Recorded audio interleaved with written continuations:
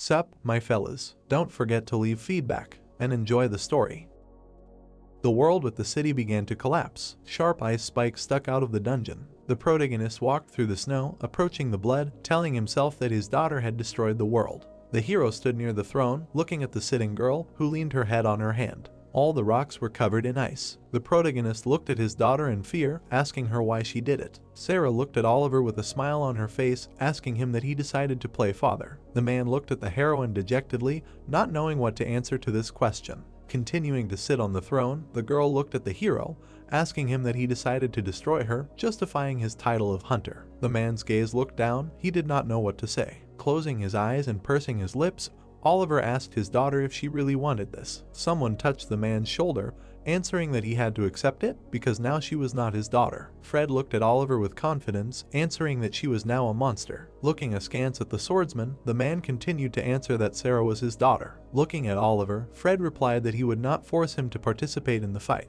The warriors' hands began to take out their swords. Everyone was already at the ready, holding a shield with a sword tightly. Looking at Oliver one last time, Fred asked him to go back. The hero confidently looked forward. Oliver stood to the side, holding a weapon with strength and magic tightly. Looking at the armed Oliver, Fred tried to understand what this all meant. Opening his mouth, Oliver told all the warriors that he was not here to kill Sarah. Looking attentively at all the warriors, Oliver began to shout loudly, answering that he was here to protect his daughter. Calmly looking at the main character, Fred replied that she would die. Oliver began to look at the guys with a smile on his face, answering that then they would have to send him to his forefathers too. Sarah looked at her father in surprise. Holding his weapon tightly and standing in a stance, Oliver understood that he had failed as a parent and was now completely useless to Sarah. Confidently looking forward and holding his sword tightly, Oliver prepared for battle. Fred radiated flames with fire with quick movements, confidently looking forward. The hero opened his mouth wide and used his strength to rush forward. Oliver understood that even if he died here, he could not just watch his own child be killed. The hero stood to the side, holding his weapon in his hands and looking to the side. Suddenly, blood rushed out of Oliver's mouth from somewhere. The hero's body lay on the ground, covered in blood. Fred stood behind the guy, looking at the ground. Oliver's hand began to reach out and try to move forward. His palm lay on the bloody snow. Sarah looked at this in fear, saying nothing. With quick movements, the hand began to touch his father's palm. Sarah began to rise high into the air, beginning to gain strength. Her gaze was full of anger, but there were still tears in her daughter's eyes. Sarah's hands began to gather huge magic balls, and the system window began to show that the last quest on Earth had begun. The warriors stood next to the heroine, who radiated an incredibly huge force flying in different directions. The system window showed the final boss and said to kill the witch. Oliver looked at his daughter through tears, asking him to ask. There was more and more ice, it was everywhere, killing people. Oliver's body was raised up because of the heroine's wreckage. With tears in his eyes, the guy looked forward, thinking that he would like to fix everything very much. The hero's eyes began to slowly close, showing the last tears. From the black space, system windows were shown, which said that Oliver's quest had begun. It was called Change the Future. Regression began. Memories of a guy with a girl arose. Their hands were tightly clasped together. The heroine was holding a small baby in a diaper. Looking at the child, the man shouted loudly at the heroine. The girl stood at the door with tears in her eyes. The man and his daughter were standing near the mother's grave. Suddenly, some people took the frightened daughter. The heroine was in the basement. Revenge and anger surged in her gaze, and suddenly it immediately showed that the regression was complete. The alarm clock was ringing loudly. The man was lying in bed in fear, looking at the ceiling. There was incomprehension in his gaze. Getting out of bed, Oliver held his head, wondering where he was. Looking away, the hero opened his mouth wide and replied that he clearly remembered how he died on top of the mountain. Suddenly, Oliver's gaze looked back at the phone. Taking his hands, the hero fearfully noticed the year 2025. Gritting his teeth in fear, Oliver began to understand that he was in the past. The hero, sitting on the bed, began to carefully examine himself and his body in the mirror. The hero stared ahead with his mouth wide open, realizing that this was impossible. Starting to sit on the bed, the hero began to think about how he was able to return to the past and what kind of notification it was. Suddenly, Oliver unexpectedly looked ahead, hearing some sounds. Looking to the side, Oliver heard Monica calling him. Quickly running forward with clothes in his hands, the guy shouted at the girl to wait. The handle began to slowly open. A frightened Monica was standing in the doorway. The girl looked at the guy with a smile on her face, starting to greet him. Oliver began to watch with incomprehension as Monica held the girl's hand, asking her to say hello to her dad. The hero's look was frightened. In the doorway, a little girl was holding Monica's hand. Sarah smiled with a wide smile and greeted Oliver. The hero, with his mouth open, did not know how to react to this. Oliver, gritting his teeth, looked at his daughter, hearing how she called him dad. A system window began to appear in the universe, asking the hero to stop Sarah's 5 misfortunes. Monica looked at the guy, answering that she knew it was unexpected and hard to believe. Sarah looked at her father with admiration, hearing her mother answer that she was his daughter. The hero's mouth began to slowly open. Previously, Oliver, having learned about this news, grabbed his head and asked his ex-girlfriend that after so many years she was coming to introduce her to her father. Laughing, the protagonist looked at the frightened Monica, answering that she took the baby to threaten her. Looking displeased at Sarah, Oliver asked the girl if she had proof that she was his daughter. The little girl looked worriedly at her father, not understanding what he was saying. Finally, Sarah looked at Oliver, hearing him say not to return without fatherhood. The daughter looked forward in fear. With tears in her eyes, Sarah put her hand forward, trying to take Oliver's hand. Scratching his head, the guy thought, realizing that he had driven them away and acted very meanly. Looking calmly ahead, Oliver understood that this was now a quest. His daughter looked at her father with her mouth open, who understood that the quest was Sarah's 5 misfortunes. Remembering the future and looking at the current baby, Oliver could not believe that this child was destined to destroy the world. Thinking about his daughter, the hero understood that a huge number of misfortunes had happened to Sarah, but he did not know a single one that befell her. Oliver remembered how he kicked Monica and her daughter out of the house and understood that they had no good memories at all since they met. Remembering sad Monica and Sarah, Oliver knew that he had let down his ex-girlfriend, who loved her daughter until her death. After a while, her mother died, so all the care for Sarah fell on Oliver. Holding his daughter's hand, the hero realized that he was filled with guilt and regret. When his mother died, Oliver devoted all his time to work, forgetting about Sarah. Thinking about his daughter, the man realized that the reason Sarah became a witch was himself. Lost in thought, looking to the side, Oliver knew that this child had no right to call him dad. Monica looked in fear at the protagonist's hand, which was clenched into a fist. Closing her eyes, the girl began to answer that it was very difficult to believe. Suddenly, her eyes widening in surprise, Monica heard Oliver tell her that he believed them. The heroine stood aside in bewilderment, watching as the hero stroked Sarah's head with a smile on his face. With admiration, Oliver looked at Sarah, calling her his daughter. The girl, opening her mouth in fear, said that she was his daughter. Monica looked at the guy, trying to tell him something, but in response she heard the hero asking them to come in since they were probably tired after the road. His hand went down to his daughter's eyes. Sarah looked at her father's hand with incomprehension, hearing how he offered to walk her home. The daughter's gaze immediately changed to happy. The clock was slowly ticking. The heroine's hand was tapping the table in rhythm. Thinking, Monica began to understand that he had changed a lot. The girl remembered how Oliver quickly cleaned up, realizing that the man, who was a slob in life, had scrubbed the whole house. Monica looked with incomprehension at how Oliver calmly played with Sarah, although this was their first meeting. The heroine saw with displeasure how the guy's hand gave her a drink. Looking at the smiling Oliver, the girl answered that he had changed a lot, to which the hero responded with admiration that everything in this world was changing. Holding a glass in her hands, the girl looked at Oliver, who asked her why she had remained silent until today. Closing her eyes, Monica replied that they had parted on a bad note. The heroine remembered how she had left, answering that she had found out about the pregnancy when Oliver had been called up. Looking at Monica with fear, Oliver stroked his daughter's head, hearing her answer that she would not be able to raise her alone with the problems that had piled up. Holding the glass with both hands, the heroine heard Oliver ask her what had happened. Remembering a moment from her past life, the girl said that it had simply been an accident. Monica's house had burned down and now she had no one to stay with. The heroine looked ahead attentively. Calmly watching Oliver, the girl answered that she was not asking him to take responsibility because she gave birth to Sarah of her own free will. The daughter happily watched a cartoon on her phone, while the mother asked Oliver to stay for a while because she could not allow the child to sleep in a motel. The heroine tried to add something, but Oliver, stroking his daughter's cheek, replied that he was not against it at all. Monica looked at the guy in surprise, not understanding if he was serious. Oliver looked at the heroine with a smile on his face. Starting to slowly get up, the guy answered that his house was not the biggest,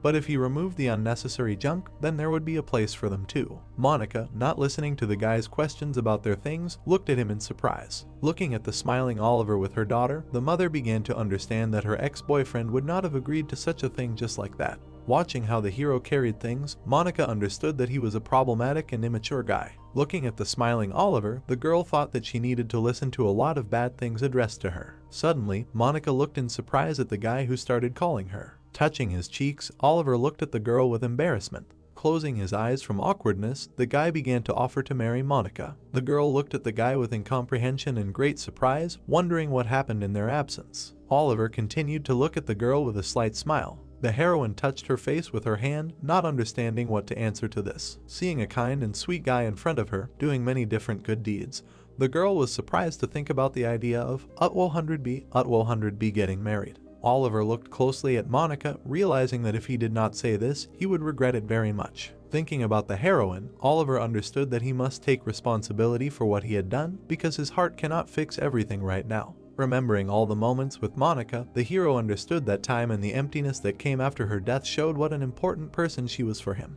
The guy looked at the girl with fear, seeing how she called him. Banging her hand on the table, Monica answered the guy that she came because her affairs were really bad, and not because she had any feelings left. Starting to smile, Oliver told Monica that she was right, since they did not part on the best note and it would be strange to still love him. The heroine looked at her ex-boyfriend with incomprehension, not knowing what to say about the unexpected marriage. Calmly speaking to Oliver, Monica thanked him for allowing her to live and then suggested waiting with marriage. With a calm face, the guy agreed. Closing his eyes, Oliver knew that this would be her answer and it was not too late to win the heroine's trust with small steps. Night was coming. Monica was putting on her daughter's sweater, looking at Oliver, who was calling her. Washing the dishes, the hero answered that taking care of Sarah and earning money is very hard and that some kind of plan is needed for this. Looking at her daughter, Monica answered that she has something in mind. Continuing to wash the dishes, the hero heard the girl answer that she wants to join the guild. With a frightened face, Oliver began to understand that this is one of Sarah's misfortunes. With incomprehension in his eyes, the guy heard Monica answer him that she will become a hunter, so she asked him to take care of her daughter. The hero looked away in fear. Oliver watched the happy Monica and her daughter with incomprehension. Looking at how happy the girls are together, Oliver understood that he did not have this in his past life. 25 years ago, 10 dates before the present events, an ordinary city. The child runs happily, holding the hand of the parent. Suddenly, the gaze began to fall on something in surprise, looking to the side. In an instant, the world collapsed for everyone. The whole world was cracking. It was an unprecedented natural disaster. Someone's sharp nails and paws were showing from the cracks. A huge amount of evil spirits flew out of the interdimensional cracks, leading to the destruction of humanity. The whole city and the whole world began to collapse. Huge monsters walked all over the city. One of the heroines with her daughter in her arms looked at the monster in fear, not knowing what to do. The heroine and the child looked in fear as someone tore the monster into small pieces. The monster began to fall apart into small particles in front of the child and the woman. People sat on the asphalt, looking at the dead monster. Someone's foot stood on one of the parts of the monster. Soon, people appeared in the world who were able to use the mana flowing from the otherworldly space, turning it into power. The man looked ahead coldly. All these people were able to defeat the previously invincible something. They were called hunters. City, Monica calmly walked down the street. The heroine raised her head, starting to think about something. Standing near a tall skyscraper, Monica thought that it was somewhere here. There was a paper on the table. It was a contract that Monica received from the guild. While Sarah was sleeping soundly in bed, Oliver asked the girl if she had really signed it. Sitting on the couch, Monica said that she had not signed anything yet, but despite this, all the advantages and benefits beckoned, so she needed to think about it. Closing her eyes, Oliver heard the girl asking him if anything was bothering her. Starting to sort through the papers, the hero answered that the hunters' contracts were teeming with pitfalls and many guilds lure people into a trap in this way. Holding the documents in his hands, Oliver calmly answered Monica that they were enriching themselves this way, so it was better not to take risks. The girl looked at the hero with a frightened look, thinking that if she did not sign, she would not be able to pay off the debt and become the mistress of her life. Oliver looked at Monica, waiting for an answer. Looking up at the guy, the heroine heard him tell her to sign the contract, as she wanted. Putting the documents on the table, Oliver said that if she did not see problems for herself, then she could act. With a smile on his face, the hero pointed to himself, answering that if she felt problems, then he himself would raise a hunter from Monica. Looking away, the girl realized that her ex-boyfriend had changed after all. When the guys broke up, it was difficult to distinguish Oliver from the child. There were constant quarrels and shouting on his part. Sitting next to his daughter, the hero calmly told her that mom and dad needed to discuss something, so they would go to bed right after her. Peering around the corner of the door, Monica watched these conversations. There was surprise and confusion in Monica's eyes. Oliver, with his eyes closed, was smiling slowly. Watching the hero's hand stroke his daughter's head, Monica began to think that dad was still a dad. Store, ice cream. Sarah looked with admiration at the tray with all these different flavors. With a smile on his face, Oliver looked at his daughter, asking what flavor of ice cream she would like. Calmly looking at the seller, the hero spoke about the flavor of ice cream. Starting to look away, Oliver realized that he knew which guild had contacted his ex-girlfriend.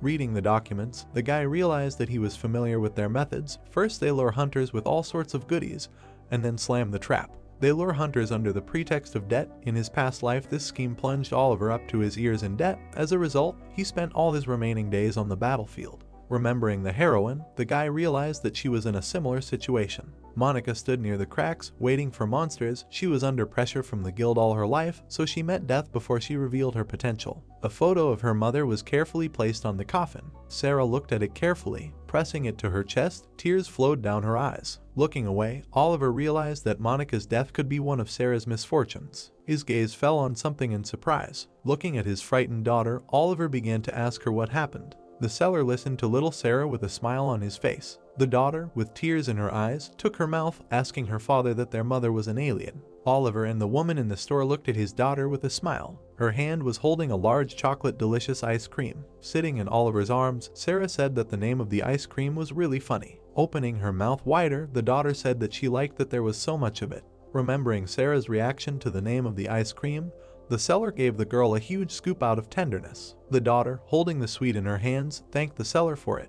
Oliver and the woman looked at Sarah in surprise. Hugging his daughter tighter, the hero thanked Monica for the fact that her genes played a bigger role. The baby's hands poked Oliver's mouth with ice cream. Moving his head to the side, the hero looked at Sarah, asking why she was doing this. Embarrassedly removing the cone, the heroine began to think about something. With a wide smile on her face, the daughter answered Oliver that she wanted her dad to try it too. The hero looked at Sarah with incomprehension. Remembering all the moments with his daughter, Oliver knew that his daughter never called him dad because he was rarely home. Crying alone in bed, Sarah had no common memories. Looking away with displeasure, Oliver remembered that he had abandoned her even when she needed him most. Once, someone held her father, not allowing him to save his daughter. People took away the frightened Sarah, not giving her to her father. Looking at the heroine, Oliver shouted loudly after her. Opening his eyes wide, the guy realized that he heard his daughter call him daddy for the first time. Looking at the ice cream, Oliver realized that only now did he understand that she loved him. He was such a bad father. Seeing a little girl in front of him, the hero answered that it reminded him of how little time they spent together. The guy smiled widely, thanking his daughter. Seeing Sarah smiling, Oliver realized that he wanted to create as many happy memories together as possible. The hero and his daughter looked ahead in surprise. A sound was coming from a megaphone throughout the street. The hero stood on the street, wondering what it was. With frightened eyes, Oliver hugged Sarah tighter, thinking that it was a sudden rift. All scientists usually calculate the place of the rift in advance. Hunters save people, sending them to shelters before all this happens, but this siren meant that the rift opened unexpectedly. Looking at the sound, the hero understood that the probability of such a rift is very small, but despite this has never happened in life. Frightened, looking ahead, Sarah called for her father, to which the guy told her to hold on tighter. Oliver, throwing ice cream, ran home, remembering the butterfly effect. Seeing a flying butterfly in front of him, the guy understood that the fluttering of its wings creates a storm. Oliver remembered his moments, thinking about how Monica never trusted him with Sarah, but unexpectedly left her on him. Remembering the sound, the hero answered that now they still have a task about the rift. Running quickly home, Oliver understood that all this torment was because of him. Holding his daughter tightly, the hero thought that everything had changed because of his intervention in the future. Suddenly, Oliver stopped abruptly. The guy and Sarah looked ahead in fear, seeing something in front of them. The hero's eyes looked into the distance in fear. Standing on the street, Oliver and Sarah saw an opening crack in front of them, from which a monster was coming out. Hooves were breaking the asphalt. One of its parts was burning. A huge and terrible monster crawled out of the crack. It was a cretin bull. All the people began to run forward in fear. Also running home, Oliver looked to the side, realizing that if he had caught him before returning, he would have knocked him down in 2 counts, but now he was just an ordinary person. The daughter looked into the distance, holding tightly to Oliver, who understood that they could only run away. Sarah looked at everything that was happening in fear. Oliver began to look back with incomprehension, hearing his daughter's scream. A huge monster was running towards the heroes, destroying everything in its path. The guy turned confidently and began to grit his teeth. Looking at Sarah in fear, the hero asked her if she was hurt. Showing a place on the street, Oliver shouted at the girl to hide between 2 houses and not to come out until he gave permission. Looking ahead, the guy thought that the monster was aiming right at him. Seeing how the cretin bull was watching Oliver, the hero replied that he thought that it would rush at him now. One of the hooves began to stand on the asphalt. Standing opposite the bull, Oliver looked at it, realizing that it was advancing. Out of the corner of his eye, the hero began to notice a broom behind him. With quick movements of his hands, the guy grabbed the broom, trying to somehow arm himself. The whole time, the daughter looked at her father in fear. A few seconds later, the broom broke into two parts. Oliver was on top of the bull, starting to fly back. With quick movements, the hero confidently jumped back to the ground. Seeing his strength, the guy understood that he survived only thanks to it, but even it has a limit. Confidently looking at the bull, Oliver began to think that he would have to make a spear out of a broom. Looking ahead with fear, the guy understood that it was too late to run and the siren had just sounded, so help would arrive no sooner than in 5 minutes. Standing next to the bull, Oliver thought that 5 minutes was not so much, but during this time he could easily die. Seeing how the monster moved from its place, the father realized that he had to protect Sarah. Looking closely at the cretin bull, which quickly rushed forward, Oliver understood that he had to sacrifice everything. Remembering his past self, the hero understood that he was too weak to become a hunter, and he also began to lag behind the others, falling more and more into despair. Looking at the stacks of books, Oliver began to think about ways to survive. The hero dug through the books, studying each of them. Swinging his weapon, the guy understood that the bull's vulnerable spot was the eye, which he had to hit. Holding his weapon tighter and tighter, Oliver jumped on the monster. The magic spear flew forward at great speed. Looking ahead in fear, the guy thought that the body of a magic person was not able to store enough magic power. His gaze watched every action with interest. The spear, flying at great speed, hit the bull's head right. The monster, raising its head up, screamed loudly. One of its hooves was filled with ice. It was ice magic. Trying to dodge the monster's hoof, the hero understood that the building was in danger. Looking into the distance in fear, Oliver thought that Sarah was in danger. The daughter was standing in a ravine between two cracked buildings. Trying to dodge the fragments, Sarah began to cry, calling for her mother. Suddenly, the child saw something to the side. Holding two buildings with his hands, Oliver waited for his daughter to come out. With a tired look, the hero asked his daughter if she was hurt. Sarah, with tears in her eyes, silently looked at her dad. Looking closely at his daughter, Oliver began to smile. A few seconds later, the hero's face changed. Lying next to his daughter, Oliver asked himself to get up. Looking at the crying girl, the hero understood that he had to wake up for her sake. Sarah looked at the hunters with a frightened look. The hunters ran in different directions, shouting that his survivors were here and that they needed help. There was a mark on the hunter's clothes. Looking closely at it, Oliver understood that he could trust them to save his daughter. A few seconds later, his eyes were closed. Hospital. Monica ran into the ward in fear. The daughter immediately ran to her mother, starting to hug her. The heroine looked away with interest, hearing someone calling her. Oliver was lying on the bed. Looking at his daughter, the guy answered with a smile on his face that she was not hurt and there was no need to worry. Sarah, looking at her mother, said that Oliver was trying to protect her. Monica looked at her boyfriend with tears in her eyes. Oliver's face immediately changed. The hero got out of bed with fear, trying to explain everything to Monica. Smiling, Oliver asked the girl if she was crying. The girl looked at Oliver with anger in her eyes. Words of gratitude from Monica were heard on the street. Sitting on a bench, the girl answered that Sarah fell asleep and the woman from the ward said that she would look after her, so there was nothing to worry about. Holding a drink in his hands, Oliver closed his eyes, saying that his daughter was probably scared. Looking away, the guy decided to ask something. Remembering the fight with the bull, the guy answered that he noticed something strange. Remembering the ice hoof, the hero answered that someone used ice magic. Thinking about his daughter, Oliver answered that it was probably her. The hero watched Monica's reaction with confusion. Seeing the girl's frightened face, Oliver asked her what she thought about it.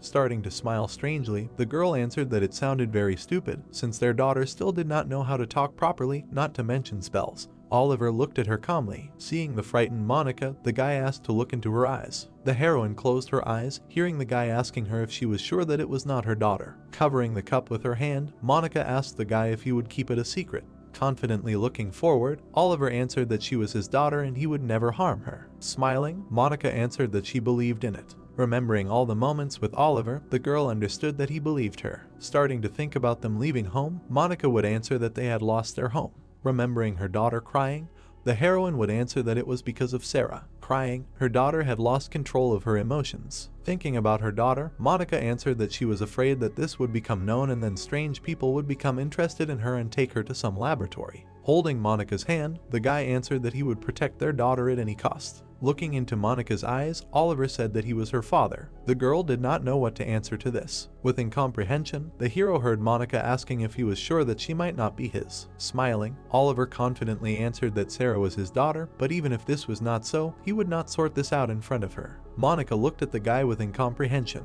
Sitting on the bench, the guy understood that his words completely contradicted what he had said before, because he had rejected Sarah many times. Monika smiled sweetly. The girl watched the hero with admiration. Looking at Monika with affection, Oliver wondered if she was crazy. Embarrassed, the hero realized that before the rebirth he was over 40 and Monika was 26. Closing his eyes, the hero coughed, realizing that he had no right to feelings. Continuing to sit on the bench, the hero asked Monika how things were with the squad. Having come to the company, the heroine answered that there were many traps in the contract. Looking away with displeasure, the girl said that she carefully read each page and left, threatening to find another squad. Sadly looking down, Monika said that she had no backup plan and she did not know what to do. With a smile on his face, the guy said that he himself would teach her everything and tell her the secret. Laughing, Monika told the guy that he would dedicate them to his secret. Standing with Sarah Arku workshop, the girl asked about whether this was the hero's secret.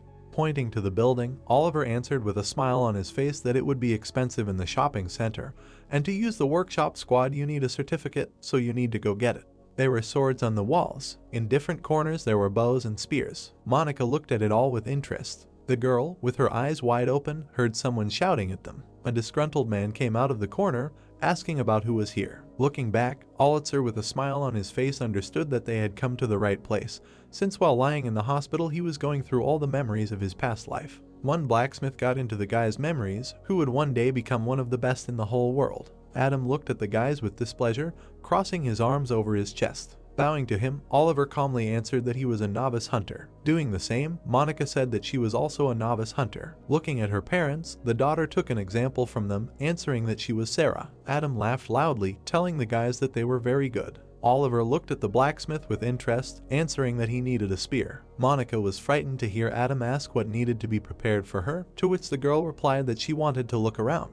Looking at the assortment, it was clear that in this workshop the weapons seemed to be made of mithril. For beginners it was just right. Standing next to Monika, the guy and Adam talked about weapons. Oliver began to notice something to the side. Approaching Monika, the hero handed her something. Oliver was holding a bow. Smiling, the guy said that it would suit her very well, because she was very strong, patient and attentive. Approaching the guys, Adam with a smile on his face said that they could try it. Holding the bow in her hands, Monika replied that she would listen to the opinion. Adam looked closely at Oliver, answering that the goods were not subject to return, but they could exchange it if they changed their minds. The hand extended a check for 2 weapons. All 3 looked at the check with fear. Monika saw that these were very expensive weapons, but Oliver, smiling at the same time, told the heroine that he had been saving up for this purchase. The girl looked at Oliver with incomprehension. Because of the inconvenience, Monika told the guy that she would return everything. Touching her mother, Sarah replied that if they did not have enough money, she could stop buying sweets. Monika, frightened, told her daughter that this was not true. Sitting on the bench, Oliver remembered how the heroine said that Sarah never talked about her feelings. Looking at the guy, Monika replied that people said she was kind and naive,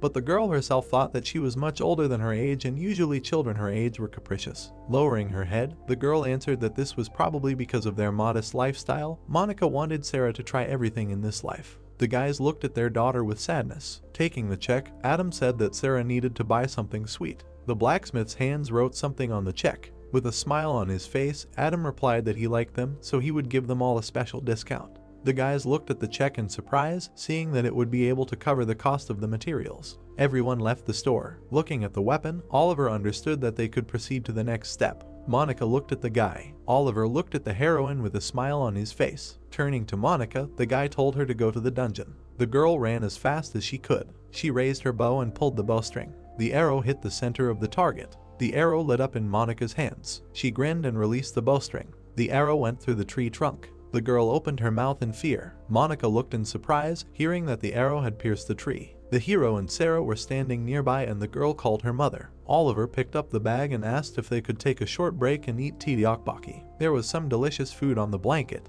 Monika was chewing and saying that it was very convenient to train here. There were no people at all. How did he find this place? The hero closed his eyes and answered that this was his secret. His thoughts flashed that it was a place hidden among the mountains. He thought that in his past life he spent a lot of time training here. Oliver stood behind the girl. In a couple of weeks he taught her basic combat techniques. The protagonist explained the techniques to the girl and trained with her. The hero stretched out his hand forward. The thought appeared that they were preparing to enter the dungeon. He took a sip and thought that it was time. His gaze fell on the targets pierced by arrows. The girl sat on Monica's lap, and Oliver said that he was amazed that she was able to stick an arrow straight into a tree, and whether she really held a bow for the first time. The girl was kneeling. A thought arose that in her past life the squad had given Monica a sword, but she was bad at wielding it. It constantly broke during battle. Blue particles were emitted from the bow. It was said that but one day she picked up the bow of a dead comrade. Monica pulled the bow forward and was able to reveal her talent. Sitting in front of her, Oliver asked if she could control her magical power. The girl replied that she was not very good. She tried to control it, but it only worked once. Sarah listened attentively as Monica said that she did not even know whether it was worth going to the dungeon with such skills.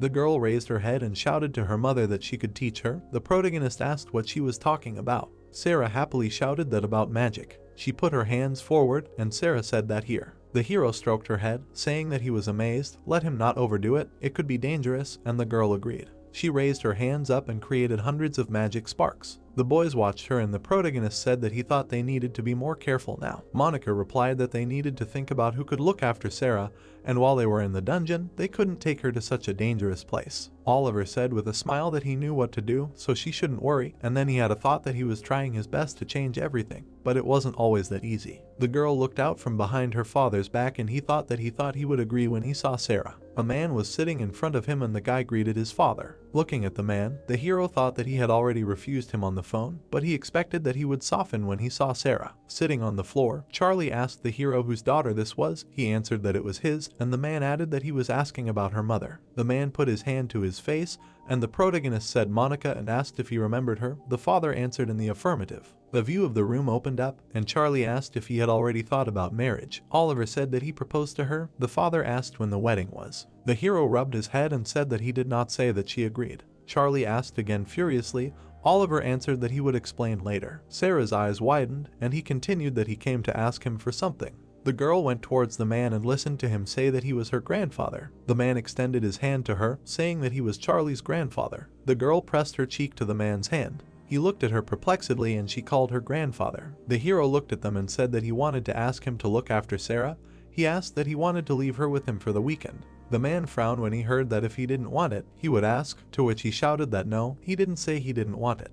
The sign hung over a jewelry store. Monica thoughtfully said that maybe she should have stayed with him. The hero turned to her and said that it was unknown how he would react. He thought he liked Sarah. Monica replied that it was reassuring. The seller said that here was their strap. The hero grinned and thanked her. The girl asked what the stone was that Sarah had found. His gaze fell on the stone on the bracelet, and the answer was that yes, it radiated special magical energy. The thought arose that Sarah had found an incredible item. The weapons were hanging on the stand. Someone said if Sarah wanted anything and that he would give her anything, let her choose. The girl asked again and thanked him. She pointed somewhere with her finger and said that she wanted this shiny thing. The man asked again about the shiny thing and said that but it was just a pile of trash. He laughed and said that she was sharp-sighted. She had found a real treasure. The protagonist looked ahead in shock. He looked at the magical glow and thought that this stone begins to glow when it senses the radiation of magical power nearby. Such stones are used to search for artifacts in the dungeon, so they are quite expensive. The girl turned to her father and said that it was for him. Oliver asked again and said that but it is hers. The main character smiled. Hearing that she was just wondering what was glowing there, she sees that he also wants one.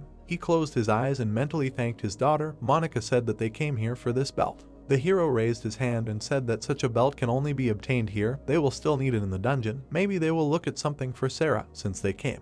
Then he grinned and thought that although he was not here for this. Suddenly they looked to the side, hearing a loud scream. A man was walking below and someone shouted that he loved him. The guy raised his hand. John's nose was heard to be perfectly sharp, like the top of Everest. John's face was shining brighter than his future. Monica, looking straight, asked that this was the famous hunter, to which the hero replied that yes, it was John. A portrait of the guy appeared. In his thoughts flashed that he was a world-famous hunter.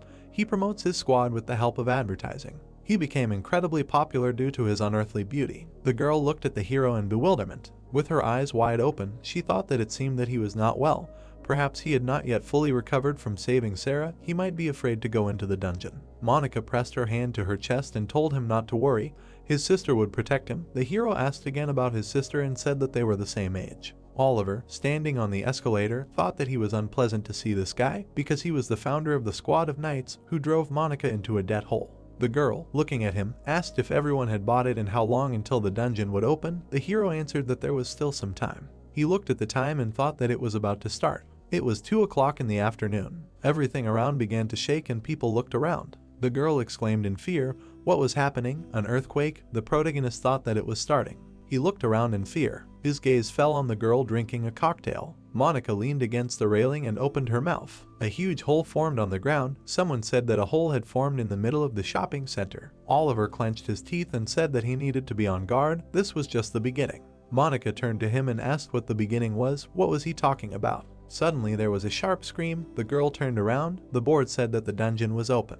People looked at the hole in fear. A notification appeared about the start of a special quest. Spiders began to crawl out of the huge hole. The hero's weapon lit up. Monica was holding a glowing bow, and a sign appeared that the dungeon needed to be cleared. Thousands of spiders were crawling towards them, and a sign said that there was a destroyed shopping mall. People started running away and shouting that there were monsters, that they needed to run, and requests for help. People screamed in fear, asking why the doors were blocked. They knocked on the doors and screamed to be let out and helped. Monica looked away and shouted that there were too many monsters. Where would they start? What was he doing? The hero jumped straight into the abyss and the girl called him. The monsters approached the man shouting for help. He covered his face with his hands and screamed. The hero cut the spiders with his sword and liquid spurted out of them. The protagonist turned to the man and told him to run to the entrance, that there would be hunters there. The man thanked him. Oliver looked up at Monica and said that if they teamed up with the hunters, they would cope faster and said that they had to go. Monica shouted that it was good. Splashes flew past John. He frowned and shouted to make sure that the building did not collapse, that they had to deal with the monsters as quickly as possible, and the girl screamed. The guy turned around at her with displeasure, hearing that they should help her and let her out of here. A moment later, he pushed the girl and she began to fall. Monica and the protagonist ran towards her. The hero thought furiously, what a freak, someone was screaming, begging, let someone help. A huge spider was crawling towards her and she screamed. Suddenly, a girl with a weapon appeared in front of her and covered her. John looked at her in shock. The girl grinned slightly. The hero opened his mouth in shock and thought, what is she doing here? An image of a girl appeared. It was said that Kate was a hunter who lived until the very last day, but she should not be here. The protagonist, with his mouth open, thought to pull himself together.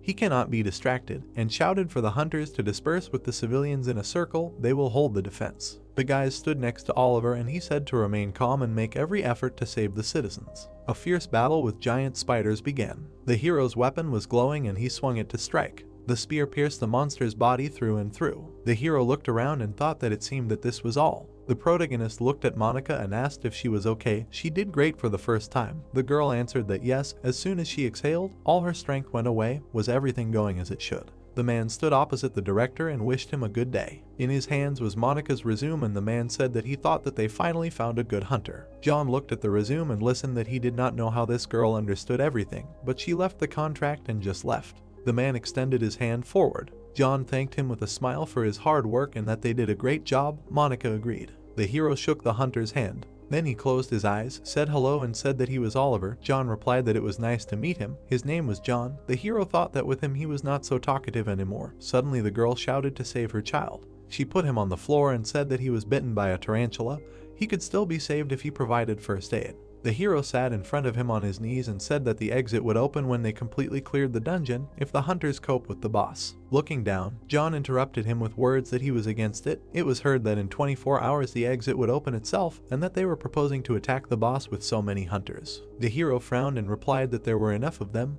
This child would not survive. The guy calmly replied that he seemed to be a novice hunter. Looking straight ahead, he continued that he was not so stupid as to rush into a dungeon that had not been fully explored, so his words were useless. Monica opened her mouth furiously and said that hearing that he was staying here, and the others too. The people in suits were talking, and she exclaimed, isn't it worth at least trying to save a human life? A thought arose that yes, in his past life John always cleared the dungeon after the exit opened. The child clenched his teeth in pain. The girl said that she provided first aid. Let him be patient a little. The hero looked surprised, hearing that he would go with them. The girl said with a smile that she should probably introduce herself first. She was Kate. The hero pursed his lips and thought that he was not mistaken. The girl grinned. A thought occurred to him that as far as he remembered, Kate had cleared this dungeon together with John only after the exit had opened. John approached them and told Kate that he thought at least she would be smarter than these newbies and that she wanted to die so badly. The girl raised her eyebrows and told John not to waste time on nonsense. She thought he should quit hunting.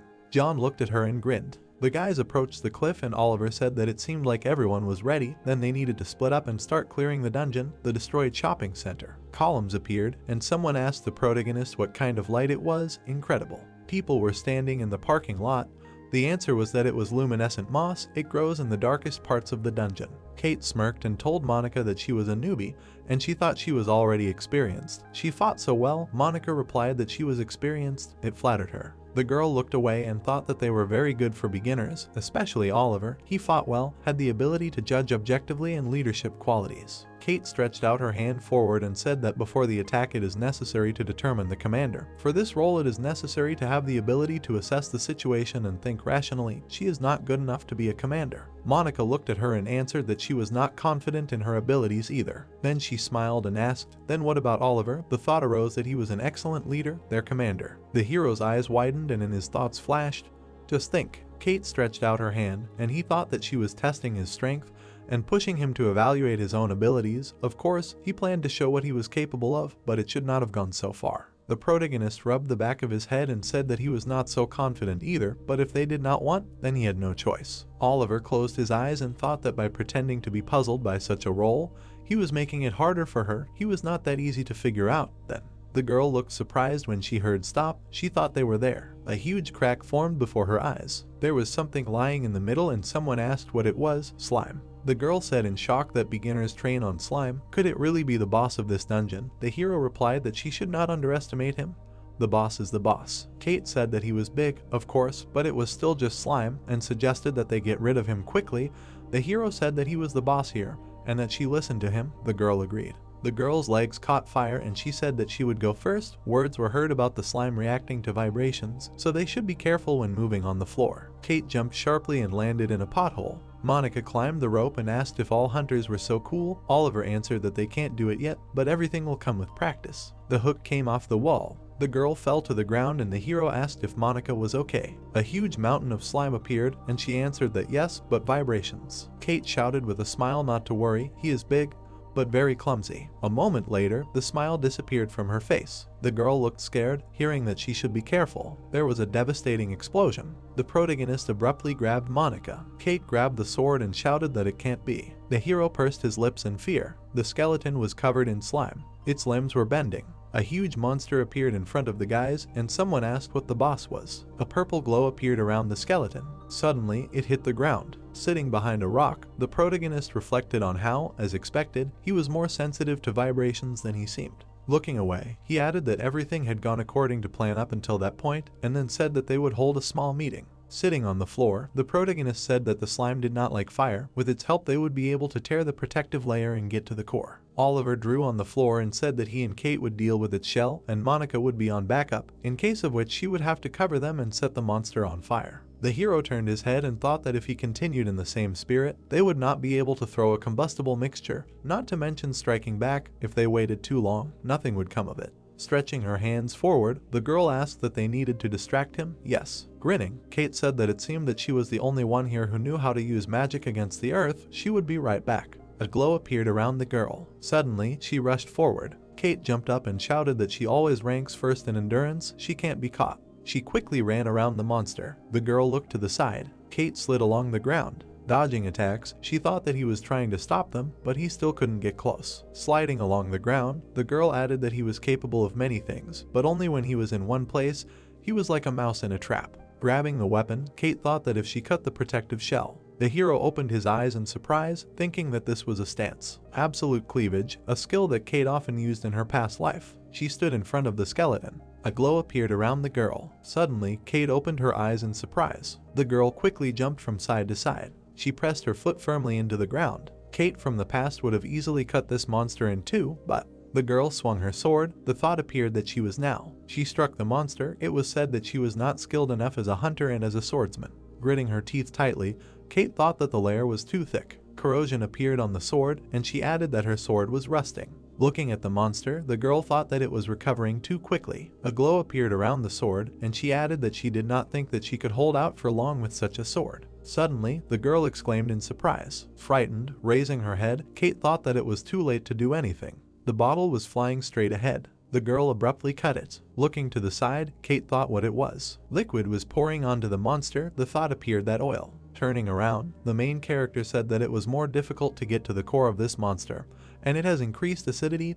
They should get rid of its shell as soon as possible. The monster began to wriggle. It was heard that it was easy to say, it seems they can't take it anymore, but thanks to him she survived, to which the protagonist replied that he would thank him later. They needed to get out. They began to run away, and the girl asked him if he didn't think he was too aggressive for slime. Grinning, the protagonist said what he thought. She made him angry, to which she asked what to do then. They threw oil, but they couldn't get closer and set it on fire. Looking at her, the protagonist said that about the fire, he was going to. Suddenly Kate looked in surprise, hearing that on the left. Oliver clenched his teeth and thought that he had let his guard down. With such a sword she would not be able to repel the attack. A burning arrow appeared. The girl looked to the side in surprise. A flame flared up in front of them. The girl opened her eyes in amazement. She froze in surprise. Looking straight ahead, Monica heard that if anything happened, she would have to cover them and set this monster on fire.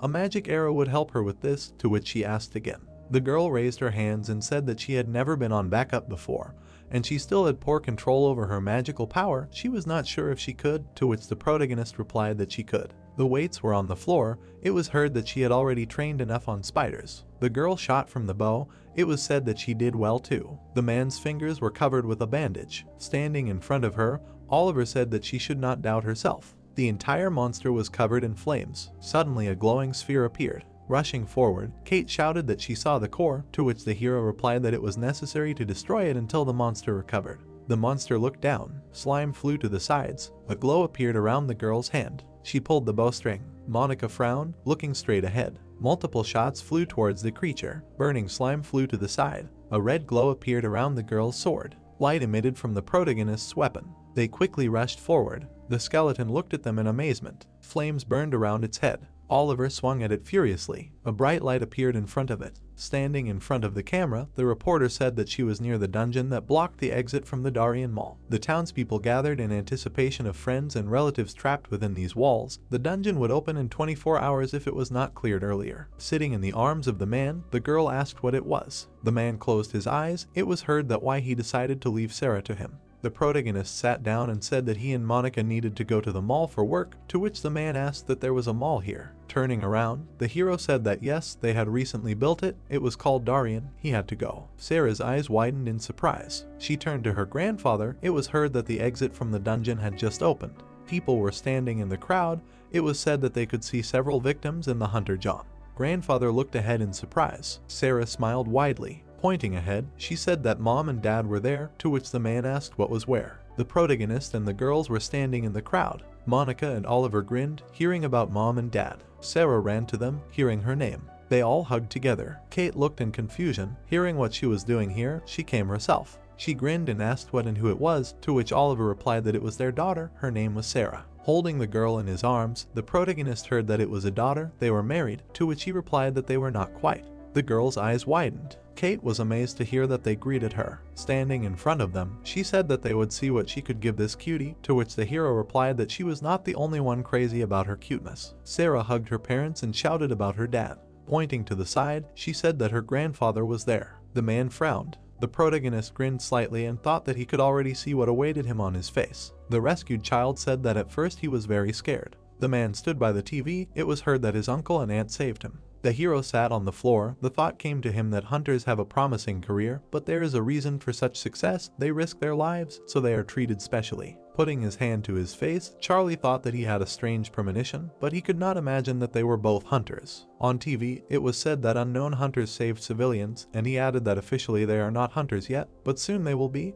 Because they cleared the dungeon, he does not even know whether to be happy for them or not. The protagonist raised his eyebrows, hearing that what about Sarah? He hopes he is not going to leave her alone every time they go to the dungeon. Oliver hesitated and then thought that he already had some plans. Looking at the man, he added that it is worth admitting that Sarah still does not have a nanny. Closing his eyes, Charlie said that it seems that nothing can be done. He will have to look after her. The protagonist asked in surprise, to which he replied that yes, such an obedient girl did not need much supervision. The girl looked surprised, hearing that they could talk alone. She sat down in front of the man. Looking straight ahead, Monica heard her name, to which she responded. Sitting on the floor, Charlie said that he did not want to pressure her with marriage. Looking at him, the girl heard that she did not like Oliver, to which she replied that no, it was not about that. She smirked, hearing that it meant he still had a chance. The protagonist stood at the door to the house. He was putting his daughter to bed. The protagonist smirked, looking down. Monica closed her eyes and responded approvingly. The man smiled and said that then okay, everything is in his hands, to which she asked again. Putting his hand on her shoulder, Charlie said that he heard about what happened. The girl looked at him in surprise, hearing that she had to go through a lot. The phone rang, she heard why she was all alone, she hoped that someone would look after her. Monica was holding a child in her arms. It was said that she heard that she lost her parents early, and the location of the child's father was unknown, poor thing. Looking down, the girl thought that it was all thanks to her resilience. She and Oliver had an ugly breakup, and she decided to raise the child on her own. She thought that she could handle it herself. The girl was writing on paper. She was ringing up the goods at the checkout. Monica wiped her face from sweat. She often thought of Oliver, but she kept telling herself that she would succeed. The thermometer showed a high temperature, and the girl quickly ran forward. She was holding Sarah's hand. Tears appeared in her eyes. After some time, she still decided to contact him. The girl was sitting next to her daughter, but it seemed to her that it was too late. They were holding hands. Sarah smiled widely. Monica looked at her and smiled. Suddenly, the ice cream fell to the ground. Ice appeared around the girl. Monica looked at it in amazement. People with glowing eyes appeared around them. The girl looked away in fear. It seemed to her that she had to protect Sarah herself. Holding her daughter's hand, she said that she should promise that she would not show her power to anyone except her mother. Grinning, Sarah asked that this would be their secret. Looking at her, Monica answered approvingly. The girl took her little finger. It was heard that they had a little secret. Tears were pouring down the girl's legs. The man, holding her shoulder, said that he understood that she was her daughter, but she was also Oliver's daughter and his granddaughter. She could rely on them. Sitting in front of the girl, Charlie said that if there were any difficulties, she should contact him or Oliver. The protagonist was sitting with his daughter. He could hear that he was sure that Oliver would have told her the same thing. Suddenly, Sarah ran to the girl and turned to her. Monica wiped her face from tears, hearing that she was crying, to which she replied that she had not. The protagonist opened his eyes in surprise. Having risen, Oliver turned to his father, to which he asked why he was looking like that. He was not guilty of anything, and the girl said that yes, nothing happened. The protagonist looked in surprise, hearing what they would do next. Looking at Monica, he said that well, they were going to start preparing to receive a certificate. A view of destroyed buildings opened up. There was snow under his feet. The hero crossed his arms from the cold and thought that not a single soul was there. Suddenly he froze in surprise. A girl was sitting in front of him and Oliver thought that this was really it. Suddenly the girl turned around. The protagonist looked in amazement, hearing that why he did this to her. He opened his eyes wide, hearing why he didn't save her. There was no answer. He doesn't know why he didn't say a word. Maybe he physically couldn't, or maybe he just couldn't find an excuse. At that moment he could only silently look at Sarah. Raising her hands, the girl said that she was so unhappy. Stretching her hands forward, Sarah said that she hated him.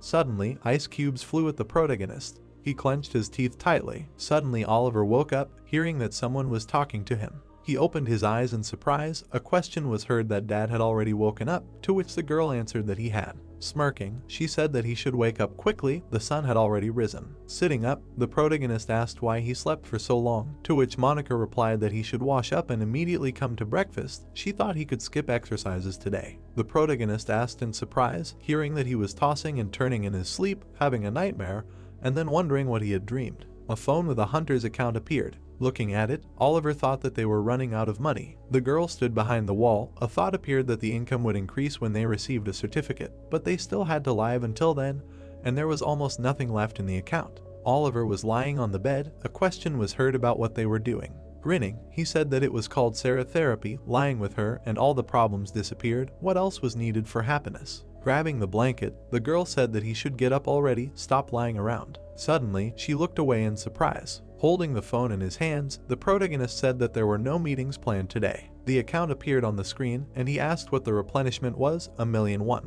The girl looked at them in amazement, listening to what had come to her too, to which she replied that yes, what was it? Monica looked at the phone in amazement. The girl grinned, hearing Monica's voice, to which she said hello and asked that she had already received the money. Sitting on the floor, Kate heard why she did this, to which she replied that she meant why. It had dropped after killing the monsters. They didn't have an ID yet, so the guys from the squad helped him. Holding out the phone, Monica asked what had dropped, to which the hero replied that a lot of rewards and useful items could drop from the core, and Kate asked that Oliver was also on the phone. The phone said that he had received the money, the monsters weren't very strong, so it hadn't dropped that much, to which he replied that $1,000,000 was a lot. Grinning, the girl said that registered hunters get much more. There was a magazine on the floor, and she asked, by the way, they were taking an exam soon, to which she was told that yes, in a month. An exam to obtain a certificate. With the help of this exam, the level of novice hunters is assessed. They are given all the rights of a full-fledged hunter. The one who successfully passes the exam and receives a certificate not only gets access to all the opportunities, such as collecting loot, but is also officially recognized as a hunter. The girl looked at the phone, hearing that great.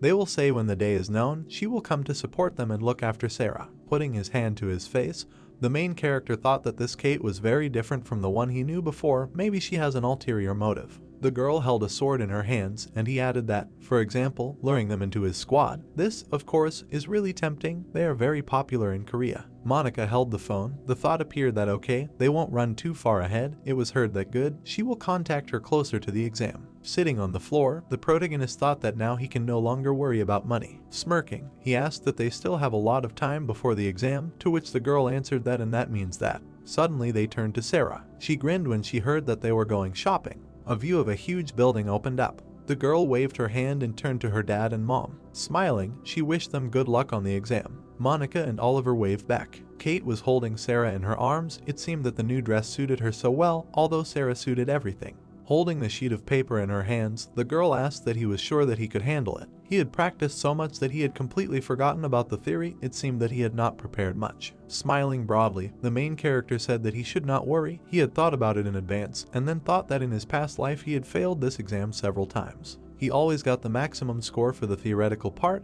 because he knew everything by heart. But due to the lack of practice, he failed the second part every time. He looked terribly exhausted when he finally received his certificate. Looking at the girl, the protagonist thought that Monica seemed not to be worried. She looked at him, and he added that with such a mood it is better not to take the exam. A busy city appeared, and Oliver offered to talk, to which she asked what about what. Grinning, the hero asked what they were arguing. He will get more points for the theory. Stretching his hand forward, he added that the loser will owe a wish, what he thinks, to which the girl thought that he is confident in himself. Monica's eyes lit up and she agreed. A high-rise building appeared, and the girl said that he already owed her a wish, to which he replied that he laughs best who laughs last, and she added that she was afraid. It can be considered that from this day on he officially begins work to protect Sarah from misfortunes, if she is destined to survive 5 misfortunes. The girl stretched out her hand, and the hero added that then he will do everything to prevent them. Looking up, the protagonist thought about what to see on Sarah's face. A smile. Koryo, the swordsman's quarters, appeared. A view of the sign opened up. There was a sword next to the man. Someone addressed him. Janishna put her hands behind her back and said that the exam to obtain a certificate would begin soon, to which the man replied that it meant it was today. Then it was time for them to move out. Putting her hand to her ear, the girl said that it was good. She would prepare a vehicle, to which she was told that it was not necessary. He would walk. The man looked straight ahead. He was looking at the street. In the room, they heard congratulations to everyone who had successfully completed the first part of the exam. He and Monica passed the theory and easily moved on to the second part. Pointing to the sphere, the guy said that as they could see, there was a monster on the exam field, the so-called scarecrow. The core hung in the middle of the room. It was heard that if they killed the dummy in the allotted time and did not receive serious injuries, the exam would be passed successfully. People were sitting at the table. It was said that they should not forget that representatives of various squads were watching them, so they had the opportunity to appear and get into one of them. Suddenly a flame appeared around the sphere, and someone said that if there were no questions, a robot hand appeared. The guy was standing in front of him. It was said that they were asking participant number 1 to begin taking the exam. The girl fell to the ground. It was heard that participant number 5 was leaving. Number 6, please. The guy reached for the sword. It was heard that the next participant was number 12. Lying on the table, the man said that there was not a single outstanding fighter. Leaning on her hand, the girl said that she could still understand if they lost in a couple of seconds, but she could not believe that some people give up without a fight at all. Looking to the side, the woman asked what in that man, isn't he the holy swordsman from the Koryo swordsman's chambers? Fred watched the participants. It was heard that it seemed like he was present in the observation room for the first time. The holy swordsman, on the day when humanity was on the brink, he saved the world from complete destruction. He founded the world-famous Koryo swordsman's chambers squad. He is not only popular, but also very skilled. When it comes to the best hunters in South Korea, his name is always mentioned. Sitting at the table, the man said that he thinks there is no point in further observing the participants. That's for sure, the most talented ones will be taken by the holy swordsman anyway. Is there really someone who will choose one of them instead of him? To which the girl asked why he decided to come at all. She has never seen him here. The girl turned to the grandfather. It was heard that his granddaughter persuaded him to come, the one who was recently shown on the news. Kate smirked and said she was there. Sarah's eyes widened and the man asked who the child was, to which she replied that she was the daughter of a friend of his. She was asked to look after her while her parents were taking an exam. Fred looked down. Sarah was looking at him carefully. Standing in front of the man, she asked what Santa Claus was. Fred looked at her and said that he was a holy swordsman, not Santa, to which she replied that she understood she was Sarah. Taking a step forward, the girl asked how he liked the participants, to which the man replied that they were terrible, although the last one was not so bad. Suddenly, the girl exclaimed in surprise and turned to her mother. Monica turned around, hearing that participant number 28 did it in 16 seconds, passing. The girl looked down. The protagonist slapped her hand. Standing in front of her, he said that she did great, to which she replied that she practiced a lot.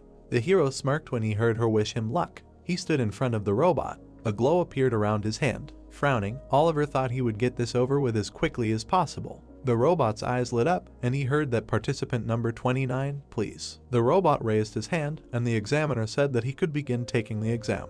Raising his hand, the girl asked what he was thinking, why he was just standing there, and the guy clarified that he was frozen from fear. Looking down, Fred wondered what the protagonist stood in front of the robot, and he added that he was assessing the situation and his opponent. Suddenly, the creature swung its hand. The hero deftly dodged its blow. With his eyes wide open, he thought that after numerous attempts to pass the exam in his past life, he had discovered this monster's weakness. Finding himself behind the enemy, Oliver thought that there was a small crack in his armor. A vulnerable part appeared, and he added that here it was. The robot abruptly waved his hand. A thought appeared that everyone knew very well that his vulnerable spot was the hinges, why Oliver did nothing. The hero jumped up. A thought appeared that he had another plan. The girl opened her eyes in amazement and asked what. The protagonist was sitting on the robot. He stuck his weapon into the vulnerable spot. Suddenly, he kicked. Oliver stuck his hand into the insides of the robot. He swung his hand angrily. The guy looked at him in surprise and said that it couldn't be. The man carefully watched the fight.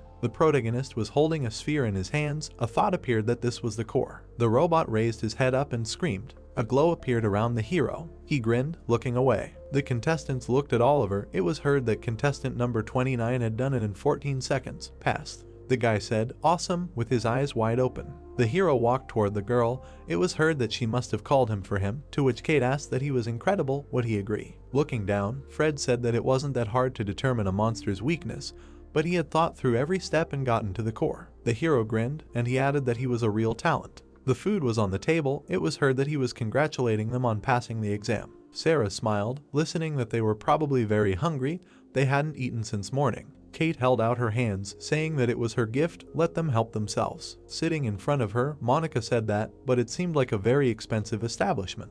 The girl smirked and said that she had already paid for everything. Maybe they would just take her somewhere when they became famous hunters, to which she replied that of course, as soon as they had the opportunity. Looking away, the protagonist thought that he thought she would invite them to her party. Maybe he was too biased towards Kate. He looked for an ulterior motive in every good deed. And it was not only that he knew Kate in his past life, but also that she was the granddaughter of the holy swordsman. Looking at the food, Oliver thought that, but it seemed that she had no evil intentions. Maybe he was just exaggerating, and then he was approached. Kate smiled and said that she wanted to ask him something. Looking straight ahead, she added that his and his sister's weapons. The protagonist looked surprised when he heard where they got them, to which he thought that if he told, Kate would introduce the holy swordsman to Adam.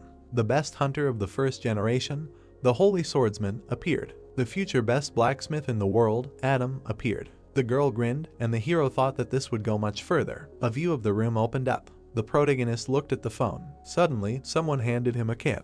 He shouted loudly that it was cold, to which the girl asked why he was so scared. What were you doing? Looking away, the protagonist asked what he remembered what Kate had asked, said that he had decided to answer her by text message, and then thought that he had introduced Adam to Kate. She was planning to change her weapon, so she asked where he had bought his. Holding the phone in his hands, Oliver thought that at first he was a little worried about the butterfly effect, but he decided not to think too much. After all, Kate. The protagonist looked away, hearing that she was very friendly. Really? He doubted her sincerity when he first heard the question, but, as Monica said, Kate is actually very friendly.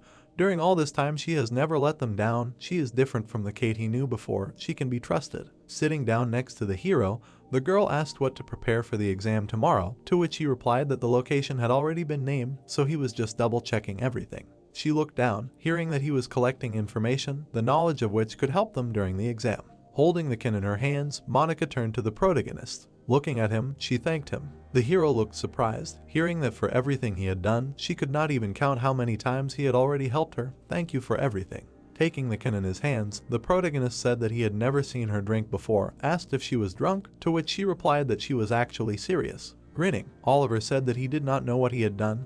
It would be better to thank him after the exam, they would easily cope with it, and then thought that before he could not even imagine that his new life would turn out exactly like this. The view of Mount Guanac opened up. The last part of the exam, you need to clear the dungeon together with 2 random participants. The score for the exam is given depending on the ability to unite with other players to achieve a common goal. Since much depends on his contribution, receiving a reward is one of the conditions for passing the exam. Looking straight ahead, the protagonist heard his name, to which he responded. Dave responded, looking at his hand. Mike shouted loudly that he was here. Standing in front of them, the examiner said that they would now begin clearing the dungeon. The entrance to the cave appeared, and he added that the time was 3 o'clock.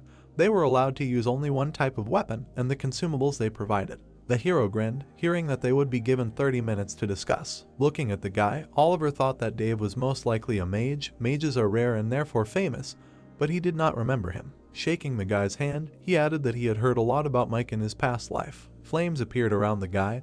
The thought arose that he was a hunter who did not use weapons and fought only with his fists. Just think, he met a hunter who would later become the king of fist fighting. The protagonist grinned, thinking that but now it was more important to understand whether he was lucky with his comrades, and then said that he thought it was better to determine the positions and think over a plan before the exam. Standing in front of the guys, he asked if they had any suggestions. Raising his eyebrows, the hero thought that it seemed like he would have to take everything on himself. They entered the dungeon. They heard that the 12th team was starting to take the exam. A notification about the start of the quest appeared. The task was to clear the anthill on Mount Guanac. After consulting, they decided on the positions. Behind the ranged hunter Dave, he would be in the center and lead the process, and in front Mike. The guy was flexing his fists, and a thought occurred to him that people usually get scared when they first enter a dungeon. Looking at the protagonist, the guy asked if he could definitely protect him, to which he thought, like this. Turning around, Oliver asked what he meant. They didn't come here to protect him, to which the magician asked that he knew who he was.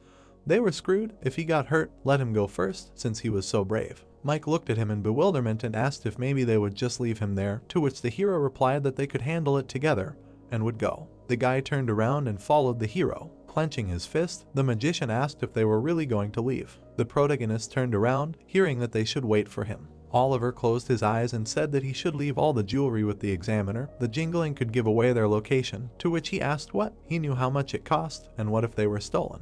The guy squeezed the wand tightly. A thought appeared that this often happens during the exam. Sometimes there are people who care only about themselves, and the examiner said that the words of the squad leader are the law. Let him leave the jewelry outside. Stretching his hand to the side, the magician asked what they were doing, conspiring, trying to profit from him. The hero turned around, hearing that he should answer. Suddenly, he kicked. Dave opened his eyes in fear. Suddenly, he fell to his knees. The protagonist stretched out his weapon in front of him. Opening his eyes wide, he said that he was repeating it for the last time. Let him take off all the jewelry and leave it outside the dungeon. The guy nervously answered that it was good. A thought appeared that he did it so easily and carefully, even calculated the distance. The hero said that they would go further, to which Mike responded approvingly. A thought appeared that he had heard about a person who passed the theory with the highest score and completed the practice faster than anyone else. He had a competitor. The protagonist looked away and thought that it was strange. They had been in the dungeon for quite some time, and they hadn't met a single ant on the way. Looking at the walls, he added that even the luminescent moss was already behind them. Sometimes examiners set up difficult situations to see how the participants would cope with them. The protagonist watched the guy and thought that, but even if so, he said that there was something strange ahead. They stopped in front of a hole and someone asked about it. Oliver sat down and thought that he hadn't seen anything like this in this dungeon.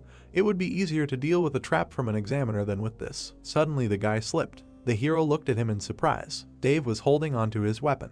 Looking at him, the protagonist told him not to move. The guy began to fall and shouted that something was pulling him down. He opened his eyes in fear, and someone asked what was pulling him down. What did he mean? Suddenly, a monster appeared behind the magician. The guys were amazed to hear a cry for help, and the protagonist thought that it was an anteater. The magician's hand slipped from the weapon. He fell down and screamed loudly. The hero abruptly jumped into the hole. Descending, he said that they needed to save him, to which Mike responded approvingly. Looking at them, the examiner said that they should stop. Oliver frowned. Hearing that this was not part of the exam, he heard that he had entered a hidden dungeon, the beginning of a special quest, the task of clearing the lair of the anteater. The guy grabbed the protagonist by the hand. Sitting next to him, Mike asked that he was okay, to which Oliver thanked him. Squinting, the hero asked that he also saw the notification, to which the guy replied that yes, there was something about a special quest. They looked ahead. A glow appeared in front of them, and the guy said that there was a hidden dungeon. They got into a hidden dungeon. The path to the dungeon appeared. It was heard that he knew that surprises could arise during the exam, but he did not expect this. Putting his hand to his face, the protagonist said that yes, and the examiner reacted strangely, and then thought that there was no hidden dungeon here before. Maybe this is the butterfly effect. Suddenly, a loud scream was heard ahead, and Mike asked what they should do now. The guy looked surprised to hear that they still have time. The eater ant usually puts away food, to which he replied that well, they can wait for the examiner to help. The entrance to the hidden dungeon appeared. It was heard that it was closing for those who came there for the first time. He doubted that the examiner would be able to help them. They looked at each other. Looking at the guy, Oliver thought that he was very worried because he came here for the first time, and there were only 2 of them left, but he did not do this for nothing. He was going to get a reward for clearing the hidden dungeon, an elixir. After clearing the dungeon, the hunter receives generous rewards. The first one to clear the dungeons receives an elixir. This elixir is able to increase characteristics, so every hunter dreams of it. Maybe he looks like a moth rushing into a flame, but one of them is the king of fist fighting, and the other is reborn, so the rules of the game change. Looking at Mike, the hero said that they should try to save him despite the danger. Then he added that people should always help each other. Looking away, the protagonist said that he thought this was especially true for hunters. Mike put his hands to his face. Clenching his fist, he shouted that he was right. He was ashamed of his doubts, to which Oliver replied that he didn't have to address him like that. He was younger, and then thought that he was still the same. Standing in front of the dungeon, the guy said that then they would leave the role of leader to him. By the way, he can also address him like that, to which the protagonist responded approvingly. Looking straight ahead, Oliver said that then they would begin clearing the dungeon, the lair of the devourer ant. Suddenly an ant with red eyes appeared. The guy abruptly struck. Standing with his back to the hero, he asked why the corpses of the ants were moving, to which he replied that these monsters turned into zombies, being absorbed by the devourer ant. These are ghost ants, and Mike added that he was wondering where all the ants had gone. Striking at the monster, the guy thought that the fight was going well. He would cope with them in no time. This incredible strength arose from fear. After all, he was here for the first time. He looked to the side, hearing that carefully, 2 behind. The guy skillfully struck the monsters. Turning his head, he thought that it was all thanks to Oliver. No matter how hard it got, Oliver showed up in time with a weapon and dealt with any problems. It felt like he had hundreds of fights behind him. Mike turned around, hearing that he was on the left. The protagonist frowned. The guy grinned and said that he understood. An idea appeared that he could be relied on. Plants were glowing on the ground, and the hero said that the ghostly ants were most likely luring with the help of luminescent moss, to which the guy asked that seriously, it seemed like there was more and more moss. Looking to the side, the protagonist said that yes, if his assumption was correct, they would soon get to the boss. He was sure that Dave was there. Putting his hand on his side, the guy said that he, of course, was still an idiot, but he hoped that everything was okay with him. Making his way through the plants, he shouted that this idiot. The protagonist looked at his legs in amazement. Mike turned around, hearing that he should move away. Suddenly his legs were grabbed. The thought appeared that it was too late. The huge monster lifted the guy. Oliver turned to him in amazement, to which he received the answer that he was fine. He had managed to create a shield. Being inside the monster, the guy shouted that but it would not last long. Suddenly the hero hit the creature. His sword emitted a glow. The thought arose that impenetrable, this monster was different from the golem's stuffed animal. Gritting his teeth, the protagonist thought that his body was rigid in itself. He needed to think about his weakness. He had fought countless times, and each time he made incredible efforts to remember all the weak points. The monster's paw appeared. The hero suddenly rushed forward. His hands glowed brightly. Suddenly he chopped off the monster's paw. The guy fell to the ground. A scream was heard. The thought arose that he had cut it off. Looking at the monster, Mike thought that the eye and antenna. He turned around, hearing that he was fine, to which the guy replied that yes, he could continue to fight. Standing next to him, Oliver said that he should listen to him carefully. They must get to the body until the monster hit again, to which he asked that he get to the body. He was not dead yet, and the protagonist added that cutting off the eye and antenna meant almost nothing. They must hit the vulnerable spots. Frowning, Oliver asked what he would try. The guy looked surprised, hearing that no, he must. He was sure that he would succeed. Standing among the people, Mike heard that the hunter, fighting with his fists, he was behaving terribly careless. The man, adjusting his hair, said that he did not think that he suited them. Let him go. He could not even give a proper command. He does everything in his own way, after all. He said that he needed to go. If he came without a weapon, then he should show what he is capable of. He just waves his fists, and that's it. He has no experience at all. Grinning, the main character said that he has a cool technique. He is the most energetic hunter he knows. The guy began to rise. His hand caught fire and he said okay, he got it. Grabbing the monster, Mike shouted that he would trust him. The monster raised its head and shouted loudly. The guy slid along the ground. Pulling the monster along with him, he said that he was done. Mike frowned and added that he could not get out. His feet firmly pressed into the ground. Suddenly, the guy pulled the monster out from under the ground. With his eyes wide open, he thought that his body was not even covered with a shell. A glow appeared around the hero's weapon.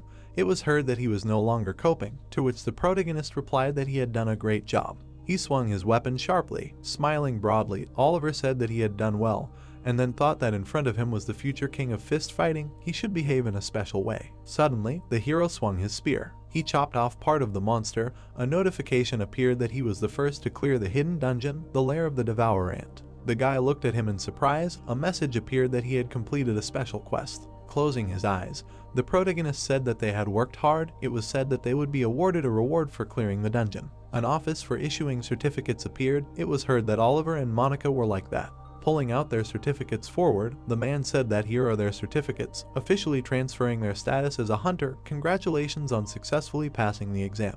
After much effort, they passed the exam and finally became hunters. Of course, this is a big step towards changing the future, but this is only the beginning. Stretching his hand forward, the protagonist wondered why the bracelet was glowing. Surprised, he added that there was no hint of a rift. Looking to the side, the girl asked what was happening, what was wrong with the bag. Looking at her in surprise, the protagonist thought that it was magic. A candy was flying in the air, and he added that a lollipop, someone was casting a spell. Looking to the side, the hero thought that it couldn't be. People were looking at the ruins. For the same reason, their house collapsed and the cretin bull got trapped. Sarah's magic becomes so strong that she can no longer control it. A view of the building opened up. Sitting at the table, the girl said that it was Sarah's magic. The girl was fast asleep. It was heard that but what exactly happened on the day of the destruction of their house. Looking down, Monica said that she asked her where Dad was. Looking at the hero, she added that she burst into tears when she found out that she would not be able to meet him, and then the house collapsed. Looking at her in surprise, Oliver thought that this is why they came to him. This time everything ended with a simple levitation. But she is capable of more. It seems that Sarah has all the abilities of a magician. No, she is much stronger than an ordinary magician. Putting his hand to his face, the hero thought that the only problem is that she cannot control magic. The manifestation of her powers depends on emotions. The girl asked again in surprise, hearing that this is only his assumption, but it seems that now she reacts even to the most insignificant events. Monica turned around abruptly. Their daughter was fast asleep. It was heard that Sarah's magic is becoming so strong that she can no longer control it. Sitting at the table, the girl asked what would happen to Sarah now. She might get into trouble if she accidentally hurt someone. Monica looked in amazement, hearing that they could help her. Clenching his fist tightly, the hero thought that he knew this day would come someday. The protagonist looked into the room. A thought appeared, that because Sarah lost control of her powers in her past life. Oliver's eyes widened in amazement. Ice appeared around the girl. Her eyes lit up. A thought appeared, but he did not think that it would happen so soon. A glow appeared around Sarah. It was heard that one of the reasons she became so sensitive, the lack of magical power around, so they should take her to where there is enough magic. Putting her hand to her face, the girl said where there is enough magic. Suddenly, she opened her eyes wide. Looking at her, the hero heard that it cannot be, to which he replied that she understood everything correctly. The protagonist and the girl were standing near the dungeon. It was heard that there were only two magical places, the dungeon and the battlefield. Monica frowned and asked if he was completely crazy. It was dangerous. What if Sarah got hurt? Suddenly, the girl mumbled in her sleep. Looking away, the girl heard him too. Oliver clenched his teeth and said that he didn't want to expose her to such danger either. Even if it meant that she would become the final boss in the future, now she was only 5 years old, she had to face the danger to avoid what was destined for her in the future. Looking down, the hero thought about what might change if he let Sarah live through this. Taking his hand, the girl apologized. The protagonist looked at her and heard that she was sure that he had thought it through. Monica, looking down, heard that she shouldn't fight the monsters. They would get rid of them in advance. She just needed to be there. Sarah was fast asleep. He heard that the dungeons usually belonged to the squads, so he was not sure that she would be allowed to go there. Only a weirdo would agree to such a thing. The protagonist looked surprised, hearing that if they knew someone who could let them into the dungeon or field. The phone was on the table. It was said that it was worth trying something. A bus stop sign appeared. Looking straight ahead, the girl asked that this was the chambers of the Holy Swordsman Koryo. Monica looked surprised, hearing that she was welcome. Waving her hand, Kate said that she had become even more charming. A thought appeared. What was Kate doing here? Looking at her, the hero said that he came to ask her for a favor, to which she replied that they would continue inside. They were right on the stairs. Looking at the stairs, he asked again. Grinning, Oliver thought that he had forgotten about it. The girl was lying among the toys. It was heard that who at all. Lying on the table, the girl added that she would build a house on the mountain with a 3-kilometer staircase, to which the protagonist replied that Sarah had fallen on Kate. There were toys on the shelves. It was heard that this house was so strange. There was a laptop on the table. It was said that when you first enter, it seems quite modern. The building appeared. It was heard that from the outside it looked more like a hammock. Looking to the side, the girl said that by the way, at first she did not understand why he wanted to see Kate. She could not even imagine that she was the granddaughter of a holy swordsman, to which she was told that it was normal for beginners not to know this. Closing her eyes, she said that she did not become a hunter for the sake of popularity, and she does not talk much about herself. Grinning, Kate asked that they wanted to ask her for something. What was the matter? There were glasses with drinks on the table. Sarah hugged the toys. It was heard that they were talking about the battlefield of the Holy Mountain Koryo. Sitting at the table, the protagonist said that yes, he knows that their squad has a training field. Rifts are divided into 3 categories. The first generate monsters that disappear later, random rifts. The second generate dungeons in buildings and living quarters, destructive rifts. And the complete opposite of random rifts, those that regularly generate monsters and remain forever, permanent rifts. A battlefield is called a place where many rifts were formed. Looking at the phone, Kate heard that they can use the field, to which she replied that it would be inconvenient to be on the same field with squad members. Oliver asked again in surprise, hearing that but they, of course, can get on it. She will find out when the field is free, and then thought that it was so easy. Grinning, the girl said that he introduced her to Mr. Adam. She should thank him. The protagonist looked at her in surprise and thought, what did he think that nothing would come of it? What a relief. He heard that she would go and ask permission. A view of the room opened up, and Monica said that Kate was late, to which the hero replied that Koryo's chambers were impressive in size. Probably moving around the house took a lot of time. The girl entered the room and asked that Mrs. Kate was here, to which he thought that a newcomer. The man stood behind her. He heard that she had gone away for a while, and what was the matter, to which she replied that she had guests. Oliver doused himself with water, hearing why she was gone for so long. The guy looked at him in surprise. The thought arose that John, and what was he doing here? The hero turned his head to the side, hearing that let them just look. It was Monica and a novice hunter, to which he thought that it would be strange if this show-off remembered his name. John was talking to the girl, and he added that Kate was quite rude to him then. Why did he come? And it seemed to him that they saw each other for the first time that day. Turning his head, the guy said that before he left. He slowly raised his hand. Suddenly John pointed at the hero. Raising his eyebrows, the guy turned. The protagonist looked at him nervously, hearing that they would step away for a few words. They were standing near a tree. People passing by looked at them. The guy slowly adjusted his hair. He closed his eyes and put his hand to the side. Oliver lowered his head, thinking that he could not just kick him out because he was not the owner of this place, and the guy said that the reward for cleaning the destroyed shopping center. The protagonist looked in bewilderment, hearing that he came for his share. John crossed his arms. The thought appeared that his share, what nonsense, and he said that whoever first discovered the dungeon, he clears it. He was going to start clearing after the exit was opened, but he, Monica, and Kate stole it by right. Standing in front of the protagonist, the guy added that in addition, if people find out that the 2 who cleared the dungeon were not even hunters, they will have problems. Oliver, widening his eyes in amazement, thought about what he was talking about, and then asked what he wanted to say. Stretching his hand forward, John heard that everyone has the right to receive a reward for clearing the dungeon, to which he replied that let them give it to him. He thinks he can argue with him. The guy grinned and said that he was the leader of a squad of knights and a celebrity with a good reputation. It is better not to spoil relations with him. The protagonist looked down, hearing that especially for such a useless newbie like him. The girls looked at him with admiration. The guy waved his hand at them. John's eyes widened when he heard that he was so scared then. Looking away, he said that he had shown his true face, to which the protagonist replied that his true face, damn it, he was deliberately getting on his nerves. The hunter clenched his fist tightly when he heard that when they risked their lives to save a child, he simply ran away. A coward. The hero smirked when he heard that he was not going to listen to these insults addressed to him, to which he replied that now he understood what Kate meant then. Frowning, he added that he was not worthy of the title of hunter. The guy was shocked when he heard this. Smirking, the girl turned to Oliver and Monica, asked why they were already waiting. Yes, she received permission. The girl turned her head when she heard that and where Oliver was. Kate's eyes widened when she heard John come and call him for a few words, to which she asked why this idiot came. Monica looked down, hearing that okay, then maybe she could give them a little tour, to which she thought that everything would be fine.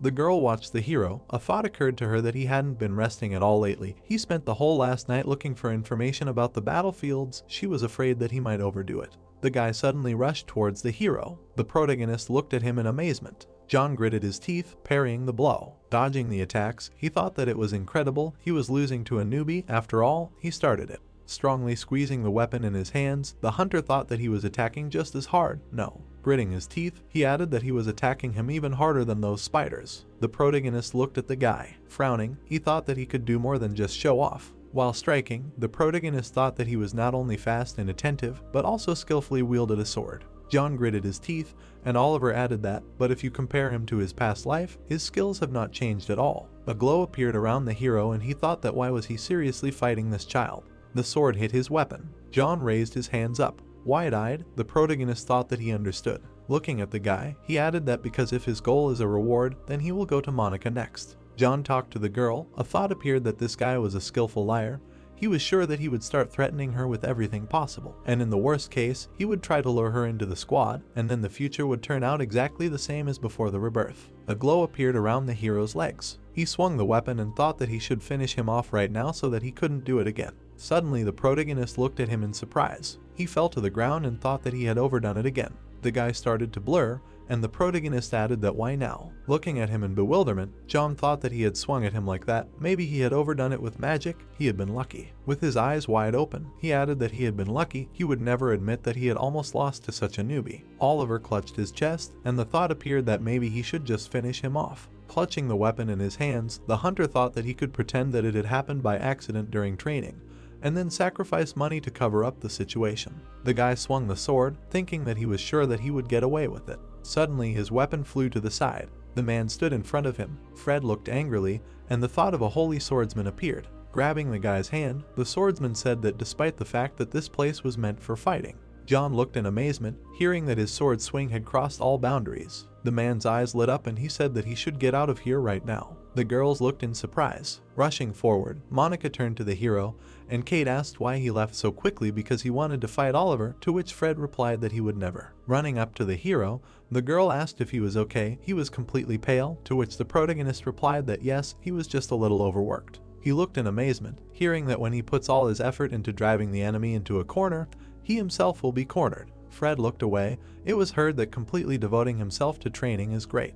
The man put his hands behind his back and said that but he should not forget to rest as well. Fred placed his hand on Sarah's head and said that if they need a battlefield, he will let them use it later, to which Monica thanked him. Looking away, the protagonist thought that the holy swordsman would not act with evil intent, but he is a little worried when he remembers his past life. The guy ran behind the gate. It was heard that he needed to rest a little. A view of the mountains opened up. A question was heard that he was already better. Grinning, the protagonist said that everything was fine thanks to her, and then thought that he had slept for 2 full days. He frowned and added that now he needed to think about the fight. Looking at the mountains, Oliver said that no notifications from the system appeared on the field like in the dungeon. After all, she carefully read his notes, to which the girl replied that of course, he wrote everything down very clearly, so she thought they could handle it without problems. Suddenly, eyes appeared among the bushes. The monsters were looking straight ahead. It was heard that where is Sarah, Kate will take care of her outside. Standing with his back to the girl, the protagonist said that then they can concentrate on the task, and she replied that they will finish it quickly. She already misses Sarah. She is so jealous of Kate. She is probably having a lot of fun now. A glow appeared around the toy.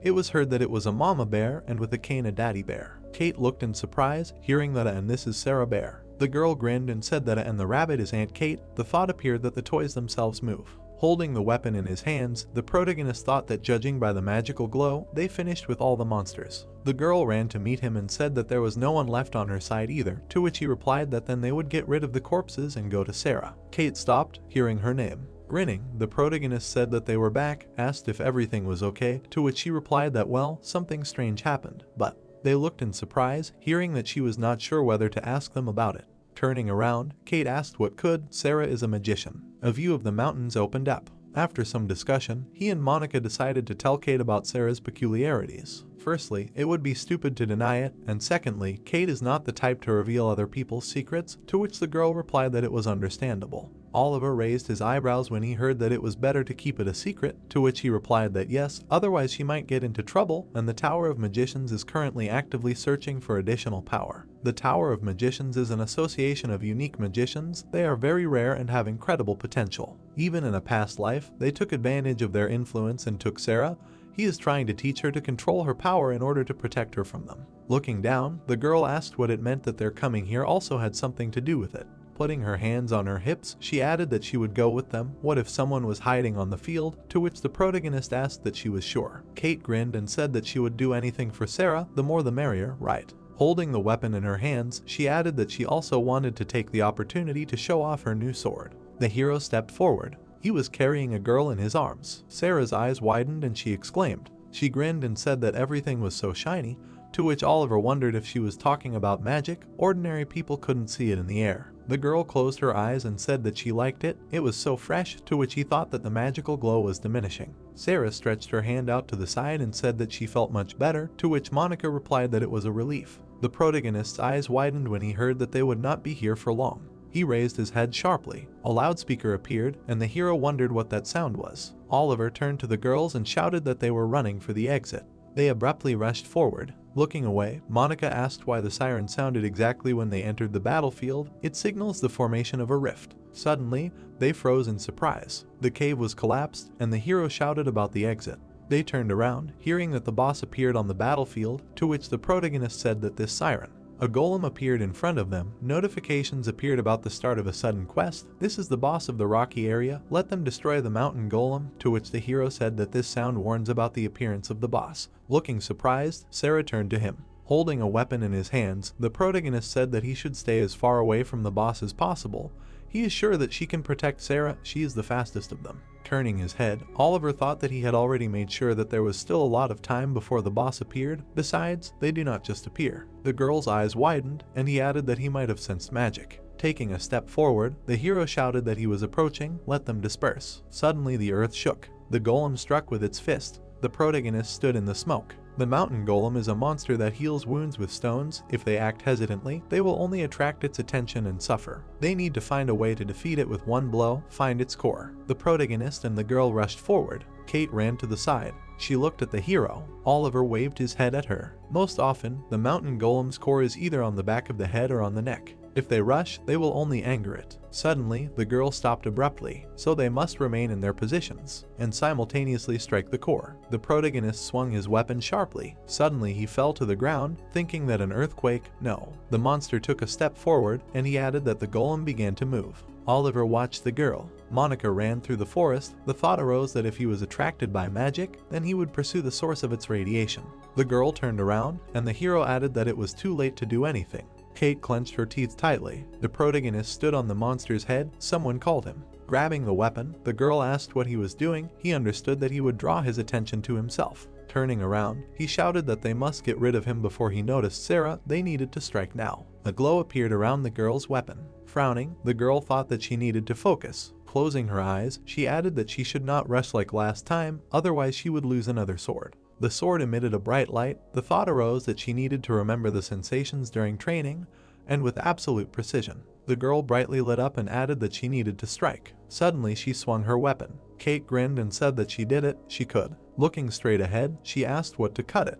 The protagonist grabbed her abruptly, and she asked what was the matter. She did it the first time. They could take their time. Looking at her, Oliver said that he was not dead. He was still alive and moving. The stone was attracted to the golem.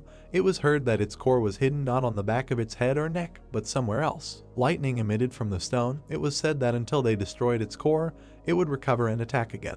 The girl fell to the ground and said that but where else could the core be? They raised their heads in surprise. The monster swung. The thought appeared that he wanted to crush them with his hand. Gritting his teeth, the protagonist thought that there was nowhere to run. Suddenly ice appeared around his hand. Raising his head in amazement, the hero wondered what was happening. Instead of a golem, a toy appeared, and he added that it was an ice bear. Frowning, Monica thought that they were safe here. She looked at the golem. The thought occurred to her that thanks to the efforts of Oliver and Kate, they were able to escape from the golem.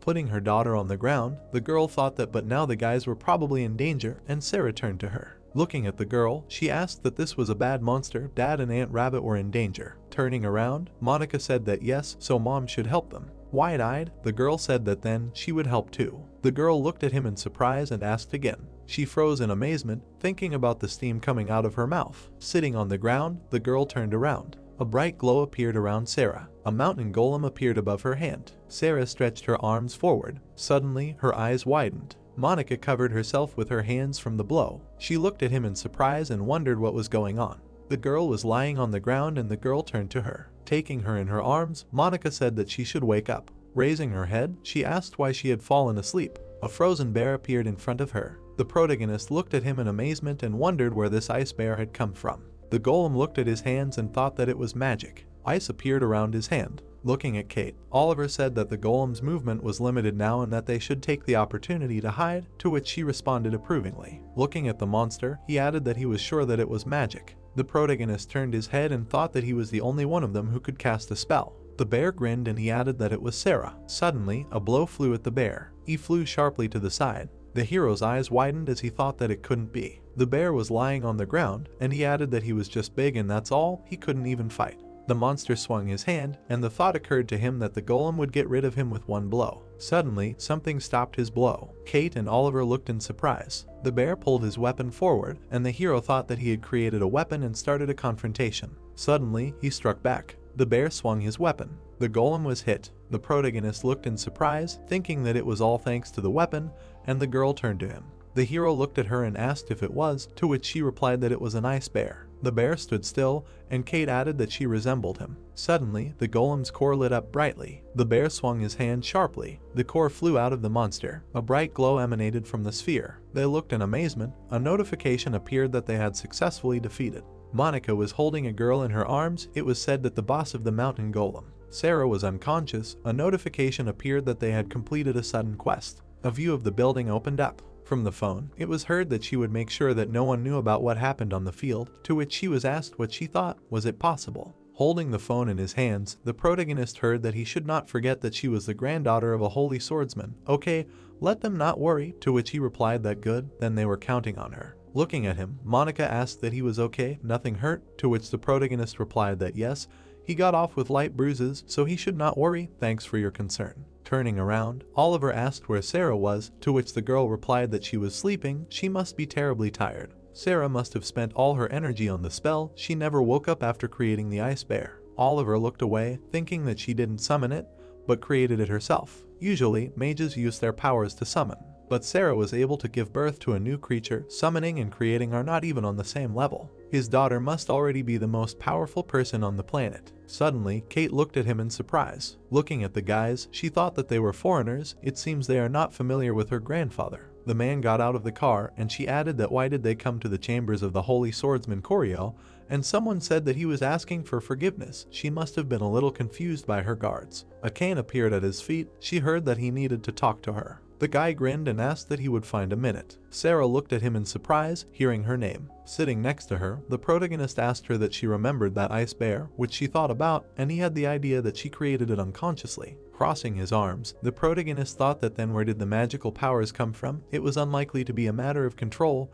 They had already leveled the balance, to which she said that well. Looking at him, the girl said that she wanted to punish this evil monster. Oliver looked at her in amazement. His eyes widened. He wondered if it was really Sarah. Suddenly, a bright light appeared. Looking to the side, the hero asked that they had guests. He would open it. Suddenly, someone called him. He heard a question about where he was now. Walking through the apartment, the protagonist answered that he was at home. Someone had come to them. He would call her back, to which she asked again and said that he should stop. Oliver looked surprised, hearing that a person from the Tower of Mages wanted to see him. The man rang the bell. It was said that most likely all the magic power received during the fight with the mountain golem was imprinted on the radar. The guy extended his finger, and Kate said that they were now searching the entire field and questioning the locals. The protagonist froze in fear. It was heard that he was here. He looked down nervously. Memories arose in his head. Sarah extended her hand forward. The protagonist looked at the notifications in amazement. It was said that the special quest was updated. Sarah's first misfortune began.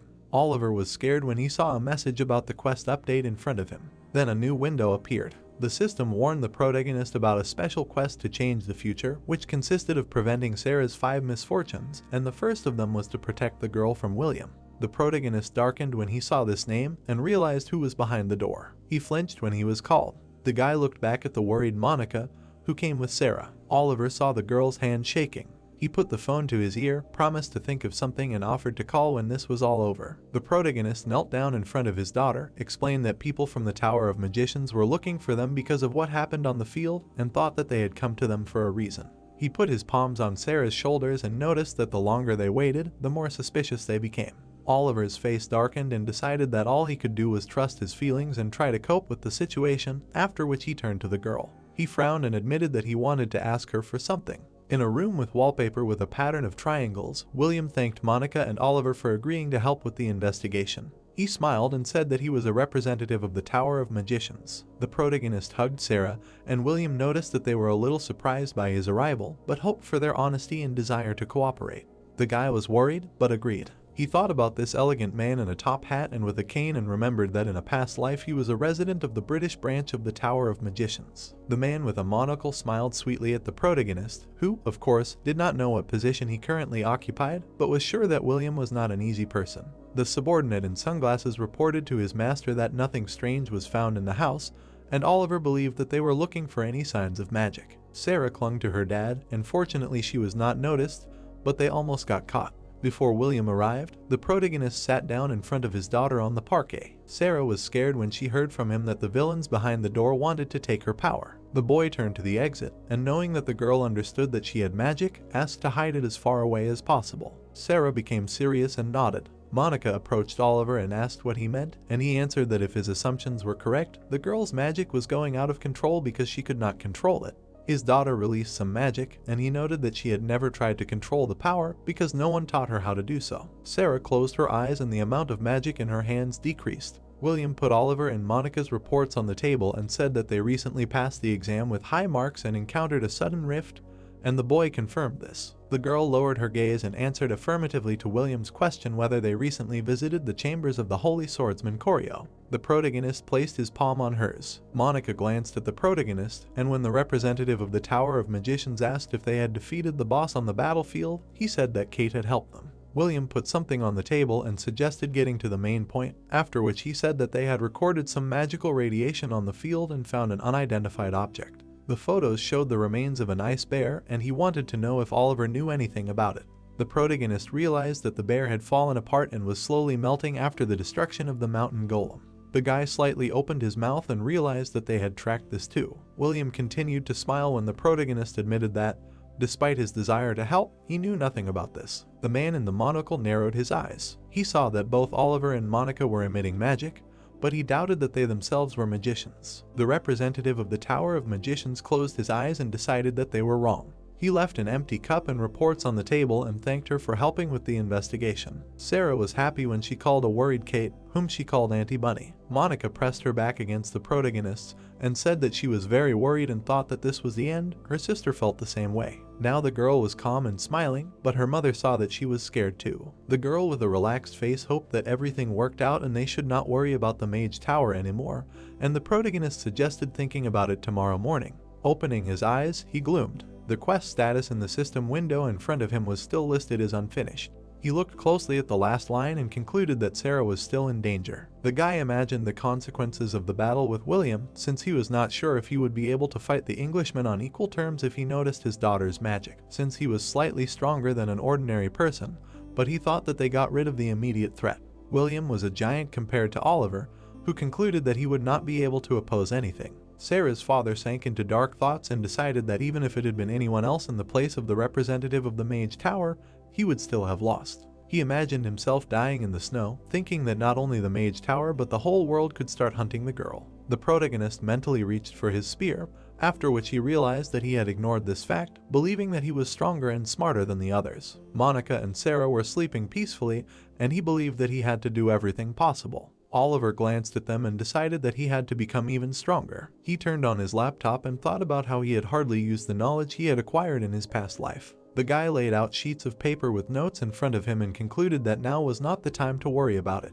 He put his hand on the table. Then he looked at the photo of the white-haired girl and decided that he needed to start by finding her. A week later, the girl appeared on the screen in the car, and the speakers said that she was going to take this opportunity to prove the indispensability of high-tech products. The girl turned away, noticing the commercial that had turned on. Her driver, wearing a blue tie, asked if she was sure she could handle it alone. The girl crossed her arms and answered positively, because this was not the first time she was going underground, and she was only going there for commercial purposes. The car stopped in front of numerous stop signs and a warning that civilians were not allowed to enter. The girl got out of the car. Hannah immediately attracted attention, which was natural, because she was the daughter of the director of high-tech and had incredible equipment. She inserted bullets into the pistol. The girl picked up the pistol and chuckled. She looked at the entrance to the subway and offered herself to get started. The darkness of the dungeon Gangwon station. Hannah walked along it and noticed that there was not a single monster in the area, so she assumed that someone had already cleared everything.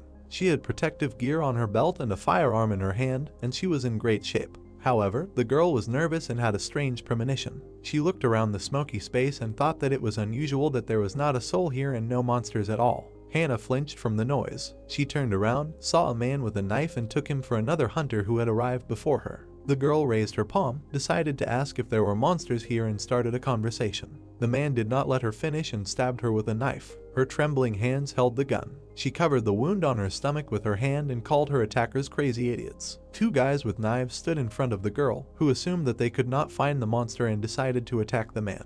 Hannah's fingers were dripping blood and she decided that she would kill everyone when she got out of here, no matter who had done it. She gritted her teeth and looked at the daggers prepared for her, not sure if she could do it. Oliver intervened and casually broke the spine of one of the opponents with a kick. The girl looked at the protagonist in surprise. The beaten bandit lost consciousness. The protagonist looked at him and was disappointed that he had already passed out, after which the second attacker panicked, not understanding where this guy came from and assumed that he was Hannah's guard. The bandit pointed his blade at Oliver and called for him to mind his own business. The protagonist dodged in one motion and hit the hooded man on the back of the head. The girl raised an eyebrow in confusion. She asked the protagonist, who was standing over the bodies, who he was. The guy turned around and looked surprised that she was interested, then replied that he was just passing by. The skyscraper of High-Tech Corporation, the most famous weapons manufacturing company in Korea. It provides bladed weapons, firearms, armor, consumables, and any other hunting items. The girl sitting on the bed and whom Oliver saved is the director's daughter, Hannah. She opened the protagonist's resume and admitted that she doubted him a little when he said that he had a daughter. Hannah slightly opened her mouth and noticed that the main character was not her prince, but a married man with a child. Oliver showed an open palm, and when the girl clarified whether his daughter's mother was his classmate Monica, he replied that it was, but admitted that he liked someone. The guy shuddered when he realized that the girl was checking him out, and Hannah noted that he willingly answered, but knew when to stop. Hannah pointed to a chair next to him, pointed out that Oliver had told him everything about himself, and asked him to sit down. The protagonist sat down, and she said that she called him to thank him for saving her life. Hannah took off her glasses and promised to repay him generously if the protagonist gave him his account number, but he refused. The girl looked at him and urged him not to be shy, as she was ready to give him more if he wanted. Oliver waved his hands and assured him that it was really not worth it, although in fact he found the offer tempting. The girl entered the transfer amount of 800 million won on the tablet, and this was a truly incredible amount of money that the guy could profitably invest. The protagonist made a hand gesture and said that he did not do it for the money, because he knew that if he accepted this amount, he and Hannah would never see each other again. The girl smiled and admitted that he was not that simple. Oliver was genuinely surprised when she offered him a gift since he didn't want to take money. Hannah winked at him and clarified that she had 2 gifts, then handed him a tablet with the inscription Unclean Dungeon 1. 2 guards were standing at the entrance to the room. The guy took the tablet in his hands and realized that he had been given access to the dungeon. The girl put something on the table, then urged him to read the description and decide whether Oliver accepted this offer. On the table were photographs of the entrance and a squad of Guardians of the Dawn, and Hannah explained that the dungeon, the lair of the tiger, was not cleared, and when a new monster was discovered there, they selected hunters ready to go there. The guy tensed up when she added that one problem arose. She showed a photo of bloody remains and explained that it was found on the film of one of the missing, and it was determined that it happened to the team in which 5 people were believed to have died. A member of the team with a flashlight was screaming, trying to find the rest. He came across a service door, from behind which they could hear calls for help. The guy smiled hopefully, realizing from the voices that there were 2 people there, and asked them to wait there. He leaned forward and exclaimed that he was coming, and then a terrible sound was heard. Oliver was looking at another photo, and Hannah said that this was the last frame. The girl turned her head to the protagonist and admitted that she wanted to go there herself, but now she cannot do it, and the protagonist noticed someone's white fur in the photo. The guy stood up and clarified whether he was really required to find out about this monster and asked when exactly his help would be needed, but Hannah was indignant that he was going to go alone. Oliver put the photo on the table and declared that he was ready, despite the girl's reminder that several people had died there. Hannah's eyes widened in surprise when the guy reminded her that she wanted to test him. He smiled, assured her that he could show what he was capable of, and was confident that he could handle it himself. Oliver left the building, but Hannah's driver doubted that he could handle it alone. The girl looked out the window and answered Chris that the protagonist wanted this himself because he thought that this was a test. She rested her cheek on her hand and thought that these were not just words, because it seemed to her that the protagonist was really capable of something. At night, the guy came home and announced this. A happy Sarah ran up to him. The father hugged the girl and noted that the house had never seemed such a warm place to him, because with his return here all the fatigue of the day seemed to disappear. His sweet daughter was waiting for him. Also there was his beautiful wife, or rather, his beautiful ex-girlfriend. Oliver frowned, thinking that it sounded strange, and decided to skip this point. He was surprised when Sarah said that he smelled something. Monica came closer when the protagonist asked her to check. The protagonist became embarrassed when she approached him. The girl almost leaned against the shoulder of the guy, who remembered how cute she was, because the last time he felt her so close was in his past life. The guy was puzzled when Monica said that it was a woman's perfume, and she knew that Oliver did not use perfume. The protagonist thought about how he helped Hannah up from the ground in the dungeon and carried her on his back, although she threatened to shoot him if he did something wrong. But he did not want to die and leave his beautiful daughter, and based on this, he concluded that Hannah was to blame. Sarah beamed and suggested that Dad had a mistress, but the guy was shocked that she knew such words. Oliver was very scared and sweated when Monica urged him to look into his eyes. He leaned forward a little and declared that he was innocent, but the girl was not sure yet. The protagonist flashed his eyes, pointed to himself and assured that he was not lying, but he swore only in his head. Monica looked menacingly and gloomily at the guy, who did not dare to say again that he had no one and that it was a lie. Suddenly the girl smiled and admitted that he was telling the truth. She turned around and urged Oliver not to be so nervous, pointing out that she had no right to blame him, but it seemed to the protagonist that she wanted to say a lot of things. The girl smiled and was glad that Dad was alive.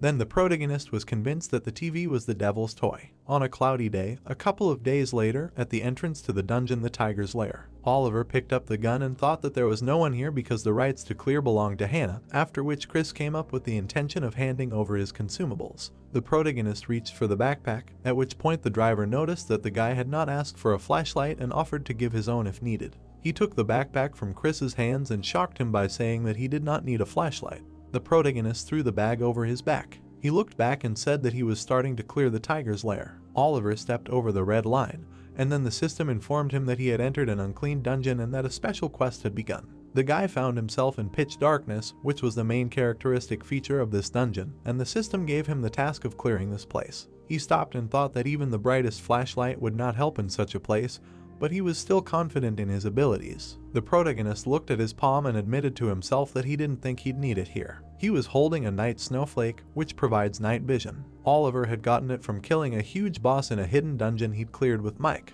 He put the snowflake in his mouth, deciding it was time to use it. The protagonist closed his eyes and the system reported the activation of the effect of the night snowflake item. He opened his eyes and suddenly everything became clear to him. The guy saw a bunch of monsters ahead, remembered that his daughter was waiting for him at home and decided that he needed to end this as soon as possible. The monsters rushed to attack. Oliver dashed towards them. He intercepted the spear with the tip forward. The protagonist swung once, then struck a second time and thought that it was strange that those hunters died because of the monsters, since there were simply a lot of them, but it was quite possible to deal with them alone. He gritted his teeth, attacked again and noticed that these monsters were not at all like the one he saw in the photo. Oliver slid to the side and concluded that his opponents were quite weak. However, looking ahead, he admitted that there were an incredible number of them. The monsters showed their slavering mouths. The guy took the weapon with both hands and was surprised. He tensed, not understanding why the monsters froze. The protagonist felt something strange. He turned around, hearing a whisper asking for help.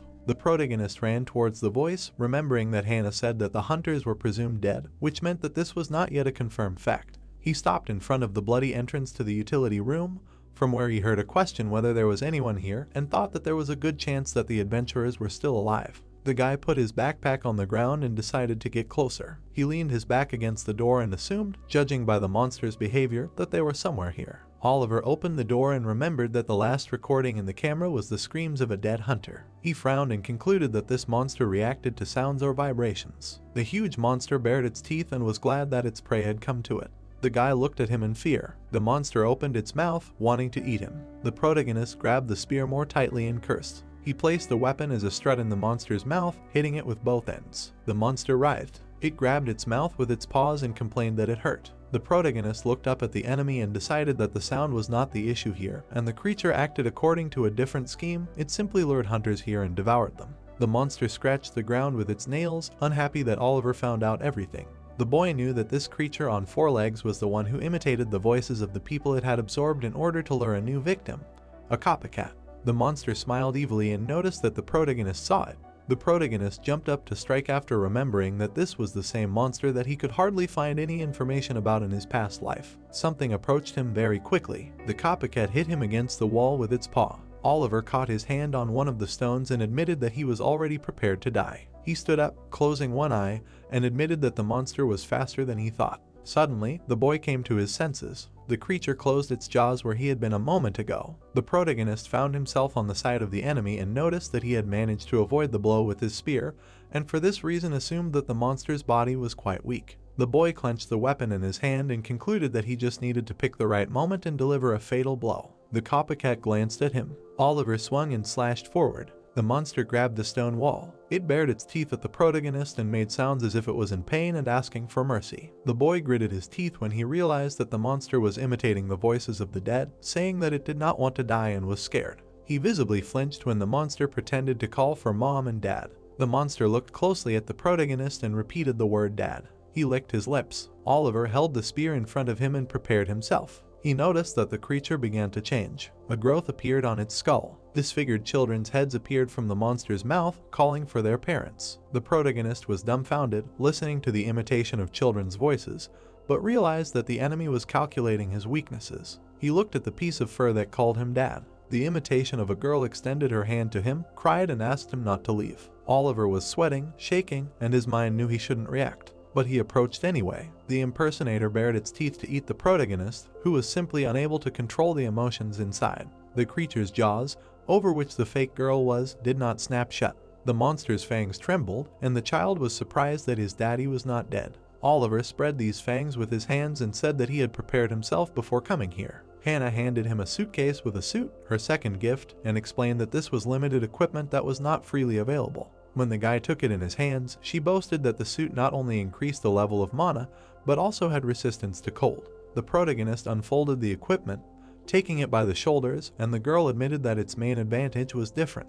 Cracks remained on the monster's teeth from the pressure. The protagonist broke all the fangs with his hands, because if you soak the suit with magic, it will become more durable than any armor. Oliver took a spear in his hand, and his enemy complained about losing his teeth. The guy stuck the weapon into the creature's body, piercing it through. He frowned and accused the monster of violating the measure of what was allowed, while it continued to scream in pain. The protagonist swung the spear and let out a lot of the impersonator's blood. Soon he stood in front of the enemy's corpse. The creature was bloody, but Oliver admitted that it held on until the last. The protagonist took the weapon in both hands and decided that he needed to finish it off before it opened its mouth again. But the monster again pretended to be a crying girl who said that she hated her dad for what he did to her and for how unhappy she was now. The boy thought about Monica holding Sarah in her arms and how he and his daughter were standing by the embankment, and the imitation of the child said that he would never understand what it was like. The girl was standing at the threshold, seeing her father off, and the monster added that he would never be able to understand how much pain she had experienced. The monster in the form of a girl covered her tear-stained face with her hands. The child looked at Oliver and said that she hated him. The protagonist stuck a spear into the monster, not letting him finish, and concluded that he was not his Sarah. He began to cry and said that even if he deserved such words addressed to him, he wanted to hear them from Sarah herself, and not from her pathetic copy. The protagonist fell to his knees in front of the creature and admitted that he did not want to hurt his daughter anymore. Oliver looked up when he heard the words that he understood everything. Someone poured magic into his ring and urged him to never forget this feeling. It was a tall girl in black with black hair who addressed the protagonist by name. The protagonist took a defensive stance and asked how she knew his name and who she was. The girl opened her mouth and said that she could not answer this question, then apologized. The guy, covered in the monster's blood, asked why she was there, and the girl explained that she came to change his prize. Oliver looked at the dead copycat and thought that she was talking about changing the reward for the first cleanup. The girl smoothly moved forward, while the protagonist tried to understand why this was happening. She flew up to the guy and warned him that he should only use this as a last resort because he cannot lose himself. The protagonist frowned, not understanding what she was talking about, and then the girl said goodbye to him. She began to disappear, and in the process, she said that she completed her task of finding out Oliver's location. The protagonist shouted an unanswered call to stay where the girl had just been, after which the system congratulated him on clearing the Tiger's Lair dungeon for the first time and completing a special quest. A ring flashed on the guy's finger, and the system announced that he would be given a reward. As usual, Oliver came home at night and told him about it. Sarah ran up to him with a smile, but he had not yet forgotten about the impersonator pretending to be her. The guy shuddered in horror, looking at his daughter. The girl did not understand what had happened, and a second later her dad came to his senses and asked why she was not in bed yet. The protagonist hugged her, and Monica said that Sarah had been standing there all this time and waiting for his return, and it also seemed to her as if they had not seen each other for a couple of hours, but for several days. The protagonist became sad. He imagined the girl standing in front of the closed door and thought that she could have been waiting for him in the same way before returning to the past, and that she must have been incredibly scared to be home alone at night. Oliver hugged his daughter close, not wanting to repeat the past again, and although he did not want to admit it, he realized that the imitator was right about not knowing what Sarah had to go through. The guy hugged his daughter tighter and apologized to her for the fact that her dad came so late because he did not want to make her suffer again. Monica looked at him in surprise. While the protagonist was squeezing the girl, she saw a ring on his finger. The skyscraper of the high-tech company. Hannah, taking the ring in her hands, was struck by its ordinariness. She was perplexed that it was not even an artifact, but a trinket, so she could not understand how this was even possible. But the guy admitted that he did not understand either. Oliver put the ring back on, and the girl admitted that it put her in a difficult position, because such a reward for clearing such a dungeon, in her opinion, was not enough. Hannah raised an eyebrow, and when the main character objected that items had a chance to drop, and she also paid him, she said that the amount was in advance and for a job well done he was entitled to a much larger reward. Oliver put his finger to his chin, and after the girl asked him if he really did not need anything else, he noted that anyone else in her place would not have insisted so much, so he concluded that Hannah really thought he deserved better. He opened his mouth and admitted that there was something. The targets in the trees were pierced with arrows. Several more hit the tree. Monica seemed unhappy with her results. Besides, she thought that Oliver was kind of strange lately. She remembered that he smelled like women's perfume and that he was wearing a ring that she had never seen before. The girl darkened and noted that this was ridiculous because they were no longer in a relationship. She thought about those photos together and realized that it was unknown whether Oliver proposed to her because he still had some feelings, or all this was just for Sarah. Monica looked into space and decided that she could only guess what he felt. Someone's hands reached out to her when she wondered why this bothered her so much. The protagonist put his hands on her shoulders, which scared her, and asked what made her nervous. The girl turned around and loudly asked him not to sneak up on her like that again, and the protagonist had to apologize. The guy put his hand in the bag, and when asked why he was there if he had a meeting scheduled for today, he answered that he had just returned from one. Oliver handed Monica a pink box and explained that it was a gift for her. The girl looked at the gift in surprise, and the guy offered to open it. She saw the contents of the box and guessed that it was the same suit as the protagonist. The protagonist took off his jacket, said that it was the so-called universal, and urged her to touch the fabric. Monica was a little embarrassed. She examined Oliver's body and realized that she had missed the moment when he had managed to get himself into such excellent shape. The girl shyly touched him and admitted that he had pumped up his muscles not a little, but very well, after which the guy asked her opinion on the softness of the suit.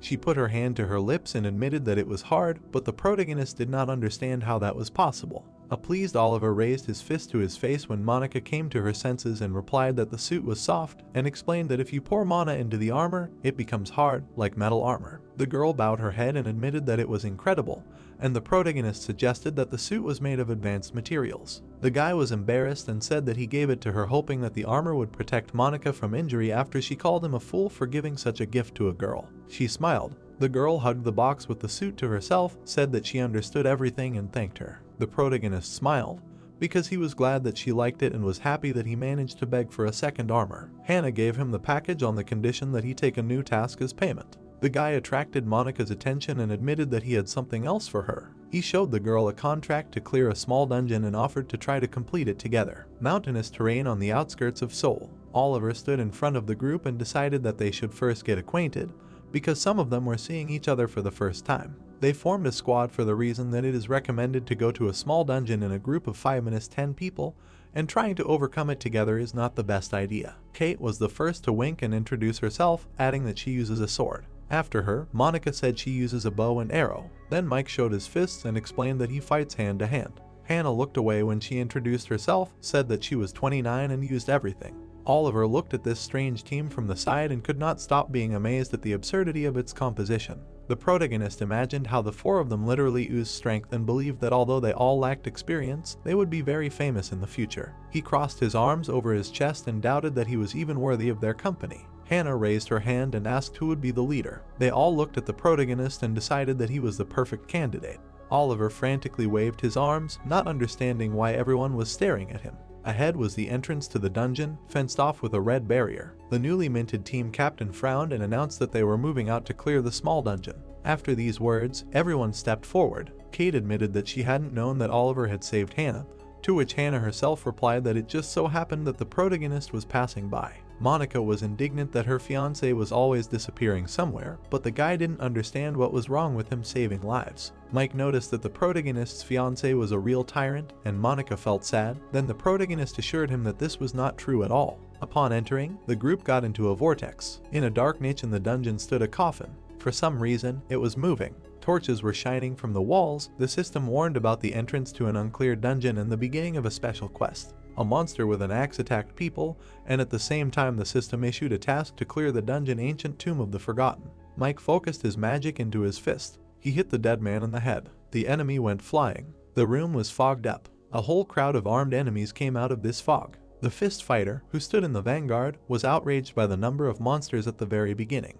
Oliver tensed up and shouted that the rear would provide support and he and Kate would help Kate. The girl struck with her sword. The protagonist destroyed the dead with a spear. He shuddered when the system reported that he had defeated the Draugr. The guy looked at the green light near his hand. Steam was coming from the monster he had killed, and the system explained that this was the effect of the king's ring, which had absorbed his soul. The protagonist looked at the accessory in surprise, and the system began counting the accumulated souls. Oliver was pulled out of his thoughts and warned about the monster behind him. He immediately responded and ran to help Monica, remembering that now was not the time to deal with notifications. The protagonist stabbed his weapon into the undead's skull. The archer fired a clean shot, finishing off the enemy. The protagonist turned to Hannah and urged her to do something, but she said she couldn't because the vanguard was mixed in with the monsters. Kate and Mike were fighting the enemies at close range. The principal's daughter frowned and apologized when Oliver accused her of not shooting earlier, and explained that the rifle was semi-automatic. The team captain took another hit and admitted that Mike was right about there being too many enemies, and they were armed. Kate and the melee fighter were having a hard time fighting, and the guy knew that they wouldn't last long without good protection. The protagonist suddenly cried out from behind the two that they would push back the monsters themselves and demanded attention. The swordswoman, who was surrounded by the undead, was instructed to clear a path for Mike to retreat. She looked back and replied that she understood. The girl then destroyed several enemies, jumping from one to another. There were no monsters left behind the fist fighter. The protagonist thought that this was the perfect moment and told him to act. Mike raised his leg for the final blow. He thus pushed the enemies away from himself. The undead lost their balance and fell. Oliver led Kate by the hand and announced a retreat. He turned and addressed Hannah. Her rifle began to shine, and the guy hoped that now she would be able to shoot. The girl took out a second weapon and said that she did not need to be asked twice. She began firing, wanting to put everyone on the floor. Soon all the monsters were on the ground, and Hannah noticed that she hit the target right on target. Mike looked in surprise at the crowd of undead that the shooter dealt with alone, and Kate supported his surprise. Monica, continuing to look at the corpses, considered Hannah's fighting style no less unique than Mike's, but she did not understand why, and the archer said that hunters rarely use guns. Oliver turned to his wife and suggested that she taught that firearms are frankly bad at killing monsters, and the girl confirmed, but thought that Hannah poured mana into bullets. The protagonist thought about melee weapons like a spear and a sword and concluded that this was not true, because in order to fill a weapon with mana, you need to directly touch it, and this is difficult to do with bullets. Hannah explained that all her ammunition is made of crystals and metals found in dungeons, and they are very effective against monsters. Mike raised an eyebrow, thinking about the fact that such material is very expensive, and Oliver agreed, also noting that the girl shoots more than 100 per battle. Hannah threw up her hands, not understanding what good money was if you didn't spend it. The hand-to-hand fighter admired her, but she even liked it, and the protagonist, among other things, needed to check something. He approached the defeated enemy. The guy poked him with a spear and the system reported that he defeated the Draugr. He saw a green light and a notification that the king's ring had absorbed the soul of the monster, and he was convinced of his assumption. His ring lit up and the system notified that 8 souls had already been accumulated. Then the protagonist realized that he had not imagined it and the accessory really activated when he killed monsters. Oliver frowned, not understanding what it was, because even in his past life he had never heard of the king's ring, which looked like an artifact, but the guy had absolutely no idea how to use it. The protagonist stood still and suggested that something would happen if he poured mana into it, at which point Mike asked if something was wrong. The guy turned around and said he just wanted to check something, then thought there were too many prying eyes. The torches were still burning in the dungeon. Blood splattered near the fist fighter's face before he pointed. Monica aimed her bow and said she understood. She pierced the head of the dead man who had gotten to Kate's back. Hannah, shooting from her knee, noticed that they were slowly working together, and the swordswoman praised the archer. The headmaster's daughter looked down and admitted to herself that she had been worried at first that most of them were still new, but everything was going surprisingly well. She looked at Oliver, who was participating in the battle, and decided that without his wise leadership, none of this would have happened. The girl smiled and admitted that he was a more capable leader than she expected. The group walked past another slain horde of monsters. They stood in front of a huge door and thought it was the boss's room, and Hannah thought they had stumbled upon some ruins or something, to which the protagonist replied that the entire dungeon was one big crypt, so the resemblance didn't surprise him, and then warned them not to let their guard down as they entered. They slowly opened the door. The room was mostly empty, and to the side was a statue with a sword. Behind the statue, a torch was burning. In the niche stood a coffin. Mike frowned, noticing that this coffin was somehow suspicious and assumed that the boss was in it, and Kate admitted that she thought the same. Oliver frowned ahead and said that the boss was not in it. He saw holes in the floor and perked up. The guy opened his mouth and shouted for everyone to immediately disperse. The swordswoman and the fist fighter barely managed to jump when sharp spears emerged from the ground. Monica fell to the ground, frightened, not understanding what was happening.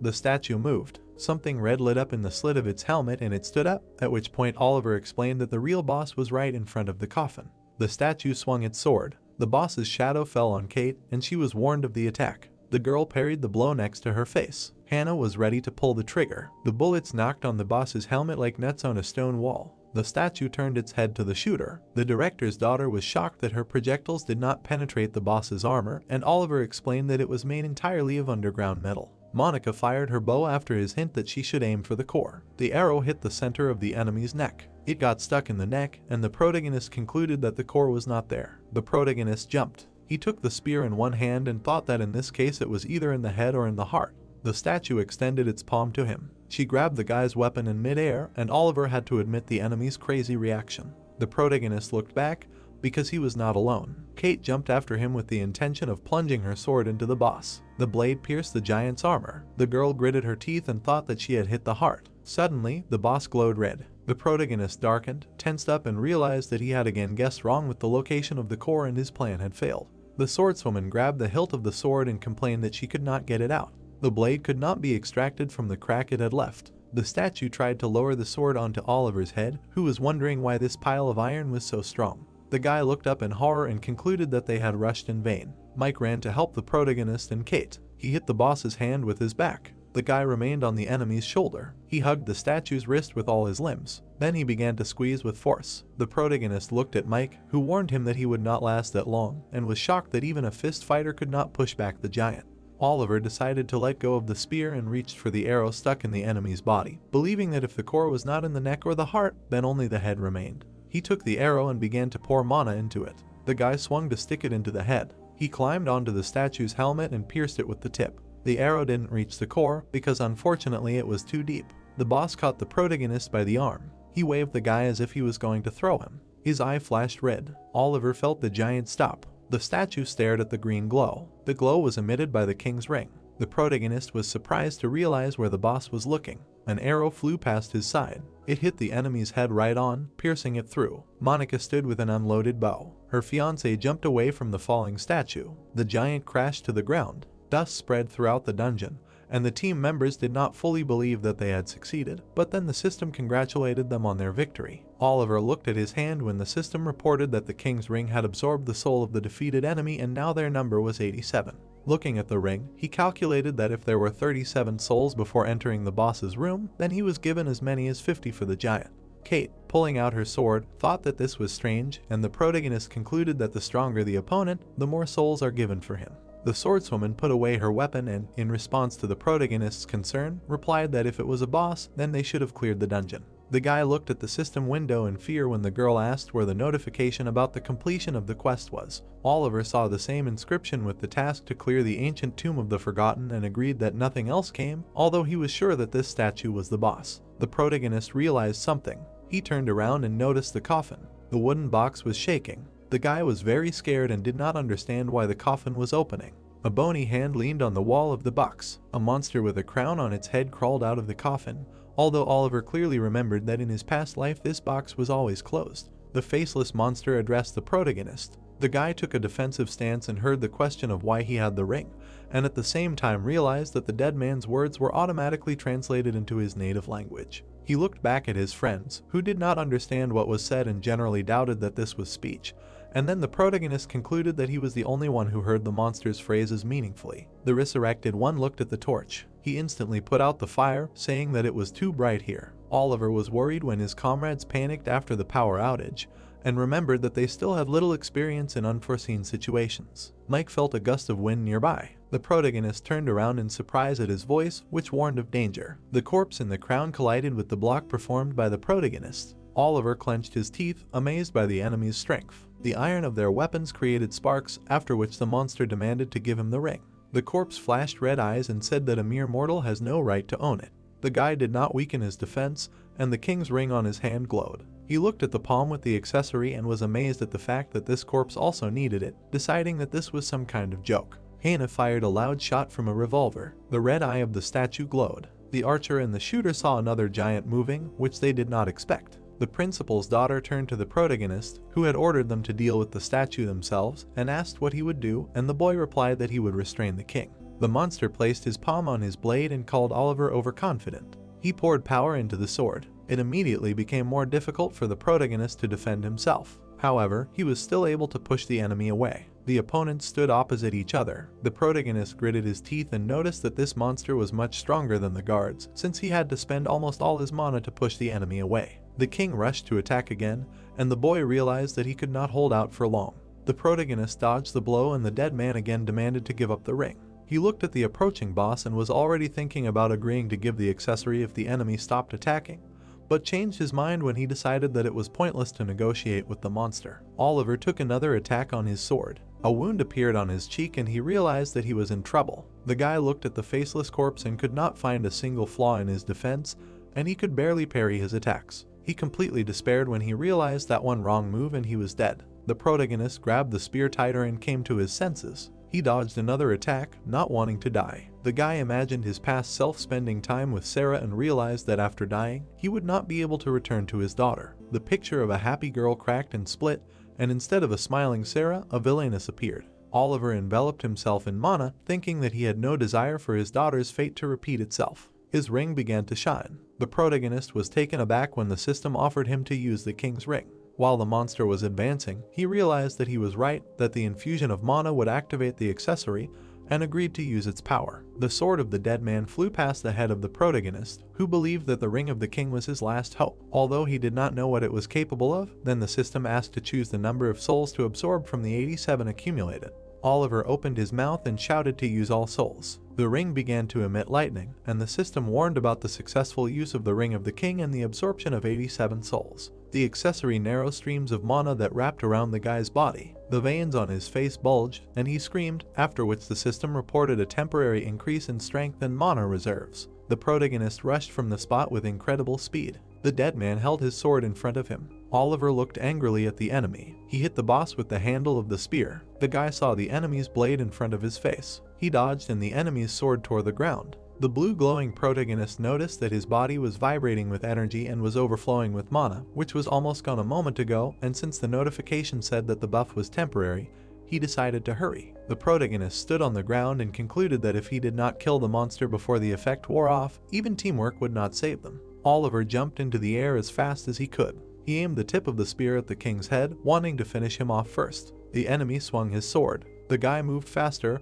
and the dead man missed him. He pierced his opponent through and through. The mask on the king's face was destroyed. He threw the protagonist back, calling him insolent. The protagonist defended himself from the flurry of blows and noticed that the enemy was losing patience, and no matter how fast the boss's attacks were, emotions slowed them down. The dead man opened his mouth wide and demanded the ring again, and the protagonist thought that his opponent had become predictable. He dodged it without much effort. Oliver responded with an attack with a spear. The boss lost his balance. The guy frowned, seeing something. It was the heart of the monster. The protagonist aimed straight at it. He jabbed his weapon into the enemy's heart. However, the spear met a barrier. The protagonist gritted his teeth, realized that the barrier was made of mana, but knew what to do. He concentrated, opened his mouth, and decided to rely on mana too. The spear pierced the dead man's chest, and the system congratulated him on his victory over the Forgotten One. The Guardian also fell under the attacks of the others, and then the system reported that they were the first to clear the dungeon ancient tomb of the Forgotten One, and then warned about the return of Oliver's strength and mana reserves to normal.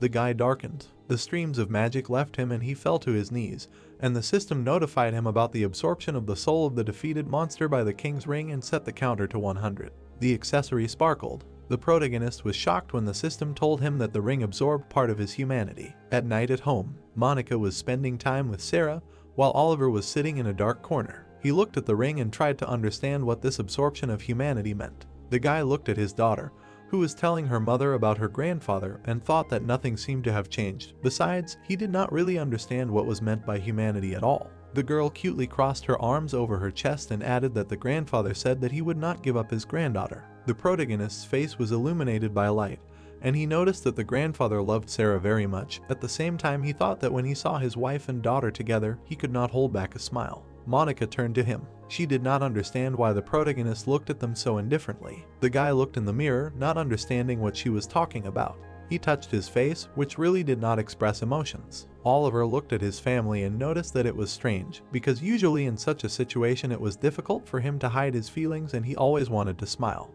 He was very scared because he realized that he could not show his emotions. The protagonist took the ring in his hand and got angry at it because of it he could no longer be happy. Sarah ran up to her worried dad, who now understood what it was to absorb humanity. The girl spread her arms and asked him to hug her before going to bed. The protagonist pressed his lips together and was scared. He looked at his sweet daughter and was afraid that he would gradually harden to such an extent that he would not be able to smile when he saw Sarah and would completely lose the ability to feel. Oliver hugged the girl and wished her good night, thinking what to do in such a case. Suddenly, he was surrounded by green fireflies, and the system reported that he had regained some of his humanity. The boy pulled away from his daughter, surprised by this notification. He stroked Sarah's head to check his guess. The protagonist literally beamed because he had received the same message. He remembered various situations involving the girl, and realized that he had long since begun to notice that every person was healed near her. Oliver looked at his smiling daughter and was surprised at the thought that it was really her. The boy trembled, hesitantly trying to say something. He hugged Sarah tightly and called her his lucky star, and the girl made a happy sound. The skyscraper of the Mage Tower. There was a cup of tea on the table, and the man present noticed that he was being looked for. William, who was sitting opposite, said that it was true, and decided to immediately move on to the questions he wanted to ask. His interlocutor, John, was dressed very formally. John leaned forward slightly and was surprised that there might be questions for him, and the representative of the Mage Tower mentioned that the hunter had recently paid a visit to the guild house of the Koryo sword. The boy smiled unhappily. He tensed a little and replied that this was a correct assumption, after which William asked if anything unusual had happened during his visit.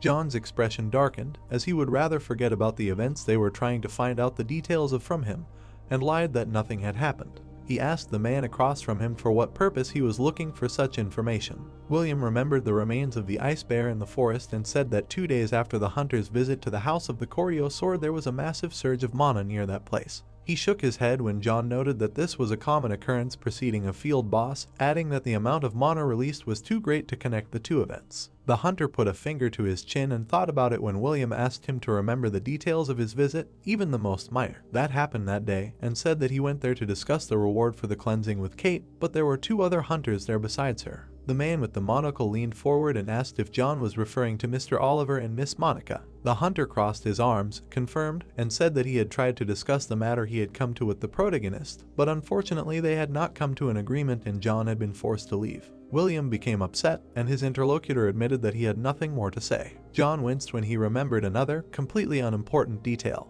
The man with the monocle sadly asked if the hunter was referring to anyone other than himself, Mr. Oliver, and Miss Monica, having heard that there was another person in the house of the Koryo sword that day. John tilted his head forward and assumed that it most likely had nothing to do with the incident. He remembered how, upon arriving there, the protagonist had called him outside to talk, but the hunter had not understood why he should obey. The protagonist turned around and said irritably that the child was sleeping and asked to understand. John crossed his arms over his chest, thinking that the guy was calling Kate a child. Sarah was sleeping in the room with her stuffed animals when the protagonist objected and admitted that he had a daughter. John, crossing his fingers, told William about it. Oliver looked thoughtfully into his palm. He was concentrating on the stone called amnesia and was thinking about what to do with it. If you swallow amnesia, a person will lose the memory of a year of life, but in return, it significantly increases physical abilities. The guy leaned against the couch and thought that only he was so lucky with the reward for clearing the tomb, and decided that he would definitely not eat the stone, otherwise he would completely forget that he had returned back in time. Monica looked out from behind the couch and asked what he was thinking about so much. She sat down next to him and apologized for distracting him, but the protagonist assured him that he was thinking about all sorts of nonsense. The girl smiled nervously when he asked what she wanted to talk to him about. She became embarrassed and blushed. Monica looked at Oliver and suggested going for a walk somewhere. The protagonist jumped up, not understanding the reason for such a sudden offer, but the girl did not understand what the problem was because they both had been working a lot lately, and sometimes they could rest. The guy lowered his head a little and pointed out that they had a lot to do, but his fiancée asked him to think about something else. She made a pitiful face because it seemed to her that Sarah had been acting strangely lately. Oliver looked away and remembered that their daughter often called, ran to the two of them immediately when she returned home, and generally considered her a little spoiled. Suddenly it dawned on him. Monica lowered her gaze and said that Sarah was only 5 years old. The girl was playing with a teddy bear, and her mother thought she was being very mature. Sarah brought the toys to life with her magic, while the girl admitted that she felt very lonely. The protagonist became sad and admitted that this was also possible, after which he realized that he did everything for the well-being of his daughter, but never tried to think about her feelings. It was night outside, when he realized that his parenting skills were far inferior to Monica's maternal instincts, and agreed to go somewhere together. It began to rain. Oliver and his wife hung their heads on the table in despair. The guy mentioned sadly that the forecast said that it would be sunny today, and concluded that the entertainment was postponed, but his daughter heard about the fun and was inspired. The girl approached her mother, who admitted that they should have gone for a walk if not for the downpour, and Sarah clarified whether the rain was really stopping them from having fun. The girl got angry and turned to the window, and Oliver thought that they didn't have to be outside to have a good time, they could go to a museum or a shopping mall. The parents noticed that their daughter was going somewhere. Sarah stood in front of the window, offended. She pointed at the rain and addressed him. Her eyes sparkled. The city was illuminated by a flash when the girl ordered the downpour to stop. The man in the maroon polo told his interlocutor that he wasn't sure, but he thought there was a loud bang, and then the building suddenly collapsed, and although its ruins had already been demolished, there was a big commotion back then. The one with the black umbrella clarified whether the cause of the explosion had been found out, but the interviewee didn't know for sure. William, with his eyes closed, listened to the man express his pity for the people who lived in the house where the young single mother was. Having finished the interview, the man in the monocle sighed, since his investigation had reached a dead end again. He thought of Oliver and Monica, who were his first suspects, but they had normal mana levels, remembered Kate and John, who were the same, and wondered who was the culprit in that case. William thought of John, who told him about the protagonist's daughter and assumed it was her. He looked up at the sky and changed his mind because she was still too young. The rain continued to pour, and the man was upset that even the weather was bothering him. Suddenly, there was a flash of mana. The clouds instantly parted and the sun shone. William looked at it in shock. He dropped his umbrella, not understanding what had happened. The sun was shining and leaving glare on the glass. Sarah pointed to the window and said that the rain had stopped. She beamed and asked if they could go have fun now. Her parents were dumbfounded, and Oliver noticed that the girl looked better than that time with the ice bear, and assumed that magic of this level was nothing to her. After which he admitted that although Sarah was his daughter, he had no idea where the limit of her gift was. The guy looked at the street in fear. He thought that after the sky cleared of clouds, there should have been a large surge of mana. William left the umbrella and went somewhere, and the protagonist was afraid of the thought that he was still in South Korea. Oliver tried to portray a positive attitude, decided that they should provide themselves with an alibi as soon as possible, and suggested getting ready. The whole family went for a walk. In front of them was the entrance to the zoo. The protagonist went to the box office and ordered 2 adult tickets and 1 for kindergarteners. Sarah was indignant and exclaimed that she was not a little girl anymore. Her dad pointed to the sign and asked her to read what was written on it, Then the girl answered that it said about kindergartners who were from 3 to 5 years old. Oliver smiled and praised his daughter for how well she could read Korean, then called her a child prodigy, and Sarah became proud. She cheerfully showed 5 fingers when the guy asked how old she was. The girl despaired when he asked where 5-year-olds go. The protagonist and Monica were touched after their daughter said that they go to kindergarten, and Oliver thought that all children want to grow up faster. The protagonist saw a bush of white roses and asked Sarah to stand next to her mother so that he could take a photo of them. Monica felt awkward when he urged them to stand closer and called the girl a beauty and made her smile. The protagonist knelt down on one knee and started clicking the camera. Then his fiancée was surprised, as she did not know that he was into photography. The guy closed his eyes and admitted that he wanted to capture the moment and keep it as a keepsake since it was such a beautiful day, and Monica decided that since that was the case, he should take a photo too. The dad and daughter smiled at the camera. The girl was disappointed with the photo, and Oliver asked if it turned out well. Monica accused the protagonist of acting like a little boy. Since he put his finger to the back of the girl's head, her mother asked where she got the horn from. Sarah grabbed her head, worried if she really had something growing there. The protagonist closed his eyes and started whistling when the girl explained that he was joking.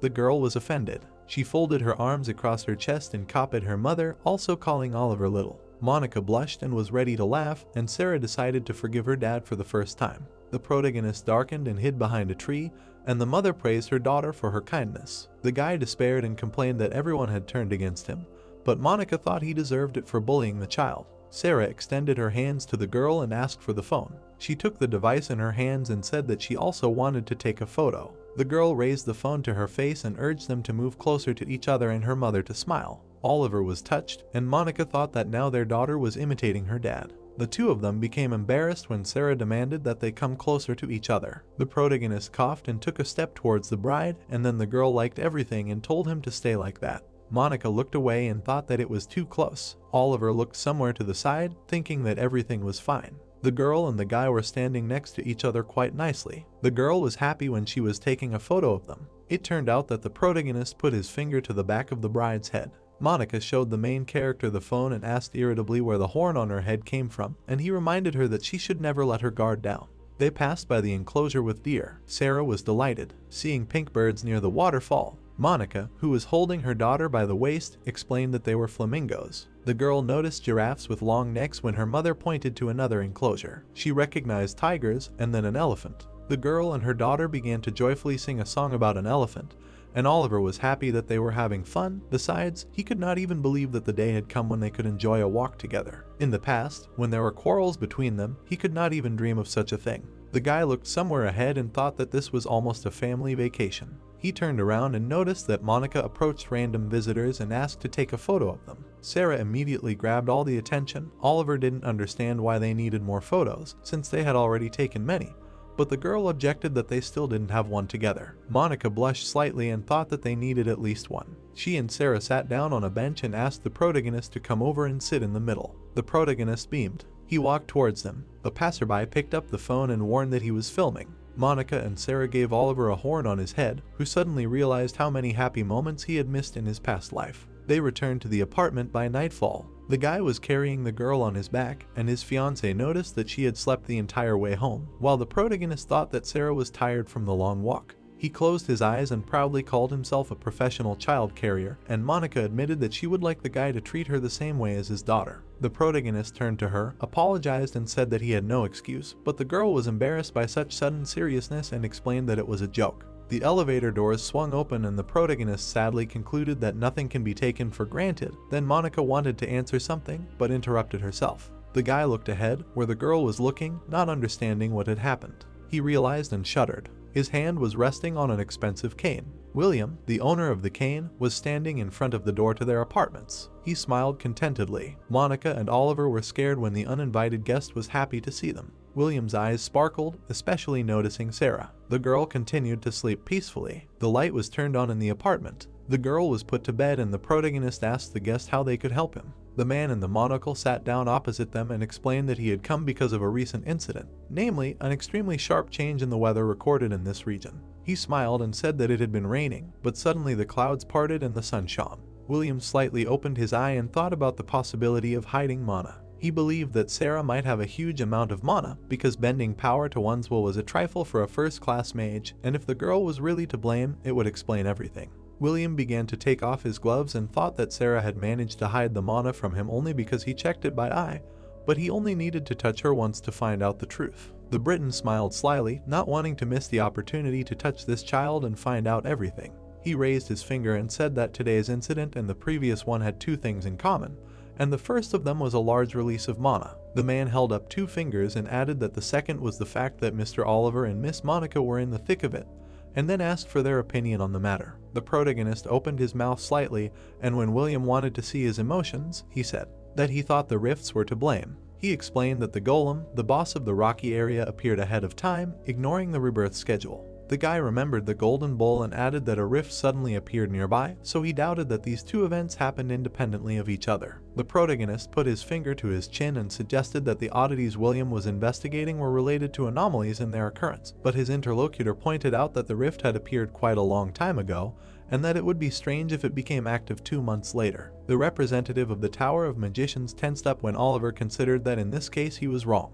He examined the protagonist, whose face was not tense, his eyes did not dart around, and his voice did not tremble. William knocked on the table and could not decide whether they really had nothing to do with it, or whether this was a cunning bluff, then suggested talking about the House of the Koryo Sword. The guy put his hands on the table and reminded that they had already discussed this topic, but the Englishman said that something had been hidden from him that time. Monica visibly flinched when the representative of the Tower of Magicians mentioned that there had been a child with them at the time. William noticed this reaction. He smiled predatory, as if he had caught prey, and asked whether the parents had been with their daughter at the time of the rift. The guest rose, and when the protagonist confirmed this, suggested that the girl could have picked up some strange object on the street. The protagonist turned to William, who had gone somewhere, and asked what he meant, to which the representative of the Tower of Magicians replied that this happens, and there are often cases when children find lost artifacts and unknowingly provoke incidents. The man stood in front of Sarah's bed. His fingers glowed. He reached for the girl with the intention of checking this if no one objected.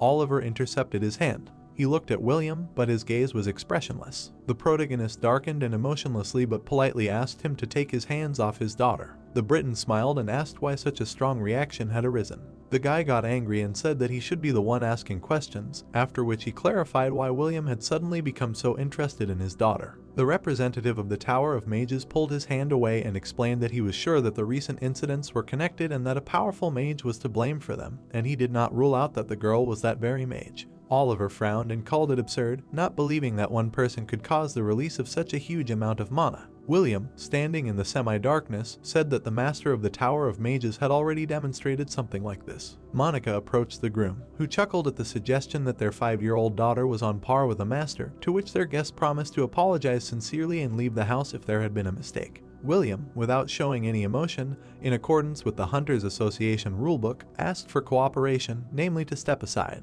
Monica frowned and replied that Sarah was not a hunter and therefore had no obligation to cooperate, and Oliver added that they, as her legal guardians, would not allow just anyone to neglect their daughter's rights. A heavy silence fell. William released the power from his hand and said that he was returning to Britain the next day. He bound Sarah's parents with magical spikes and admitted that he did not have time for formalities. They fell to the floor and the girl began to scream, but William asked them not to worry. The representative of the Mage Tower extended a finger towards the girl and said that he would quickly check something. He poked Sarah in the forehead. Then he felt something incredible. It seemed to William that an entire ocean had washed over him. He pulled his hand back as if in pain. The Englishman fell to his knees and Oliver noticed that the bonds had loosened. The man in the monocle rose again. He created dangerous magic in his hand. The guy got scared. He jumped towards the guest, insulting him along the way. William turned around and began to hold his palm with magic in front of the girl's father's face. He sweated and asked Mr. Oliver why he was protecting this creature. The Briton saw a monster in the sleeping girl, not a person.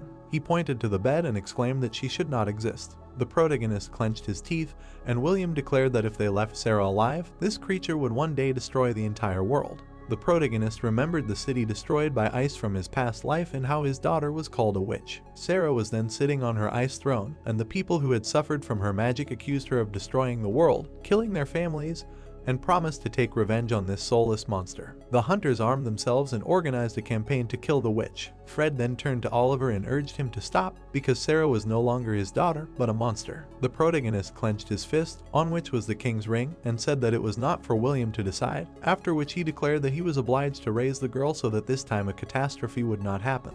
He opened his mouth and shouted that she was not a monster. Oliver burst into tears and concluded that Sarah was his daughter. The Briton narrowed his eyes and noticed that the guy did not understand him. He pointed a finger at the girl and demanded that she stop resisting, otherwise she would die. Then the protagonist called him a freak. The protagonist shuddered when William told him not to raise his voice and warned that he would kill Sarah as soon as she woke up. Oliver turned away and admitted defeat if the representative of the Tower of Magicians did not touch his daughter. William smiled and politely asked to pass him the phone from the table. Sarah continued to sleep, and her father was curious about what the guest wanted to do, after which the man replied that this child contained incredible power. William looked into Oliver's eyes and said that he was sure that she would help make a huge contribution to magical progress. Then the protagonist guessed that they wanted to take her to the Tower of Magicians. The guy clenched his teeth, hearing from William confirmation of this and a promise that she would be treated humanely. The Englishman extended his palm and demanded to give him the phone, but Oliver knew that he was lying, since in a past life his daughter was kidnapped by this man.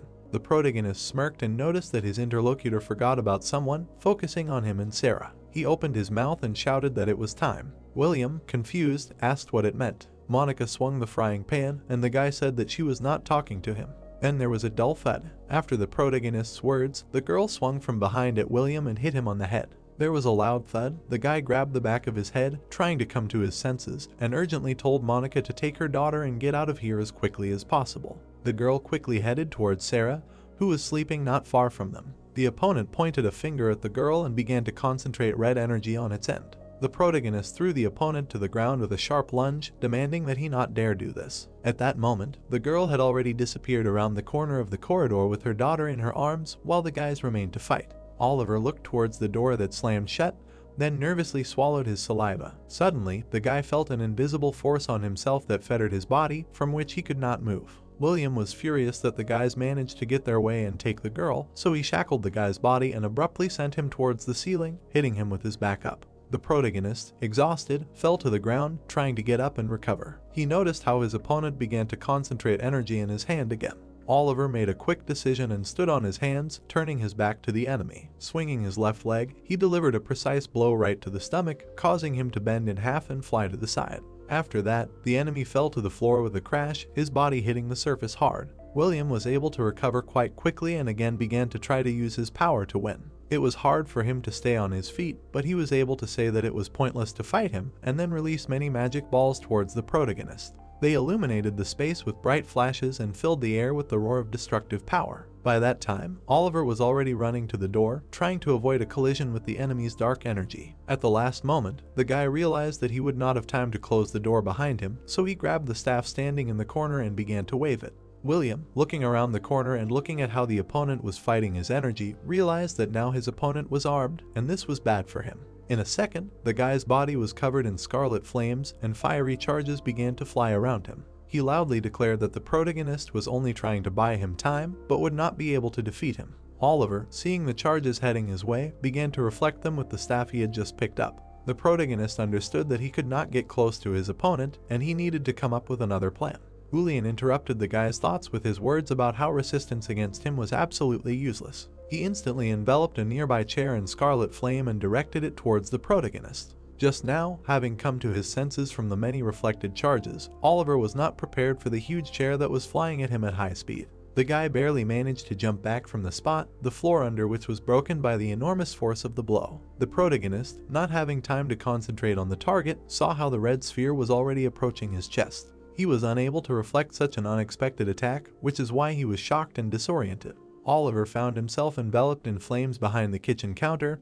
He looked angrily towards his opponent. The guy thought that by taking out his weapon, he only increased the distance between them, which gave his opponent an advantage. He understood that it is always important for a magician to keep his distance, because from afar it is much easier for him to aim and spend time preparing for a spell. The protagonist rushed forward, closing the distance in a matter of seconds and realizing that he would not be able to disable his hands if he continued the fight in this position. William responded to his attack with red spheres of magic that appeared again. This time, the guy successfully dodged the trajectory of the projectile's attack and avoided damage to himself. Getting closer, he grabbed his weapon in both hands and swung with a furious cry that he would not fall for his opponent's trick a second time. From the force of the blow and the swing of the weapon, William lost his advantage in the form of magic in his hands. He found himself in the middle of the room, trying to bring his hands back into action. A second later, the opponent turned around and saw a new attack from the hero. Oliver, swinging his staff again, got too close to the opponent's chest, which is why he had no chance to dodge the attack. The guy loudly declared in his head that finally this fight would be over. A second later, he saw William's smile and happy face, who said that the protagonist was only one step away from victory. Oliver did not understand what was happening, because his movement suddenly stopped and the weapon did not reach the opponent's chest. He trembled with fear and misunderstanding of what had happened and how he ended up in this situation. The enemy only laughed at him. He drew the protagonist's attention to the fact that his body was chained to the entire room by energy chains. William looked at the shocked opponent and said that he did not think that he would fall for the same mistake twice. He took Oliver's staff from him and said that he recognized his extraordinary skill in combat. The guy thought about it and said that he would leave himself in an unsafe position if he did not do something. He clenched his right hand into a fist, causing red sparks and directions of color rays to pour out of it.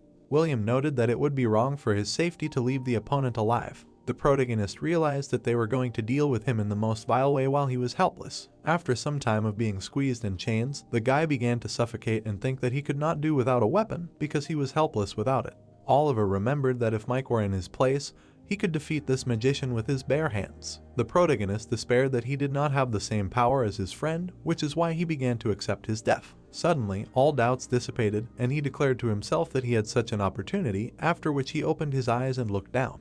Oliver nervously and slowly lowered his head, seeing something that attracted him below. He knew that he had the ability to gain the same power as Mike. A green notification appeared before the guy's eyes, asking him to choose the number of souls to absorb this skill. The protagonist looked at the number of accumulated souls, which was 100, and realized that the side effect made him feel uneasy. After confirming the use of absorption, he noticed how the power began to flow to his hands. A notification appeared in front of his eyes that he used the king's ring and absorbed 100 souls. Oliver's entire body was covered in green flames that came out of his chest. The protagonist looked at another notification that he finally received a surge of power and a supply of mana. The chains on his limbs stopped holding such a huge force and began to crack and collapse. William noticed that something was wrong with his opponent, and he was covered in strange magic that allowed him to get out of his shackles. A second later, Oliver abruptly broke free, tearing all the chains into pieces. The opponent was shocked and furious, not understanding how this was possible. While he was trying to comprehend what was happening and come to his senses, the guy had already crawled behind his back and circled him several times. William tried to cover his heart with his hands, which was releasing magic from his body. Until the last moment, he sincerely tried to find out how his opponent managed to get out of the magical shackles. Oliver found himself in front of his opponent and swung his fist, applying all the energy to that part of his body. He loudly declared to William that he was not going to give up just like that and would not die in vain.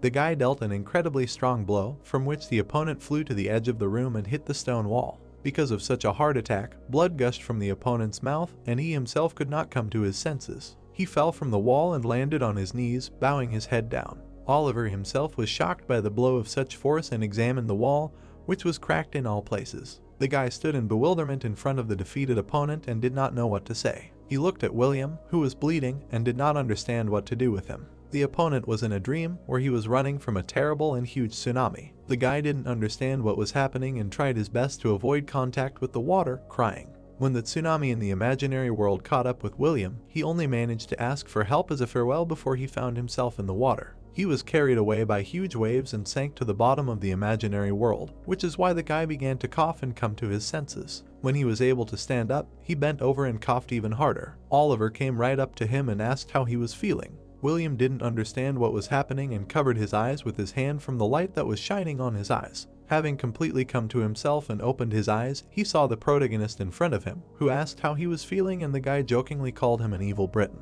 William had already completely recovered and looked around the room, asking where he was. He asked his interlocutor with sincere surprise who he was and what he was doing there. Oliver walked away from his interlocutor and asked in shock if he remembered what happened to him. He sat down next to the guy and began to listen to his head opening, and he did not know or remember anything.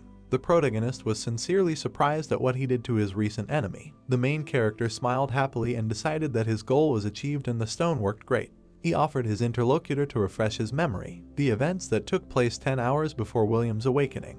Oliver sat in front of the disabled opponent and did not know what to do with the one who did not wake up. He saw a notification that his strength and mana were returned to normal, and the King's Ring absorbed a piece of his humanity. The guy looked at the defeated enemy and thought about what options for actions and events he had. Apparently, he was not ready to negotiate because he already knew about Sarah's power, which is why he kept her in this place. The protagonist knew that as soon as information about her reached the Tower of Magicians, serious people would knock on their door, and their days would be numbered. The only way out that he could afford in this situation appeared in the guy's head. He picked up his weapon from the ground and raised it up. Oliver wondered whether it was worth killing his opponent so that he could not bring information to the Tower of Magicians. The guy put the sharp weapon right to William's neck and wondered whether it was worth doing. He remembered that the opponent tried to kill Sarah, and if he dealt with him right now and threw the body in some dungeon, then no one would even know about it. The protagonist stopped his own thoughts and wondered why such reasoning suddenly appeared in his head. The protagonist realized that the murder of such a famous person would lead to a large-scale investigation and search for the culprit. Besides, he himself was not ready to kill an unarmed man. Oliver fell to his knees again and threw his weapon to the ground, not knowing what to do and wishing he could turn back time so he wouldn't let it all go this way. Suddenly, a wonderful thought struck the guy's head, which stunned him and led him to a decision. He reached into his pocket and started looking for what he needed, arguing that although the clock couldn't be thrown away, there was another way out. Finally, the protagonist found an artifact that allowed him to remove all existing memories and took it out of his pocket. He stared at the glowing substance and then looked at his opponent. Oliver admitted that he could simply make William forget everything he knew. At this time, the guy was sitting opposite his interlocutor and trying to find out even more information about himself. The protagonist told him that he came to Korea to investigate the rifts. William repeated what the interlocutor told him. In his story, he mentioned that he took some drug with unknown properties, after which he went berserk and made a mess in the apartment. Oliver listened to the information that he himself had put into the clear mind and confirmed its accuracy. The interlocutor asked what happened here and whether he had to be neutralized to calm and pacify him. The protagonist said that everything was exactly like that. He tried to find out from the guy if he remembered at least something from what happened to him recently, to which he received an unequivocal refusal. The protagonist paused, then apologized to William, causing him genuine surprise. The guy tried to object because, in his opinion, he should not apologize for what happened to them earlier. Oliver still insisted that the interlocutor's amnesia happened because of him. William said that using the artifact despite his achievements was his decision, and it was not the guy's fault, especially since he persuaded him not to take it. The interlocutor apologized and promised to pay for the elixir and compensate for the moral damage that he caused with his crazy actions. When he got dressed and was about to leave, Oliver called out to him and asked him to wait. The protagonist tried to find out about the Hunters Association, to which his interlocutor received a request. William stopped and turned around, then thought about it, repeating his phrase. The protagonist pulled out a note and offered him to accept this contact information in order to try to contact them. He tried to convince the guy that they would definitely help him there. The interlocutor insisted that he should not be helped because in his opinion there was no point in it. Oliver, perplexed, tried to find out what this could mean and what he meant. In William's eyes, the guy acquired the appearance of an angel, trying to help an unfortunate person in need. The protagonist offered to help accompany the interlocutor to the street and catch a taxi. The guy was beside himself with happiness and embarrassed by the care shown by Oliver. He was very glad that he finally met sincere Korean goodwill. Finally, the main character accompanied him to the taxi and it waved after him. The protagonist continued to stand at the bus stop and wave after the departing taxi, not understanding what to do next. When the car disappeared into the distance, it finally calmed down and nervously exhaled, after which he sat down on a bench. Oliver was unspeakably glad that all this was finally over and he could breathe a sigh of relief. The guy also noted that not throwing away the amnesia stone was a good decision, because thanks to it, he erased a year of memories from William's head, so everything should be fine. A blue notification appeared before the protagonist's eyes, saying that he had successfully prevented Sarah's misfortune and updated the special quest, and he was very happy and relaxed. Suddenly, a second later, another notification appeared, which said that due to these actions, part of the girl's memories were absorbed. Oliver, having read it, found himself in a stupor and bewilderment about what had happened. He did not understand what this notification meant and what memories of Sarah it could affect. The girl slowly opened her eyes while lying on the bed in the stone room and coming to her senses. Having risen from the mattress, she looked around in bewilderment and was scared, not knowing where she was. The creepy walls and the old iron rusty door scared her even more when she finally examined the room. Sarah began to remember what had happened and finally realized that she had been kidnapped and brought to this place. Having realized this, she quickly ran towards the iron door. The girl began to hysterically, with tears in her eyes, knock on it and ask for help so that at least someone would respond. Before she could finish her sentence, the door to the stone room swung open and two men with purple eyes appeared on the threshold. They began to talk about the fact that the girl woke up earlier than they expected, so they did not know what to do with her and decided to contact the management department. Sarah, hearing English, fell into even greater confusion and shock, although she knew their language, but she understood that they most likely did not mean this. The girl did not know why she was brought here and what they wanted from her. One of the guards looked towards the girl and admired her strength because, according to him, she was still too young to possess it. The interlocutor agreed with his partner's thoughts and said that her power was capable of eclipsing the Archmage himself. The first man said that, most likely, Sarah was here for a reason and, apparently, would serve magical progress well. The girl remembered how her mother, when she was a child, asked her not to show her power to anyone, but to demonstrate it only to her. Her father also asked her to carefully hide her abilities and not show them in plain sight, and also to promise not to use magic. Sarah lowered her guilty gaze to the ground and realized that, most likely, it was her own fault that she was here. The girl remembered that she had not simply broken her promise and used her power, but had spent all the mana she had at that time. Suddenly, the man returned to the cell to his partner and said that he had received an order to put the girl to sleep again. The interlocutor agreed to carry out the order from above and stretched his hand forward, creating a magical purple sleep aerosol. He asked Sarah to breathe it in and fall asleep. When the girl fell asleep, one of the mages asked what had happened to her parents because he knew that they had kidnapped her right from her home.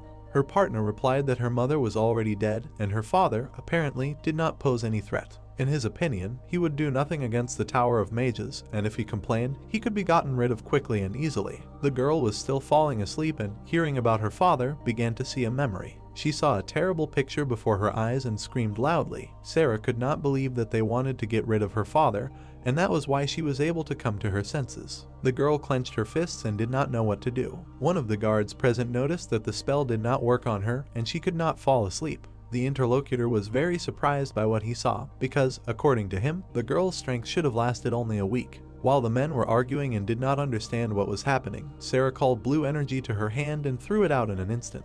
The guards were horrified and realized that it was too late to stop her, and the girl would not leave them alive after hearing what she had said. The mages did not understand what was happening because they were told that Sarah's mana had already been completely used up. Finally, the girl completely covered herself with blue energy and filled her eyes with it. A strong explosion thundered in the place where the men were standing, from which they flew to the side. The mages received severe damage to the chest area, from which they could not cough and get up. Sarah approached one of them and directed all the energy in his direction, threatening to kill him if he did not tell where she was. The man, seeing the girl's real strength, was horrified, realizing that she still understood their conversation. A second later, he tried to stop Sarah with an unexpected throw of mana in her direction so that she would fall asleep, as they planned. The sleeping gas vapors did not pass through the girl's blue shell, but exploded upon contact with her. The mage was left perplexed, because he did not know how to react to this and what he would do next, considering that his magic had stopped working against such a strong opponent.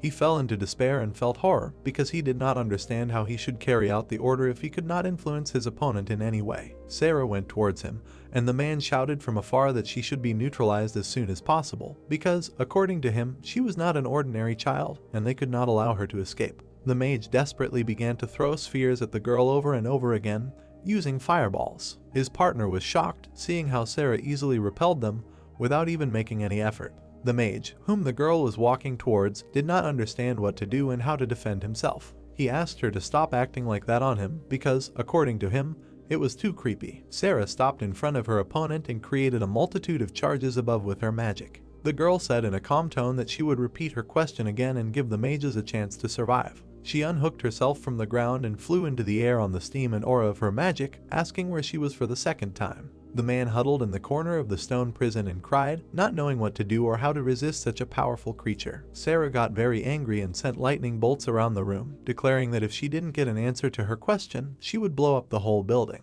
The magician, seeing her strength and power, decided that the girl wasn't bluffing and could really destroy the whole building, so he confessed that they were in the magician's tower in Britain. The opponent was very surprised to learn that they were in another country, to which she received another confirmation of her words. Sarah asked the man why they brought her here and why they wanted to get rid of her father. The magician cried from fear and horror. He didn't know what would happen to him and how to answer such questions if he knew the expected reaction to the answer. He tried to say something, but he couldn't put the words together from fear and simply turned away from her in shame and tears. Sarah rubbed her hands with her fingers and created even more blue energy in the room. A second later, she intended to destroy the magician for not answering all her questions, and he grabbed his head and begged for mercy. Suddenly, the rusty iron door to the dungeon opened and William entered, asking what was going on here. The man, whom Sarah had cornered with her power, asked the chief for help and tried to draw his attention to himself. The guy did not earn it, but only greeted the girl, saying that she had finally woken up. The guy went deeper into the dungeon and asked her not to be afraid of him, because, according to him, he was not going to harm her. William looked at Sarah's furious eyes and asked what she wanted. He asked her to say it at least in Korean, because he would understand even that way. Sarah said that she intended to go back to her dad's home. The interlocutor listened to the girl and repeated her offer out loud, after which he took the phone out of his pocket and brought it to his ear. William promised to contact Sarah's father, after which he asked into the phone receiver to connect him with a person from the Hunters Association. The boy handed the phone to the girl and asked her to talk to her father. The girl did not trust such mercy, so she used magic to take the phone from his hand. She put the phone to her ear and asked her father on the other end of the line to answer. Instead of her father's voice, she heard only interference, and the phone screen lit up red, reminiscent of blood or red magic. Looking at the screen, she saw a strange logo of a man in a hat, and the phone began to be covered in a red aura. Suddenly, the phone exploded in her hands and covered the entire room with red light and discharges of electricity. The girl did not expect that she could be betrayed and deceived like that, so she threw the phone aside, not understanding what to do. A second later, her consciousness became clouded, and she herself closed her eyes and could barely move. William looked at the girl who had fallen to the floor and thanked the Almighty that she was just a naive child, and he did not have to mess around for long to deceive her. The guy, leaving the stone prison, asked one of the magicians to use a strong sleep spell more often, because, according to him, the girl really posed a threat. The man objected, saying that it could be dangerous for a child's developing body and would have a bad effect on her in the future. William looked menacingly at his subordinate and said that they would be in danger if this creature woke up again. The magician briefly agreed with his words and began to drag the girl to the bed. Sarah slept soundly and saw only her dad, not knowing where he could be and waiting for his arrival. All this time, Oliver absorbed the memories of his daughter and cried from what she had to go through. Realizing what was happening, the guy was even more unable to hold back his tears, glancing at the notification that he had successfully changed the future. The next notification reported a forced acceleration. In the real world, the sun was shining brightly above the tall skyscrapers. Oliver was heading to the elevator in this building. The guy only now began to realize that he was shown the memories of his daughter from her life before returning to the past. The only thing that bothered him most was that he did not look at them, but absorb them. Therefore, the protagonist could not even imagine how this would affect him in the future. Entering the elevator, the guy closed the doors behind him and continued to think incessantly about the fact that he did not know anything about this world and about the last notification about the acceleration of something. The protagonist knew that even the very fact of returning to the past was already incredible, so events have recently taken a completely different turn. Entering the elevator, the protagonist looked at the notification and realized that there was something more important than everything that happened to him then. He read the notification that he prevented the first of 5 misfortunes that were supposed to happen to him. The guy was worried that he did not even know what the essence of the other 4 misfortunes was, and, given the events before his return, one could predict that the next misfortune should be Monica's death. The protagonist was very worried, because he understood that if he did nothing, the girl's life would turn out tragically again. He clenched his fists tightly and decided that if the reason was the same as last time, then he had the opportunity to prepare for it in advance. The protagonist knew that for this they needed to become stronger. He approached the door, where he was met by a man in a suit who invited him in. Entering the office, Oliver slammed the door behind him and thought that he had to achieve his goal at any cost. He asked Hannah, who was sitting in front of him, why she wanted to meet with him. The girl was sitting in a chair, crossing her legs, and said that it was an important meeting on a work issue. The protagonist indignantly folded his arms across his chest and said that she could have just called him, and he could have stayed home. The interlocutor confirmed that she understood his displeasure because she was taking up his time, but apologized and asked to get down to business right away. The girl pointed at the guy and asked if he wanted to create his own guild, because, according to her, she could support him in this. Oliver was very surprised and amazed to hear such an unusual question. He was very scared by such a proposal and pointed his finger at himself, trying to make it clear that he would not be able to organize and promote it. Hannah asked him to sit next to her and said that she could even pay him for creating a guild. She also mentioned that she could transfer control of minor dungeons that he wanted or those that she chose herself. Oliver almost did not listen to the rest of the conditions, because he only thought about the fact that he was hitting the jackpot because he would be able to receive rewards for the first time clearing his own dungeons. The interlocutor tried to find out why he was being rewarded so generously for such an action and what was the catch. Hannah answered that this would be possible only with one condition: if she joined his guild. The protagonist became worried and thoughtful, not understanding what this could mean. The girl replied that at the moment she could not become a full-fledged hunter since her father forbade her to work after that injury during the clearing of the dungeon. Oliver reminded the interlocutor that she had already gone with them after that incident, to which the girl replied that she had simply run away and not told anyone. Hannah said that the guild would act as a cover for her to join the ranks of official hunters. The interlocutor said that the main conditions for acceptance should include mandatory visits to the dungeon of the entire guild. The guy objected and reminded the girl that her father was the chairman of High Tech. He asked her to think about it because, according to him, he did not really want to quarrel with him. The girl asked the guy not to worry because he could disband her at any time and she was obliged to provide compensation. Hannah said that she was even ready to hire a specialist who would regulate the work of the guild and Oliver would not have to do anything at all. The protagonist asked his interlocutor if he understood correctly that he was acting as the leader of a fake guild for cover, to which he agreed. Hannah also reminded that she was not allowed to recruit people to the guild, and because her father would immediately find out about everything. She suggested that Oliver handle this part and asked what he thought about it. The guy began to reason and say that there should be at least 5 people in the guild, including the leader. He listed his team and said that in this case they had 3 more places free, so he suggested trying to organize their own guild. The protagonist also noted that, by a lucky chance, he had suitable candidates to join the guild. A week later, the guy was in the office and clarifying some details. The girl sat in front of him and registered the name and leader of the guild. Having received all the consents from Oliver, the stranger said that all the papers were ready and his guild officially existed from that moment. The protagonist headed towards the open car door, leaving the office, thinking about the fact that the time spent on creating the guild turned out to be much more than he thought. He was glad that at least he had no problems with the documents. Suddenly, an unknown man in a suit got out of a black car, which was parked right in front of the guy, and asked Oliver's name. He asked him to go with them to the car. Having looked closely, the protagonist noticed another person in the back seat and recognized him, the head of High Tech. The guy got into the same car with the chairman of the company, and the man was the first to decide to talk to him, saying that he was notified that he had created his own guild. The protagonist did not know what to expect from this man and what kind of conversation was ahead. He agreed with the words of the interlocutor and said that he did not deny the creation of his guild. The chairman was surprised by such openness of the guy, to which he replied that there was no point in hiding anything for him because everything was already known. The man grinned and said that he had a request for his interlocutor. He asked Oliver to remove the name of his daughter from the list of guild members, to which the interlocutor replied that he did not see this possible. The representative had expected such an answer in advance, so he decided to make the guy a better offer than the girl had made him. He suggested to the protagonist that High Tech itself sponsor his guild and asked what he thought about it. The man extended his hand to his interlocutor and said that his company's conglomerate was planning to sponsor a new guild. He wanted to hear the guy's approval and asked what he thought about it. Oliver was very surprised that someone had volunteered to sponsor his guild and asked him again about it. The chairman sat up straight, put his hand to his chin and thought about it, saying that he himself was initially disposed towards the guy. The man was very grateful to him for saving his daughter. The protagonist, hearing such an attitude towards himself, could not believe his ears and became very excited.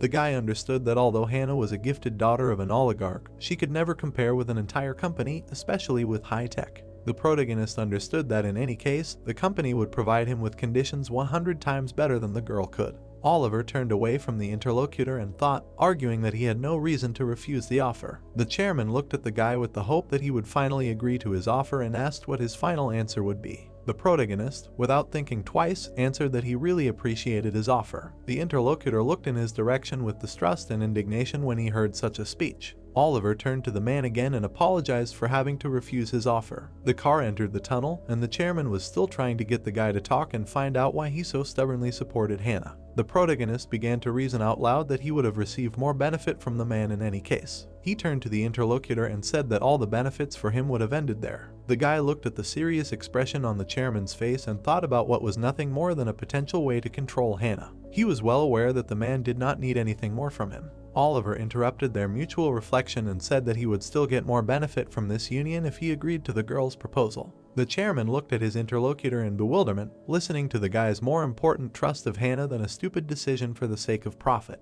He also noted that it would be better for him and his guild in the long run. The man seriously folded his hands on his knees and asked the interlocutor if he thought about the fact that he would find a strong enemy in him if he agreed to the girl's proposal. Oliver smiled in response and said that for him there was nothing bad in it, because the girl promised him that she would not allow this to happen. The chairman continued to question the guy with distrust and bewilderment. The protagonist claimed that he trusted Hannah very much because he was sure that she would always keep her word. The guy looked out the car window and looked at the sky, remembering the old days. He knew that the girl, even if she understood that success was impossible for her, would always take on the task. Oliver remembered that she was exactly like this when he first met her, the one who would always keep her word, no matter what it took. The interlocutor, hearing his reasoning, laughed loudly at the top of his voice, declaring that he now understood why his daughter liked the guy so much. The man pointed at the guy and said that he would allow the girl to be listed in his guild as an exception, but only on one condition. Oliver himself was already conveying the conditions for the creation and participation of Hannah in the guild, which were established by her father. According to him, the chairman insisted that the guild should fulfill its true role, no matter who was listed in it.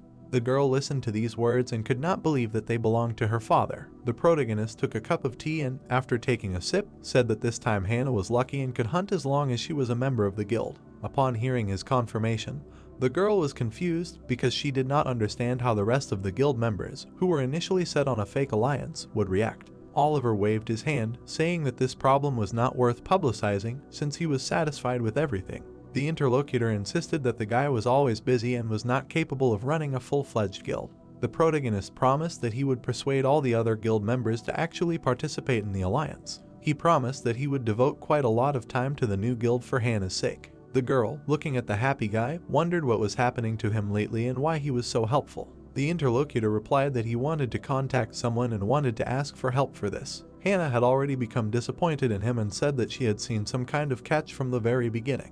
A huge blue spherical portal appeared over Athens in Greece. Giant winged monsters with horns began to fall from there straight to the ground, breaking the stones beneath them. Civilians, seeing a huge crack on their heads, began to shout about it everywhere and asked to protect the peaceful population of the city. One of the children saw knights who furiously rushed to attack the defense of the city. The mother was very scared and held the boy, asking him not to leave her during the attack. However, a second later the woman lost her child, and he rushed towards the huge monster, not understanding who he was and trying to greet them. The huge creature jumped from the roof and rushed towards the boy to kill him. The claws of the huge monster approached their target, but one of the knights defending the city noticed it in time. Someone completely covered in armor with a sword in his hand jumped down from the same place to save the boy. The brave fighter unsheathed his blade and, before swinging it, created magical currents around the blade. The knight dropped to the ground in an instant, cutting several monsters in half. Finally, he reached the main one, which threatened the boy. The creature was furious and did not see the threat behind. A second later, a huge explosion thundered, and the boy flew away from it in the other direction, screaming and asking for help. The child landed and squinted, afraid of dying again from terrible bloodthirsty monsters. He noticed in time that in front of him were not claws, but a large, clean blade. The boy saw a girl in a knight's costume and partially covered in armor. He apologized and became very excited when he saw the corpse of the monster next to him. The civilians, watching as the unknown knight girl saved the boy and killed several monsters with just one blow, were amazed by her strength and accuracy. The crowd of rescued residents began to rejoice in the victory and praise the girl who protected the boy and saved the entire city. A man behind tried to hold back the crowd and begged the locals to leave the area, as a rift had been discovered nearby. The woman, having found her rescued son, asked how he was feeling and if he was okay. The boy was very happy with what he had seen and what he had managed to participate in, so he said that he was not even scared. The joyful people began to praise the woman and call her the great sword master and the protector of the city. Finally, the knight took off her helmet and began to joyfully listen to the jubilation of the spectators. One of the courtiers asked in a worried tone if she was okay and how she felt, because he thought she was injured. Sophia put her hands behind her back and, squinting her eyes, said that she was completely fine, but the only obstacle was a slightly heavy suit. Her words were followed by the news from the interlocutor that they had received a call from South Korea. The woman looked around in surprise and began asking for details of the call. According to the courtier, the call came from the high-tech company. Oliver sat in his apartment and waited for the call until the phone finally rang. The guy got excited at the moment and thought that he was doing all this in vain and in vain. Deciding that it was too late to retreat in such a situation, he picked up the phone and greeted the person on the line. Sophia was talking to him. She introduced herself and asked him why he had called and why he wanted to talk to her. Oliver was confused when he heard her voice and said that it was he who had called. The woman kindly asked if the call was about the guy joining their guild.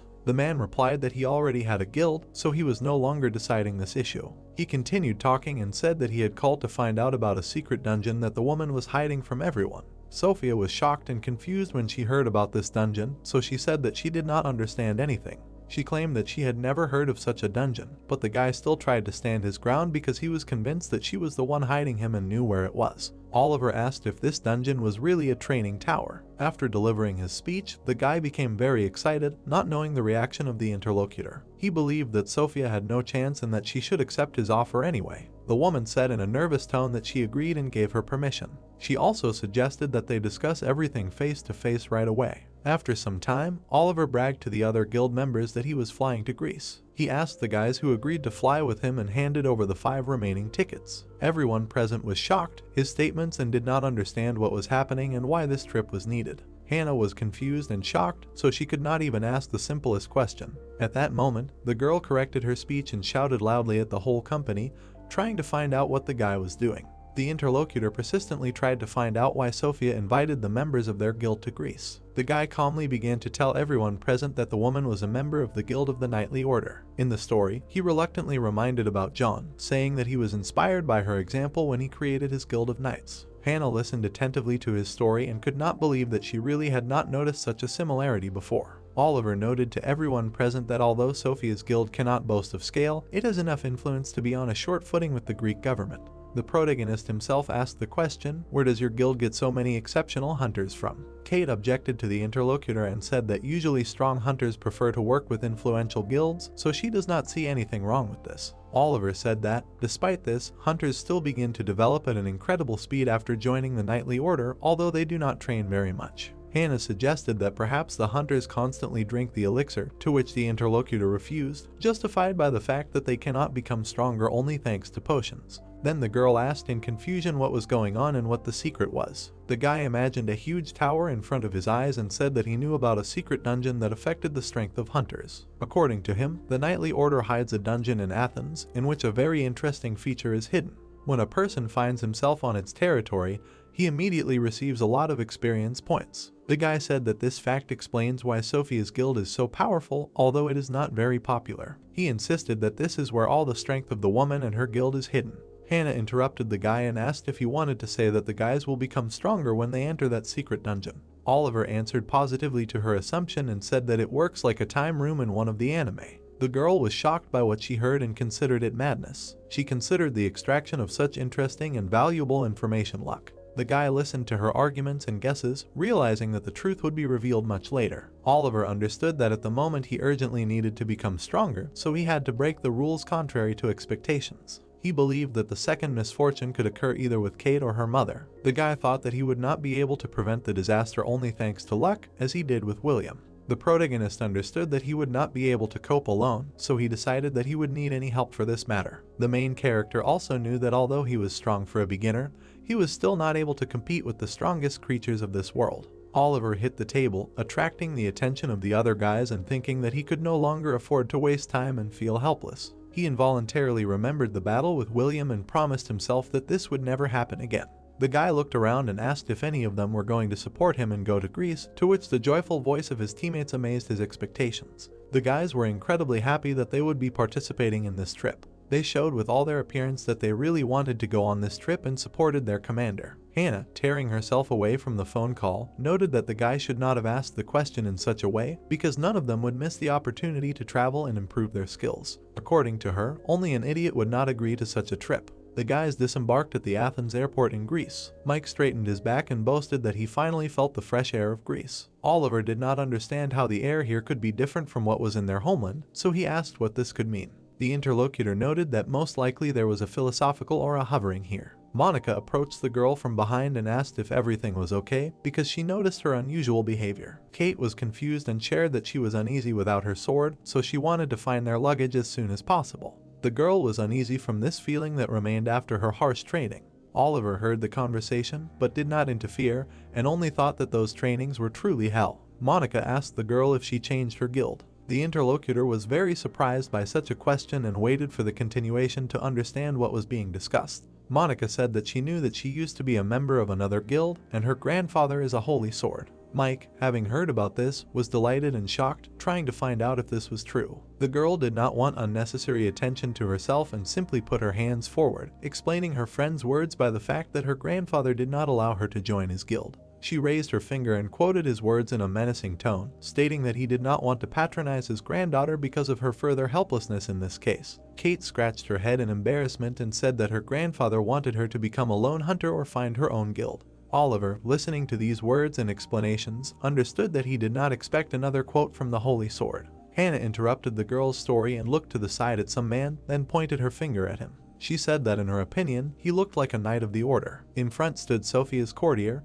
who held a large piece of paper with an inscription on it. He was amazed that the woman even sent them a celebrity as an escort. The man sent was Sophia's right hand, Alex. Oliver knew that the guy faithfully followed the woman to the very end. The ambassador approached the guys with a piece of paper and asked if they were the Spectre Guild. The protagonist shook his interlocutor's hand and introduced himself as the head of the guild. Alex suggested not to hesitate and go straight to the car that was waiting for them outside the airport, where the guys could tell something about themselves. The guy looked at the head of the guild again and realized that he didn't see anything special in him yet. Even he didn't understand why Sophia invited these newcomers to Greece. On the way, Monica looked at the local sights and was happy with what she saw. She asked Oliver to look at a beautiful building. The guy briefly agreed with her and smiled. Alex asked the girl if she liked their city and then suggested visiting a sanatorium when they had time. He noted that the local architectural structures were real works of art.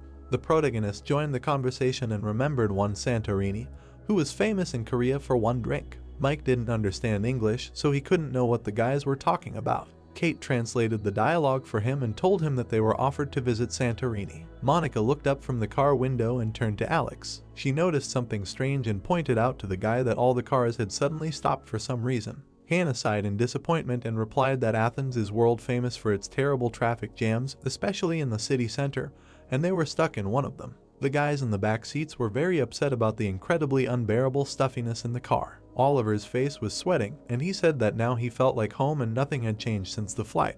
Alex laughed at the guys' disappointment and said that they were in no hurry today, so they could even stop somewhere for a bite to eat later. He complimented all the girls and said that it would be an honor for him to have lunch with all of them. The guy didn't stop there and asked if all of them were single. Hannah smiled and raised her hand, saying that she was married to her job. Kate stroked her sword and said that she was in a similar situation, only with her own weapon. Alex turned everyone's attention to Monica and asked the previous question. The girl was caught off guard because she did not even try to think of a reason to refuse lunch. She was very embarrassed and looked at the seat next to her, where Oliver was sitting, hoping that the guy would stand up for her and not let her bombard him with questions. Kate steered the situation by bringing the guy and the girl closer together, saying that they were husband and wife. She also reproached Alex for the fact that flirting with married girls was not nice. After some thought, the guy apologized for his behavior. Oliver looked back and looked at Kate, who showed him 2 fingers, indicating that her plan had worked. Alex decided to continue the conversation and suggested that the young couple go on a trip to Greece after they finish their business,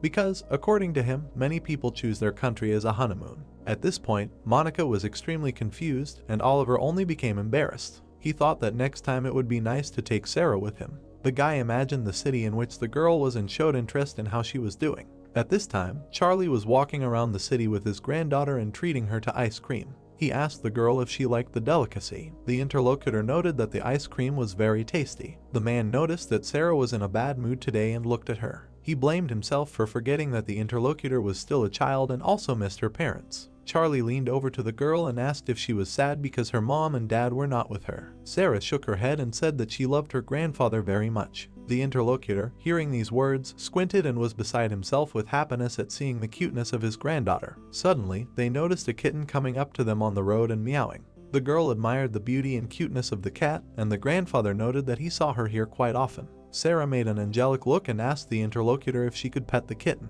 Charlie couldn't refuse her, but asked her to wash her hands thoroughly afterwards. While the girl was playing with the cat, the man was looking around, looking for a store where he could buy wet wipes. The kitten was acting tame and demanding affection. Sarah couldn't take her eyes off her new friend. Grandfather called out to her and said that he would go to the store for a while to buy some wipes and asked her not to go anywhere. He left, leaving the girl alone with the kitten. The little magician continued to pet the cat, and over time, it began to wag its tail. The girl saw this wagging and reached out with her hand to touch the tail. Suddenly, she heard a voice from the kitten asking her not to touch its tail. Sarah looked at the cat again. She couldn't believe her ears because it said that its tail was very sensitive. At this time, the guys from the guild were already approaching a huge building and were shocked when they looked up. Oliver said in a timid voice that this was the very guild building. Having entered, the interlocutors continued to discuss the aristocracy of the room and talk about how it should be renamed a palace. Alex attracted their attention and announced that he had prepared several rooms for them so they could feel at home. The guy called out to Oliver, who was already ready to go to his room, and asked him to follow him. Sophia was looking at the sun through the window at the top of her residence and was waiting for the protagonist to arrive. Alex led the protagonist into the room and said that its leader wanted to see the guy. The woman, hearing their words, turned around. On the approach to the main residence, the guy decided to warn his interlocutor. He strongly recommended that he be polite to the leader. Oliver accepted his concerns and agreed. Alex replied that he hoped that the guy took his words seriously. He approached the large wooden door and knocked on it, introducing himself to Sophia. At this time, the woman was looking at the street through her window and asked Alex to come inside because, according to her, the door was open. A second later, when the guys went inside, she turned around and greeted the head of the guild. Oliver bowed to the woman and said that it was a great honor for him to appear before her with an invitation. Sophia looked at the guys who were standing at the entrance and asked Alex to prepare a free room for the guests. The guy asked to give him just a minute and he would find a suitable free room. The woman was left alone with the protagonist in the room, sitting opposite each other. She closed her eyes and exhaled nervously, preparing for a dialogue. The protagonist felt a strange aura from her. The guy tensed up and became wary. He looked at his interlocutor and realized that if he made just one mistake, he would most likely say goodbye to his life. Oliver's hands were shaking, but he overcame himself and asked the woman to get down to business right away. The protagonist took all his will and said that he knew how to kill something. The guy didn't even have time to finish the sentence as he saw the blade approaching his face. Even under the pressure of being destroyed, he said that he knew how to destroy the boss of the training tower. Sophia looked at him with distrust and asked how he was going to destroy the boss. Oliver was very worried that he would die right there, but decided to act to the end because, in his opinion, he was negotiating and should not be afraid of anyone. The guy noted to the interlocutor that it would be very uninteresting to lay out all the information from the very beginning. The woman looked the protagonist in the eyes again and said that he most likely did not value his life much. Oliver responded by saying that his interlocutor herself would lose a lot because he was the only source of information, and if he died, she would not receive anything. Sophia remained silent and thoughtful, still holding the blade near the guy's neck. She put the sword behind her belt and said that she wanted to ask the interlocutor about something.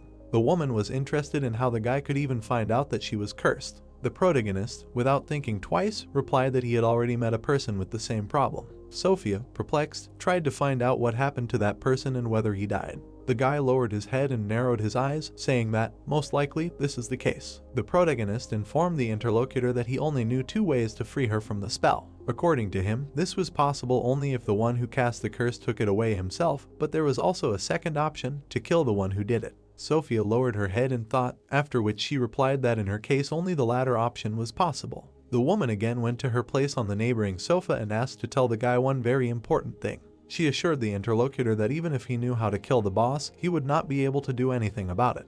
The guy was very surprised and asked why she decided so. Sophia, looking around and examining the interlocutor, said that his strength was not enough for this. According to her, in the tower, hunters can really become stronger in a short time, but this largely depends on luck. Even if a person is lucky enough to develop quickly, he will still remain an inexperienced beginner, so his skills will not be enough. The woman also said that usually her hunters trained for several years before entering the tower. Oliver did not understand what his training had to do with this and asked the interlocutor about it. Sophia stuck her sword into the floor and put her hands behind her back, saying that no one would let a child go to the battlefield.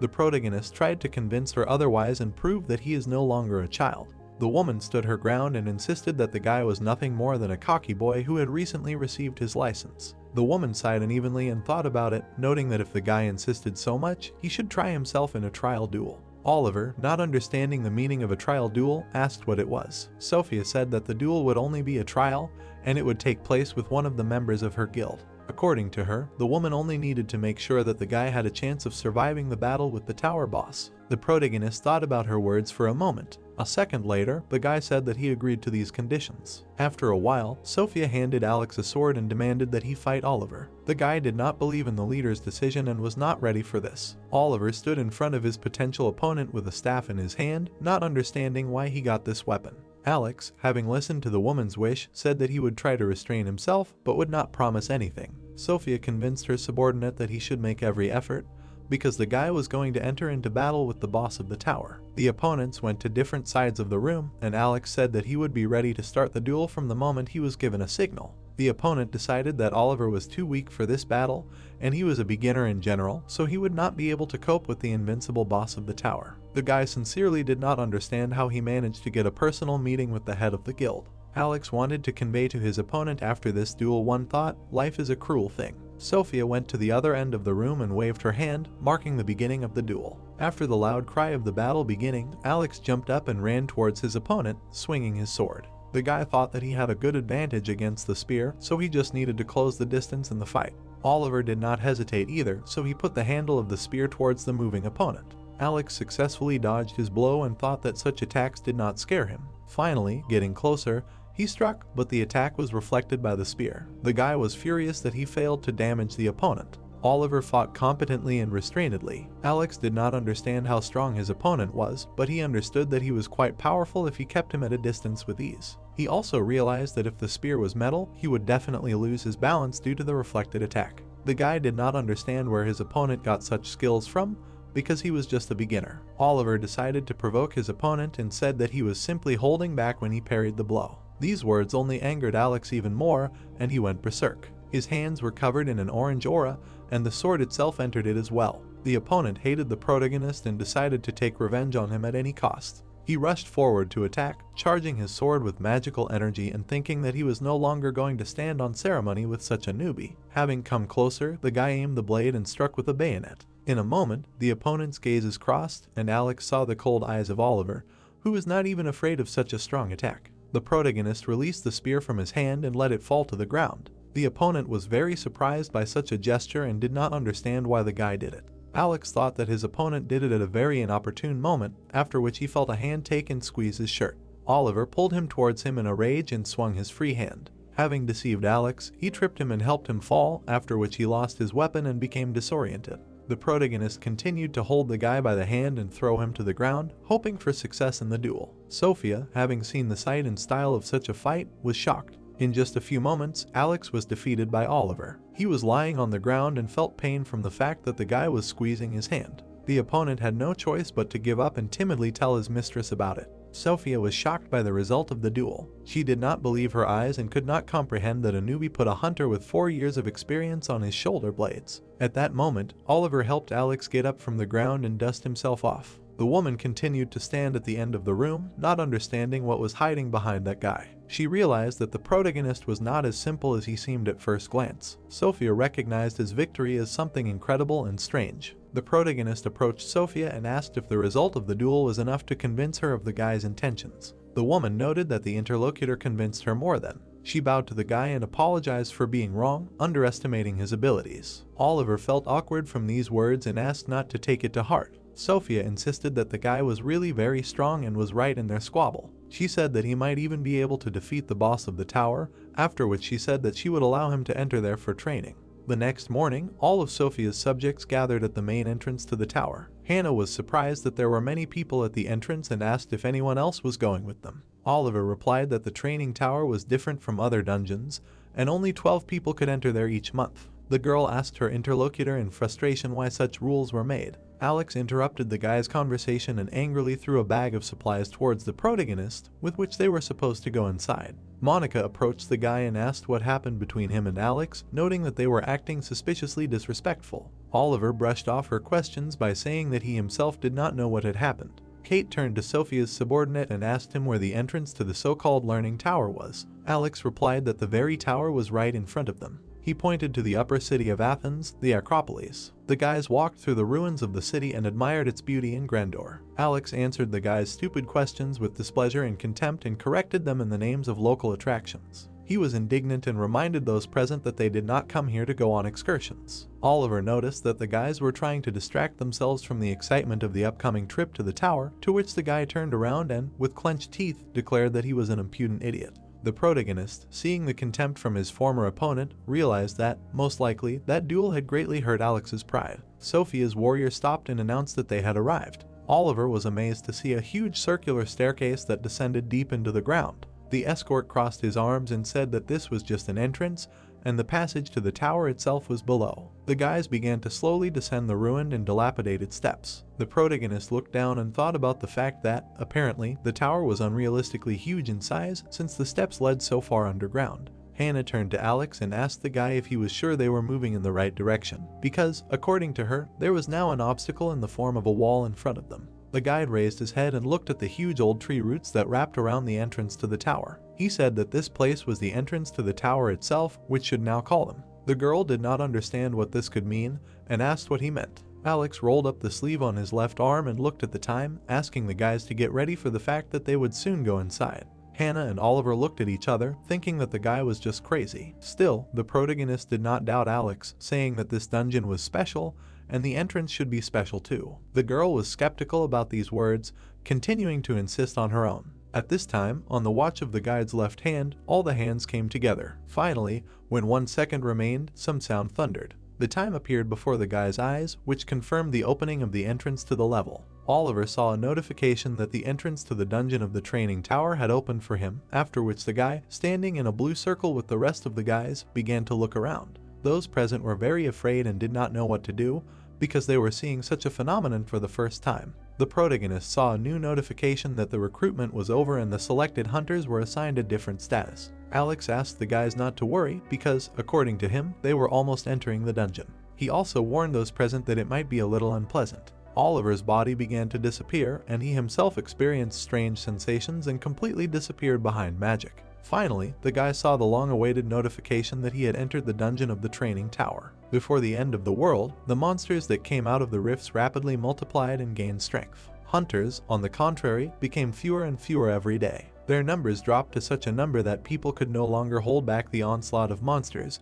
and they began to lack resources. The girl with the bandaged head saw the glow from above and looked at it. She stood up to her full height and, letting her hair flutter in the wind, watched the strange phenomenon. At that moment, a voice suddenly rang out from the heights of the sky. The source of this voice turned out to be a personal system. With the advent of this system, everything changed, as now different hunters were assigned and distributed different classes to help in hunting monsters. The system gave even more power to true masters of their craft, who had perfectly mastered all the abilities of combat for their class. The higher the rarity of the class, the greater the power. In Oliver's case, everything was different. Through the darkness, the guy saw a notification that his personal system had been updated. Suddenly, the calm atmosphere was interrupted, and a red error appeared stating that the system had been updated earlier and that this update was suspended.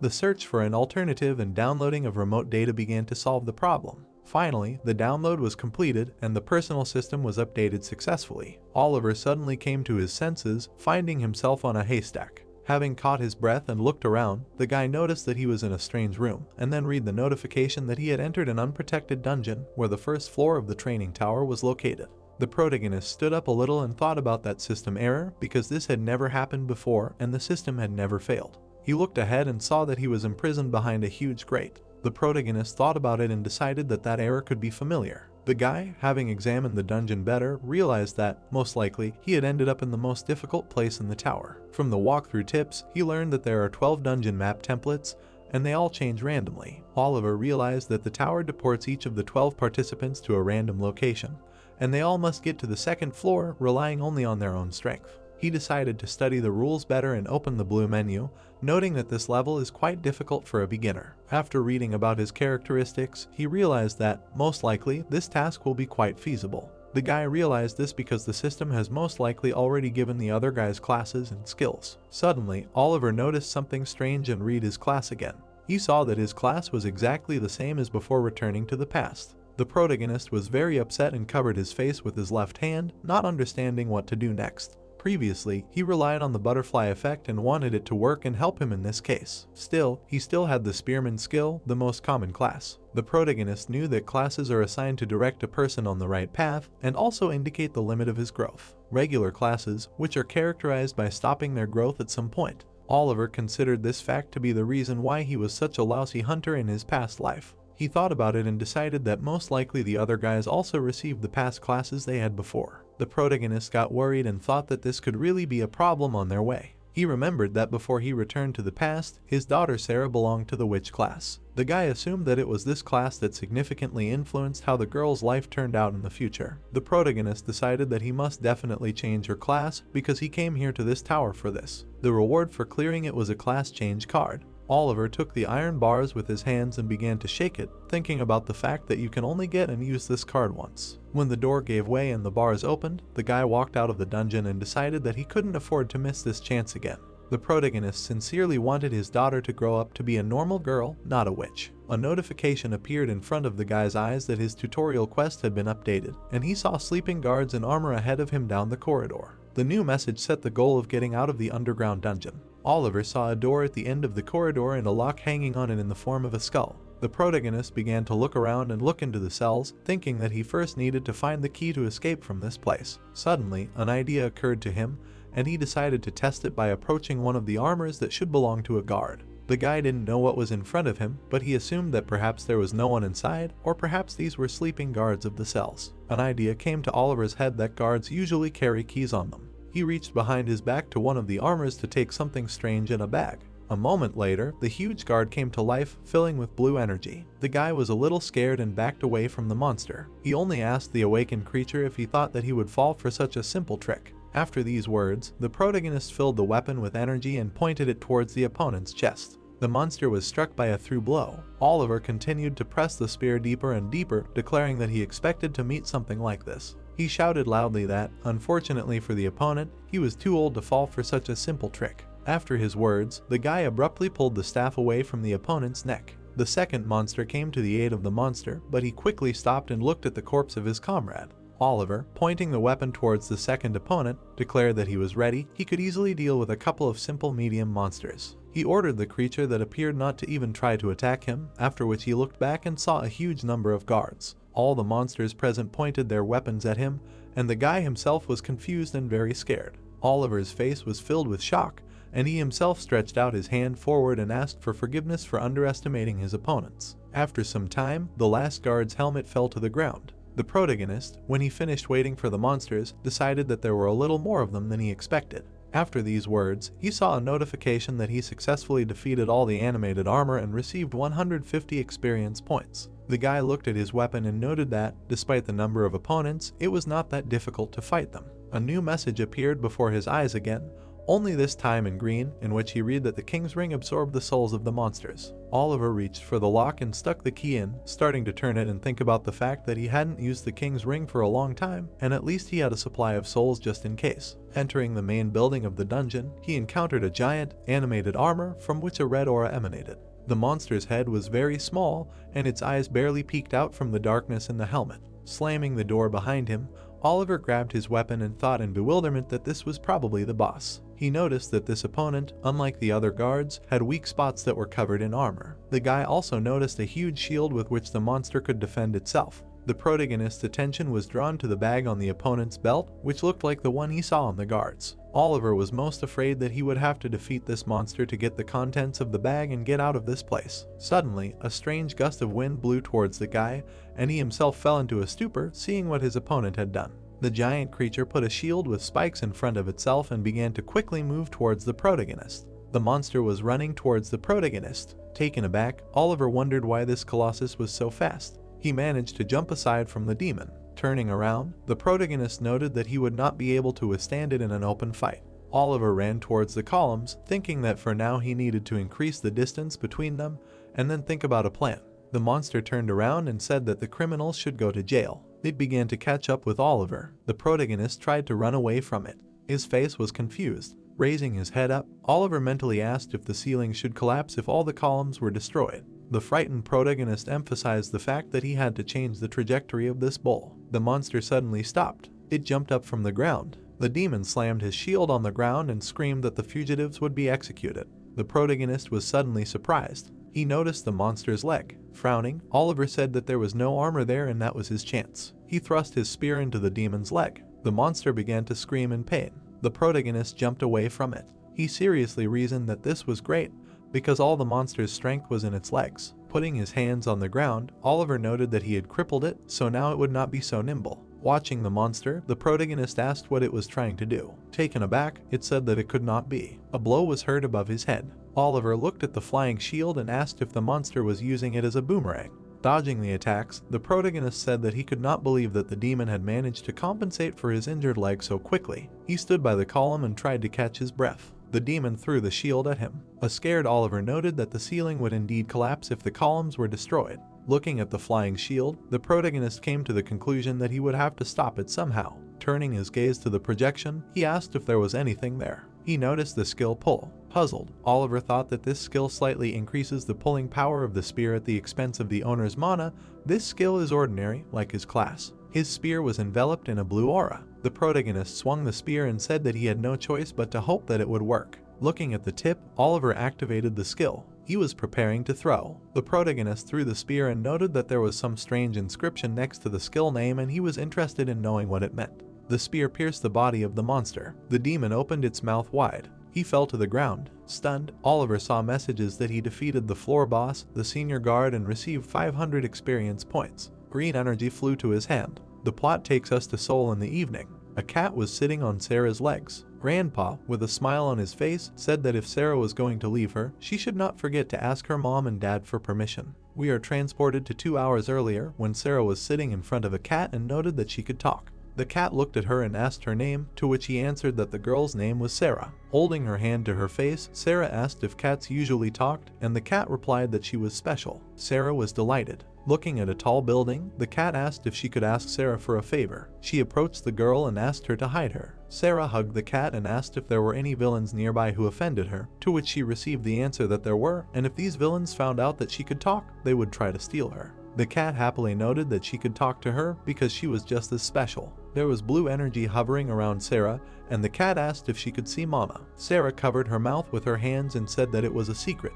The cat looked her in the eye and said that she would not tell anyone about the girl's ability, but in exchange, she must keep her peculiarity a secret. Sarah extended her little finger and cried out that she promised not to tell anyone. The cat extended her paw and said that it was nice. They touched each other and swore an oath together. Grandfather sat next to Sarah and asked if she had thought of a name for her, to which he received the answer that the cat said that she could be called Mistress. Frightened, Sarah suddenly covered her mouth with her hands. Grandfather looked at her in surprise. He closed his eyes and thought about the rich imagination of children, after which he said that he would go get them something to eat. He closed the door behind him. The cat sighed and said that she hated being silent. Looking around the room, Sarah asked why she did not just say it then, to which he received the answer that a cat should not expose herself to other people. She closed her eyes and asked the child not to worry, noting that she would teach her something useful. Looking at Sarah, the cat said that they could communicate with each other mentally. This is called telepathy. She sat on the girl's lap and said that it was not difficult and that she just needed to try talking to her inner thoughts. Sarah was enveloped in blue energy. Mana began to spread from her. Sarah, looking surprised, mentally said that this was incredible. She could hear the cat's voice in her head.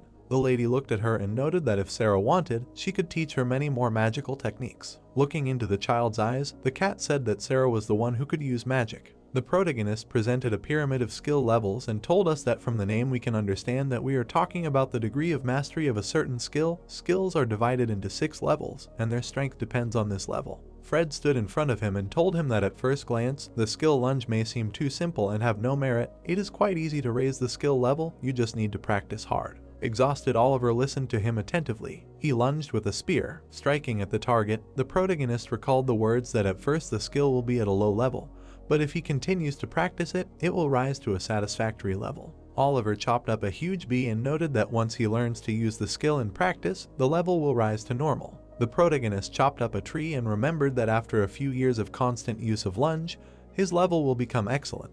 He stood over the guy, and Fred told him that when Oliver accumulated a large amount of knowledge about the skill, he learned to apply it in different situations and defeated a person with the same skill, the level would rise to superior. Standing in the ruined city, the protagonist noted that when he told us that when he defeated the enemy with only this move, the lunge would go to the master level. Oliver lowered his spear inside. The guy stood behind him and asked why he missed the attack. The scared protagonist looked at the stranger, who asked if he let his guard down because the level became high enough. An enraged projection of Oliver told the protagonist that he should come to his senses, because he was too weak. A spearman is a useless class and his lunge is also a useless skill. Standing in front of him, the protagonist from the past said that if he really wants to become stronger, if he wants to catch up with talented guys, he should practice this blow. Oliver got into a fighting stance. A bright glow began to emanate from his spear. He suddenly woke up on the ground. Getting up, the protagonist asked what this place was. Putting his hand to his face, Oliver mentally noted that he remembered. He used the skill and passed out from overload. Standing in front of the screen,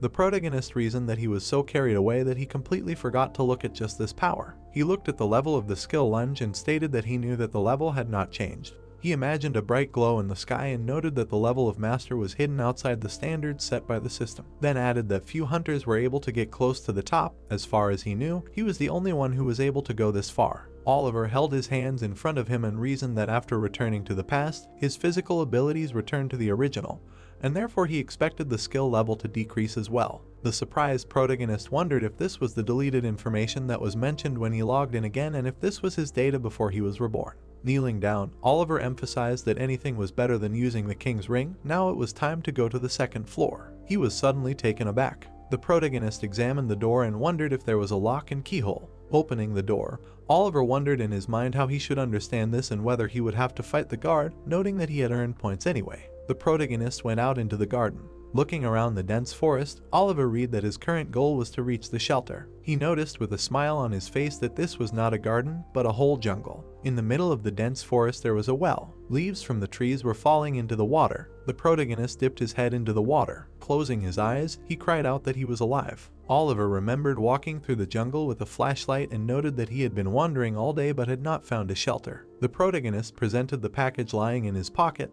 then began to reason that the only supplies he had were a package with night's emergency food. A little more and he would have definitely fainted from hunger. Raising his head, Oliver noticed a sign and said that he had finally arrived. Looking at the building, the protagonist received a notification that the training quest was complete. Entering the room, he received 100 points. A teddy bear met him and greeted him. Holding papers in front of him, the bear said that he was glad to see Oliver in the shelter. Oliver, looking scared, asked if it was a teddy bear, to which he received the answer that it was true. The bear suddenly became scared. He shook the protagonist's hand and said that he was surprised because he was the first one to greet him and even introduce himself, adding that his name was 23. The confused bear said that if Oliver was interested in why he was called that, he could use 50 million points. Standing in front of him, the protagonist asked him to tell them about the things that were sold there. A bright glow appeared in front of Oliver. Looking at the goods, the protagonist reasoned that everything was there for survival.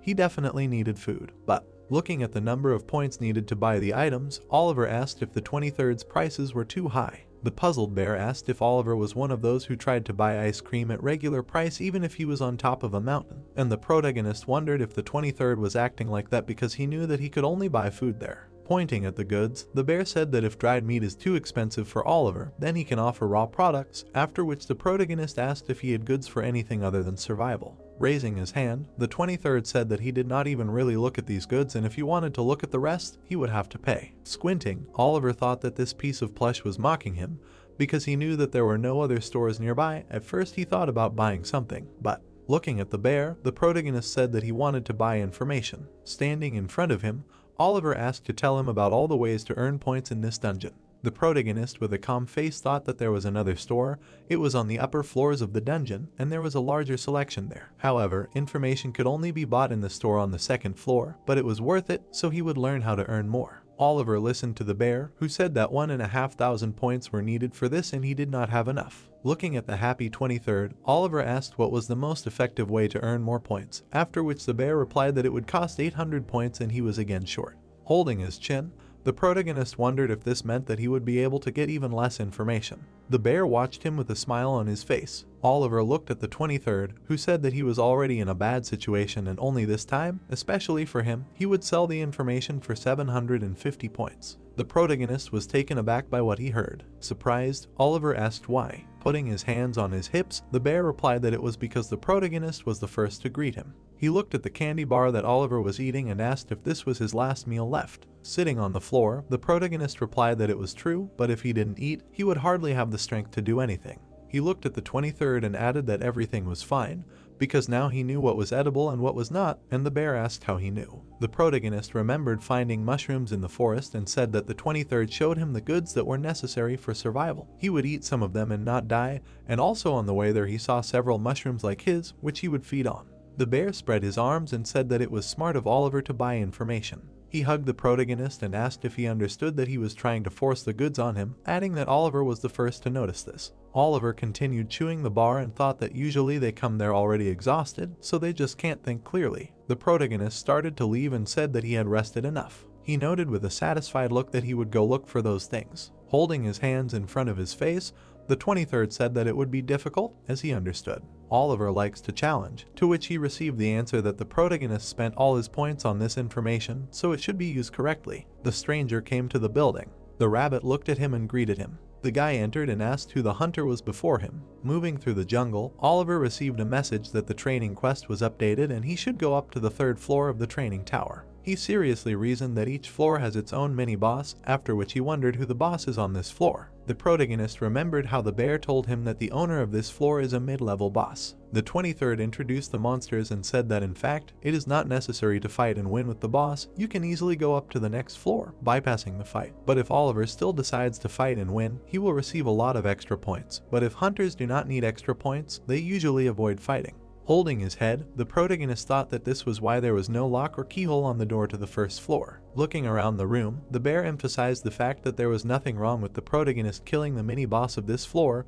He would receive a bonus in the form of points. Stretching out his hand, the 23rd said that Oliver would find out that for additional points, when he wins, he first needs to find the owner, leave the shelter and go west. The protagonist asked with a displeased look if he could tell him a little more specifically, to which he received the answer that if he was not a fool, he would understand everything, because when approaching the boss, the atmosphere around would change dramatically. Oliver pushed aside the leaves of the trees. Looking at the autumn forest, he asked what else he could do but notice this change. The sofa on the tree watched him. It opened its mouth and made a terrifying sound. The bird suddenly pounced on him. Oliver killed it with one swing. The monster's corpse fell at the protagonist's feet. He stood in the middle of a creepy forest. Smiling, Oliver asked if the danger zone began there. Monica was sitting on the ground. She asked with her eyes closed how it happened. Putting her hand on the ground, Monica reasoned that she could not even open her eyes, let alone move. She was as if paralyzed and she needed to somehow get out of there. She hit her head on a barrel. She felt someone behind her and asked if it was a monster. Sweat was running down her face while Monica thought that this was bad,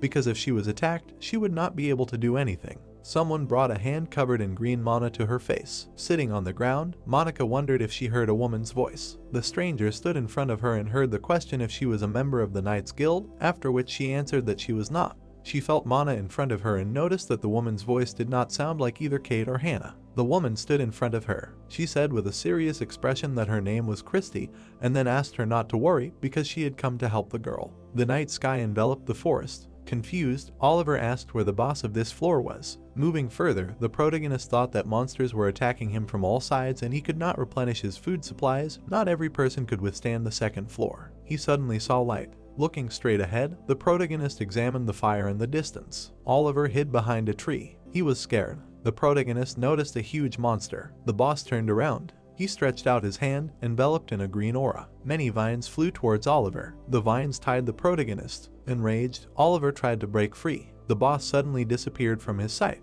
The monster appeared behind his back. Turning around, the protagonist cried out that he had found him. The shaman sent energy into him. The vines began to weave around him. They appeared around Oliver again. The protagonist, in a rage, declared that the boss would not leave a second time. His spear was tied up. Oliver looked at the vine and wondered when the monster had managed to create so much. The boss pounced on him. Looking at the monster, the protagonist came to the conclusion that all this was grown with magic. He tried to get his spear. Oliver and the monster locked eyes. The protagonist attacked him. His spear was shrouded in a blue aura. Trying to attack the monster, Oliver wondered if this magician saw something.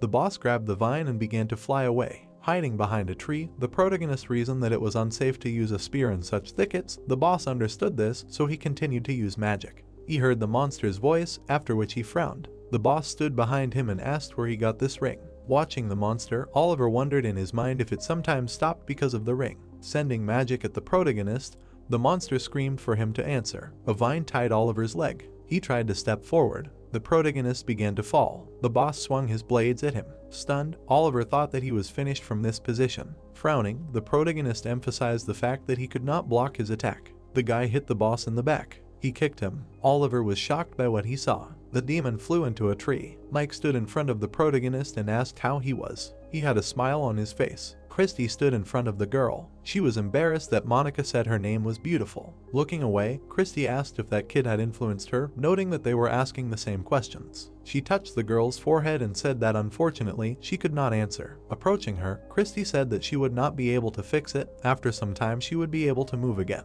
She began to walk away from the girl, after which she asked where Christy was going. Monica, with her eyes closed, heard that even if she saw her, it could have a bad effect on her. She opened one eye and asked Christy to wait. She came to and asked how the woman knew her name. Monica began to look around. She was suddenly taken aback. There were many evil spirits in front of her. The demons surrounded Monica. Mike stood next to Oliver. The surprised protagonist asked how he got there, to which he received the answer that he paid the rabbit in the shelter for the information. Oliver looked at the monster and asked where the others were, after which Mike replied that most likely they remained on the second floor and only they were there. Mike flexed his fists and listened to the fact that this was the boss of the floor.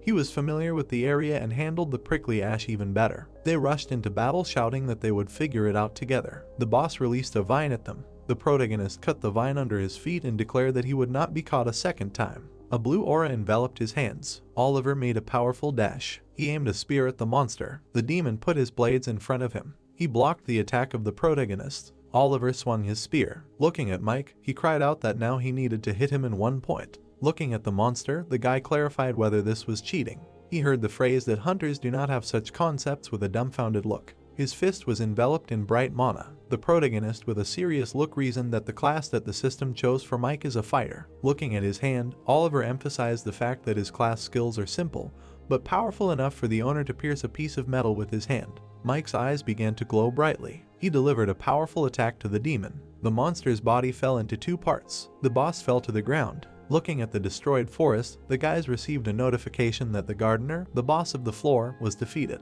Surprised, Mike thought that his skills. Looking at the destroyed trees, he reasoned that his skills were too charged and consumed a ton of stamina, so he did not use them properly before, but now. He stood behind Oliver and wondered what now. Looking at the protagonist, Mike assumed that the conditions were perfect for him to reveal his skills. In this fight, he felt as if he always knew what he had to do. The protagonist continued to stand silently. Turning around, surprised, Oliver asked what it was. Looking at Mike, the protagonist asked if it was his skill. Mike enthusiastically answered that it was his skill. There was a smile on his face. He patted Oliver on the back and thought that most likely it was pure luck. Exhausted, Mike assumed that he was dying, and the protagonist asked if he was in pain. Holding his stomach, he said that he was hungry. Eating vegetables and fruits, a satisfied Mike cried out that he could now live. Moving through the jungle, he told that the mushrooms do not have any pronounced taste, but they are enough to fill the stomach. He was told this since childhood. He needs to figure out what can be eaten there and what cannot, because the food in the local store is too expensive. Looking at Oliver, he asked if he understood correctly that there were only two of them there and whether they would meet the rest on other floors, to which he received an answer that there is a system in the tower. After one of them passes the first floor, the hall changes. Oliver remembered how he stood behind the bars and said that he ended up in an underground prison on the first floor, where he had to fight the guards. Mike walked next to him and said that the main character was luckier than him. He imagined a huge rat and said that he ended up in a sewer, the boss of which was a giant rat, after which Oliver said that he hoped that it did not infect him with anything. Looking at the smiling protagonist, Mike stated that he hoped so too, noting that the first thing he did in the shelter was go swimming. Oliver, dumbfounded, noted that he drank from there. Sighing, the protagonist came to the conclusion that judging by Mike's story, he came after him, so he drank before his comrade swam. Looking up, Oliver assumed that the others were most likely doing well. He imagined Monica sitting in front of the ghosts, and noted that Hannah and Kate had definitely done well, only he was a little worried about Monica because she had the least experience in such matters. Closing his eyes, The protagonist noted that she was strong enough to be able to join the front line on her own, so it was strange that someone who was at the very bottom before being reborn was worried about her. Standing in front of the wall, Mike asked if this was the place Oliver was talking about, after which he received the answer that it was. There should be an entrance somewhere in it, through which they would be able to get to the 3rd floor. An excited Mike shouted that this was great and then they needed to find him quickly, and the protagonist said that this was not true. A puzzled Mike looked at him. Smiling, Oliver said that they needed to wait. Bright chandeliers hung from the ceiling. Kate cut down many monsters, and the protagonist said that if they entered right now, they would be in for an unpleasant surprise. A dumbfounded Kate tried to catch her breath. The beaten girl sat on the floor of the palace. Gritting her teeth, she thought that she shouldn't have gone up to this floor right away. A message popped up saying that the preparation was complete. Kate watched as the monster extended its paw and thought that she assumed that she could handle it. The system reported that the 3rd wave would begin soon. Many zombies stood on the steps and screamed. The girl stood in front of them with her sword and thought that if only she knew that there would be an infinite number of monsters on the 3rd floor, she would have rested a little after the 2nd floor. She stood quietly, thinking about the fact that she had not eaten for several days.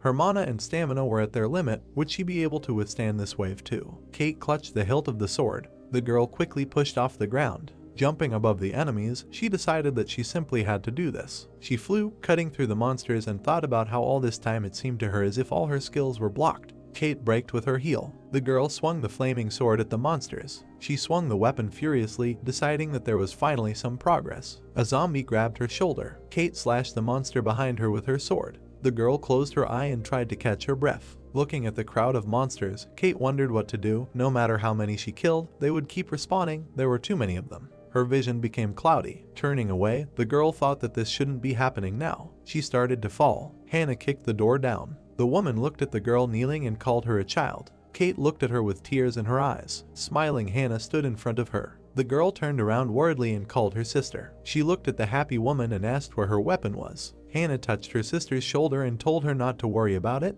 but just get up. She created energy in her hand and asked her to show the fool who did this to her. The plot moves us to the 2nd floor garden, where the guy was walking past the trees and thinking that there was no one in the shelter. He imagined a house in the middle of the forest and thought that according to the guild's instructions, the hunters, having reached the shelter, can group up and act together, but it seems that the hunter who joined him is some kind of ghost. Alex looked at the silhouette in surprise and thought that considering the quest of the 3rd floor, he should have met him earlier. In front of him stood a girl with her back turned. She smiled. The guy pulled out his sword and asked who she was. Christy looked at him with a smile and introduced herself. Alex held the sword warily and said that he did not see her when he entered the dungeon. Was she really a hunter? And the girl replied that unfortunately she was not a hunter. Christy stood in front of the guy and asked if she could ask a question now. Alex frowned when he heard that she was looking for someone and asking for help. He looked at the smiling girl and asked if she was human. Christy smiled sweetly. She shook her head. The guy pulled out his sword and apologized. Alex hit the girl with his sword. Christy started to fall. Standing in front of the lying body, the guy said that he did not think he could answer her question. He turned around worriedly and thought about how he killed her so easily and quickly. He thought it would be much more difficult, but for some reason there was no notification of the points awarded. Putting his hand to his head, he thought that she was definitely not human. It seems he was mistaken. The girl approached the confused guy and called him. Monica smiled happily and said that it was a wonderful meeting. Alex stood among the trees and said that it turned out that she was the hunter with whom he would have to work in tandem. He was glad that they were found. The guy said that starting from the 2nd floor, they can meet other hunters. The girl flew up above the ground. We see bushes and trees. Christy flew up to the corpse and said that she did not really like swords. She had bad memories of them. She revived and said that he was a hostile guy. The girl looked up with a smile and said that she thought he was somewhere nearby.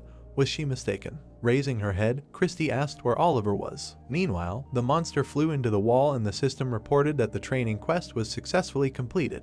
The guy stood next to Oliver in the palace and said that he did not think that the monsters on the 3rd floor would be so difficult. If he had not listened to him and had not rested, something irreparable could have happened. The main character looked ahead and said that in such huge dungeons, speed is important. It usually takes several days to clear. It will be hard without a break. He watched as the girls sat on the floor and asked who was there. Mike ran to them worriedly and asked what happened, if they were okay. Holding her head, Hannah answered that she was fast asleep and asked if it was possible to somehow be quieter. She looked at the chandeliers. The guys walked along the corridor and the guy said that it did not matter how much they wanted to sleep, but it was impossible to fall asleep in such a place. Hannah walked next to Oliver and asked why he did not go straight to the 4th floor, but went to the boss, to which he replied that better things fell from him. The girl looked at him in surprise, asking if there were any more shops here. The protagonist presented a variety of items and said that only the assortment of goods was slightly different. They sold various elixirs and legendary weapons. If she had enough points, she could buy a couple of amazing things. The girl stood in front of the door and said that in that case he should not miss such a chance. He must be right behind this door. They had already searched everything. The guys entered the room. Oliver looked at the bed and said that it looked like his chambers. Considering this giant bed, this was probably his bedroom. Looking at the canopy of the bed, he assumed that someone was lying there. The woman on the bed was rubbing her eyes. Raising his fist, Mike asked in surprise if it was a person. He watched as she looked at them through tears and asked what a person was doing here, if he was not even a hunter. Stunned, Oliver stood in front of the bed and listened to her calling His Majesty. The woman quickly jumped on the guy with hugs. The guys looked at them in shock. She hugged the main character in the middle of the room and screamed that he was back. A voice was heard asking how this could happen.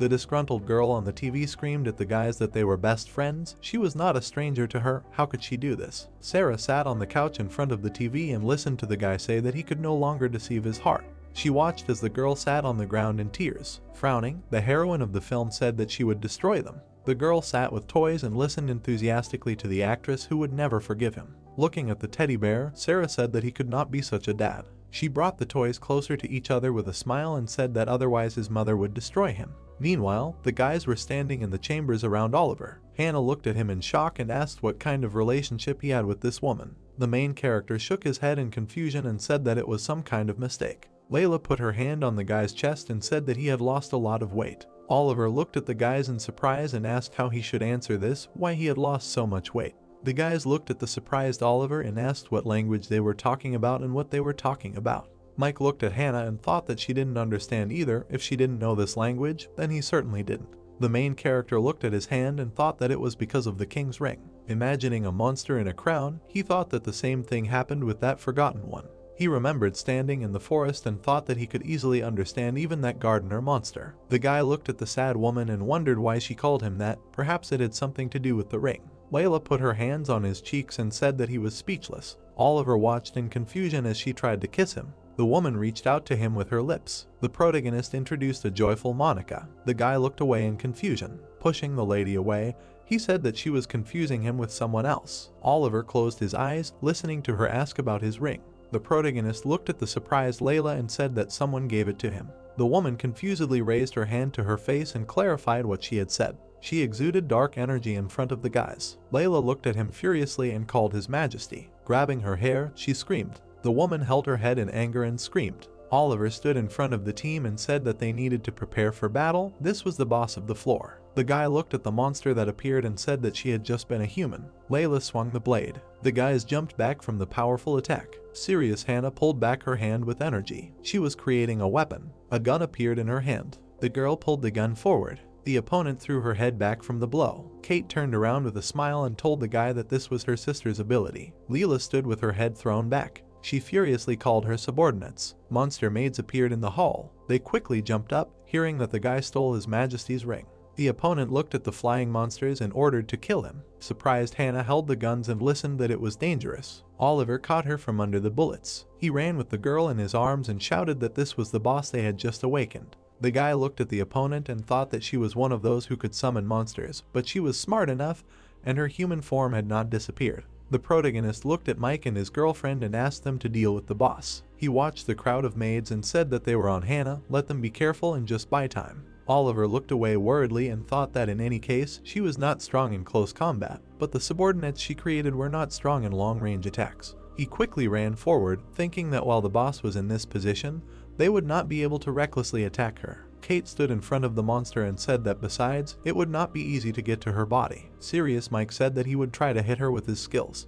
He looked at his thoughtful ally and said that he would need time to prepare to use them. She should buy him some time. Kate smirked and agreed. She looked at the flying bullets and said that she also had a couple of great skills. Oliver ran next to Hannah and told her that she should focus on the shadows to reduce their number, to which she replied that she needed to concentrate. Raising a spear in front of the projectiles, the guy shouted that he would cover her. The girl pulled out a gun and replied that it sounded just fine. Hannah shot the maids' heads. The protagonist looked at her with a smile and thought that even while grumbling, she was excellent at obeying orders. He imagined a man wiping a gun and told us that she was a weapons collector. Imagining a guy with a sword, Oliver thought about this profession. or rather her skill's storage and supply, allow her to release weapons from the space under her control at will, like an inventory in a game. He looked at the gun and thought about how this skill is usually used to collect or carry a large number of weapons. Hannah looked at the gun with alarm and realized that the bullets were out. Layla furiously fired projectiles. The girl jumped back from the attack. The protagonist thought that among the collectors, she was the only one who used this skill in combat. Hannah dissolved the weapon in her hands and decided that she had taken them. She created a flash in her hands. A new machine gun appeared. The girl looked at the full clip. Hannah put the weapon down and thought about taking it out. Oliver looked at her with a grin and thought about how the gap that was inevitable when changing the magazine was eliminated by changing the weapon itself. He watched the crowd of maids and thought about how this was how his friend used this skill. Hannah aimed with a smile and said that it was time to make a rain of bullets for the shadow fools. Grinning, she said that it was time to make a lead shower. The girl launched many cartridges. The wounded maids screamed loudly. Leela swung the blade. Kate dodged the attack in a jump. She looked at the tip in surprise. The girl rolled, dodging the blow. Kate looked at the explosion in front of her in surprise. Mike looked at her, dumbfounded, and thought that it was amazing. He watched his friend jumping and thought that he had no idea what kind of skill this was, but she was dodging all of the boss's attacks. The guy looked at the fiery girl and decided that she was teasing her. Lila was shaking and coughing. The furious woman turned around and asked what the subordinates were doing there. She was standing over the guy and telling the maids to catch the opponent right now. Kate looked at the boss and thought that this was a good moment. The girl swung her sword. She dealt a powerful blow to her opponent. Having parried the attack with her hand, Lila asked how dare she do that.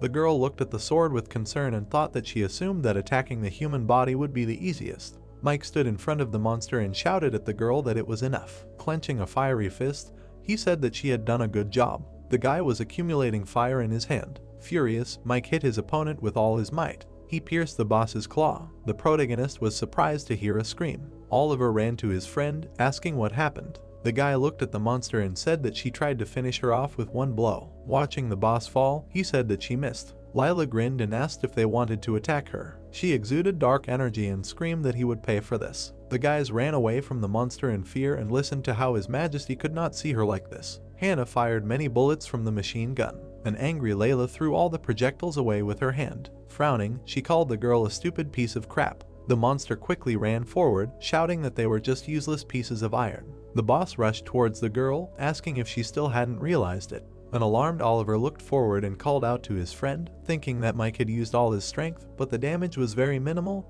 and regular attacks wouldn't do. Clutching the spear in his hand, he decided that there was only one thing left for them to do. The guy approached his friend and asked him and his girlfriend to distract the boss. Kate stood surrounded by flames and replied that she would do it. The guys ran towards the monster from both sides. A frowning Mike held the monster's claw. The girl stuck her sword into the enemy's paw. They were holding the boss's limb with all their might. The guy bared his teeth from the weight. The guys were bracing their feet on the floor. Kate covered one eye and yelled at Oliver that she didn't know what he was planning but that she had to hurry. Hannah held the machine gun in front of the monster. Lila screamed in rage that she wanted her dead. The girl looked at her rival in confusion. The woman was surprised to hear a voice behind her. The protagonist was standing behind her and saying that she had jumped too far. Oliver swung his loaded spear furiously. He frowned and thought about lunge. The guy delivered a powerful attack. Kate and Max looked at the light in shock. Hannah looked up, dumbfounded. Lila was dissolving in a flash. The woman's body gradually disappeared. A notification appeared that the guy had killed the floor boss. The monster crashed to the ground with a roar. The guys stood in the destroyed hall and Mike asked what that was. Kate looked ahead in alarm and said that it seemed to be Oliver's skill. She looked at the lying guy and called him. The frightened friend lifted his body and asked him to wake up.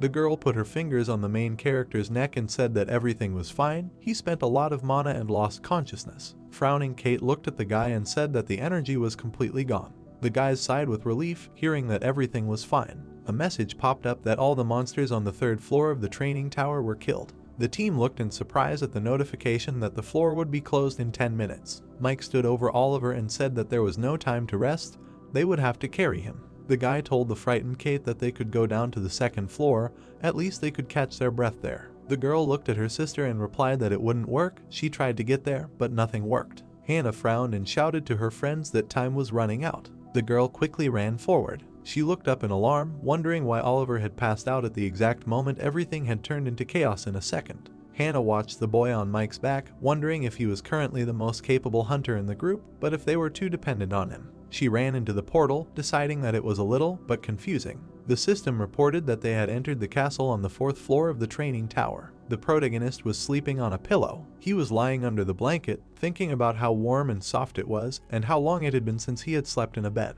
The guy thought that he would like to lie like this all day. Oliver suddenly opened his eyes and realized that he was in a dungeon. The protagonist was sitting on the bed in the bedroom, confused. He looked around in surprise, wondering if this was the 3rd floor. The protagonist looked at the teddy bear and wondered if he seemed to remember hearing the sounds of the system, if this was the 4th floor. He looked at the toy and called him. The guy poked 23 with his spear and said that he knew it was him and was going to pull out the whole plush if he didn't talk, to which he replied that it was just a joke. Oliver looked at the crying bear with a smile and said that he was also joking about the plush. 23 put his paw to his chin and said that this was some kind of guest room that was given to every alpha tester, and he was supposed to accompany him.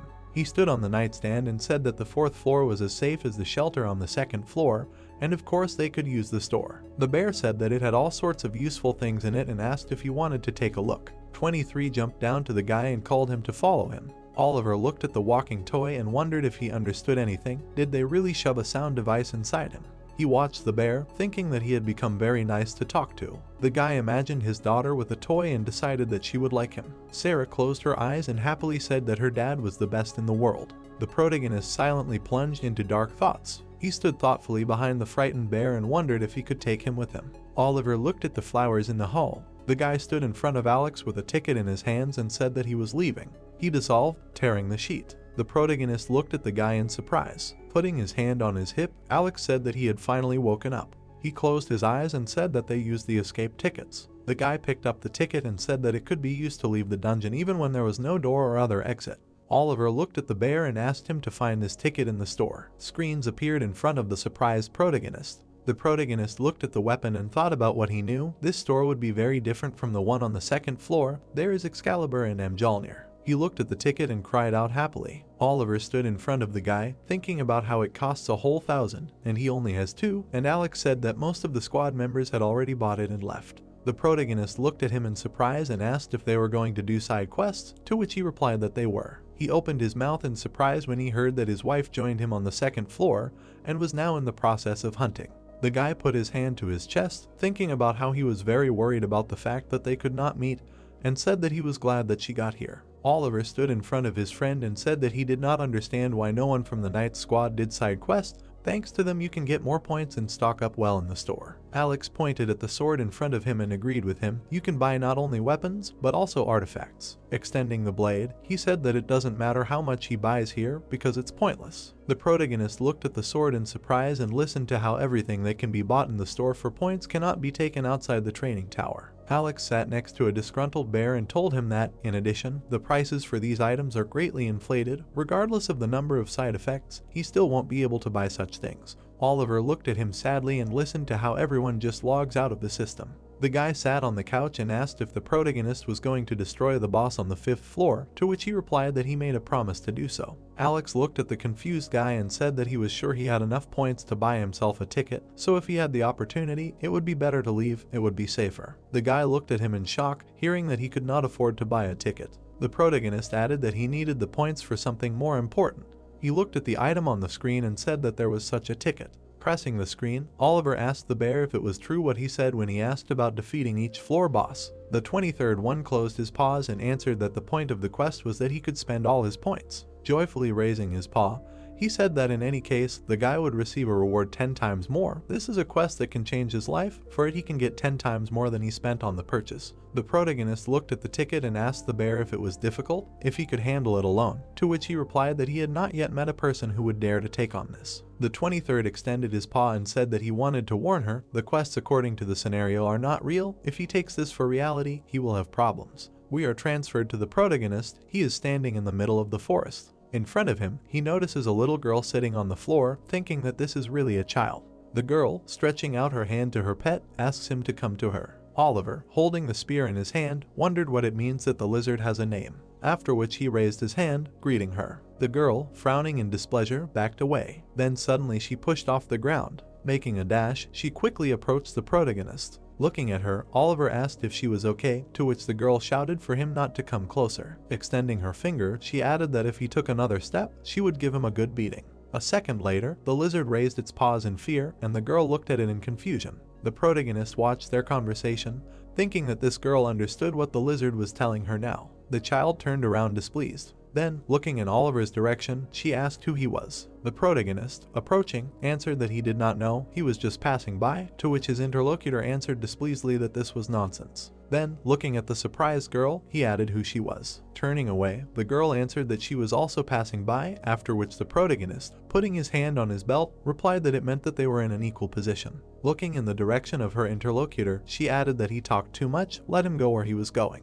Oliver asked if she was hurt. Taking a few steps towards her, he added that it looked like she had a sprain, he needed to examine it. Lowering himself, he saw a cut on the girl's leg. Her hands began to tremble, and then she shouted for him to back off. Oliver looked ahead in surprise for a few seconds. He put the spear on the ground. Raising his hands, he said that he was unarmed and was not going to attack, he just wanted to help. Looking at him, the child said that she would manage, that she should just go away from here, to which Oliver replied that she should calm down. He took out a small branch with berries, saying that it was onion, a medicinal plant from which a compress is made because it cools and relieves pain. Holding out the branch, he said that it would help with a sprain, he would just make a bandage out of it and apply it. The girl, looking at him disapprovingly, replied that if he threw something out, her pet would not stand still. We are transported to some time later. The protagonist, having applied a bandage, said that he was finished. Looking at her, the girl replied that she was cold. Oliver stretched out his hands to her, replying that he had told her after some time the inflammation would go away and the leg would return to normal. Stepping aside, the girl replied that she understood and let him leave now. The protagonist, looking at her in surprise, asked where she was going. She can't, her leg needs rest.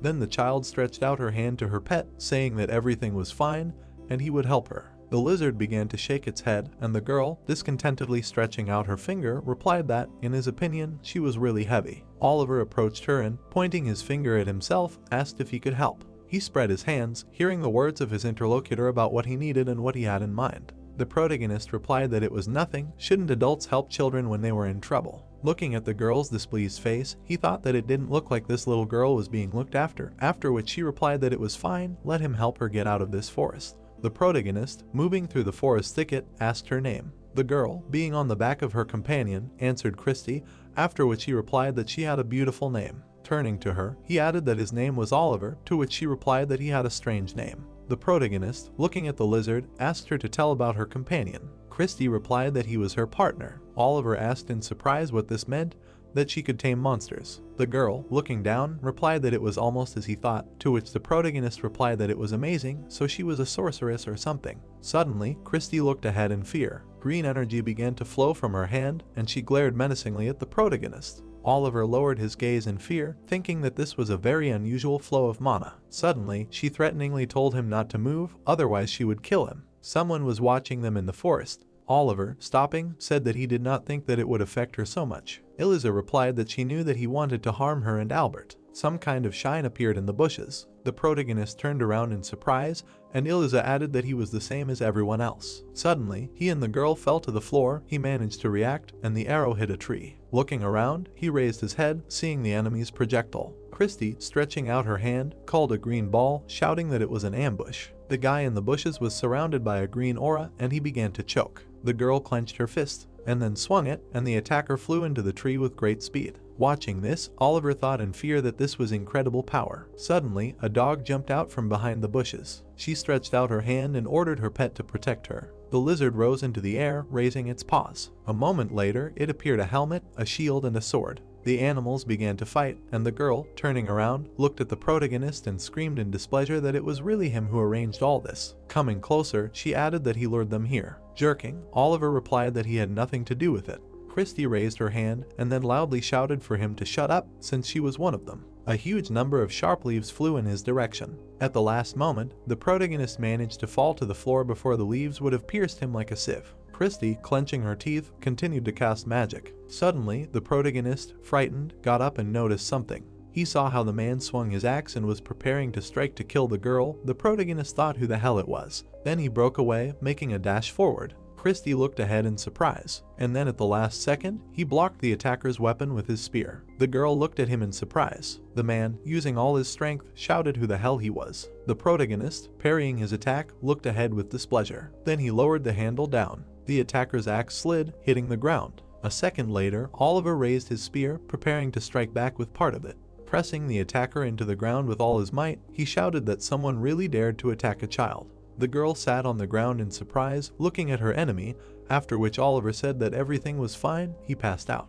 Then she looked towards her savior, shouting why he was helping her. Her face turned red, and tears began to flow from her eyes. Oliver replied that he could not do this just like that. Christy, coming closer, replied that he really did not know anything about her. The protagonist looked around. Suddenly shouts were heard that they needed to move there, and the sound was coming from that side. Oliver, throwing the girl over his shoulders, said that first they needed to get out of here. Christy, stretching out her hand, used magic. A green aura appeared around the guy who was lying near the tree. The same one appeared near the man on the floor. The protagonist looked at this in surprise, wondering what had just happened. After which he lowered his gaze menacingly, telling her to hold on tighter. He rushed forward, and the girl, her mouth wide open, screamed loudly. They quickly ran through the forest. Pressing herself against the protagonist, she shouted for him to stop, to which Oliver asked why. Christy, turning around, looked at her frightened pet, answering that he could not run so fast. Suddenly, the antagonist, stopping, turned around. The girl got off his shoulders, shouting discontentedly that he rushed like a cheetah. Where did he get such speed? To which Oliver, smiling, replied that if you want to live, you will run even worse. She sat down on the floor, after which, looking ahead, asked why he was helping her. Turning around, the protagonist replied that isn't it obvious that when a child is in danger, an adult should help them, to which Christy looked away, replying that when she was just a child. The girl looked ahead with displeasure.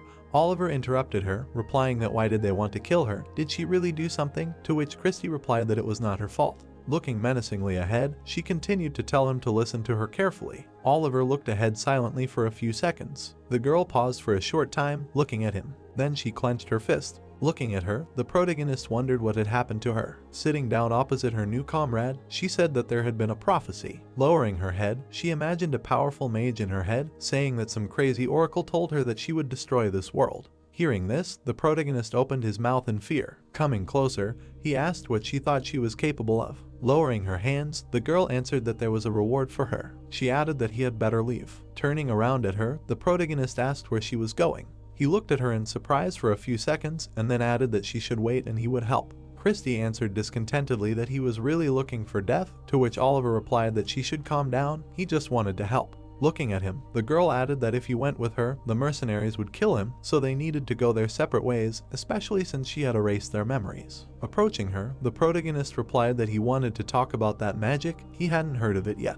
Christy replied that it wasn't magic. Looking at her puzzled ally, she said that it was a curse. Seeing the green aura surrounding his new acquaintance, he said that it meant she was a witch. The girl stopped and looked at him with displeasure. Turning around, she replied that it had only just dawned on him. Looking at Oliver, she added that in any case, he shouldn't mess with her. The protagonist looked at the dark aura surrounding Christy. He thought that he had somehow gotten used to all the oddities, but were there really witches too? After which he lowered his gaze with displeasure, remembering the teddy bear. Thinking that this was impossible, he needed to calm down. 23 said that the quest was not real. Watching the child slowly walk away from him, he thought that it turns out that this girl only exists here. If this task is not real, then should he intervene? After which he silently looked ahead for a few seconds. A memory of her being attacked by mercenaries appeared in his head, and he thought that they were chasing the girl. He imagined her standing scared near the tree, thinking that she could not even ask for help in such a situation.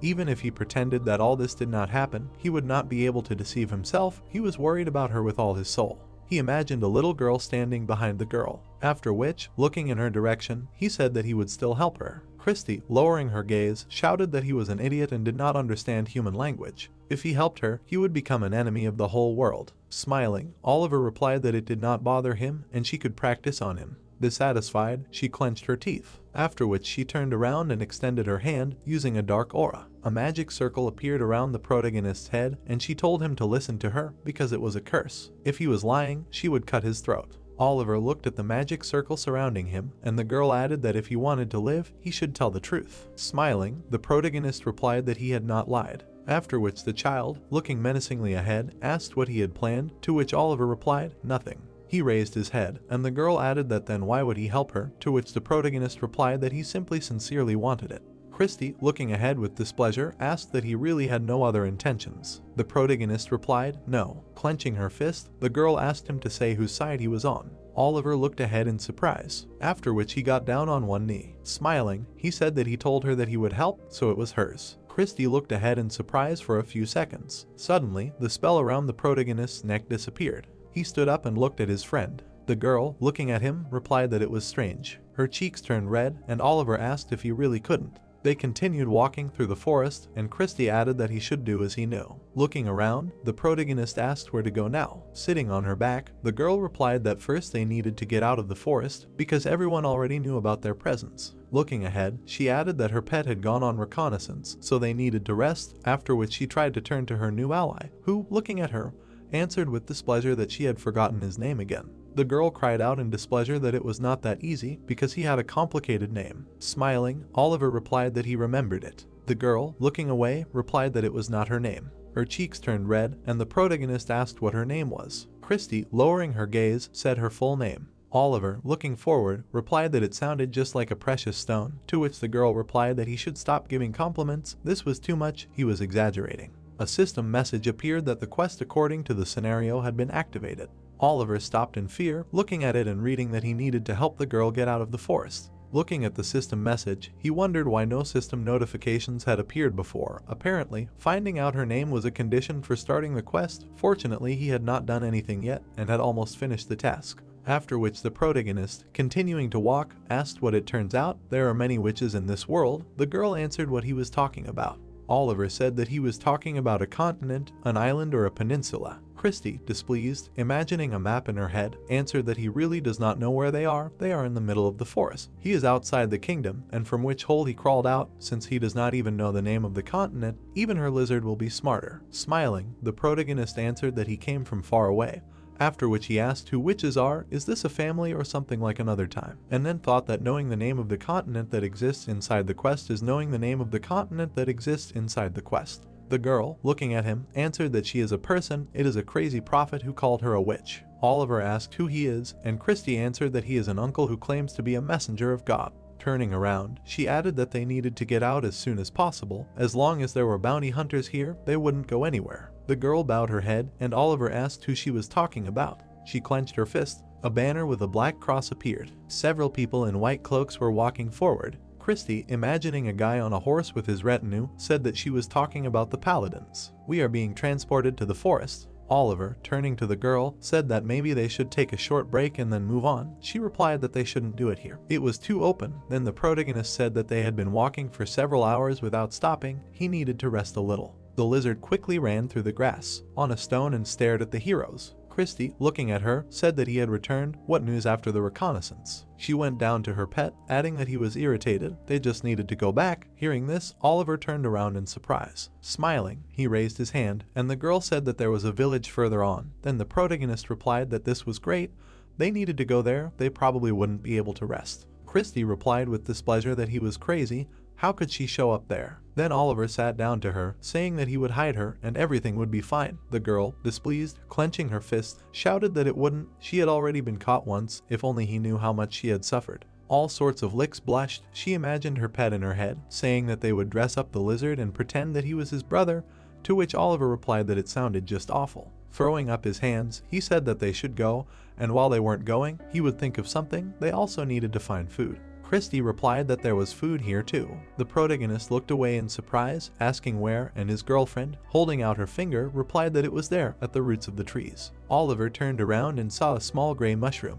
Looking dissatisfied at the girl, he replied that it was tasteless, to which she replied that no, if you chew it for a long time, a sweetish taste will appear. We are transported to the city. A man unloads bags. Someone comes up to him and greets him. Oliver, holding a child in his arms, looks ahead, to which the man replies that who are they? He has never seen them before. Looking ahead in confusion, the protagonist replied that he was a traveling healer and then asked if he could rest somewhere here. We are transported back in time. Oliver, sitting on the grass, tells him to listen to her carefully. He will explain the plan to her. The girl asks how he plans to do this, to which the protagonist, holding out his hand, says it's easy, he's done it before. Imagining a comic book hero in his head, he picks up a branch, saying that this is the so-called I'm your father strategy. His girlfriend, looking up with displeasure, replies that this is nonsense. Oliver continued to think. An image of himself walking with the girl appeared in his head, saying that the point was this: he was her father and she was his daughter. They went into the forest to collect medicinal herbs. Then he imagined how a monster attacked them, adding that the monster injured her. after which he imagined a picture of them running out of the forest, saying that, having grabbed her, he ran wherever his eyes looked and saw a village. That's the story. The man, listening to all this, said that this was an incredible disaster. Approaching, he asked how his daughter was feeling. The girl, opening her mouth wide, trembled and coughed loudly, saying that she was in great pain. The old man, surprised, looked ahead for a few seconds, and then Christy screamed loudly that she was going to die. The man sweated, asking what other wounds she had, to which Oliver replied that he thought that if they could find a place to rest, she would feel a little better. The old man looked towards the building, saying that of course there was an inn further on. We were carried inside. The girl fell on the bed with a smile on her face and laughed. Hugging a pillow, she said that she had already forgotten how soft a bed could be. Oliver replied that food would be brought soon, let her rest for now, after which he thought that he had almost no money, so he had only ordered one dinner. Then his companion, raising her head, asked if he liked it, and her cheeks turned red, and she asked if she had done a good job of playing the wounded daughter, if everything had seemed real. Oliver, shaking his head, replied that they would not do that again. Christy asked why, to which the protagonist replied that it had not worked out very well. Then someone knocked on their door. They stopped abruptly and a voice was heard that their dinner was ready. In front of the girl was a plate with fresh food and a small bowl of soup. I looked at the food in surprise for a few seconds, saying that it smelled incredibly delicious. Oliver, looking at her, smiled and told her to eat before it got cold, to which the girl replied that she probably hadn't eaten real food in a million years. Then she brought the spoon to her mouth, but suddenly stopped and put it back, to which the protagonist asked in surprise what it was. Christy stretched out her hands to the tray, saying that no, he should eat it. Closing her eyes, she added that they only had one portion, and he was paying. She pushed the tray away, and the protagonist replied that he could do without it, to which Christy displeasedly replied that he should stop and eat quickly. Oliver displeasedly brought the spoon to his mouth, replying that it was fine. He paused for a few seconds, silently looking ahead. The girl, half turned, was watching him. Incredible steam was coming from the spoon. Her cheeks turned red, and she was staring intently at the protagonist. Then Oliver, exhaling, took the spoon aside. He pulled it out of the girl, and, looking at her, said that the plane was flying. Hearing this, Christy made a displeased face, shouting for him to stop. He knew that she was not that small. The protagonist's hand shook, and he replied that he was running out of strength, and he was going to drop it now. Then Christy swallowed the food, shouting for him to give it here. The girl slowly began to chew, and Oliver asked if she liked it.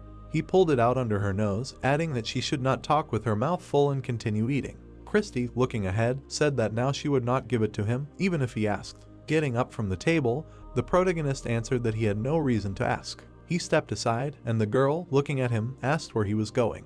Oliver answered that he would go and ask how to get out of the forest. They needed to get away from here faster. He went to the door. Christy added that he should come back quickly, after which the protagonist walked down the corridor. Smiling, he lowered his head, thinking that despite the fact that his companion was capricious, she was kind. He remembered the moment when she gave him food, thinking that even when she was very hungry, she was ready to say goodbye to a delicious dinner. Not every adult is capable of such a thing. Stopping for a few seconds, he silently looked ahead, thinking that she was still just a child. Going down, he saw many surprised people. Seeing how the owner of the tavern greeted someone, he wondered if an important guest had arrived. Expensive clothes with banners appeared. Seeing this, the protagonist was very scared. Watching how they entered the tavern in a military manner, he wondered if they had really arrived here. Then one of them stopped, staring at the protagonist. Looking menacingly in front of him, he said that he was a healer who brought a child here. Oliver stared in front of him for a few seconds in silence. At this time, the girl was sitting alone at the table.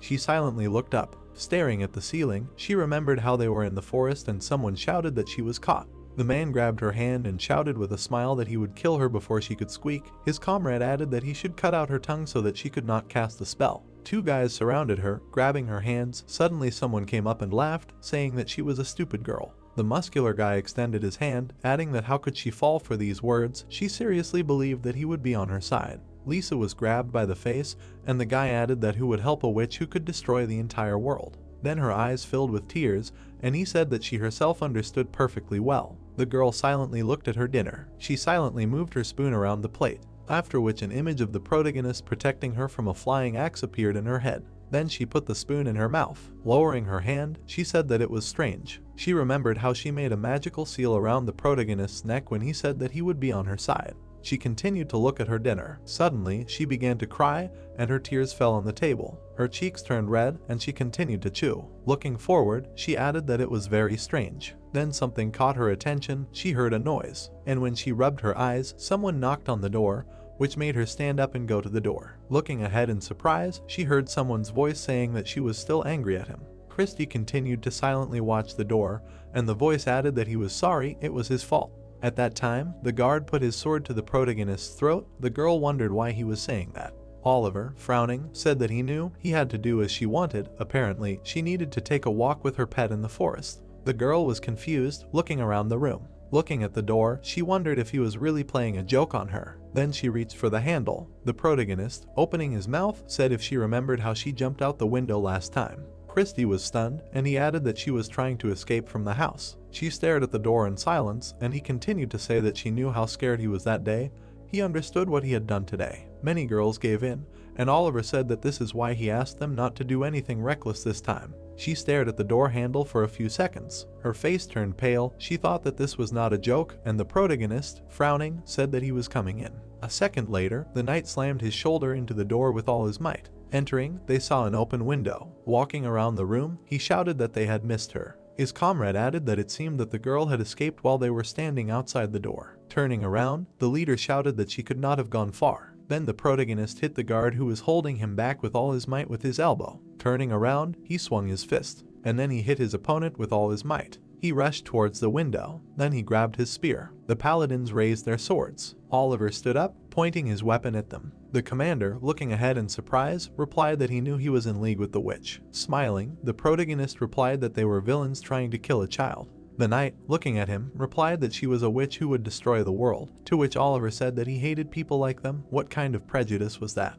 The paladin frowned menacingly, replying that he was an idiot, the witch had bewitched him. After which he extended his hand, adding that they had nothing more to talk about. The soldiers immediately rushed forward. The protagonist swung his spear. Lowering his head, he exhaled, and then he opened his eyes wide and rushed to attack. He pushed one of the soldiers. Then he hit another with his side, knocking him to the ground. Turning around, he saw one of the opponents quickly approaching him. He managed to react, putting out his weapon and blocking the soldier's blow, after which he kicked him, knocking him back. And then he turned to the others. Seeing many knights glaring at him, he thought that there were too many of them. If they were to attack one by one, then they would be held until dawn. Their commander-in-chief stepped forward, saying that he fought well. He lowered his head menacingly and added that all his efforts were in vain. He was alone and there were many of them. What could he do alone against the crowd? The protagonist pressed his spear to himself. Smiling, he replied that he asked for it. Let him see now. The paladin took a step back in fear. The protagonist's spear was covered in a blue aura. The soldiers, opening their mouths, shouted that he was using mana.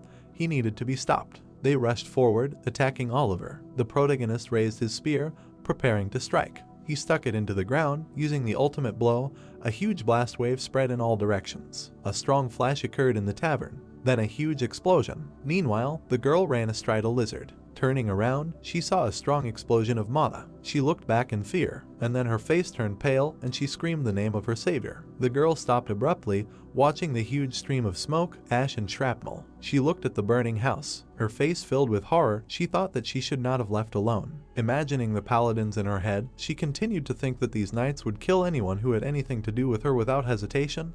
If they found out that Oliver hit her, he would be finished. Gritting her teeth, she continued to think that if she went back for him, she would definitely be caught. Then she imagined the protagonist in her head, thinking that maybe she could avoid death. She clenched her fist, and then she turned to her pet, and he stopped. His face turned pale, and she said that they were coming back. Frowning, she shouted that she understood, but they could not leave him there. Turning around, she saw the silhouette of a man in the smoke, adding that if not now. She silently watched as someone quickly approached her. Looking ahead in fear, she screamed that she had already been found, that she had to go back anyway. Then she opened her mouth in surprise. She saw a familiar hand in the smoke. The protagonist appeared in front of her, who cried out in displeasure that why was she still here. The girl, raising her head, asked if everything was okay with him. Lowering himself, Oliver answered that the main thing was that everything was okay with her. Then he grabbed the girl by the shoulders. Hearing the voices of the knights, answering that there were too many of them, he could not deal with them all. They needed to leave quickly. After which he looked ahead in surprise when his companion asked how, to which Oliver replied that he had an idea. They quickly ran through the forest. His legs were surrounded by mana. They were pursued by paladins, and they did not run after him, shouting that they could not lose him and he was running deep into the forest. Oliver gritted his teeth. He remembered how hard he slammed his spear into the ground, thinking that he used too much mana last time. He even had to use the king's ring to survive. Suddenly, a knight appeared behind him. He swung his blade, shouting that he caught it. Turning around, the protagonist thought that it was only a matter of time before they caught up to him. At the last second, he jumped up. He was able to dodge the knight's attack. Then he pushed off the tree. With all his strength, he kicked his opponent, pinning him to the ground. He swung his spear, watching as the paladins approached him. Their commander-in-chief, on horseback, finally said with a smile that he had nowhere to run. Oliver drew his weapon, answering that it was true and he just wanted to finish them off, and they hadn't seen what he could do. The paladin got off his horse, saying that he shouldn't make them laugh. Of course, his skills were high. Making a quick dash forward, he added that if he could use it endlessly, after which he swung his sword with all his might, adding that he wouldn't run away with his tail between his legs. The knight's cloak was cut, and blue skin began to show underneath. Oliver turned around in fear, and the knight stared ahead with displeasure. He saw a long blue tail, and then a lizard appeared in front of him, which pulled out its tongue. The commander-in-chief frowned with displeasure, and Oliver, turning around, laughed and said that he was caught. The lizard jumped off his back and ran to the side. The protagonist, looking ahead, answered with a smile that he was just a man, but pretending to be someone unknown. The knight, clenching his teeth, thought that this was an incredibly low act. He turned to his companions, shouting for everyone to go look for the witch. She couldn't have gone far. After which all his companions dispersed, and he was left alone with the protagonist. He pulled out his sword, saying that he didn't have time to mess around with it, they would finish quickly. Smiling, Oliver replied that he, by the way, didn't want to kill him, to which his opponent replied that it was an incredible coincidence. Menacingly swinging his blade, he replied that on the contrary, he thirsted for his blood. Their weapons collided. Sparks flew in different directions. The protagonist made a face, putting in all his effort. He began to pull the enemy's weapon down, then he was able to push it away. His hands trembled, and he wondered in surprise what had happened. Looking in front of him, he saw a yellow aura appear around the commander-in-chief, and his sword began to glow brightly. The knight menacingly swung his blade. He began to strike a huge number of blows. The protagonist's spear was covered with cracks. He tried to dodge and block the paladin's blows. The knight, looking menacingly ahead, continued to strike, asking where is his blow, which he bragged about so much. Smiling, Oliver replied that he was saving it because it was too early. The paladin, swinging his blade, a tree, replied that he would have to cut out his tongue so that he would not chatter in vain. The tree trunk crunched. Oliver, watching him, thought that his blows looked like normal ones, but how could he strengthen his sword to such an extent? Gritting his teeth, he continued to think that he needed to calm down and think. He had many opponents who were superior to him in strength. He filled his spear with mana and dashed to the side. Then he swung his weapon, thinking that first he needed to understand what kind of mana the knight had strengthened the weapon with. He extended his spear towards his opponent. The latter, with his mouth slightly open, replied that it was foolish to try to resist his aura.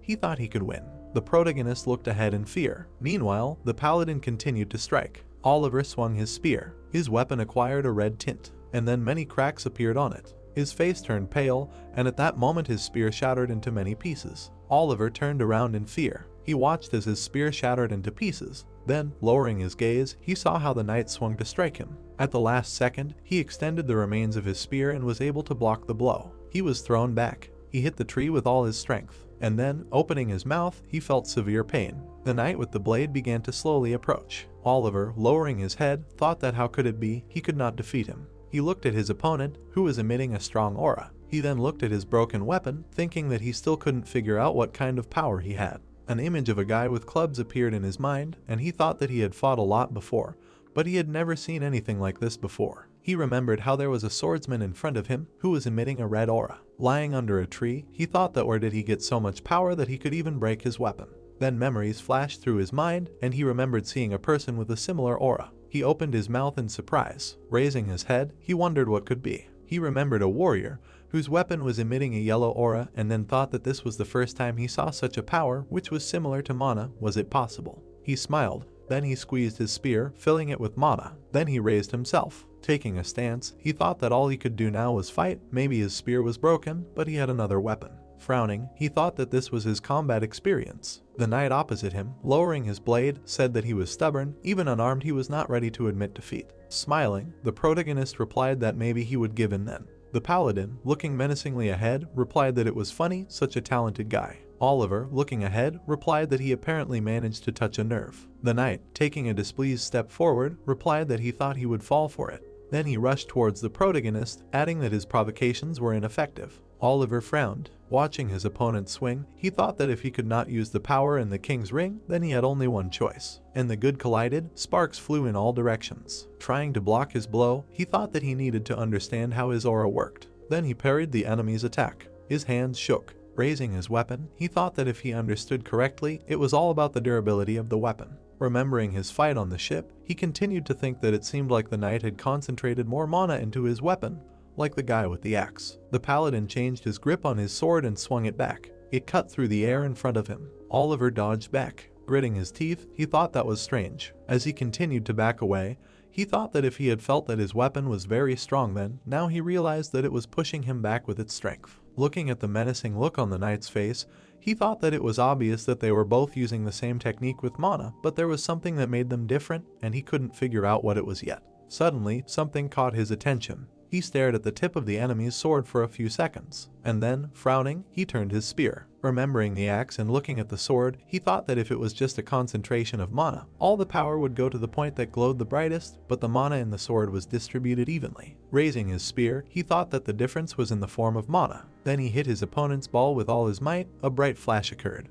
The knight looked ahead in surprise, and Oliver smirked arrogantly. He pushed his opponent back. The paladin stared ahead silently for a few seconds, trying to understand what happened. At this time, Oliver began to slowly approach him. He sighed, thinking that this was the case. Stoiku, he continued to think that he could not pump the weapon of power from the inside, unlike mana, because the power of the aura was contained inside the ball according to its size. Then he dashed forward. Extending his spear, he thought that if he hit him like this, the protagonist changed the movement of the spear and was able to push the knight back. He pressed his sword down, and then literally in a split second, he turned his spear to strike. The paladin looked ahead in fear. At the last moment he was able to dodge the attack. He felt a strong aura behind him. Oliver returned his spear to its place, wondering how this happened. He could not freely use his aura. The protagonist continued to strike with his broken weapon, and the knight could only parry them. Suddenly, Oliver raised his opponent's sword up, but he did not lose his head and swung it to strike. The protagonist, noticing this, took a stronger hold of his spear, and then, turning it with the back part, he hit the knight in the stomach.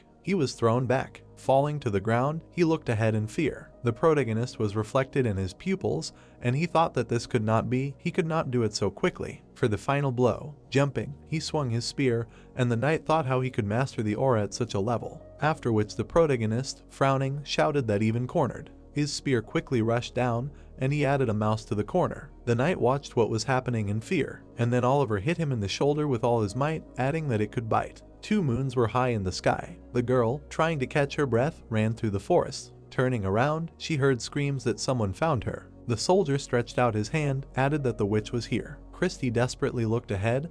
The guard added that everyone should go to him. She looked at her opponents, thinking about how they found her so quickly.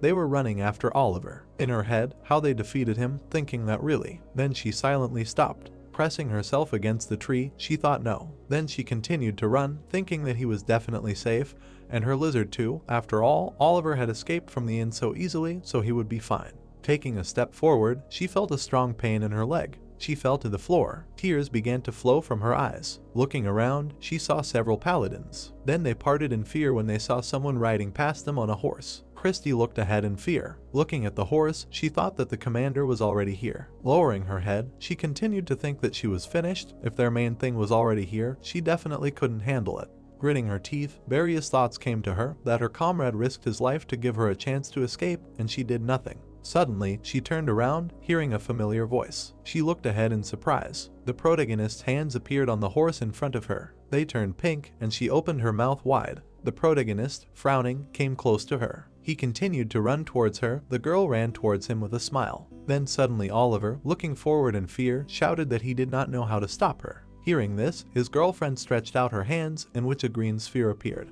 Then she formed a green field, shouting that he was an idiot. The girl, looking at her savior, added that why does he have the knight commander's horse? Where did he go? The protagonist pointed his finger back at the knight, adding that he was lying behind. Hearing this, the girl asked in surprise that he really defeated him, to which Oliver replied that why was she so surprised. Christy replied that he was just insanely strong, after which the protagonist patted her on the head. Smiling, he replied that he was even stronger. The girl's cheeks turned pink. Then, looking around, the protagonist saw the paladins approaching them. After asking if his friend could control the horse, the girl replied that she thought he could do it with magic, after which he put her on the horse, saying that it was good. Christy interrupted him, asking where he was going. Grabbing the commander, he replied that he would go to negotiate. Smiling, he added that he would take him with him. Then he put his spear to the commander's throat, shouting for the soldiers not to come closer. Bringing the arrow to his neck, he continued to say that he would kill him if they took even a step in their direction. The soldiers immediately stopped in fear, shouting that he really took him hostage. The witch's servant is completely without brakes. Smiling maliciously,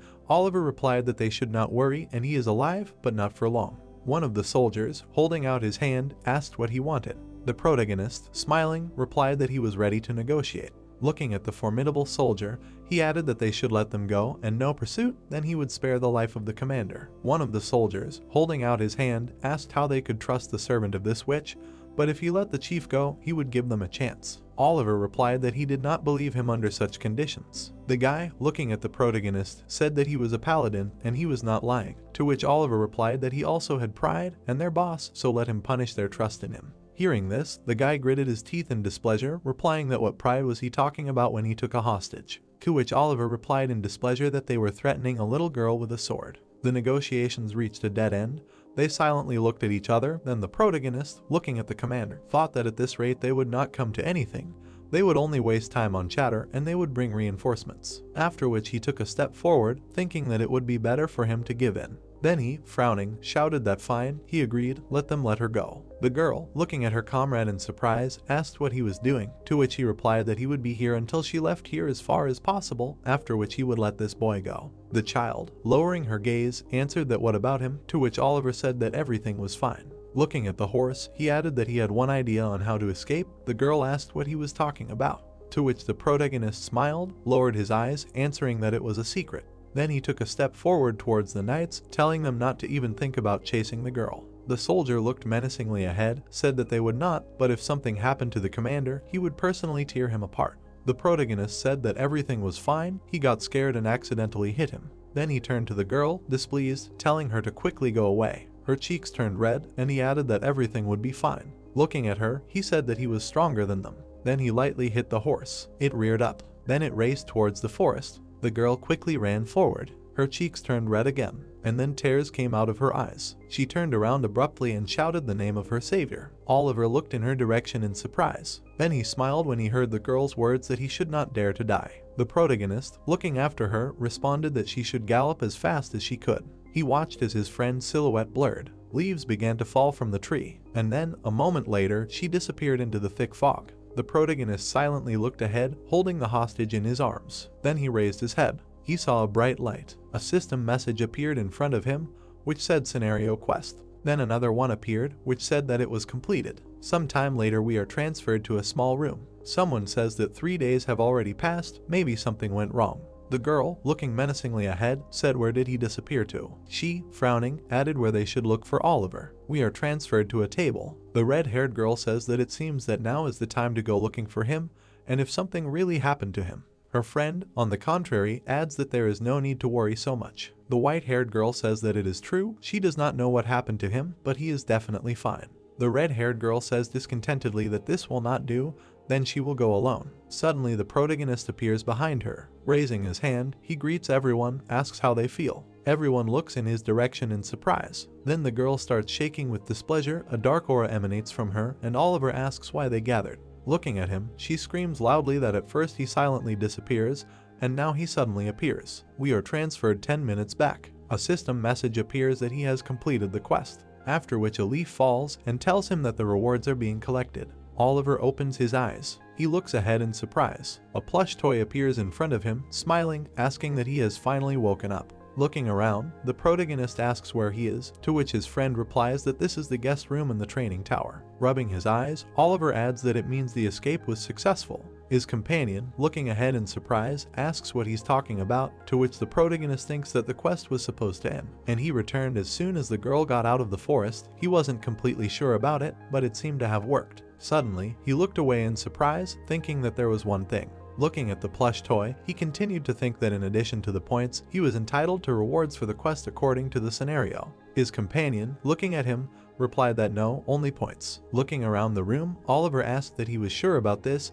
He replied that of course. The protagonist grabbed the piece of paper with displeasure. Looking at it, he saw that it was completely empty, wondering what it was. Taking a closer look, he continued to think that he couldn't figure out how to use it. If even the 23rd didn't know about it, maybe there was just some kind of mistake. Then he looked away, thinking that it wasn't just that. An image of him breaking the spear appeared in his head, and he thought that its breakage looked strange. It was not real, but it was still broken. Looking ahead with displeasure, he wondered if it meant that everything was real and this reward was some kind of nonsense. Too much was unclear. After that, he exhaled with displeasure. Raising himself up on the bed, he asked what about the points? There should be 10 times more of them. Looking at the teddy bear, he added that it should open the store. Let him show him items more expensive than 5,000 or even those that cost more than 20. A huge number of items appeared in front of the protagonist, and he said that it sounded cool. Frowning, he thought that the most important thing now was preparing for the boss battle, in general, his original goal. He carefully examined the infinite stamina potion,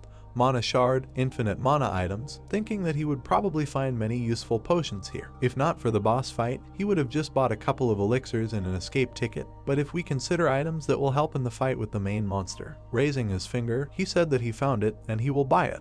We are transferred back. His comrades look ahead in surprise. The protagonist holds a new spear in his hands. Someone, looking at him, shouts that he has completely lost his mind. Oliver, coming closer to them, said that this spear is expensive, a legendary weapon from myths. They know about it. The girl replied that if it is legendary, then the price is probably terrifying. How much did he buy it for? After which she hit herself on the head when the protagonist replied that 10,000 points. His girlfriend came up to him and said that he knew he wouldn't be able to take the weapon he bought here, which he did, and then she asked him why he bought it.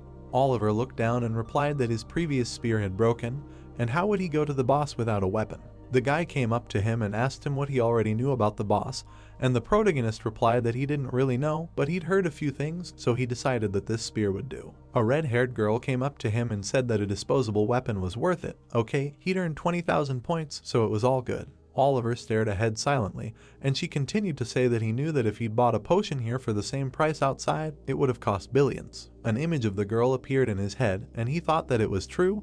It was stupid to spend so many points on a temporary weapon, but that was what he came here for. Smiling, he said that it was a necessary investment. A system message appeared with a small ticket.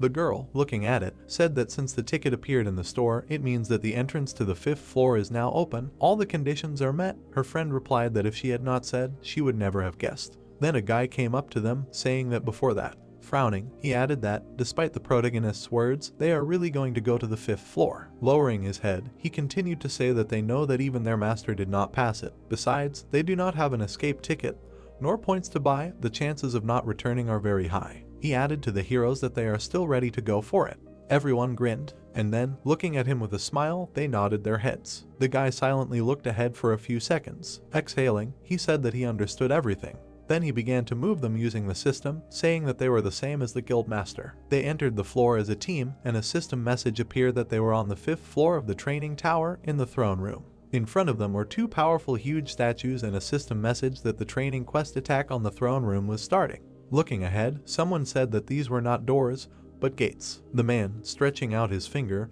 added that these statues, they will attack them. The protagonist replied that, judging by their eyes, it looks like they will attack. Then the guy turned around in fear and asked if this was true, to which Oliver replied that the statues would lose interest in them as soon as they passed through these doors. The red-haired girl looked menacingly in front of her and said that how to open them, they are incredibly huge, how to do this. The protagonist imagined the girl moving them, saying that it must be done with her hands. He raised his hand with a smile, adding that they should listen. Then he imagined himself running towards the knights, saying that one person would act as bait and approach the doors, then the statue would start moving, the rest would run behind the statue. He imagined a huge knight running after him, and his comrade being opened by the door. The girl, raising her hand, said that it wasn't too dangerous, to which Oliver replied that it was okay, he would take it upon himself. She, looking at him, asked why he thought he could handle it. Raising his hands, the protagonist thought that it was because he was the only one with a chance to survive, and then replied that he had good reflexes. The girl worriedly grabbed his hand, saying that it was too dangerous to do it alone.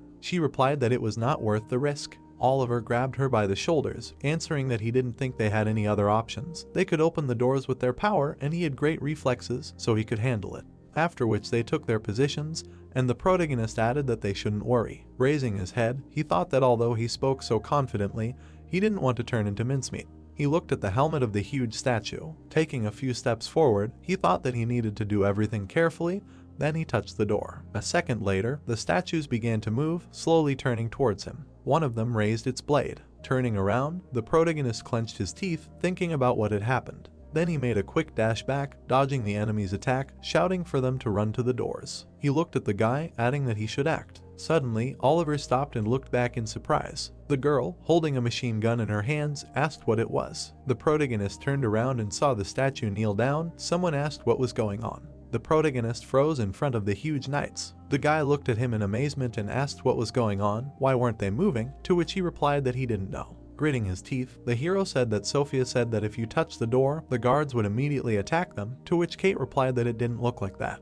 The knight bowed his head. It sounded like they were greeting the king, kneeling down. Looking up, Oliver wondered what they were greeting. A memory arose, and he added that the king. The ring on his hand caught fire. The protagonist slightly raised his hand. Looking at the guards, the hero wondered if they really thought it was him. The guy began to push the door and shouted that it had not moved even a millimeter. Frowning, the girl said that 4 people, and still nothing. Well, that's crazy, how could Sophia open it alone? To which he said that they should move away from there. Looking at the hero in surprise, the girl asked what he thought. He could handle it himself, to which he responded approvingly. The guy frowned and asked that it wasn't too dangerous. The guards moved when they touched the door, to which the protagonist replied that he would try. Oliver stretched out his hand forward. Suddenly the earth shook. The girl shouted in amazement that the hell, it seems they are reacting to him. Looking straight ahead, the protagonist thought that if the guards considered him their king, then let them open the door for him. Suddenly, the guard pressed on the gate. People looked at him in amazement. Standing in front of the gate, the protagonist will offer to go inside.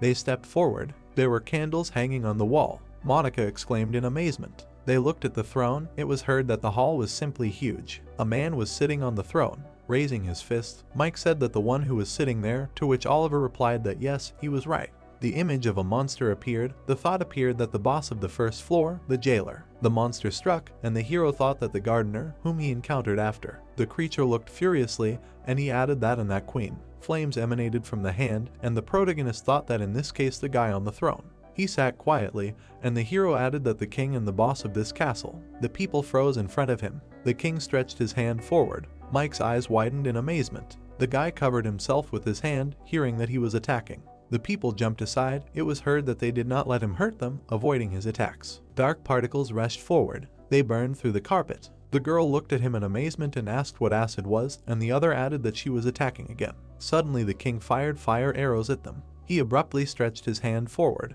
The protagonist ran away quickly and shouted that they should hide behind the columns. Mike clenched his teeth. Pentagrams appeared around the king. Holding the weapon in her hands, the girl asked what kind of magic it was, too powerful, to which she was told that she had never seen anyone attack with magic without a break. Peeking out from behind the column, the guy asked what to do. If he continued in the same spirit, they would not get to him. Mike asked in amazement, hearing that he should stay here. He looked at the hero in surprise. The protagonist rushed forward, and the guy shouted his name. The king raised his hand up. Pentagrams appeared above the protagonist. Frowning, the girl asked what he was doing. A bright sphere appeared in the air. Oliver raised his head up.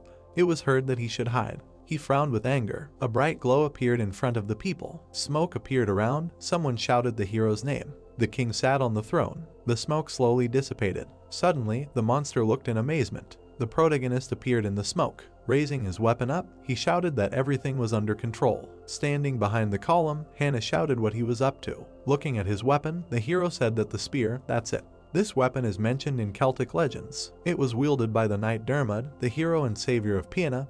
He received this spear from his adoptive father. The protagonist pulled out the spear. The thought of what the red color of the tip meant. Oliver clenched his teeth furiously. Having struck with the sword, he thought that it would neutralize magic. The protagonist abruptly rushed forward. Surprised, his eyes widened. He thought, damn, for a moment it seemed to him that this would not work. If he were as powerful as Sarah, he would probably already be a corpse. Oliver froze, thinking that however, he was not that scary, he just attacked indiscriminately. Grinning, the protagonist added that this spear was definitely worth the money. The guy looked out from around the corner, hearing that he should get ready, he would ensure the passage. The girls were surprised to hear that he should protect Monica and Hannah, let them keep an eye on him and ensure him. The glow appeared around the weapon. Oliver extended his weapon forward and said that he would clear the way for them. Lightning flew from the sphere in the air. The girl sat behind the column and wheezed. Frowning, she thought that even next to this flame it was very hot. The main character walked among the flames. The thought occurred to her that Oliver was now, in general, at the epicenter.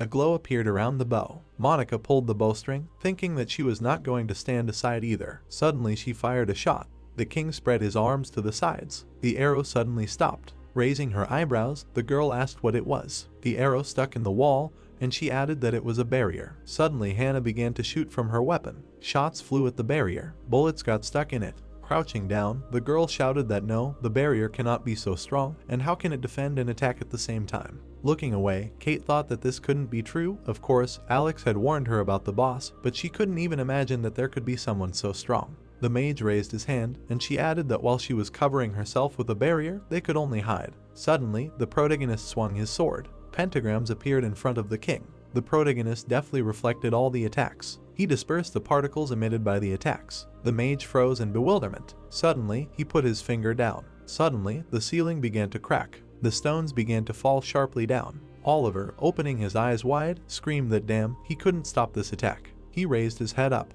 The guy pushed him away and told him to step back. A glow appeared around his hand. Mike dealt a crushing blow to the stone. Looking straight ahead, he said that he should trust him with this, to which the hero thanked him. Suddenly, the mage froze. Looking at him, the guy asked why he stopped. The king gradually began to bring his hands closer. The protagonist opened his eyes in amazement. Blue particles were flying around the creature. Watching him, the hero thought that this light. Suddenly, ice appeared on the floor, and he added that Sarah. The girls screamed in fear. Ice spikes rose up. The whole room was covered in ice. Looking to the side, the girl wheezed, and Monica said that this was very strong magic. The guy rubbed his face with his hand. The protagonist grabbed the weapon, and he screamed his name. The hero clenched his teeth and said that he was fine, and then thought, damn, for a second he thought it was Sarah. The spear was stuck in the ice. A thought arose that it meant that the boss stopped attacking to gather strength and hit with new magic. He still had to cover Mike. The girls were frozen, and he added that everyone else should not rush into trouble. The girl looked away and clenched her teeth. Suddenly, something flew past the guys. A sword was stuck in the ground. Someone shouted that they still had a chance. Frowning, Kate said that they should go ahead. Mike looked at her in amazement. Suddenly, he jumped up. Jumping away from the sword, the guy thanked Kate. A glow appeared around Mike's hand. Swinging, he said that it was time to end this show. The guy hit the barrier and shouted for him to come out. The barrier collapsed into small particles. Mike looked at the magician's hand in amazement. Suddenly, an arrow flew along his hand. The shot rang out right in his chest. Holding the machine gun in her hands, Hannah said that it seemed that the boss had relaxed, so Mike was able to break through his defense.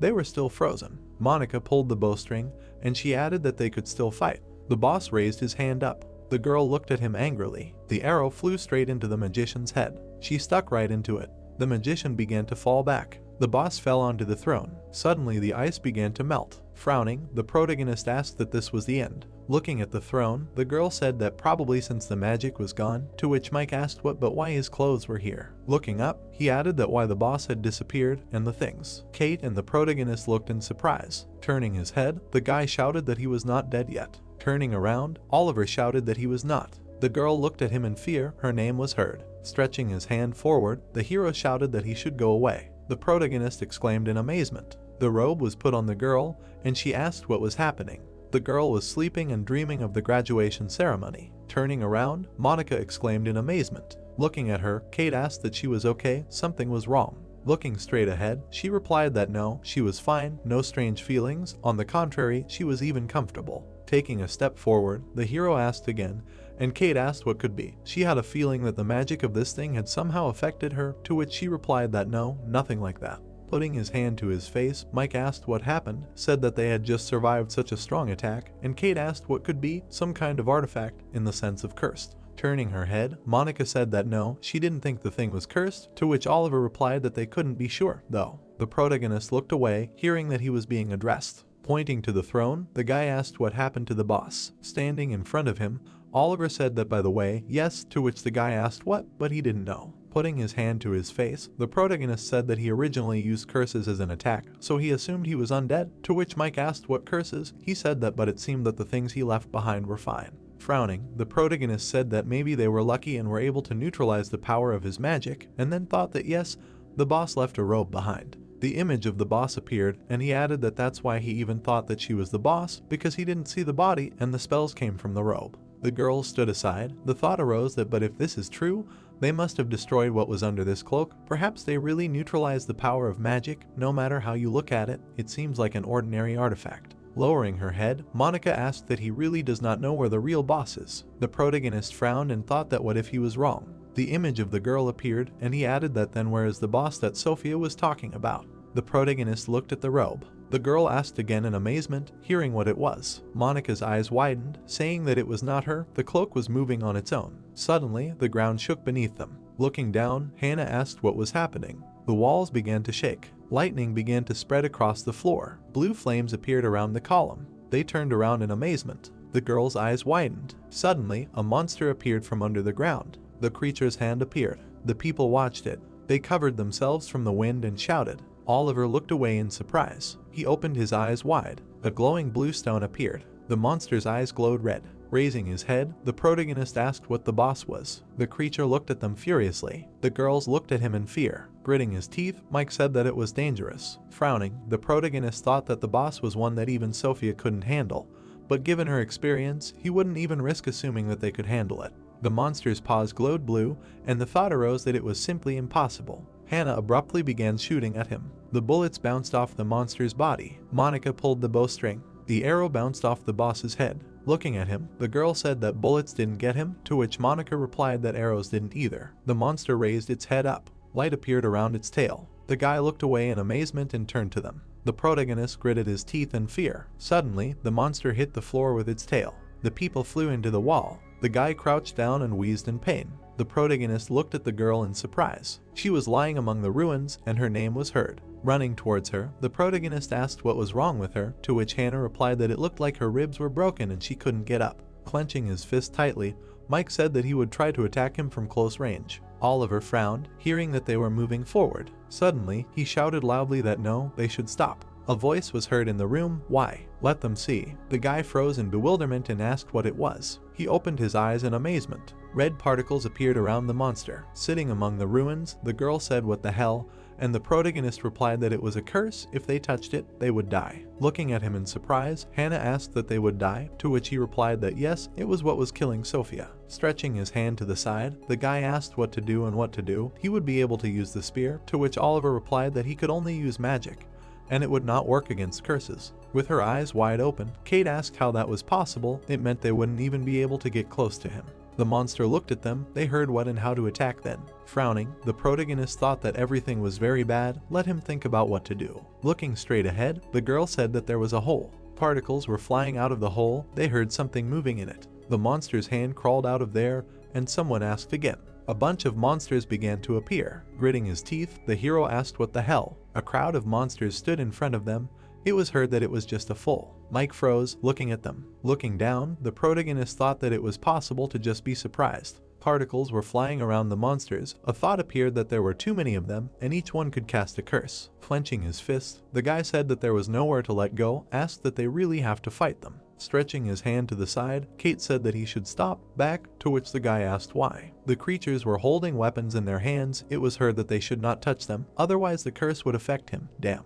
Holding a sword in her hands, Kate said that she would attack, let them cover, to which the hero replied that it was good. Suddenly the creatures rushed forward. The girl froze, looking at them. She looked to the side. Suddenly the girl struck the monsters. She rushed forward. Kate swung her sword at the creatures. She opened her eyes in surprise. The creatures ran forward. The thought occurred to her that she thought it would be harder, at least with these monsters. Kate opened her eyes wide and thought that if this continued, they would win. She deftly dodged the monster's blow. The spear pierced the monster. The protagonist cut through the creatures. Frowning, he thought that he was stronger than he thought. The girl fought the monsters. The thought occurred that now that Hannah and Mike could not attack, the situation was getting more complicated and Kate was having a hard time keeping her distance. The protagonist struck the creatures. The thought occurred that there were too many of them, and there were only 2 of them. Looking to the side, he shouted that no. The girl, standing in front of the monsters, heard that the path will forgive, will endure a little longer, to which she replied that everything was fine. Pulling the bowstring, Monica said that it would be better to let him deal with him.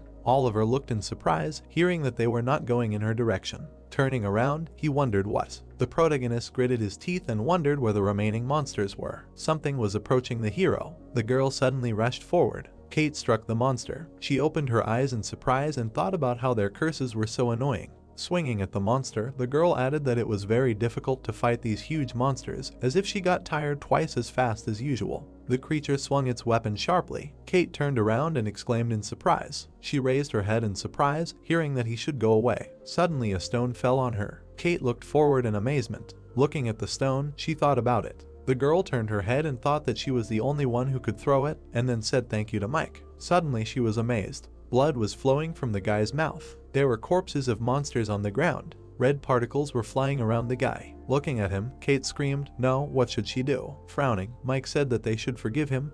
They attacked so suddenly, the curse, as Oliver said, is quite strong. Leaning over, he added that he should not touch them. The guy fell to the ground, and Monica screamed his name. With wide eyes, she thought, "No, Mike." Turning around, the girl added that Hannah, what about her? Sitting on the floor, the girl shot at the monsters. Shots flew at the creatures. They bounced off the armor. The girl wheezed, and the monsters screamed loudly. Pulling the gun forward, Hannah frowned. She started shooting and screamed that they were tenacious bastards. Looking at her, Monica thought that she thought so. She was in bad shape too. She needed help. The creature behind her growled. She shot at it sharply. The monster began to fall to the ground. A green glow appeared near the robe. Monica's eyes widened in amazement. She froze and wondered what it was. The monsters to the side of her growled. Rushing forward, the girl shouted that they should stop. Frowning, she thought why they weren't attacking her. Grabbing the robe, Monica added that it was all about the cloak. She quickly took off the cloak. A bright glow emanated from it. Hannah looked in amazement. The hero struck and looked away. Looking at the girl, he asked what it was, to which she replied that he was right.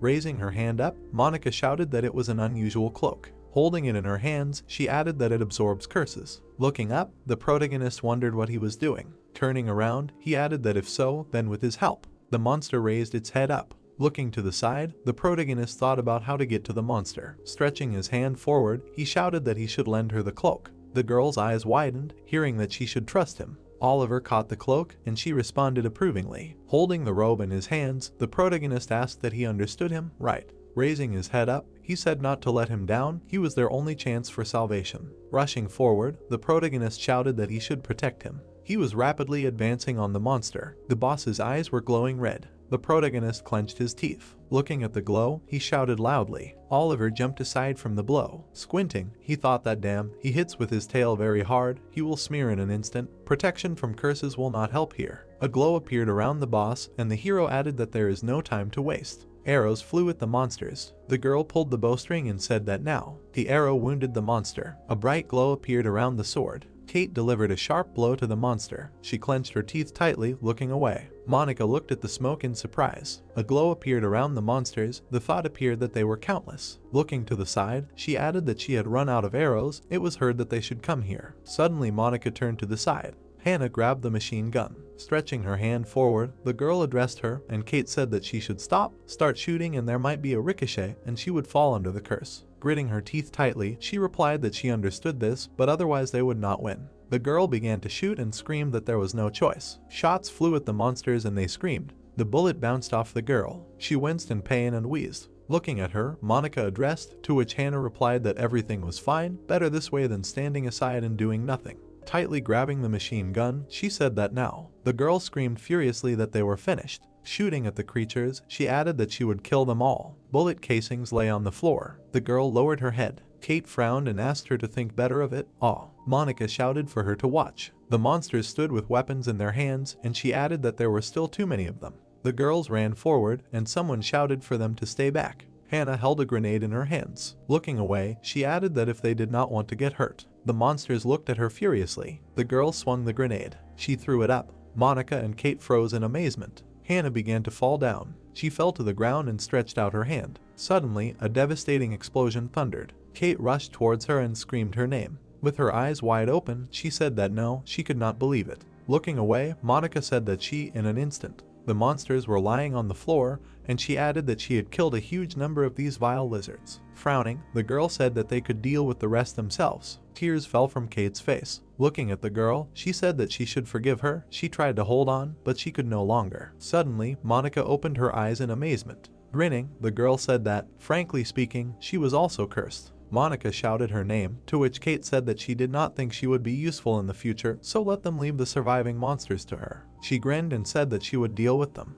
The girl rushed forward and turned to the boss. A glow appeared around her hand. Frowning, she thought that Mike and Hannah, no one even touched the dragon. Looking at the boss, the girl added that he was too dangerous, most likely she would die. Kate clenched her teeth and thought that, but that did not mean that she could not do anything. Suddenly, she bounced off the stone. The girl swung her sword. The dragon looked at her in surprise. The protagonist's eyes widened and shouted her name. Kate was approaching the boss. Her eyes lit up. Gripping the sword tightly, she shouted that she would not allow it. Suddenly, the girl cut off the dragon's tail. The monster abruptly hit the column. Standing in the smoke, the protagonist thought that one attack, so fast and strong, did not have time to respond. Gritting his teeth, he added that damn, he needed to buy time to strike, if only he could. The protagonist looked surprised, hearing a loud scream. Oliver's eyes widened in surprise, thinking it was his tail. He looked up, hearing his name. Jumping up, the girl said that she would come now. The hero froze in amazement. Suddenly, a blow flew at the girl. She flew sharply to the side.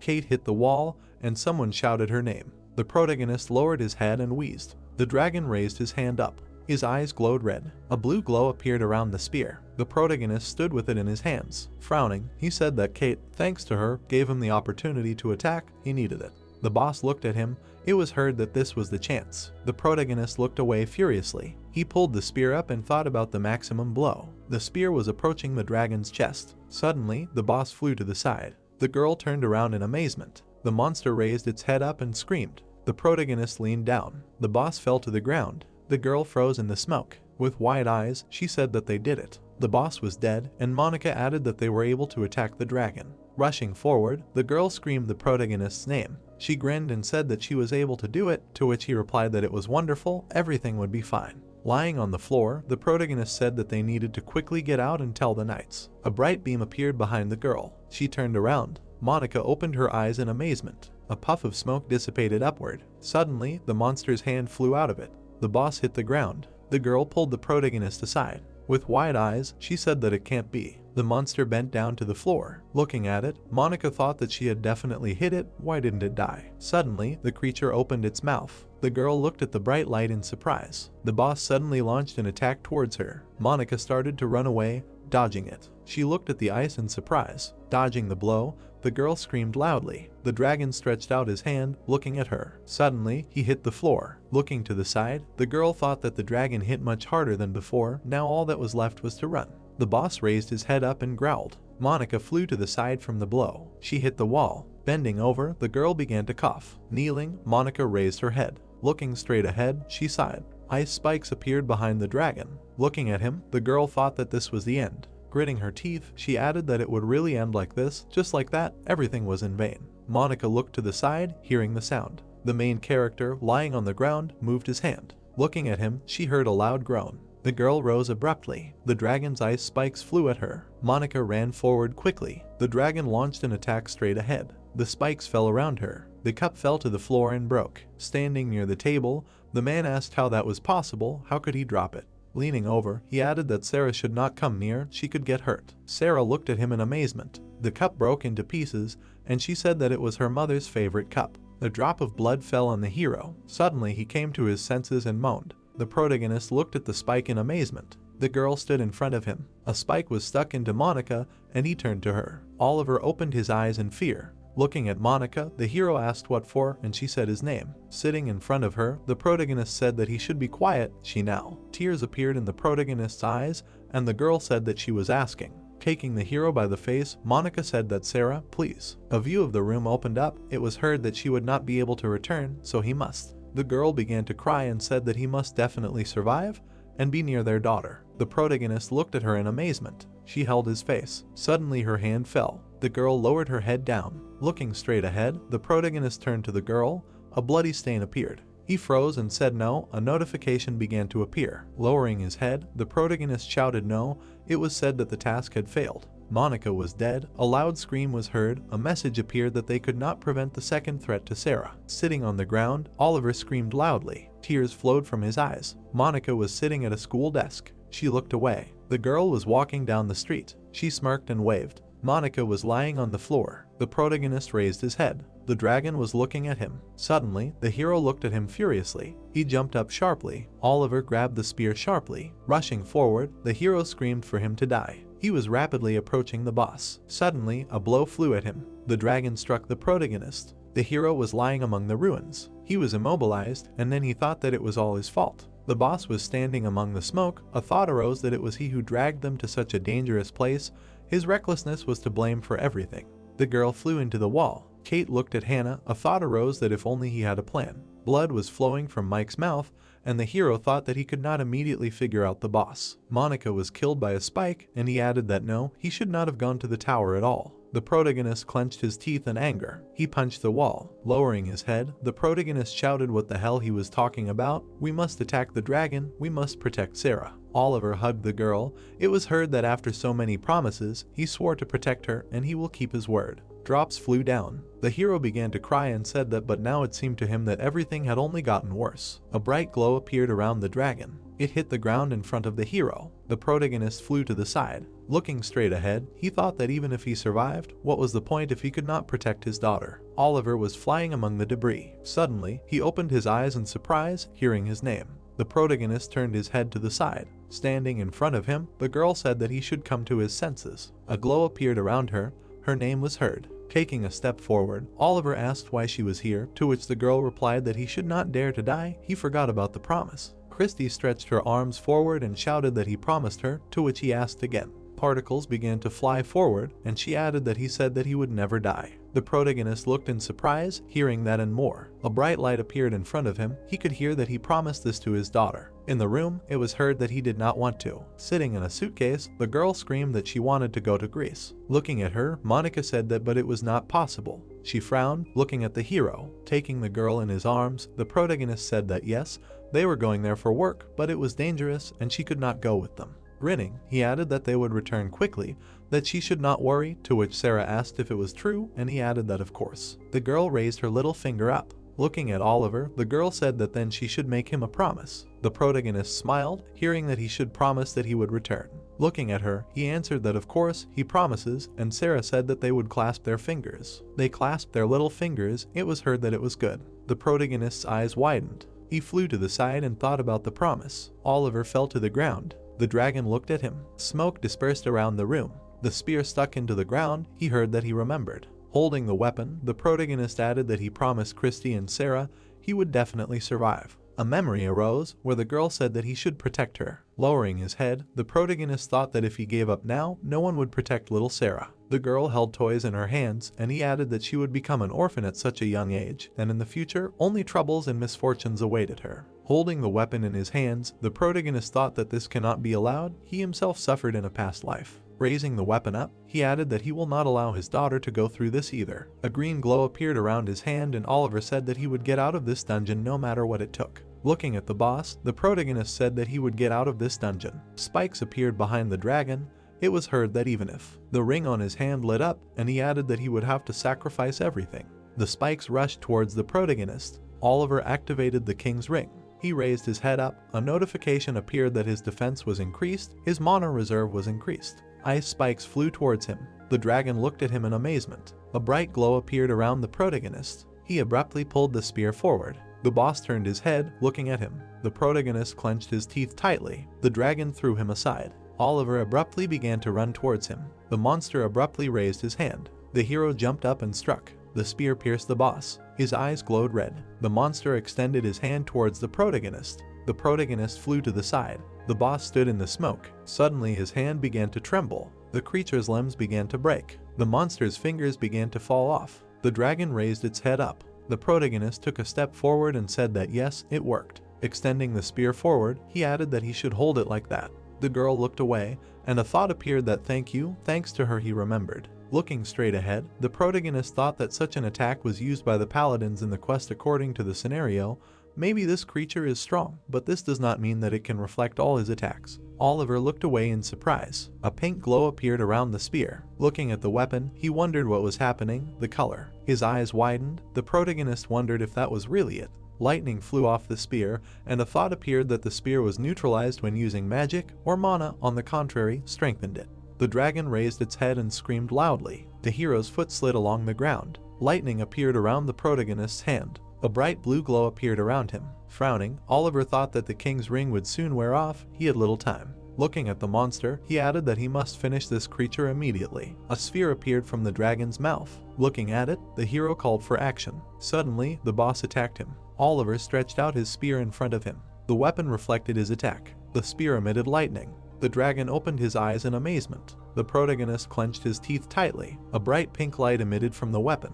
Looking straight ahead, the protagonist screamed loudly. Suddenly, he threw the spear forward. The weapon flew among the flames. The boss raised his head up. It was heard that he should go back. They were waiting for him. Looking at him, the protagonist thought. The boss attacked the hero. An idea appeared. What was it? There was a red ribbon hanging on the dragon. Oliver looked at it in amazement and wondered where it came from. Albert grinned. Looking away, the thought occurred to him that it was Albert's scarf. A bright pink sphere appeared. Suddenly it began to expand. A devastating explosion thundered. Smoke swirled in the room. A notification appeared that the training tower had been attacked. The quest was complete. The protagonist stood in the smoke. A message appeared about the scoring. First place 22,750 points. The protagonist opened his mouth. His name appeared. He took a step forward. A message appeared that alpha tester Oliver was getting a bonus. Suddenly the hero began to fall backwards. He fell to the ground. A message appeared that the body was returning to its original state. Mana was returning to its original state. The protagonist opened his eyes wide. A message appeared that the king's ring was absorbing part of his humanity. Looking at the ceiling, the hero thought that this was the end. Lying on the floor, Oliver thought that no, he can't lose consciousness. He needs to get out. He has to get back to Sarah. The smoke in the room was flying up. The protagonist lost consciousness. A notification appeared that unused rewards were being activated. A bright beam from it flew up. A white sheet appeared. A message appeared that a reward for a quest according to the scenario. An empty ticket was being activated. It was raining from the sky. The planks were broken. Albert looked away, hearing his name. The girl was sitting next to him. Stretching out her leg, she said the hero's name. Looking at her, Albert heard that he was okay. Then he lowered his head down. They watched the rain. The protagonist lay with his eyes closed. Opening his eyes, he moaned. Oliver was lying on the bed. Looking at the room, he asked that this was his house. Getting up, the hero wondered how he ended up here. Suddenly, he opened his eyes in surprise. Looking at the girl, the protagonist wondered who it was. He was surprised to hear that they hadn't seen each other for a long time. Christy smirked, and he asked that it was her. Standing in front of her, the protagonist asked what, seriously, but how, to which the girl clarified that wasn't it obvious. The protagonist froze, hearing that she did say that they would see each other again. Putting her hand on her side, Christy heard what it meant, then it was her. Oliver was surprised to hear that she wanted to apologize first. Looking away, the girl said that she could not answer all his questions because then there was a high probability that she would be caught, to which he asked again. She stretched out her hand forward and replied that she could not tell. Let him give her his hand. A glow appeared around her hand. Standing in front of her, the protagonist asked what it was, to which Christy replied that it would reduce the side effects of using the king's ring, but still let him try to use it less often. The protagonist lowered his head and said that she had given it to him herself. He looked at the girl and turned to her. They froze and the hero asked who she was. Oliver's eyes widened as he thought about the 23rd man saying that the quest according to the script was not real. The girl looked away, and he added that that was why he considered Christy a fictional character. Sarah lowered her head. A thought arose that, well, the fact that her situation was similar to Sarah's, he considered it a simple coincidence. However, if everything was real, then there were some oddities here. Looking straight ahead, the girl heard that she was real or not. Smirking, she answered that he should take it as he liked, to which the hero replied that it did not get better, and she added that she did not want to answer this question. Christy looked away. The protagonist looked surprised, hearing that it did not suit him. Her cloak. The girl turned around and asked what they call it, a gift, to which Oliver asked again. He looked surprised, hearing that yes, she gave it to the one she wanted to protect. Looking at the girl, the protagonist asked what else she knew, and she knew about Sarah, to which she replied that she knew that she was the same witch as she. Standing in the middle of the room, the protagonist asked what but why she had this power, to which Christy replied that it was an interesting question, asked what and he could answer why he was human. She put her hand to the window and added that she shared her soul. A reflection appeared, and the girl said that the curse of fate. Standing behind her, the protagonist asked what the curse was, to which she asked that it sounded stupid, right? The girl stood still and said that witches are the only ones who can send curses, but they themselves are bound by them. Turning around, she added that she would finish here. She must tell him something while there is time, to which the hero asked what exactly. A butterfly appeared on her finger and Christy said that it was a warning. Raising her hand, she added that it was about the butterfly effect. The protagonist's eyes widened. A glow appeared near the hero and he asked what it was about, to which she replied that it was true. Each step he took changed the future. Memories arose. It was heard that, as he noticed, a lot had already changed. The protagonist looked at the girl. It was said that so much had happened that he could not even imagine. The protagonist lowered his head. Looking at Christy, he said that he could fix everything, to which she replied that it was possible, but he knew the peculiarity of the butterfly effect. A huge hurricane appeared. It was heard that even what was invisible now was gradually accumulating and turning into a storm. A storm was coming that he could not cope with alone. Oliver clenched his teeth tightly. A memory arose, and he thought that even with all his desire to change anything, he would not be able to change the main thing. The hero clenched his fist tightly. The girl looked at him. He put his hand to his face, hearing that he should calm down. Monica was alive. The protagonist's eyes widened. He asked in amazement what she said, to which Christy replied that it was a blank ticket that he had received for the quest according to the scenario. Oliver looked down. It was heard that it did not work quite as he thought. He was holding a sheet in his hands. A bright light appeared around the sheet. It was heard that because it was actually a return ticket. The girl was sitting on the ground. It was said that he could turn back time. Hannah was lying unconscious, and Christy said that for him and the guild members. Mike was lying face down on the floor, and she added that everything would return to the moment when he first attacked. Monica closed her eyes. It was heard that, and that meant. The hero raised his eyebrows and asked that Monica would return to life. Standing in front of him, the girl answered that yes. A glow appeared around her and she added that but she should not let her guard down. Stretching her finger forward, Christy said that Monica would only come back to life because she died within the ticket's range, so she shouldn't always count on it.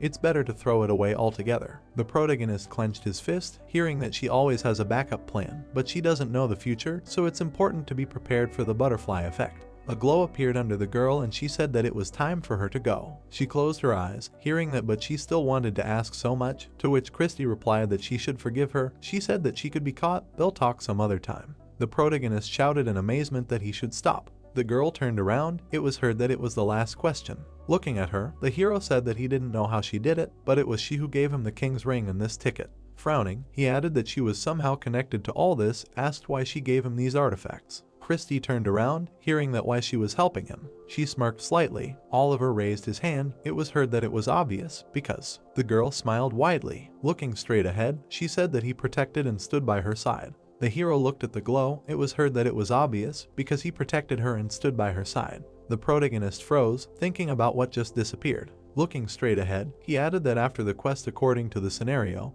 he had many questions about the king's ring and the boss of the tower. Why couldn't she at least tell in general terms? Suddenly everything around him began to blur. Surprised, opening his eyes, Oliver wondered what it was. A notification appeared that an alpha test was underway. Privileges were applied to Oliver's personal system, and he added that it was starting. A message appeared in front of him that he should enter his personal account, to which the hero thought that when he had just entered the training tower, his goal was to change his specialization. The protagonist's personal account appeared. Looking at his specialization, he thought that a change button had indeed appeared. Raising his head, the protagonist thought that he wanted to change, and then said that he wanted to change another person's specialization, not his own. A notification window appeared, and it was heard that he wanted to transfer the ability to change. Oliver looked in surprise, seeing that this privilege was available to the hunter who received the most points for clearing the training tower. The hero frowned, reading that he could not transfer the privilege of changing specialization, to which he thought that this meant that it was possible, and he had already hoped. Speaking without exaggeration, all of Sarah's misfortunes were connected with her specialization in class. He hoped that if he changed this, he would prevent all the chaos that he had already experienced before rebirth. The protagonist looked away and thought that, however, this is how things turned out, well, he won't do anything.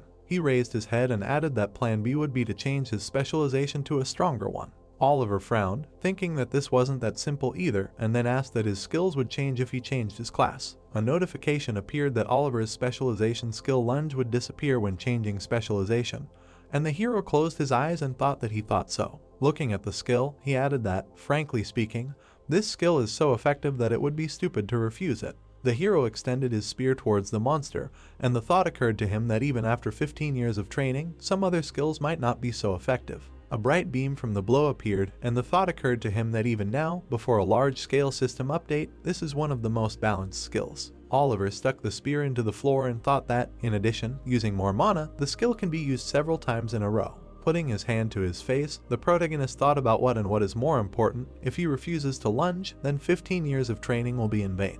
Being in an unknown space, he thought about the fact that, however, it is necessary to take into account that with another profession he will acquire a new skill, but whether it will be effective enough is another question. The hero was amazed to see that he can change the specialization while maintaining the skills. The protagonist's mouth opened wide, seeing a notification that the current specialization is a spearman. The multiplier specialization can improve the previous one. With his eyes wide open, Oliver thought that the multiplier, for sure, and such a specialization exists. The multiplier, at first glance, is no different from other specializations, work that helps to develop both the skills of any fighter. But Destroyed Cage appeared. The thought arose that initially he bypassed this specialty due to some restrictions that seemed dubious to him, but if he can get the key. Looking straight ahead, the hero added that this changes the situation radically, and then said that he decided. Raising his head, the protagonist said that he was changing his specialization to a multiplier. A personal system update was taking place. His spearman specialization was changed to a multiplier. Oliver stretched his hand up.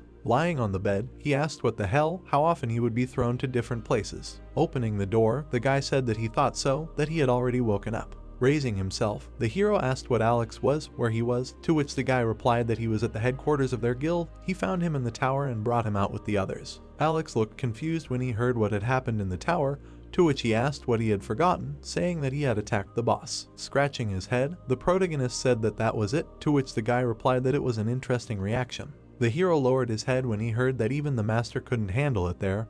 It was an incredible feat, to which he thought that there were just a few oddities in all of this. An image of a monster appeared, and the protagonist thought that the boss of the training tower would be the king, but there was a huge dragon controlled by Albert. The throne appeared, and he added that if it really was Albert, then where did the king go? Sitting on the bed, Oliver asked what was wrong with the others, to which the guy replied that everything was fine, let him not worry. The people were wrapped in bandages, and Alex said that they had minor injuries, but everyone was safe now, and Mike turned to the hero. Kate asked that he had come to his senses. Monica entered the room. The hero opened his eyes in surprise when he heard his wife. The girl rushed forward and shouted Oliver's name. The girl's eyes widened and said that he was fine. The protagonist hugged her tightly. Monica looked at him in surprise. The hero froze when he heard his name. Hugging the girl, the protagonist said that thank heavens. Monica spread her arms out to the sides and he added that this was not a dream, she was really alive. Loud screams were heard behind them. The girl pushed the protagonist away, recalling the past. Sophia, while they were in the tower, was hospitalized because her body suddenly became paralyzed.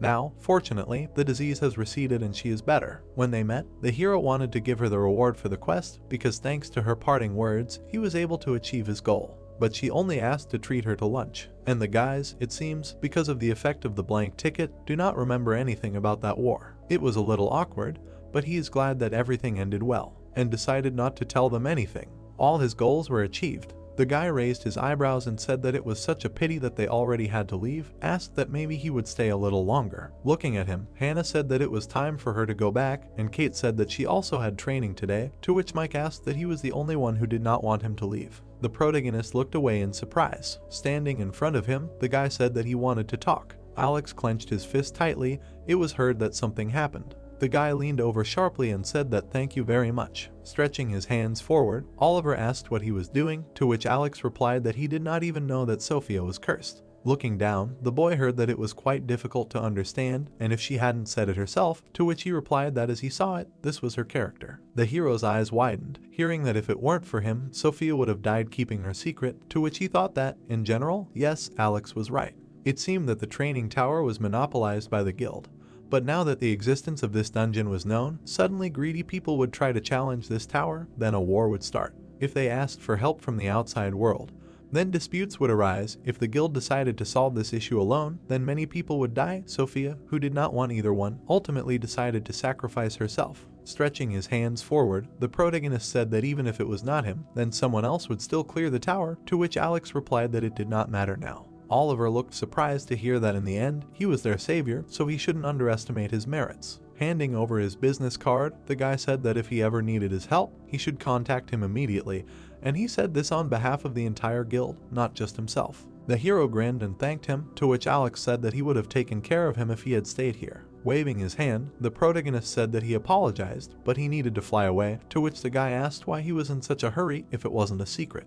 Oliver grinned slightly and said that he wanted to see his daughter. The plane was flying quickly among the clouds. A crowd of people stood at the exit. The man was holding Sarah in his arms. The girl smiled widely. The protagonist took her in his arms and said that he missed her madly. The sun was shining over the city, and the weather was clear. The protagonist and his family entered the room, happy to finally be home. Oliver sat down on the bed, and Monica fell face down on it, saying that she was tired. He looked at her and noticed that the girl had fallen asleep, adding that she had no strength left at all because the trip to the training tower was just his whim. The guy realized that no one remembered how his partners fought desperately, and this made him wonder why the system did not allow them to buy new things. She noticed that Monica, not paying attention to the interlocutor, quickly fell asleep on the bed next to him. The protagonist slightly leaned towards her and realized that she did not use skills before the system update and in the tower too, so he decided to ask her about it later. After that, the guy moved to the edge of the bed and said that he was worried about Christie's words. The apartment was tidy and there were a lot of things on the shelves, and the guy remembered that she spoke as if she knew the future and wondered what else she didn't know. The protagonist remembered what the tower looked like and wanted to go back there, but he knew that it was impossible to enter it again after passing it, and he was worried about whether the girl would return and what consequences the butterfly effect could have. The hero was worried, so he fell on his back on the bed, covered his face with his hands, and wondered how he could prepare for Christie's appearance, because she could appear any day. He continued to complain about his problems, and his voice was heard by Sarah, who was standing near the entrance to the room. After that, the girl jumped onto the bed to her parents, which they did not expect. She looked at Monica and asked if she did the same, and the girl replied that her daughter repeated after her mom and dad, and agreed. After that, Sarah lay down on her back between the characters, smiled and said that she wanted to be like them. The protagonist blushed from her words and was happy. He decided to put these depressing thoughts aside for later and told Sarah that he was going to die from such cuteness. The family continued to lie on the bed, cooing at their daughter. Oliver was sitting on the couch braiding the girl's hair when suddenly the doorbell rang. He could not understand who could have come since they were not expecting anyone. The guy looked at the entrance and was surprised to see a guest who shouted that he had arrived. In the passage, he saw his father with a bag. The man walked a little forward and put the carrier on the floor. Oliver approached his father and asked what happened, and his father replied that he had to give him a parcel. He put the bag on the floor, and a sound came from it. The protagonist was surprised by such a gift and realized what was in it. A black cat came out of the bag and began to inspect the territory. Suddenly, Sarah noticed her and loudly shouted her name, heading in her direction. Monica continued to look at the animal. The protagonist was surprised, looking at the happy girl, and the man explained that the cat's name was Teacher. The guy did not understand, looked at his father and asked why he suddenly brought them a pet. The man answered that Sarah liked this cat.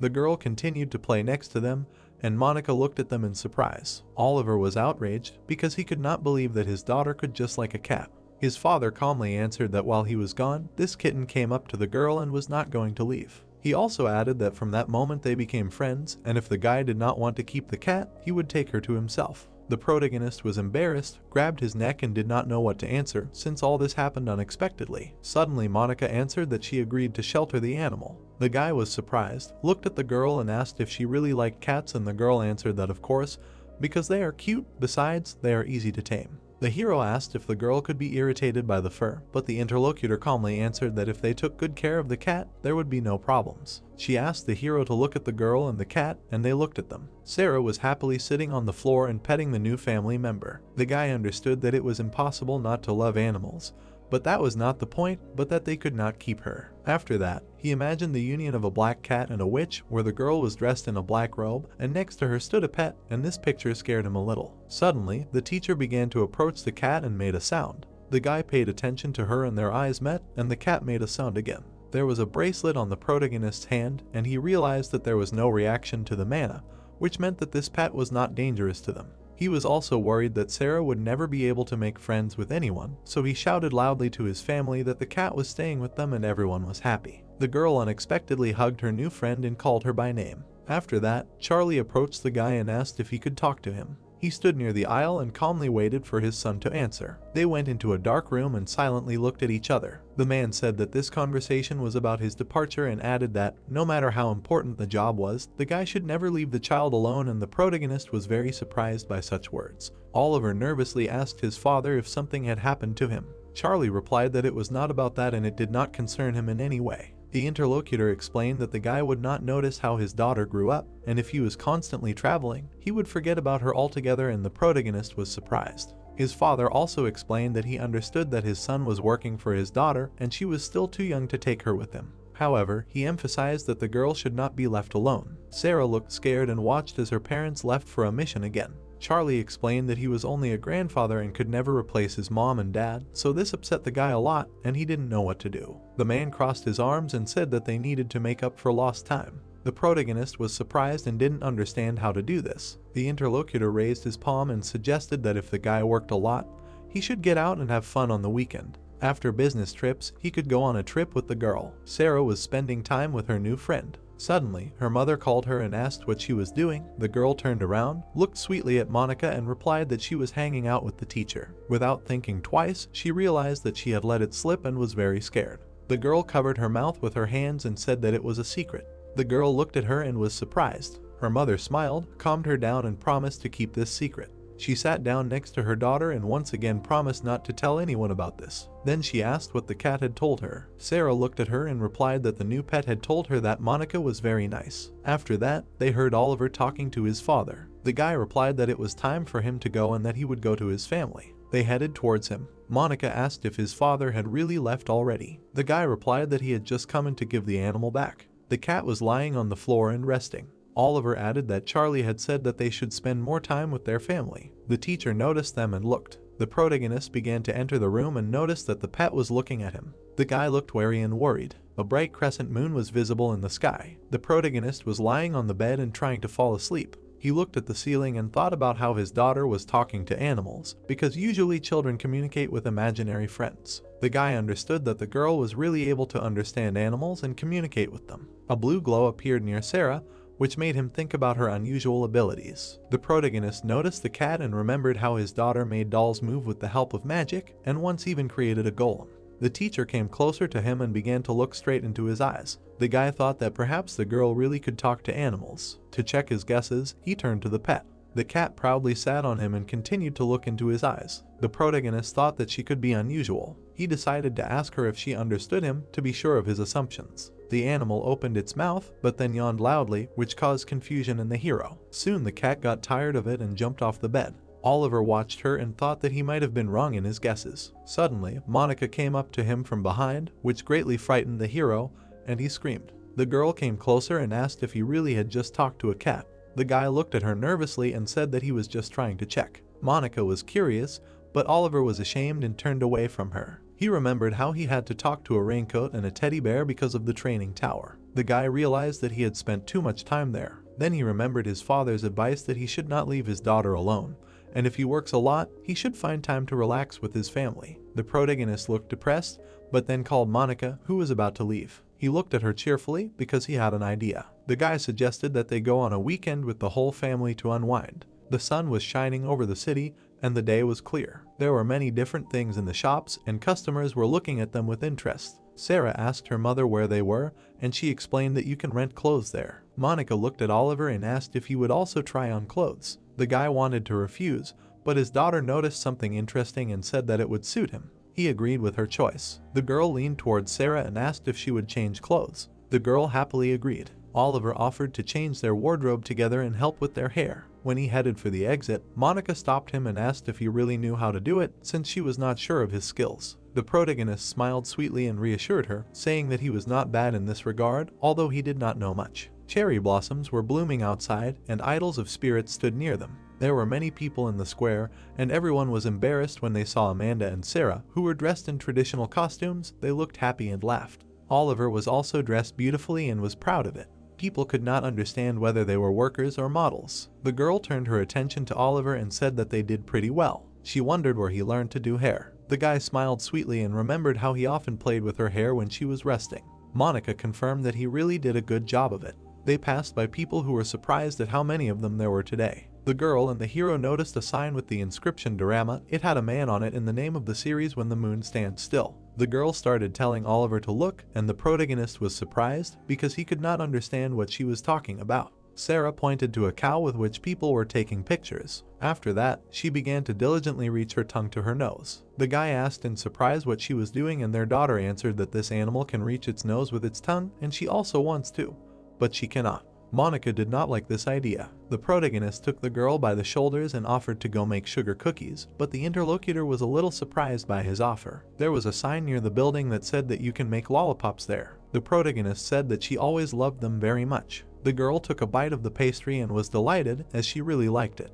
Oliver continued to sit next to his daughter and offered to make a few more of these delicacies. Monica looked at them cautiously and replied that Sarah had enough. The girl looked at her mother and asked to buy at least one more. The girl replied that she needed to eat first and then everything else. Sarah looked at the girl with resentment and barely held back her tears. The child turned sharply to his dad, and the protagonist did not expect this. The guy's face was illuminated by a bright glow. His daughter stretched out her palms and began to ask to buy her another sugar cookie. A pink light emanated from the girl, and she continued to look pitifully at the protagonist. The protagonist could not find a suitable answer and said that Monica forbade them to eat sweets until they ate. Sarah began to beg even more and insist on her own way. She could not believe that she was being forbidden. Oliver was blinded by a flash of light and was very scared. Suddenly, the guy took out several lollipops and confidently said that he would not begrudge anything for his beloved daughter. The girl looked at him happily and was happy that her request was fulfilled. Monica noticed this and was furious with the hero. He could not answer her. The guy looked at the family and began to apologize to them.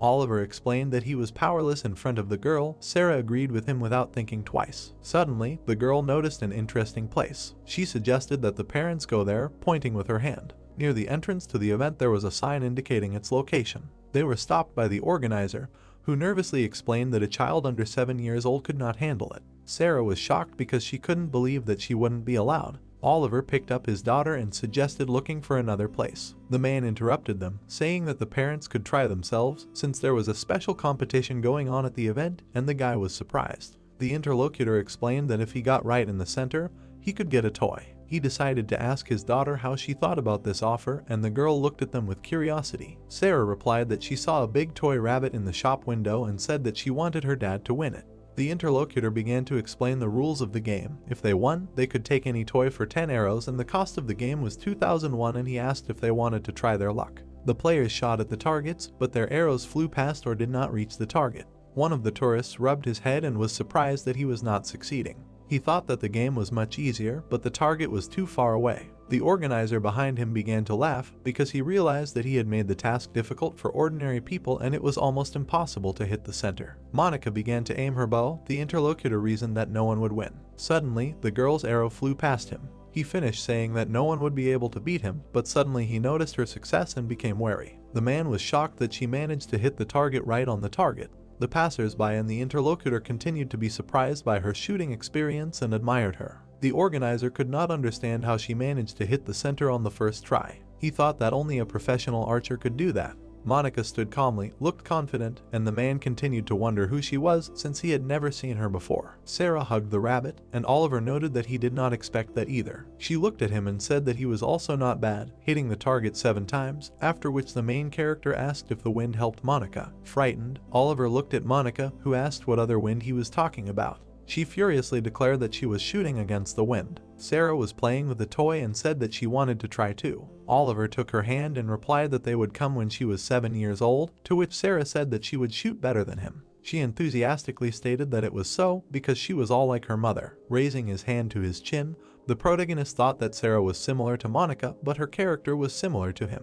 Watching his daughter, Oliver added that she would not even have to put in much effort to learn something. After all, she is magic. Oliver thoughtfully noted that if you think about it, she needs to learn how to handle magic. He is afraid that under the influence of emotions, Sarah may not use her powers correctly. The protagonist imagined many mages and emphasized the fact that although he would like to teach her, there is not a single worthy mage around him, and only 1% of hunters are able to handle magic. In his imagination, a picture appeared of Sarah holding a staff, and he stated that he would like his daughter to learn magic that can protect her. Closing his eyes, Oliver noted that he would not want her to end up on the battlefield and he will protect her as long as he can.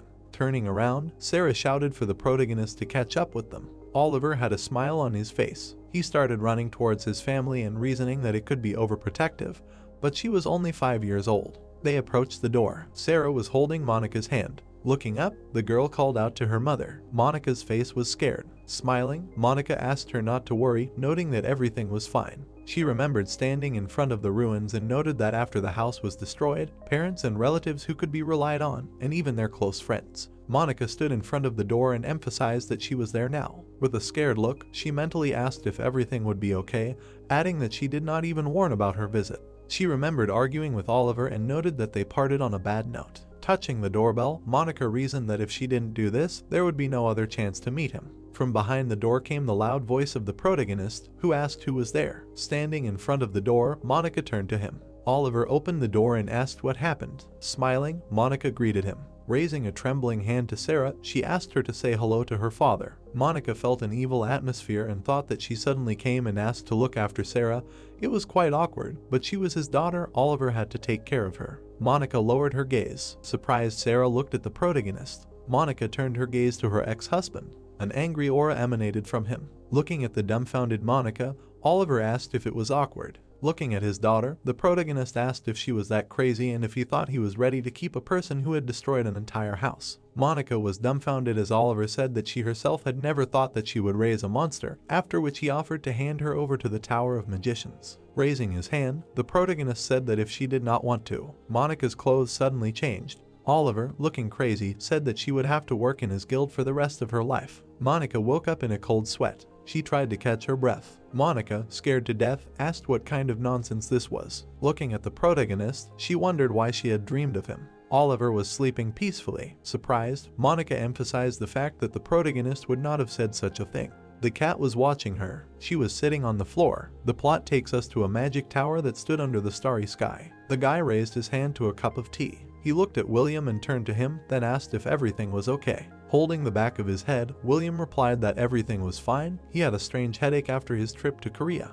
Putting his hands on the table, he asked how things were there, after which he received the answer that they said that the faults in Greece had almost doubled in size.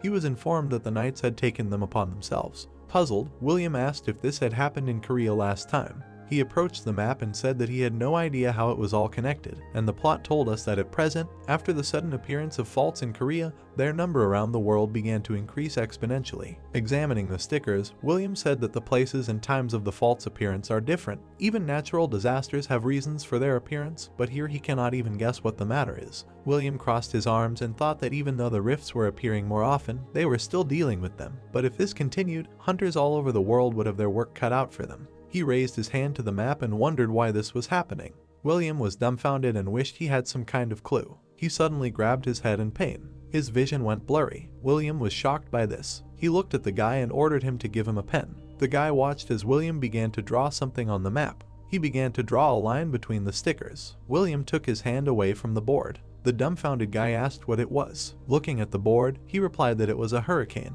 William was furious and said that the country that was the epicenter. His gaze fell on Korea. He imagined Sunny Seoul. The end of the first season. The plot takes us to New York at night. Cars were driving fast along the road. Christy looked at the cars from the roof and said that she warned Oliver, but the butterfly effect did its job. She said with a smile on her face that she would have to intervene again. Christy looked at the sky. She squinted in disappointment. Covering her ears, Christy said that she would not be caught. The girl removed her hand from her ear. Raising her head, she said that progress was going much faster than before the regression. Looking at the truck, Christy assumed that it was because of Oliver, adding that for her part, she would try to do everything possible to stop him, or at least slow him down, because they had already received a warning from the tower. Holding onto the railing, she said that she could not help herself and was worried, but she would be careful. Her hair fluttered in the wind. Christy, with a satisfied look, asked the interlocutor to mind his own business, noting that she could handle her own business herself. Her gaze fell on the container. Jumping off the roof, Christy said that she would start with this thing. The plot takes us to a high-tech laboratory building which stood under the daytime sky. Walking along the corridor, the protagonist asked if he could enter there. Turning around, Chris replied that outsiders were usually prohibited from entering, but the team leader ordered him to be brought in. Standing in front of the opening doors, Chris noted that there was no better place to test this weapon. They entered the room. Hannah met them and asked them to go faster. She added with a smile on her face that she had just finished preparing it. Oliver began to follow her and asked if she had done everything he asked, to which he answered that she had done everything. His idea was amazing. For a start, she had only developed a prototype, because he himself understands that they only make custom weapons for super important people. She took the baton in her hands and asked where the protagonist's spear had gone and whether he had broken it in the tower. Handing him the baton, Hannah explained that she called this thing Mater. She pointed her finger at the weapon and asked if he saw the line and letters in the center. Examining the baton, the protagonist listened to him say that he needed to turn the handle until he got to the desired mode. Oliver sent blue mana into the baton. It suddenly began to grow, after which the baton turned into a spear. The protagonist was surprised by what he saw. Standing next to him, Hannah asked him how he liked the development, noting that she wanted to hear the opinion of a hunter who was an expert in spears, to which she received the answer that so far everything is fine, but it needs to be tested in action. Oliver was taken aback by the words that he can test it right now. Looking at the sphere, the protagonist said that the last time he encountered this was during the exam when he received his license.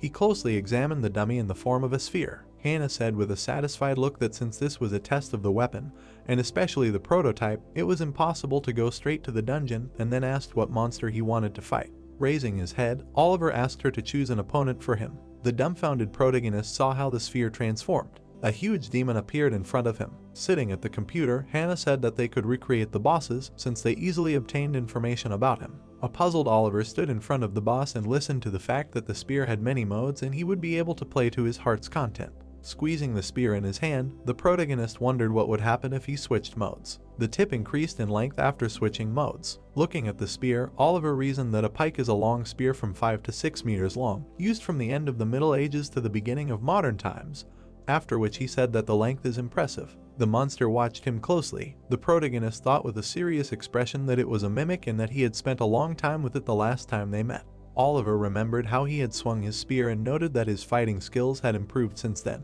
and that he had also developed a personal system after the training tower. Standing in front of the mimic, the protagonist said that he would see how he could deal with it this time. Oliver rushed into battle. Smiling, he cried out that he was looking at the monster and that he was starting to feel sick. The protagonist flew into the mimic's mouth and said that he would now find out how much stronger it had become. Light was coming from the windows of the building. Monica turned her gaze to Sarah, who asked what kind of suitcase it was. She saw Sarah and replied that her dad had gone to Greece with it. Leaving there, Monica thought about Oliver being a pig who still hadn't picked up his luggage and would need to unpack his things later. The cat approached Sarah. She asked Sarah, looking puzzled, what was sparkling inside the suitcase. She saw a clot of mana in the suitcase. Sarah opened it. She was surprised. A dark cloak was flying in front of her. Looking at it, the girl asked what it was. Green energy began to flow from the cloak. Hannah looked at the corpse of the mimic and said that she could not believe it. With her hands on her hips, she wondered if it had always been so weak, adding that they had dealt with it without any problems. Holding a folded spear in front of him, the protagonist said that it was a worthy thing and he wanted to say something. He looked at the spear. Hannah, dumbfounded, clarified what happened to the spear, and Oliver suggested that her mod was not that durable. She, looking upset, said that since it was a transforming weapon, she intentionally used flexible material, but did not think that it would last only one battle. Looking at the puzzled Hannah, the protagonist said that if he used his skills with this weapon, it would simply not hold up, so it should be strengthened, after which Hannah replied that there was nothing to be done about it, although it hurt her pride. Standing in front of her, Oliver asked if he could test the spear again after finishing it, to which he received the answer that he didn't even have to ask. Looking at the protagonist, Hannah stated that the idea for this weapon was his, so she would like to sell this idea. Oliver replied that she would take the idea for free, which surprised Hannah. Extending her hand, she asked if he realized how much money this could bring, and the protagonist said that he had one condition. Holding the spear in his hand, Oliver asked to release this weapon to the public in 3 years. The protagonist calmly noted in his thoughts that in fact, the idea for this spear was not his. He imagined the outline of the spear and emphasized the fact that it was developed by high tech before his regression. Holding the spear in front of him, Oliver reasoned that he simply told what he saw in the future, although such an intervention in the course of time. Standing in front of Hannah, the protagonist noted that he could only guess what this could turn out to be. He imagined a hurricane and added that every action has consequences. A weapon that should appear only in a couple of years will be distributed throughout the world. Confused, Oliver mentally asked if he could really do such a thing. Hannah took the spear and said that she would do as he asked, but did not understand anything. Pointing his finger, the protagonist stated that there was another weapon that he would like to ask her to assemble, after which Hannah asked if they could find something among the existing ones. Oliver presented ingots and said that this time the weapon must be made of a special material. The protagonist returned home. He was surprised by Monica's scream, who asked Sarah to give it to her. Sarah was floating in her cloak above the room. Monica was shocked and screamed that it was dangerous. Sarah replied with a displeased look that everything was fine. Oliver ran up to his daughter with a shocked look. Looking at Sarah, the protagonist thought that it was the cloak that he had taken from the 5th floor of the school tower, which should have been in the suitcase. Monica looked at him with an angry look. She looked at him closely and mentally told him that he needed to think of something to catch her. Joyful Sarah flew to Oliver. She flew in front of him and said that she was acting like this because her mother told her to take it off. Monica crept up from behind and tried unsuccessfully to grab her. She frowned and looked at Sarah. Closing her eyes, the girl screamed that it was not dangerous at all. Surprised, Oliver reasoned that he could not believe that Sarah was so calm, despite the situation. The protagonist spread his arms and asked her to come down, and in his mind he assumed that she really liked the coat. Looking away, Sarah replied that if she came down, then her mother would make her take it off. Oliver stretched out his arms and told her that she couldn't just wear it, but if she came down, then they would talk and he would help. The protagonist looked at Monica and asked her to calm down too, because everything was fine. Sarah landed on the floor. She grabbed Oliver's leg. Smiling, Oliver asked her if she liked the coat. Sarah looked away and listened to her mother worry that she might fall and get hurt, after which she replied that she hadn't fallen. Looking at the surprised Sarah, the protagonist asked her what she would do if her mother was standing on the edge of a high cliff. She was scared after imagining Monica falling. Sarah replied that she would worry, and Olivero put his hand on her head and said that her mother felt the same way. Sarah began to cry. She looked at Monica and asked for forgiveness. Monica hugged her and also apologized for trying to take her cloak so rudely. The protagonist watched them with a smile on her face. She approached Oliver and asked if everything would be okay and if the cloak would behave the same way as in the tower. Sarah turned her gaze to the protagonist, who asked if she felt any changes after putting on the cloak. Stretching out his hand, he asked if the cloak moved on its own, to which he received the answer that it did not. Oliver looked at Monica and said that everything was fine. When they put it on, the cloak did not affect them in any way. She listened with a puzzled look that she did not even resist out of surprise, and in general, artifacts like this cloak cannot harm people with strong mana, so there is no need to worry about Sarah. Holding his chin, the protagonist thought that there is one problem. Oliver imagined Christy and remembered that she said to give the cloak to Sarah. He watched his daughter and wondered what kind of energy this cloak exudes on her. The protagonist was suddenly taken aback. He imagined an adult Sarah and emphasized the fact that if you think about it, he saw Sarah before the regression in the same cloak. Frowning slightly, Oliver reasoned that she could not have entered the training tower because then she was in Korea when the tower was captured. The frightened protagonist assumed that the cloak from the future and this one are one and the same. Oliver imagined Sarah lying on the operating table. Her eyes were exhausted. Christy stood over her. Sarah got up from the table, and the protagonist asked if they had met before. The car was driving outside the city. Oliver was holding the steering wheel and saying that sometimes it was nice to drive like that. Smiling, Monica said that it was strange to see him behind the wheel, to which she answered that he had gotten the highest score on his driving test. They drove up to a house. Looking out the window, the protagonist asked to take Sarah and go first while he returned the car and came back to them. Dumbfounded, Monica asked if this was Hannah's car. Standing in front of the car, she said that she thought Oliver had rented it from a company. The surprised protagonist looked at the phone and thought that this was really a woman. He tried to call Hannah, who did not answer. We were transported to a house in the Seongbok district, which stood under the night sky. Hannah was sitting at the computer. She was examining bullets. Her face was puzzled. The girl thought with a saddened look that she couldn't even leave a scratch on the boss in the training tower. She examined the bullet and thought that it had its limit, but if she couldn't improve this part, she would be marking time for the rest of her life. The girl raised her head and noted that the problem was how to put mana into the bullet. She imagined a pistol magazine and added that it was because mana evaporated over time. The girl imagined herself shooting a pistol and emphasized that if she imbued the gun with mana, then it would strengthen the gun, not the bullets themselves. Touching the bullet, she reasoned that it would be good if she could put mana without touching it, but it was too much for her control. Frowning, Hannah came to the conclusion that there was nothing left but direct contact and wondered if she should try putting mana into the bullets in the chamber itself. She touched the glass. The girl looked at her watch and said that it was very late. As she left the lab, Hannah noted that she had not been so immersed in her work for a long time. She noticed a familiar voice telling her that Hannah had taken a gun. Oliver was sitting in front of her parents and added that she had not said anything after taking the gun because she did not speak, but acted. She was horrified by what she saw. Turning around, the protagonist greeted her. Oliver approached him and said that he had come to return the car. Throwing up his hands, he said that Hannah had not picked up the phone, so he had gone to the office,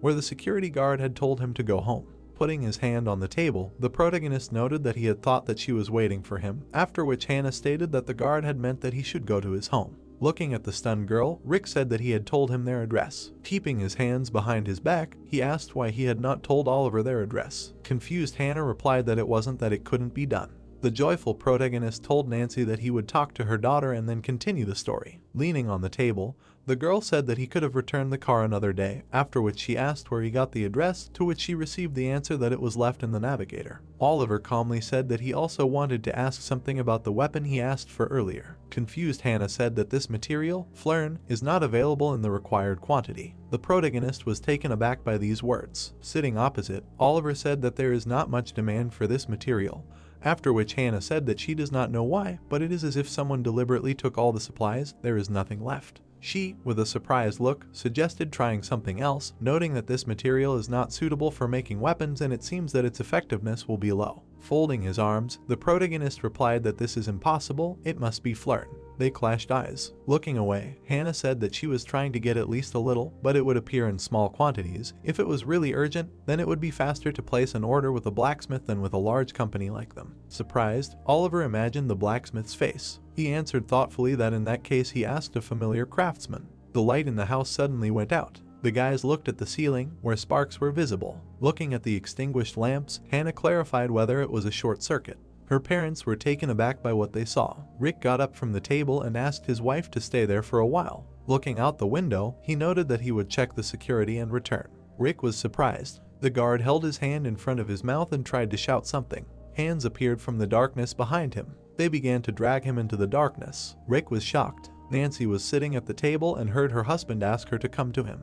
Hiding behind the curtain, Rick screamed for her to stop talking and come faster. His face was scared. Looking at the many killers on the street, he assumed that they had uninvited guests. Masked men were searching the house and discussing that there was nothing anywhere. Looking at the door, the stranger said that they would search a little more. The parents were sitting on the floor in the bathroom. Frowning, Rick thought about the fact that all the entrances and exits were blocked and the phone was not working. He left his mobile in the room. Imagining the balcony in the house, he thought that he needed to contact security. They managed to get to the second floor by a roundabout way. The man looked at the shaking door handle and wondered if he would be able to reach the room. Rick hugged his frightened wife. They watched as someone tried to open the door. The couple looked at the door. The handle began to twitch quickly again. Frightened, Nancy covered her ears. The guy hit the door with all his might with his shoulder. He looked at the old people sitting in the room and called them. Rick swung the stun gun furiously. The stranger looked at him and said that it turned out he was here. Hannah pulled the pin. The guy turned around at the fallen grenade. He looked at the glowing bomb on the floor. The stranger frowned and realized what it was. There was a bright explosion. People covered themselves from the flash and the stranger asked who it was. The girl pulled out a gun. She shot electricity at the criminal. Oliver swung his baton.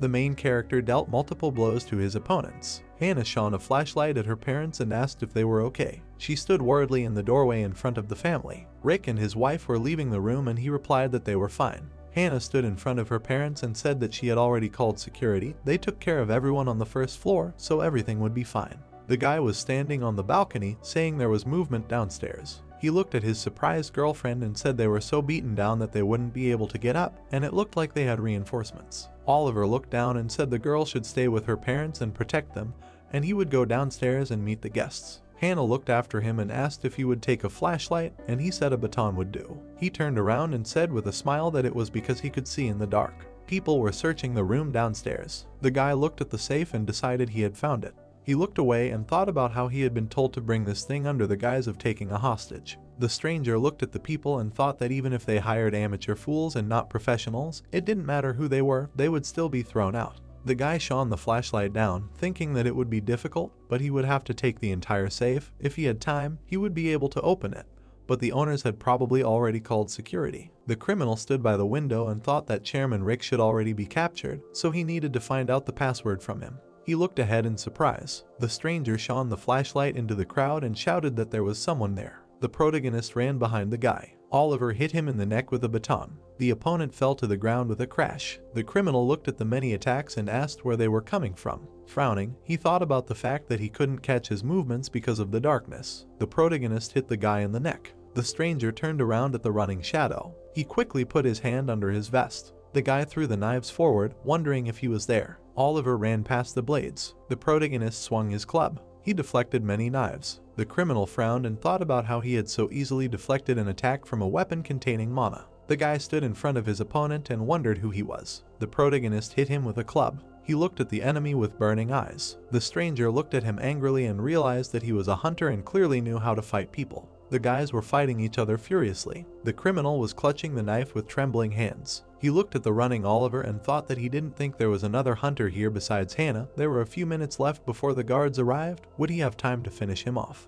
The frightened guy clicked his tongue. The stranger grabbed the guy's clothes. The protagonist looked at the body flying at him in surprise. The guy was falling on the protagonist. The guys fell to the floor behind the criminal. Turning around, the stranger thought that he was sorry, but he had to retreat quickly. In any case, everything looked like a regular hostage situation. The real target of the attack would not be noticed. He mentally noted that if he gave it time, the chance would appear again. Enraged, Oliver threw the guy back and called his opponent. He looked at the open door and shouted that he should stop. The protagonist was sitting on one knee. Many people had gathered near the house. The policeman was writing in a notebook and listening that there was a hunter among the attackers. Oliver shook his head and said that he was wearing a mask. The guy was standing near the officer and telling that the others were ordinary people, and it seemed that they did not have normal experience with weapons. The man looked at the guy and asked if there were any other oddities. The protagonist remembered the knives in his hands and thought of ordinary people with guns. He imagined a confused Hannah and realized that everything was planned. The guy remembered his girlfriend holding a gun and thought that he should look at past incidents. Putting his hand to his chin, the protagonist said that there were a lot of similarities with the attack on Hannah. The policeman held a notebook and asked him if he meant the incident at Gwanghamun Station, to which the guy agreed. Oliver looked at him calmly and thought that if we compare past events, there were significantly more attackers now, but there was a high probability that the same hunter was at the station. He looked up at the building. The protagonist looked at the flying leaves and thought that even he did not know about this incident.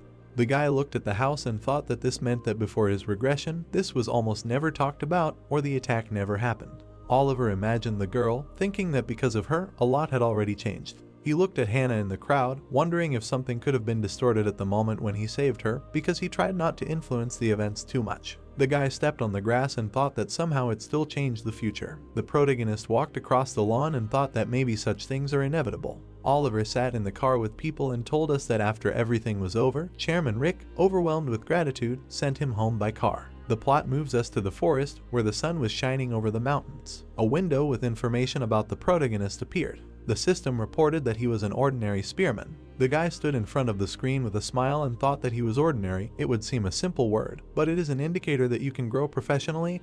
It is sad that in the past life this was not the case. Joyfully lowering his gaze, he thought about the fact that before the regression he was weak and could only rely on other people. This time, having raised the level of his specialization, he will be able to become stronger. Mike approached his friend in the forest and asked if this was really normal. The protagonist looked at the guys and replied that there were many hunters who trained using people as opponents. The guy held out his hand and asked him if he could fight him, to which Oliver replied that it was sparring, a simulated fight. Joyful Kate held her sword on her shoulder and said that this method of training was often used in their family. If something went wrong, she would intervene so that he should not worry. She looked at the guy with the spear and said that because he used it in gloves, there was no risk of injury. Mike grabbed his gloved hand and said that he had not worn them for a long time. The protagonist picked up the spear and asked his friend if he did boxing. Mike sheepishly put his hand to the back of his head and replied that he had given up boxing in Korea because he could not reveal his talent, and after becoming a hunter, he finally left the sport. He folded his hands in gloves and added that, be that as it may, they should get started.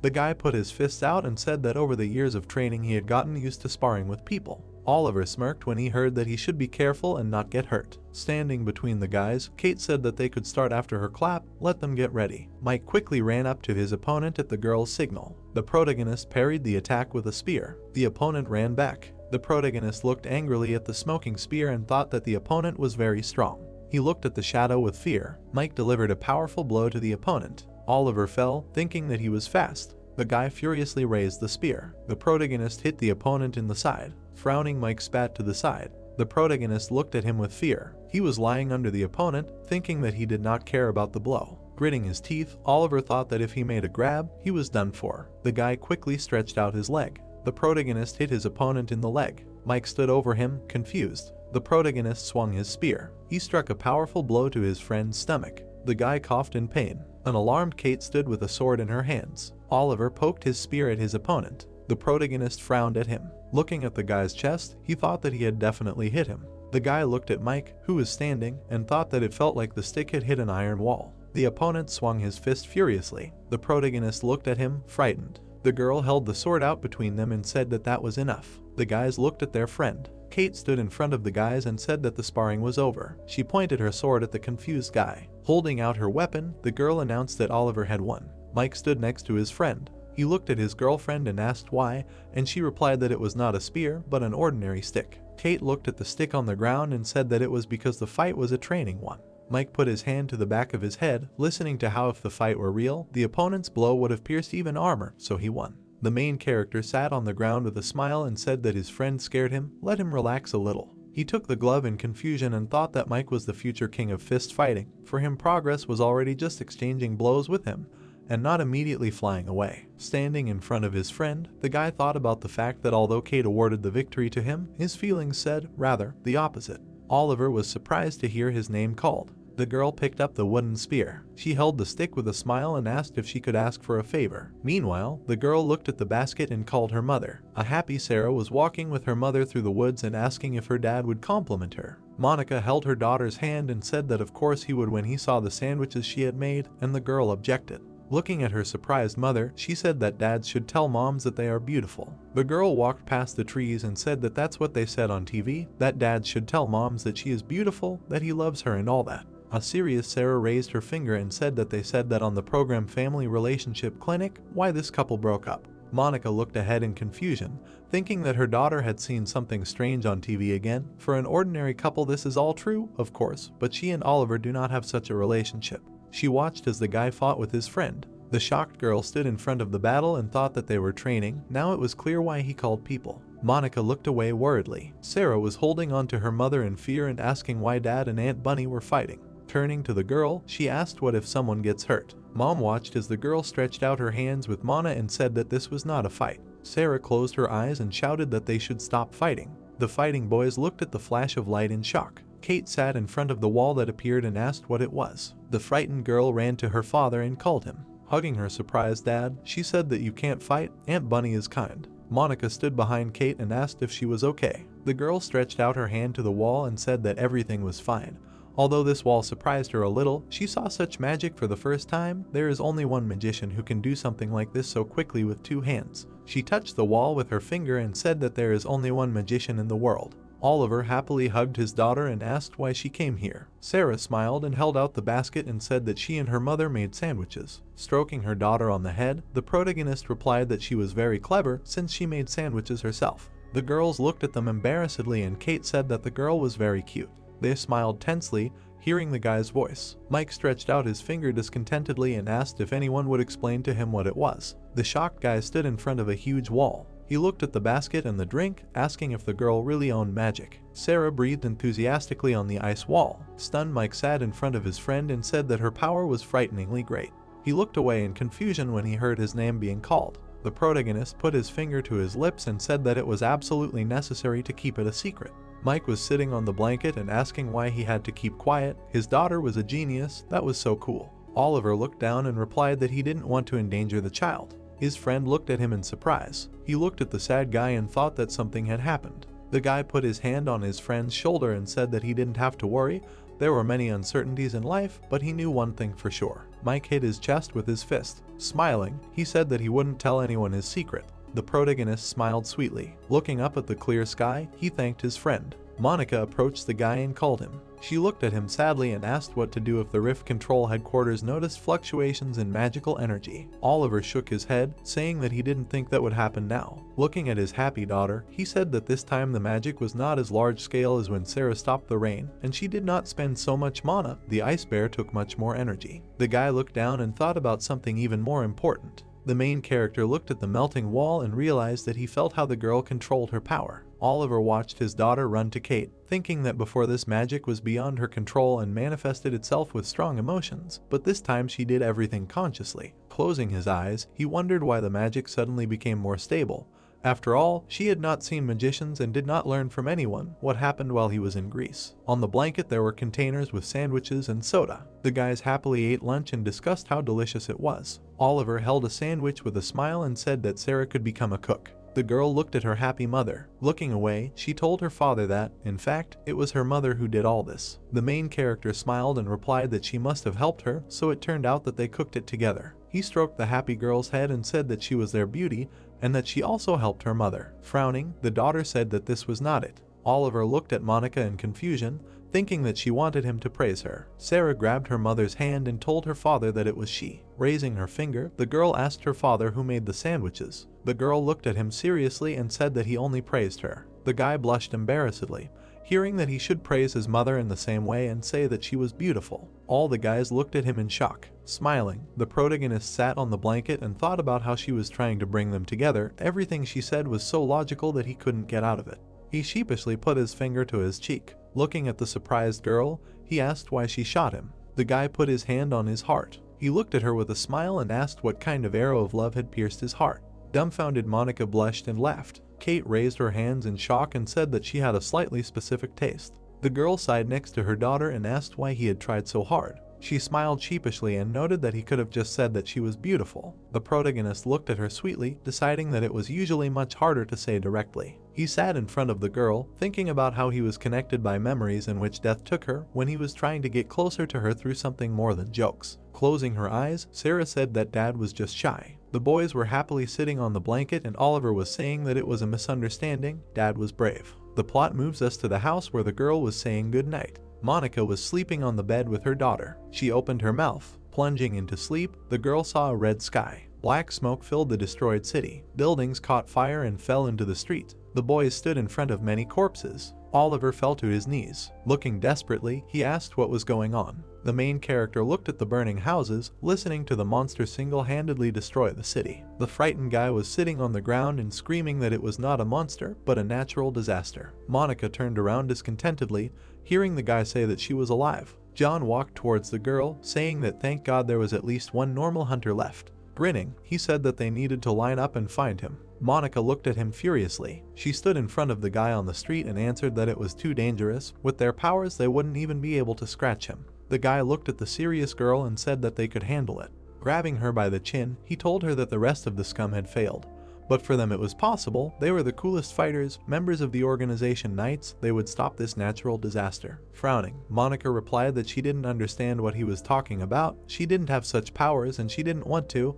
If she wanted to, she could go alone. John raised an eyebrow and asked why she didn't want to, and the girl answered that she had a child waiting for her at home. She wasn't going to die. She listened in shock as he asked if the problem was really the child. The guy looked at the furious girl and asked if she was coming. Clutching the bow, Monica thought about wanting to kill him. She looked at the crazy John, thinking that this man should not know that her Sarah is a mage. Gritting her teeth, the girl thought that if she refused, he would sell information about her to the Tower of Mages. She stood in front of the happy guy and said that she would go. Turning away, he told her to catch up with him. John walked away behind the girl. Monica stood in front of the falling buildings. She moved her leg to the side. The girl went forward, deciding that everything was fine. Monica walked down the street, thinking that her daughter should wait a little. She would be back soon. The girl suddenly woke up. She was lying on the bed next to her daughter in shock. Stunned, Monica wiped the sweat from her chin, wondering what happened. Looking at the window, the girl decided that it seemed like she had just had a nightmare. The trees were illuminated by the sun's rays. In the middle of the forest there was a large stone. Sparks appeared on it.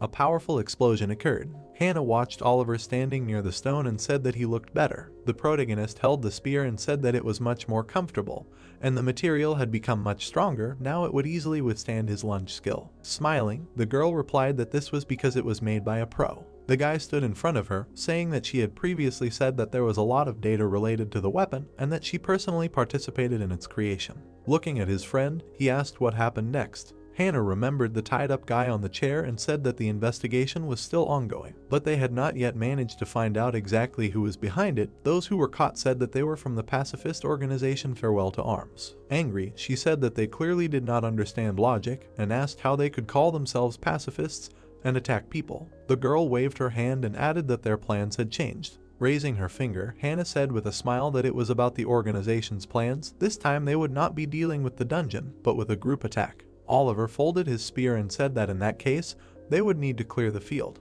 He imagined a swamp with monsters and told us that hunters are periodically sent to some forgotten fields to help clear the location, because a field left unattended for a long time can become a habitat for many monsters. The girl raised 3 fingers and said that there will also be 3 small and 1 medium organization with them. Turning around, she asked with a smile to tell the others that it was time to act since he had a weapon. The plot moves us to the day of the attack, to a park with a lake where a crowd of guys were standing in a clearing. The guys were walking through the forest. The guy put his hand to his cheek and told his friend that people were coming. He looked at the smiling Chuck and said that this was a group of hunters. Farso and first their leader.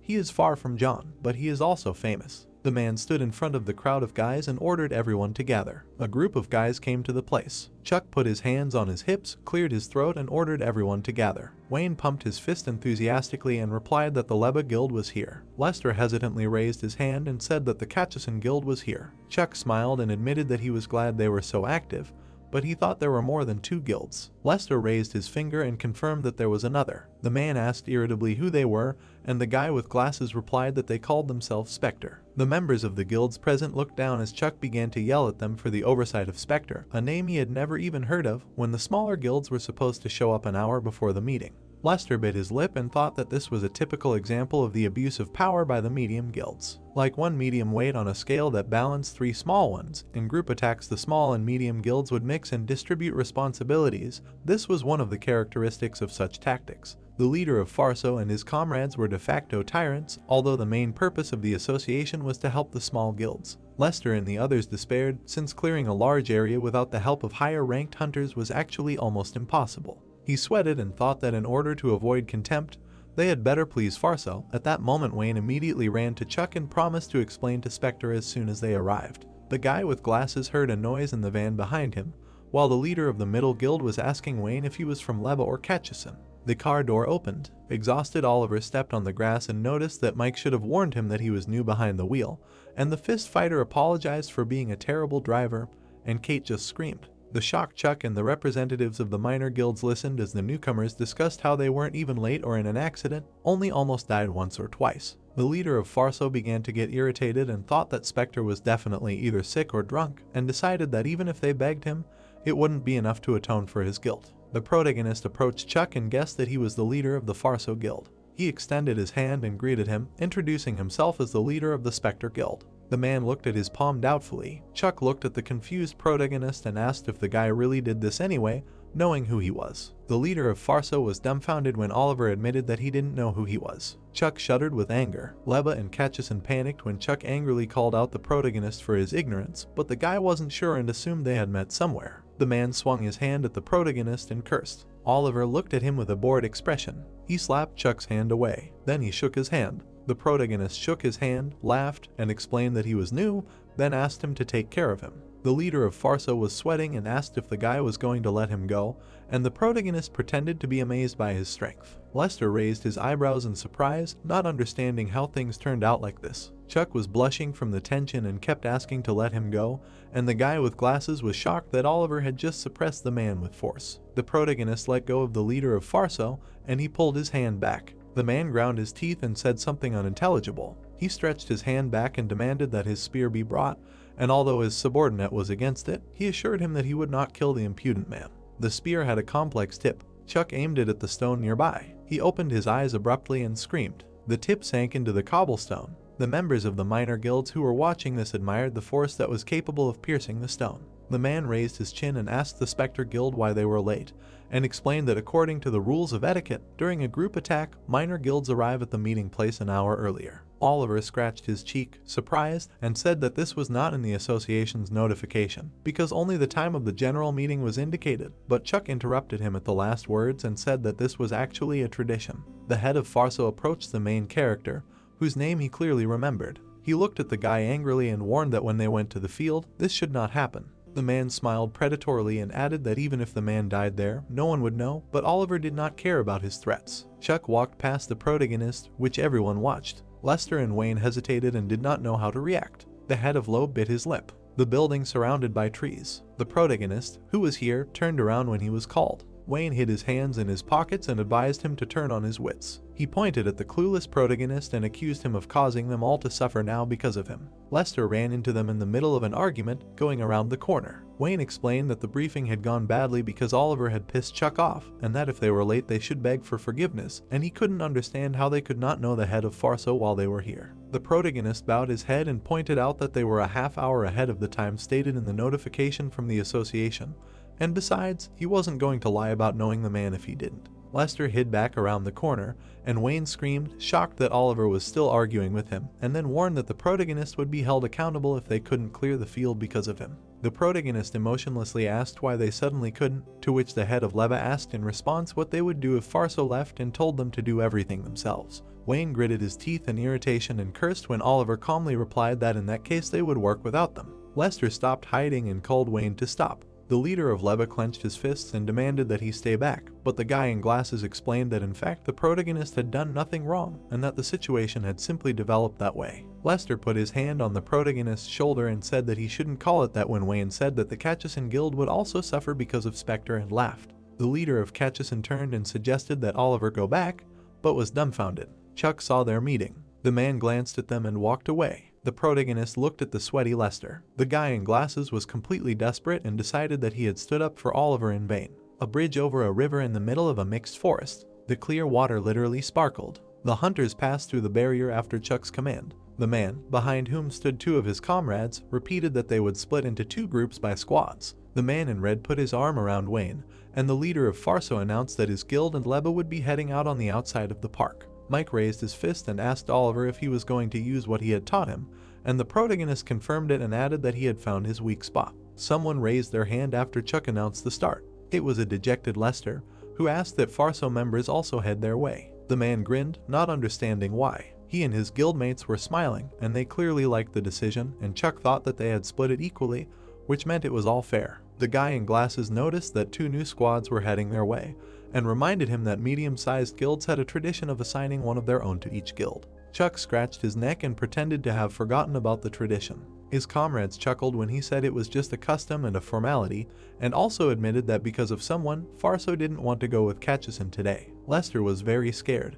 but Chuck thought that he and Oliver were a good match and wanted to try, after which the guy with glasses mentioned the division of profits. The man looked at him menacingly, urged him not to expect a freebie, and said that they would divide the profits according to the division of the teams. Satisfied with his punishment plan, Chuck and his guys left. Wayne, who was between the two Farso members, turned his head. Then he smiled nastily. Lester gritted his teeth, terribly afraid. He lost touch with reality and noticed that Chuck had gathered two weak guilds and sent them to the most dangerous area, which led him to the conclusion that this was no longer a purge, but a fight for survival. The members of Catchison were talking among themselves, not knowing what to do, and their leader thought that until now they had only gone into beginner dungeons and decided that without the help of Farso, the raid was doomed. Besides, Spectre was even younger than them, which meant there was no point in relying on them. Lester lowered his head, not knowing what to do better, because even one member of Farso would give a chance to succeed, and thought about giving up. Oliver approached him and suggested that if everything was okay, first establish order. The guy in glasses looked at him doubtfully and silently. The stone nearby trembled when he was about to say something.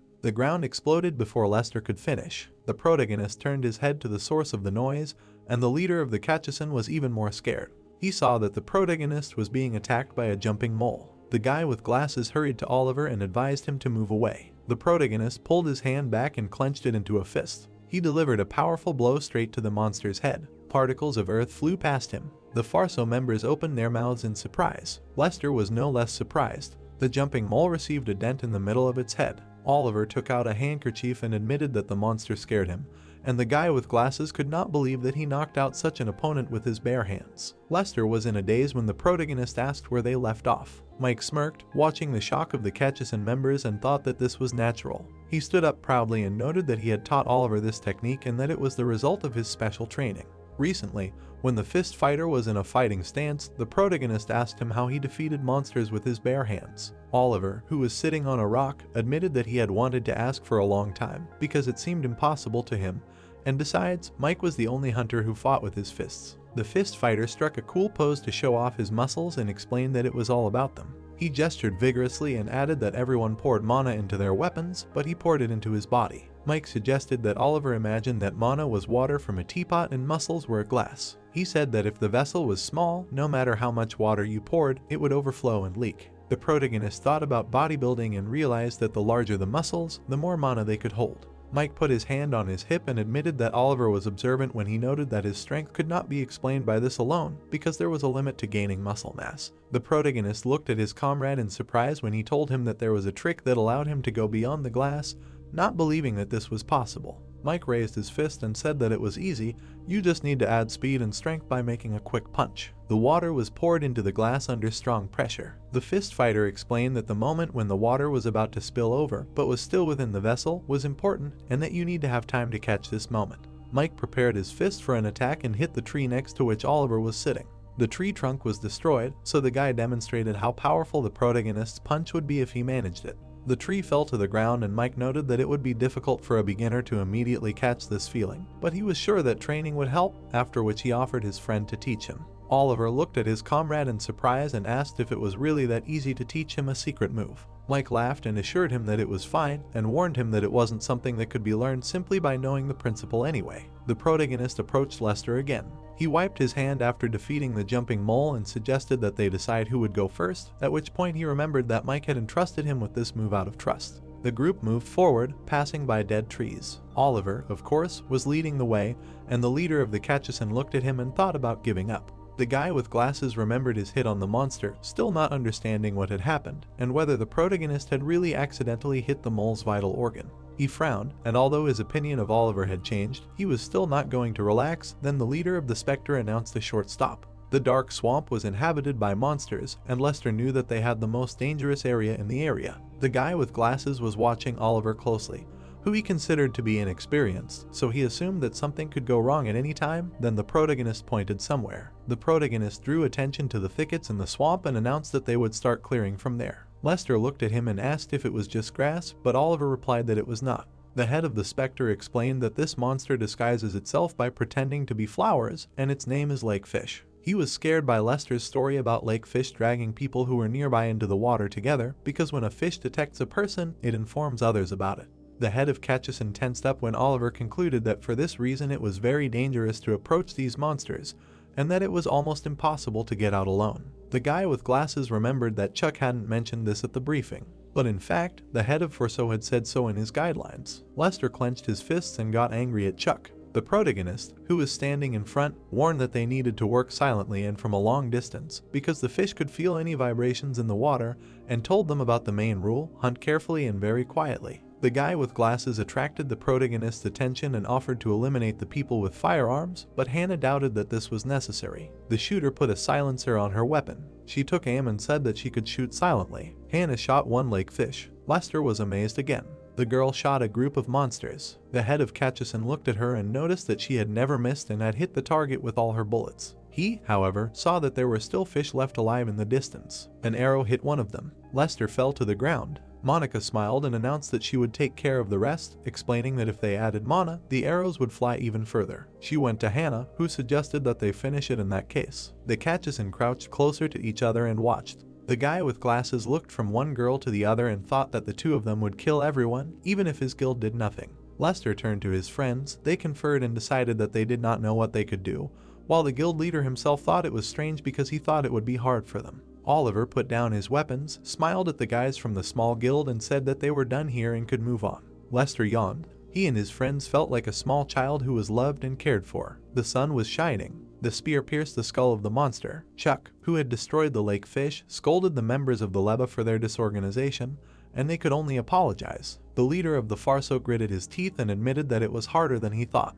He looked at Wayne and decided that he was an idiot for waking the lake fish. Chuck grabbed the spear with one hand and shouted for the team to gather, not scatter, beat the monsters and protect the camp. The boys of the Leba looked at the man with incomprehension when he said that the most important thing was to do everything quietly, and concluded that he had lost his mind. The leader of the Farso darkened and exclaimed that the noise might wake someone up. He glanced to the side. A huge shadow fell on him. The creature had a forked, slippery tongue. Chuck tensed up when he saw it. A huge frog appeared in front of him and he decided that they were finished. Waves began to form on the water of the lake. Usually Kellic, the boss of the lake park, sleeps peacefully in the darkness at the bottom of the pond. But when someone attacks him or makes noise nearby, the monster wakes up and starts to act. Chuck stood ankle deep in water and thought that this is why people usually set traps and use ranged attacks, then blamed it on the idiots in his group, whom he told to be quiet. He turned and shouted at the guys who were fighting the jumping mole. Suddenly, the man realized that Kellic, having heard his scream, was attacking him. The frog flicked its tongue. It shot out its tongue towards Chuck, who knew that if the monster grabbed him, there was no way to escape. Kellic caught one of the guys from the Leba. He lifted the screaming hunter into the air and his comrades looked up at him. The frog opened its mouth to eat the man, who was crying, afraid of death. The boss swallowed the guy. The members of the small guild were in despair. The leader of Farso shouted to his guys fighting around, warning that it was the boss. The knife hunter and his comrade were shocked, not understanding why he came out now. Chuck smiled and decided that while the monster was busy eating, he had a chance. He stomped on the ground loudly. Then he glowed red and ordered everyone to back off. The man took the spear in one hand and declared that he would deal with Kellic. He held the spear in a way to throw it. Then he sent the weapon flying. The tip pierced the monster. The frog stood on all fours and made a dull sound. Wayne frowned and admitted that he was confident in Chuck when the Farso member noticed that their leader had hit. The man sweated, but smiled, happy that he defeated Kellic. The boss dipped his paws in the water, then created a splash, while he hoped that although he used too much mana, all the attention was on him now, so he would become even more popular. Chuck darkened and came to his senses. The monster jumped into the air. It landed right in front of the Farso leader. The man was dumbfounded. Since the boss was there and looking at him with an angry look, he realized that the enemy was not dead. Chuck noticed his spear in the boss's body. He fell to his knees, seeing that it did not go in even halfway. The frog aimed its tongue at the hunter. Chuck fell on his butt and screamed. He began to cry, deciding that he was going to die. A flash flew past. A beam of light passed through the monster's body. Chuck looked at the enemy with a relaxed look. Kellic twisted his face. He exploded from the inside with a gurgling sound. The head of Farso widened his eyes in surprise. The other guys also seemed to see a miracle. The guy swallowed by the boss was spat out. He made a soft landing in Kellic's saliva. The hunters saw that the monster seemed to burst. Chuck looked through the monster's carcass to see who did it. The remains of mana were pouring from Oliver's fist. The man was surprised to see this guy. He didn't understand why Spectre and Catchison were already here, as he was sure he had sent them to the most difficult area. Trembling, Chuck walked forward and assumed that the protagonist had blown up the boss by throwing a spear. He stepped in Kellic's slime and exclaimed that it was impossible. The leader of Farso stupidly slipped and cursed. He fell and hit the back of his head on a stone. The man passed out. The sky was covered with a dome of hexagons, and Chuck's comrades began to worry and try to wake him up. The Farso members followed the upset leader and discussed how, it turns out, there was nothing special about an average guild, and even newbies couldn't afford to slip and lose consciousness right during an attack, so they decided to forget about the idea of pushing John aside. Lester looked after the disappointed average guild. He turned to Oliver, who praised him for his good work. The protagonist extended his hand with a smile. The guy with glasses shyly shook the Spectre leader's hand and noted that his guild had also done a good job, while the protagonist apologized for causing a lot of trouble and justified it by saying that it was their first time participating in a group attack. Lester's guild members were butchering monsters while he claimed that it was not so and admitted that it was the first time that Catchison had cleared the field so quickly, which was surprising. Oliver waved his hand to the side and concluded that it was all thanks to everyone's effort, after which the guy with glasses asked how they would split the profits. Accountant Ray came up and said that they could discuss it with him. Lester picked up what seemed to be a shiny business card from High-Tech's finance department, amazed by the presence of such a large company here, and Ray asked to contact him.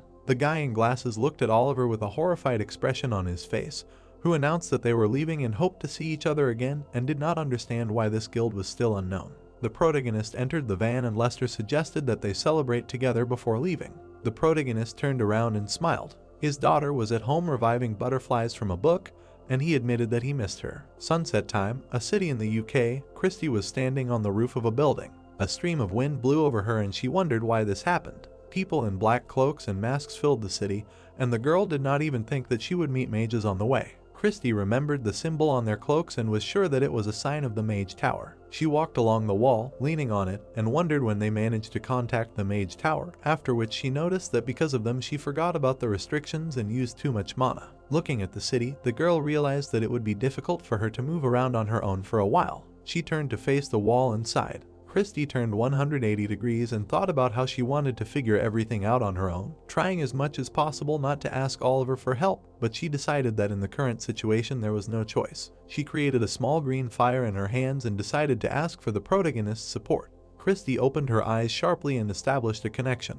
The fire began to increase and soon became blinding. The protagonist's light-filled apartment. The cat's eyes lit up green. She raised her paw and looked somewhere to the side. Sarah leaned on the table and called her dad. Oliver, who was writing something, turned to his daughter, who wanted him to play with her. The girl became sad after he asked her to be patient for a little while until he finished with it and asked when he would be free. The guy smiled wearily and promised that it would happen soon. The Spectre Guild, according to the documents, had reached the last 500th place in the national ranking due to its active activities in the last month. The protagonist continued writing something and thought about how not much time had passed since the guild's foundation, and how it had a small number of members, and how it had developed incredibly quickly. The guy put the paper aside. He glanced at the system window with a special quest to change the future and noticed that nothing had been heard about the 5 misfortunes for a month. Oliver thought about butterflies and considered that the butterfly effect was not exactly absent, but it was small enough that it could be dealt with. Sarah played with a teddy bear, and her dad thought that if he excluded the slightly increased amount of work due to the fact that he was the head of the guild, he had no problems as such. The protagonist turned in his chair and exhaled. He looked out the window at the street and noticed that it was very calm now. The protagonist relaxed in his chair and noticed that he felt so calm that he even felt anxious, as if a catastrophe was about to happen. Christy, in the form of a cat, walked along the parquet. Sarah flinched when she called her. The girl looked at the teacher and asked what was wrong. The cat looked at Monica and asked Sarah to go out with her for a while, but the girl did not understand why. She smiled sweetly after Christy said that she had something to talk about with the protagonist, understood and said that it was easy. Monica was leafing through a magazine, and her daughter ran to her. The girl leaned against the armrest and whispered to her mother and offered to sneak in secret from her dad. She pressed her finger to her lips when the girl loudly asked her what was wrong, and also whispered that Oliver was having a hard time because of work. Sarah folded her hands and, smiling, said that she wanted to give him ice cream to support him. Monica shut her mouth, giving into her cuteness. She took her daughter by the hand, said that she was just wonderful, and agreed to quickly go to the store nearby. The girl turned her head. Then she winked at the cat. Christy, dazzled by Sarah, thought that if she looked closely, she was quite smart. Oliver was reading the documents. The teacher jumped on the table. She sat on the papers and the guy asked what was going on. He picked up the cat in his arms and politely asked her to get off, because if she spoiled the documents, Hannah would be very angry. In this position, Christy admitted that they needed to talk. The protagonist was shocked. He looked at the cat with some confusion and realized who he was really talking to. The guy let go of the cat and she noticed that he was not very surprised, to which Oliver replied that he had his suspicions and then asked since when she became a cat. The girl explained that her real body was in another place and that she had simply briefly merged her consciousness with her summoned creature. The cat folded her paws together and allowed him to simply think of her familiar as a normal cat. The protagonist looked up at the ceiling and noted that Christy would not live here if she ate cat food every day, and the girl was indignant that the guy's first thought was so immoral. The protagonist smiled and explained that it was because she always suddenly appeared and disappeared, and then asked what had happened this time. The cat said that she wanted Oliver to return the sparkling shards of the core instead of her. The guy guessed that she meant what was the heart of the monster. He looked at Christy and asked why she wanted to return it, and although he was not sure about the core itself, he believed that the shards were useless. The cat looked down and replied that she did not know, and could not tell too much. The protagonist frowned and noticed that she was back to repeating the same thing. He winced when Christy briefly explained that she was talking about misfortune. The cat stopped licking itself, and Oliver couldn't believe it. It was a sunny day. Monica was walking with her daughter. Sarah was carrying ice cream home, and Christy confessed that it was connected with the girl's second misfortune. A starry night, Hannah's parents' house. Rick was looking at the floor, and his wife called him. She stood behind him in a scarf and asked if he was really going to put it on display. The old man pulled back the cover from the safe and confirmed it. He entered the PIN number and noticed that he had been in possession of this thing for quite some time. A blue light lit up his face. There was a fragment of the core in the safe, and Rick decided it was time to get rid of it. Oliver jumped up from his chair, hearing about Sarah's second misfortune. He leaned over to the cat and urged her to tell him a little more about what it meant. Christy lifted her tail and explained that there were people who collected special fragments and operated under many names, so she couldn't know for sure. She added that they had one goal, to collect all the fragments together and resurrect the monster with the help of a ritual. The cat lowered her head and remembered that for this reason she was going to destroy the fragment this month. The guy darkened and was horrified when she asked if he had guessed about the monster associated with the misfortune. He thought about the girl in black holding the photo, because his guess was that Sarah's second misfortune was the death of Monica. The protagonist was afraid that the monster would resurrect in the city as before his return and attack his daughter's mother. He leaned on the table and concluded that in this case, the girl would die because of the world quest. The cat frowned. She warned the indignant protagonist that he should be careful and not talk about what will happen in the future, although the guy knew that it will happen soon. Christy, who was walking on the table, objected that the future was already mixed up. Oliver pursed his lips and listened to how the second disaster was originally supposed to happen 5 years later, but this time it hadn't even been a month. He scratched his head and noted that this was a problem, as things were moving much faster than he expected. The protagonist put his fist on the table and thought about the world quest, which, although it was called that, was more like a natural disaster. He remembered that an entire city had been destroyed in China during the world quest before the regression. The guy lowered his head and darkened, noting that the hunter's abilities were higher and more balanced back then. But this world still had no large-scale personal system update, so he was afraid that if this quest began, the damage would be extremely difficult to predict. He frowned and said that this had to be stopped. The cat smiled and agreed with this, after which she said that they would be the first to collect the core fragments and destroy them. The protagonist gained confidence. Christie explained that one of them was in a tall skyscraper in Seoul, where it would be auctioned off tonight by hunters, and that it would be their target. The boy put his hand to his chin and wondered if they could buy the shard if it were put up for sale. The cat stood up on all fours and protested, explaining that buying the shard would make them a target for their enemies, so she thought it would be best to take it. Oliver smiled and understood what she meant. Half the windows in the building where the auction was to take place were lit up, and their plan was to steal the shard.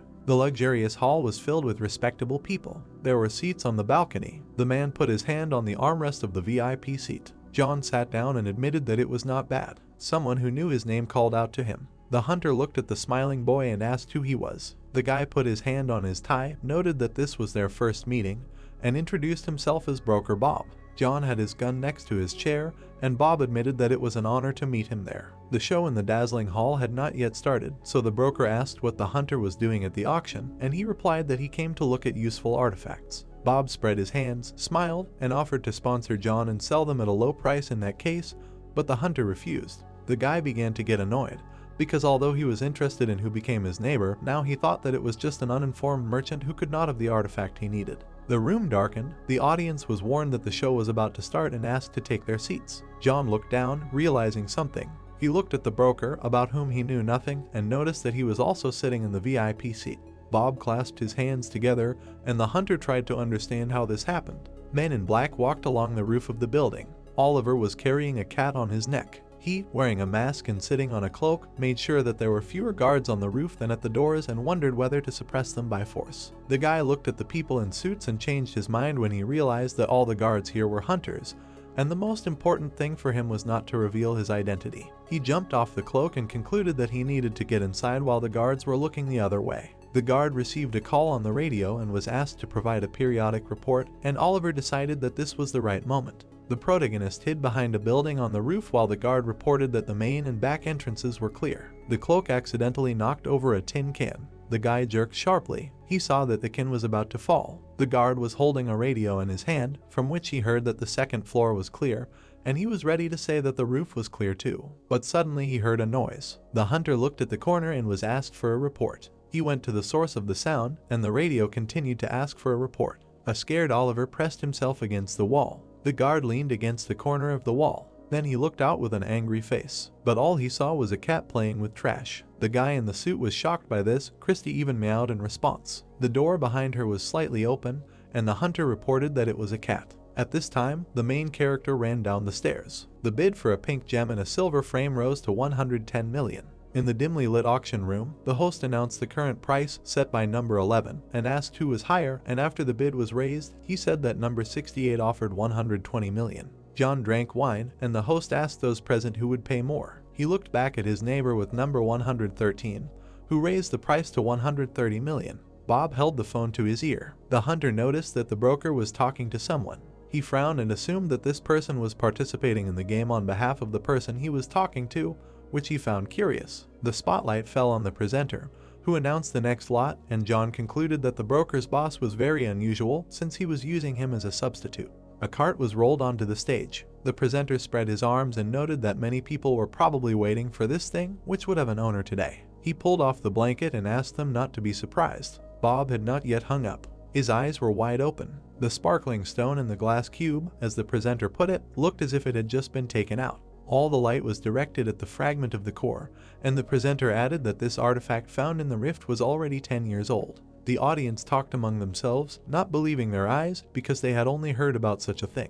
John tilted his head, thinking about the period of 10 years. He realized that they were talking about the very first rift in Europe. The shard was sparkling, which meant it still contained a lot of mana, so the hunter decided that it was definitely unusual. People started raising their numbers one after another, and the price rose to 4 billion, then to 5, but John knew in advance that the bidding would be like a battle. Number 113 was raised. Bob, himself amazed by this amount, put down 8 billion. The host looked around, not believing what was said. John and the other bidders opened their mouths in surprise. The hunter looked at the broker, trying to comprehend the amount of 8 billion. He calmed down a little, but still could not understand how anyone could pay so much money for a shard, even though it was quite valuable. Bob's eyes turned red. John thought that his boss had an incredible amount of money and was convinced that he had gone crazy. The host stood up to face the audience and hesitantly asked if there were any more bids. He took the hammer and announced that the lot was sold for 8 billion. The hammer was approaching the stand. Suddenly, the lights went out in the room. The auction participants became nervous about this. The host shouted to the dark figure on the ceiling to quickly turn on the light, since nothing could be seen.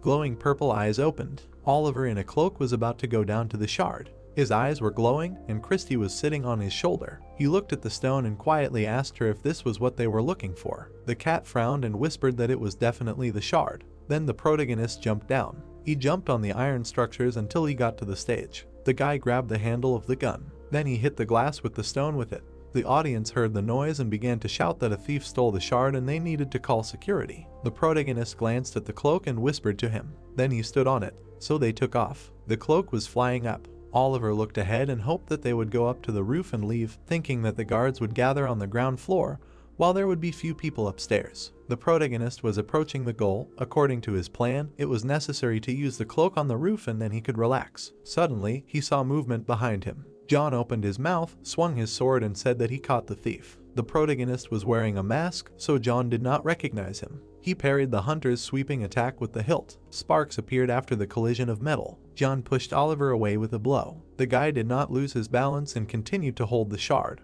He looked up and was surprised that this man was also participating in the auction, but he believed that something else was more important. John jumped onto the fence of the VIP box and ran towards the protagonist, who did not understand how this guy calculated his location. The hunter jumped. He swung his sword in front of the protagonist, who successfully dodged. Oliver poured some mana into the hilt and cursed. Blow after blow, John pressed him. The guy tensed up and realized that the enemy not only knew where he was, but could also predict his movements. The hunter clenched his teeth. The protagonist saw that John's eyes were also glowing purple and realized that they had both taken the elixir to see in the dark. The opponents stood a few meters away from each other. The hunter looked angrily at the thief. Oliver suddenly realized that John had already revealed his identity. Christy jumped on his shoulder and whispered that he didn't need to worry since the cloak had camouflage magic, and as long as the guy was wearing a mask, everything was fine. John approached, getting ready to attack. The protagonist took a defensive stance. He barely parried one blow, then a second and a third. The protagonist retreated from the enemy, and the cat asked why he didn't transform the weapon, but he replied that he couldn't now. He focused on the handle and thought that if he activated the spear, he could easily defeat John, but this weapon was unique to him. The hunter brought the sword behind his back before attacking. The guy jumped back, not wanting to show his spear because it was the same as admitting who he was. He pressed the shard to his body. The protagonist hit his back on something. He looked back and saw a tall man. Oliver tensed, because he did not know who this person was and since when he was here. The man had red eyes. He raised his leg. Then he kicked the protagonist in the stomach with all his might. The guy frowned and wheezed. At high speed, he crashed into the wall. Christy, who was sitting on Oliver's shoulder, tried to bring him back to consciousness. The guy looked at his hand, in which there was no shard. The stone was in the hands of another person. Bob admired it and giggled nastily. The protagonist and the cat looked up in horror. The broker who had taken the shard stood on the railing of the stand. Bob looked back, then jumped somewhere high. Oliver immediately went after him. A sword approached him from the side. The guy ducked and did not let himself be hit. John clenched his teeth and asked where he was going. The protagonist tensed up. Christy jumped off him. She landed on the carpet. Oliver looked at the cat in confusion, who explained that she would go after the man with the shard. She looked at the protagonist with emerald eyes and told him to come when he was done here, and the guy listened to her silently. Oliver turned to John, and Christy ran away. The hunter held out his sword. He smiled in anticipation of the glory he would receive for catching such a thief. The protagonist was irritated by this, but he did not answer. He turned his attention to the door and noticed that he had little time and that security would soon burst in. The guy took off and thought that he had originally planned to just run away, but now his plans had changed. John didn't understand where his opponent had gone. Then he received a powerful blow from the side. The hunter grimaced, not expecting such a blow. Oliver switched to active suppression, deciding that there was no second to lose. John began to sweat, not understanding how the thief suddenly became stronger. The protagonist moved quickly, and he realized that he had seen this style of fighting somewhere before. John's sword met the protagonist's hilt. The iron creaked. Oliver swung and threw the enemy's blade away. Realization came to John. He remembered the guy with the spear who had the same stance as the thief. The hunter got angry and leaned forward. The protagonist prepared a fist when he was about to assume that he was fighting Oliver. Mana penetrated the fist. John concentrated on this. The protagonist's eyes were shining blue and he really didn't want to do it, but John was too observant. The protagonist hit his opponent on the top of the head for recognizing him. The hunter passed out and grunted. Then he collapsed on the floor. Oliver looked at his fist and thought he had hit too hard, but then decided that John would survive. He turned around and heard someone shouting that there was a noise upstairs. The guy put on his coat and realized that he needed to hurry to Christy. The cat was standing in the darkness of the dusty room. Bob, with his arms stretched unnaturally, admitted that he thought it was just an animal in front of him. Christy frowned when the broker recognized her as a witch. The man ran up. The witch followed him. She bounced off the railing and jumped on him. The cat scratched Bob's face. She stood on the landing, preventing the broker from escaping. The man was angry, his palm filled with dark power. He extended his hand to catch Christy. His fingers closed around the cat. The witch was slammed hard into the ground. Smoke rose from the stairs. Bob frowned and snorted. The cat's paws came out of the smoke. The broker smiled strangely and admitted that he thought she was just a cat. But a shield formed in front of Christy and he decided that he was fighting a witch. The cat tilted her head and noticed that things were bad. She looked at the man and thought that in this form she would have a hard time dealing with him. Christy spread her paws wider and thought that she had used too much mana in Britain, and without her body, it was difficult for her to freely stabilize the flow and use magic. Bob's fingers turned black. He grinned and considered the meeting with the witch here a miracle. The broker extended his hand towards the cat, deciding to take advantage of the opportunity to kill her. Christy ran away from the hand, bouncing on the ground like a spring. The palm slapped the floor. The man frowned and realized that something was wrong. The witch appeared behind him. He turned his head. The cat prepared a flame spell. She stretched out her paws and attacked with a fireball. Bob laughed and cut the fire with his elongated hand. Christy tensed when he asked if that was all she could do. The witch showed her teeth and thought that the assumption that she could not use strong magic was confirmed, and this was very bad for her. The broker caught her. The cat flew into the wall again. The man let her go. The witch descended to the ground. Bob enlarged his palm and admitted that he thought all witches were strong. He was about to flatten Christy, noticing that he was wrong. There was an explosion. The cat opened one eye. The man who stood in front of her asked if she was okay. It was Oliver in a mask and cloak. The witch was glad to see him. She jumped on the protagonist's shoulder, noticed that he was taking a long time and asked about John, and the guy replied that the hunter was unconscious and said that they needed to run. They turned to the stairs, but voices of guards were heard from there. The protagonist and the cat exchanged glances, and Christy was upset that they had already been noticed, but Oliver thought it would be strange if it were different, because he also came to the sound. Bob decided to attack from the air. He broke the floor on which he landed, but the protagonist jumped back. The man followed him. The witch frowned, warned that there was no time and urged him to take the shard, but the guy did not know how. She pointed somewhere with her paw. A beautiful magic circle hung in the air. The circle was projected right into Oliver's eye. The protagonist, as if enveloped in something bright, realized that he was looking at a mana grain. A burning ball appeared in the middle of Bob's body. It was visible from the back at the level of the shoulder blade. The guy grabbed the handle, realizing what he had to do. There was a click as he turned on the spear mode. Oliver was about to pierce the broker. He aimed at the ball in his chest. The ball, or rather the core, shattered into fragments after a precise hit.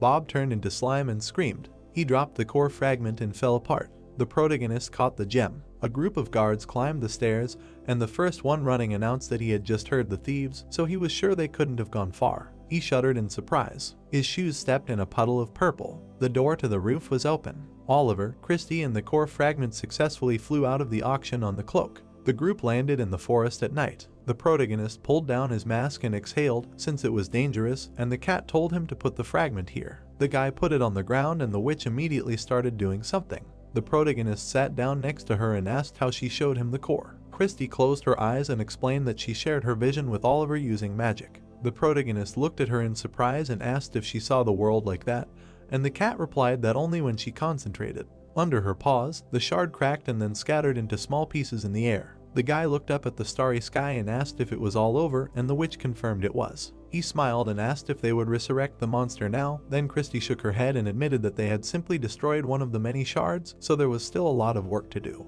Oliver was upset and asked what if they destroyed the rest, but the cat asked him to calm down and reminded him of the butterfly effect. The protagonist frowned and said that it was better than Sarah's misfortunes. The witch looked into his eyes and said that the butterfly effect was not only aimed at Oliver, and that his environment or any other people could fall under its influence. The protagonist crossed his arms over his chest and listened to Christy, who reminded him that she had already said in the training tower that it was difficult to cope with the storm on your own.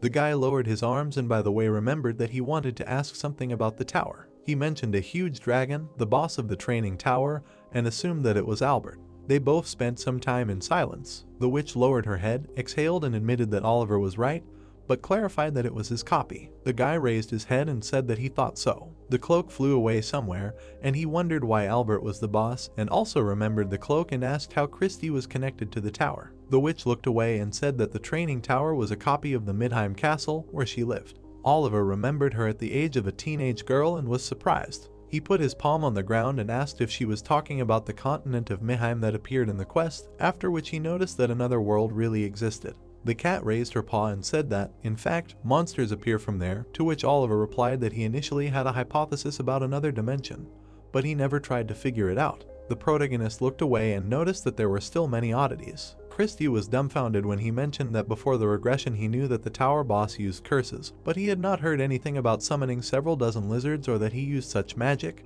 after which he asked why. The witch opened her mouth. She sat on her hind legs and admitted that this time the boss was actually different from the one before the regression. The guy darkened, not believing it. Christy revealed herself in her human form using magic and added that the tower's difficulty level was so high that it was impossible to pass this location.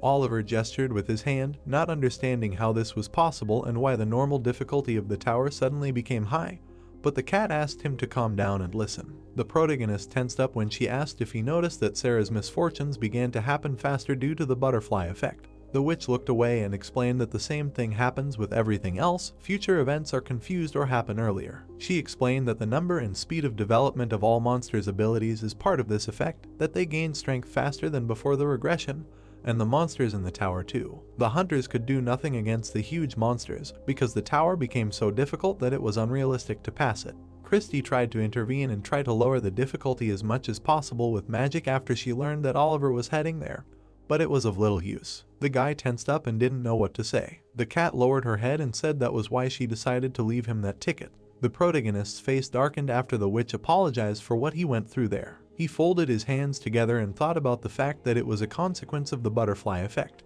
Because of one butterfly, the storm that the protagonist thought would come who knows when, overtook him before he even realized it. The witch touched the pendant on her neck and said that she had to go, since they destroyed the shard and that was all for now, but Oliver was surprised that she was already leaving. He put his hand to his chest and asked her to stay, because he wanted to tell her something.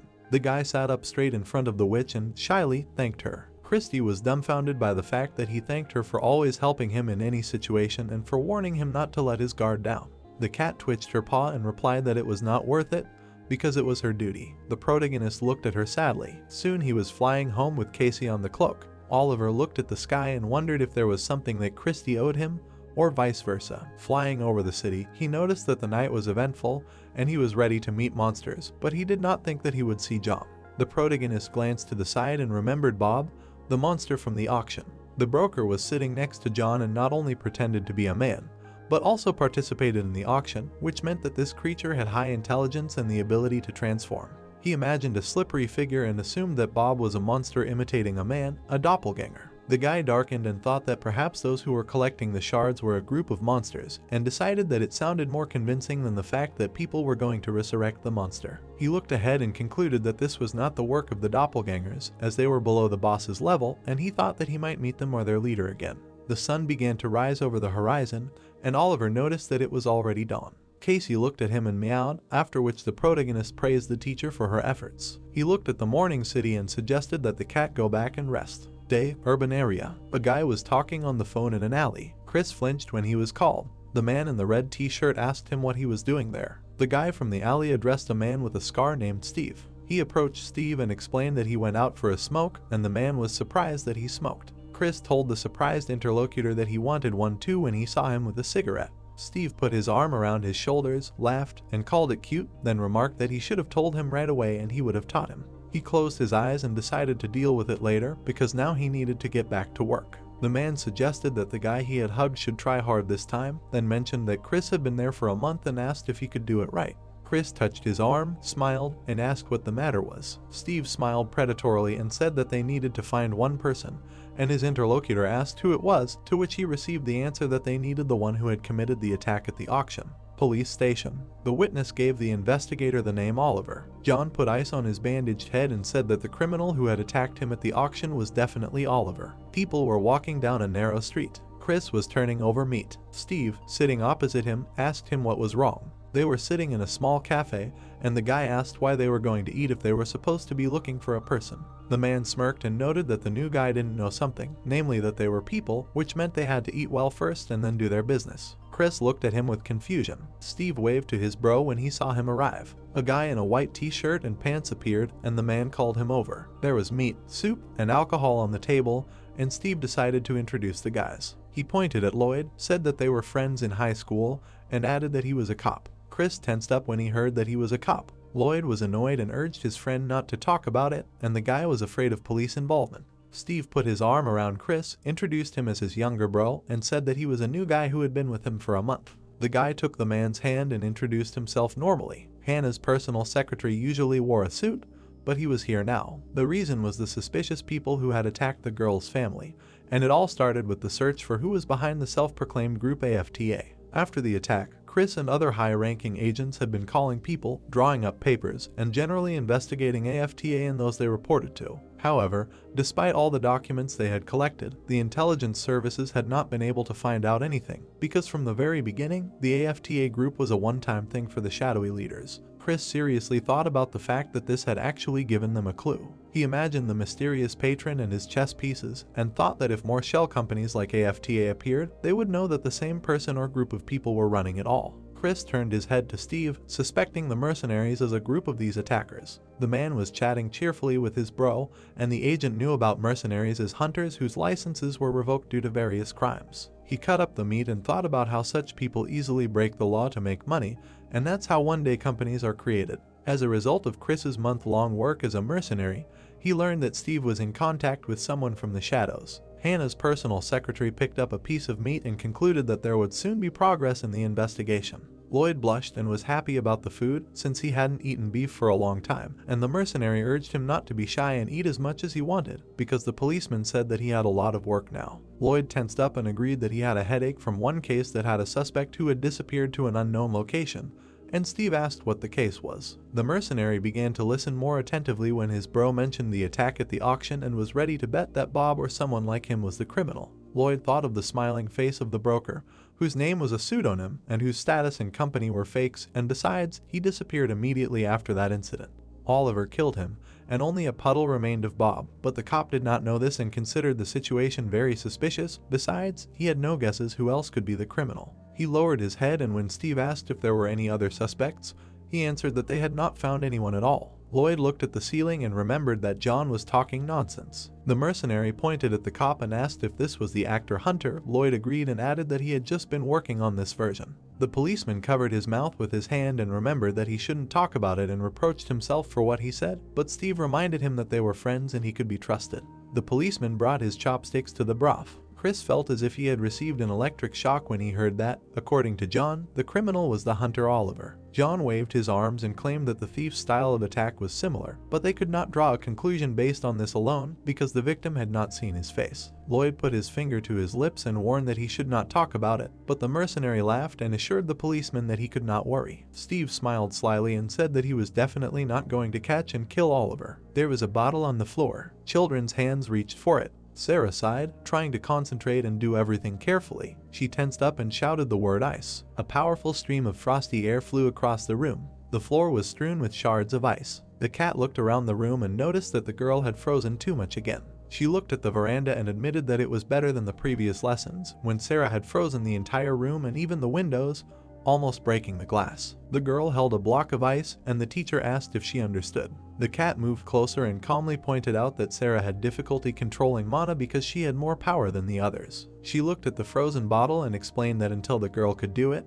but only with water in it, she had to learn to work with the flow of energy. The girl was upset, but said that she understood when the teacher warned her that if she did not learn, others could get hurt. The apartment was frozen, so the cat offered to remove the ice before her mother arrived, and Sarah agreed. The girl ran around the apartment and made everything melt with magic. Monica went up the stairs. She looked at the person who noticed her going home. It was Steve, their new neighbor. The mercenary approached the girl who was walking home after picking up the mail and responded to her concern by saying that the move had gone well. He smiled and thanked her for her concern, after which something thundered. The man scratched his head, laughed, and promised to ask his friends to be quieter, to which Monica replied that everything was fine since the apartment was well soundproofed and nothing could be heard inside. Sarah greeted her mother with a smile. Steve waved to the girl, and she said hello to the neighbor. The girl looked at the mercenary and said that they would go, and he hoped that they would see each other again. Sarah was surprised when he added that the same applied to her. Steve stood in front of their closed door with the number 403. He stood close to her, then walked away. Then he went through another door. There was a sign with the number 402 on it.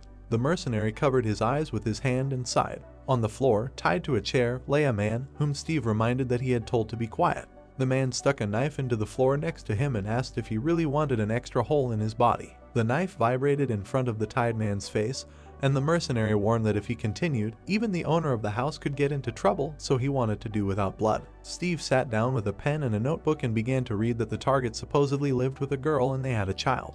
He made a note in the notebook and added that sometimes the grandfather came to visit the child, which he considered simply remarkable. The mercenary smiled predatory and wondered who he should use as a hostage. Someone stepped forward. The man with the scar looked back when he was asked if it was possible that it was not him. There was a guy standing behind him who he asked again and who said he was talking about Oliver. The sun was shining through the doors as the guy said that even the police said it might not be him, so they should start checking with Bob. Steve opened his mouth wide and said that they said he was missing and that the cops would be looking for him even if he was dead, so it would be easier to find him with some general information. The man put his hand on his knee and said that it would be better to start with someone who had already been seen and then explain their plan. He showed the guy the pictures. Steve smirked, holding the pictures up in front of him. The pictures were of adults and a child as the man explained that these people were Oliver's family and that they would be bait. Chris looked ahead in fear as he was told that when his family was threatened, he would fall for it no matter what. Steve pointed to the pictures as he said that they had a problem with a wife, father, and daughter and then asked which one they should grab. The guy opened his mouth and said he didn't even know. The man hit him on the head and exclaimed that it was an elementary question. He showed a picture of the girl and said that, of course, they needed to grab her. Chris was standing in front of the couch. He brought the phone to his ear. The guy remembered how a man stood in front of him who said that he was going to go smoke and told him to follow. Steve looked at the tied-up man and asked him not to do anything stupid and then asked if it was clear. The scared guy held the phone to his ear, mentally cursing and thinking that he should tell Oliver this. Chris imagined a smiling girl and thought that they had planned to check the information and offer cooperation. And now they decided to steal a child, although they had not originally intended to. The guy stood in the room, mentally asking the protagonist to answer him. He looked away worriedly and asked if it was Oliver, and then exclaimed that it was Chris. Then they asked him what happened. There was a door behind the guy when he started explaining what was going on. He put his hand to his mouth and said he would call later. Steve was standing in the doorway when he turned to his friend. The man walked up to the guy and asked if something was wrong, to which he replied no. Chris looked away when he heard a loud noise. There was a tied-up man sitting near the wall. The guy looked at Steve in fear, who asked the man again. The man opened his mouth and asked if he really wanted to say something. The scarred man looked ahead carefully when he shouted the name Oliver. Chris was behind him when he added that the guy had just called the main character. He reached out to Steve. The guy pinned his neck with his elbow. Chris started choking the man. The scarred man opened his mouth wide. He leaned forward sharply. Steve grabbed the guy's leg. The man lifted him in front of him. He pushed Chris to the floor and cursed. The guy started coughing up blood. The man with the scar extended his hand to the side.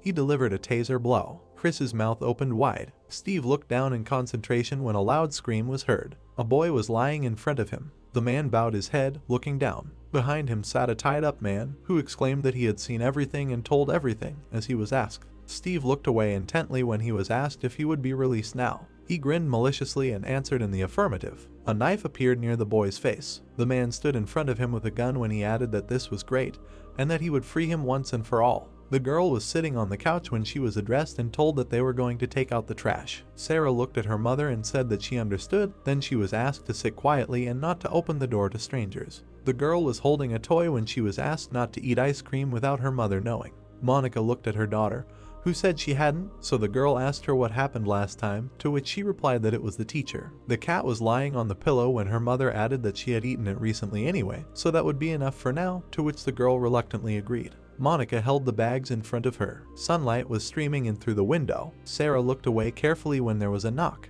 She ran away from the couch and asked who was there. The girl stopped in front of the door when she was addressed and asked if she would open the door. Sarah looked ahead and assumed, hearing the voice, that it was the neighbor, then he replied that she was right. Steve smiled and said that he had been told that her father had gotten into trouble, and then asked if she could go to his place with her uncle. The girl put her finger to her face and said that her dad was the strongest, so he was fine. Sweat broke out on her face when the man asked why he would lie, adding that he had heard that he might die, and that if she didn't go now, she might never see him again. Sarah was standing in front of the carpet when she asked if it was true, to which she was told that it was, explaining that her mother had gone to him first. Light was shining on the door when the man added that it was her mother who had asked him to pick up the girl and bring her to the hospital. Sarah watched, her eyes wide. She reached for the doorknob when she was addressed and asked to open the door. Monica entered the apartment and told her daughter that she was back. There was an empty couch in front of her. Toys were lying on the floor when the girl called her daughter's name. The guy opened the door, going outside when he said goodbye to someone.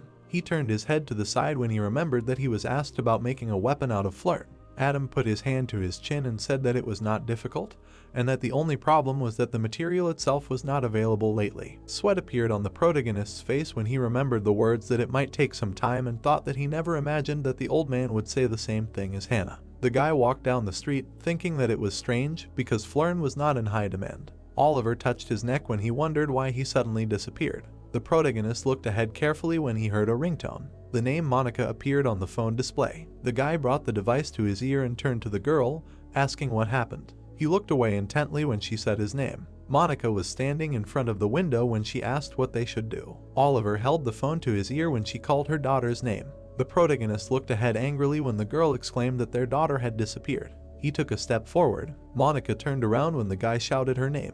He stopped in front of her and asked if Sarah had been found, to which she replied that she had not. Tears were streaming from the girl's eyes when she said that she had looked near her house, in the store, and even at the market, but she was nowhere to be found. Oliver raised his hand to his face. He put his hands on Monica's shoulders and asked her to calm down, because they hadn't looked for her at the playground in the park yet, and then suggested that they check there, to which she agreed. The guy stood with his back to the girl. He clenched his teeth in anger, thinking about where Sarah had gone alone, and about the fact that she had never even ridden the bus alone, and also about what would happen if something went wrong.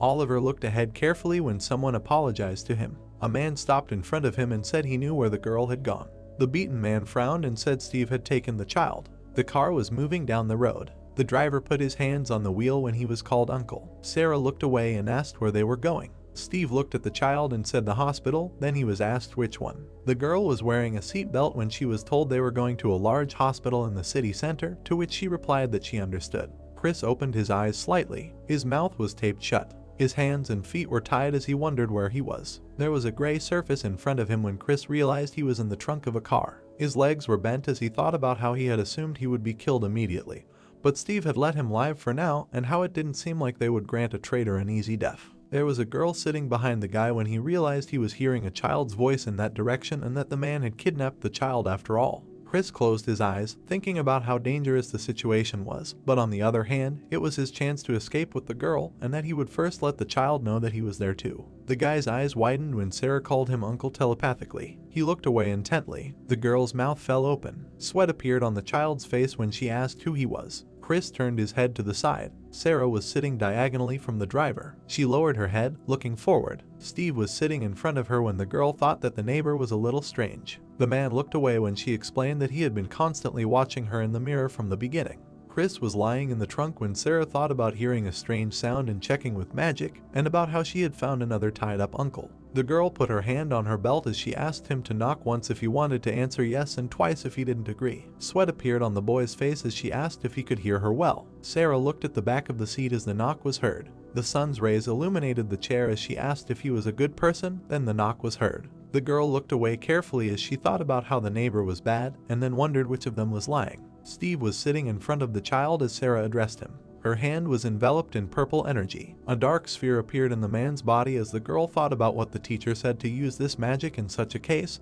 and then used the lie detector ability. A purple aura enveloped the sphere as she asked if Dad was hurt badly. Steve opened his mouth and answered that he was hurt badly. The black sphere dissolved. The girl sat behind the man, who added that her father was in serious condition. Sweat broke out on her face. Her horrified face was reflected in the mirror when she realized that her neighbor was lying. The car was driving down the road when Sarah realized that they were not going to the hospital and then assumed that he took her to do something bad. The girl folded her arms in front of her and decided that she had to do something and that she had to stop him with her magic. She remembered sitting in front of the cat when she realized that she shouldn't do this. Sarah looked ahead when she thought about what the teacher said, that if she couldn't control the power, everyone around her would get hurt, like the day her mother almost died. She remembered the destroyed house and the rescuers. The girl grabbed her belt when she realized that there was nothing she could do in this case. Sweat ran down her arms when she wondered what to do. Her face turned red when she wondered what to do. Sarah looked ahead, feeling something. She looked out the car window. There was a boy sitting on the roof of the car. The child's cheeks blushed.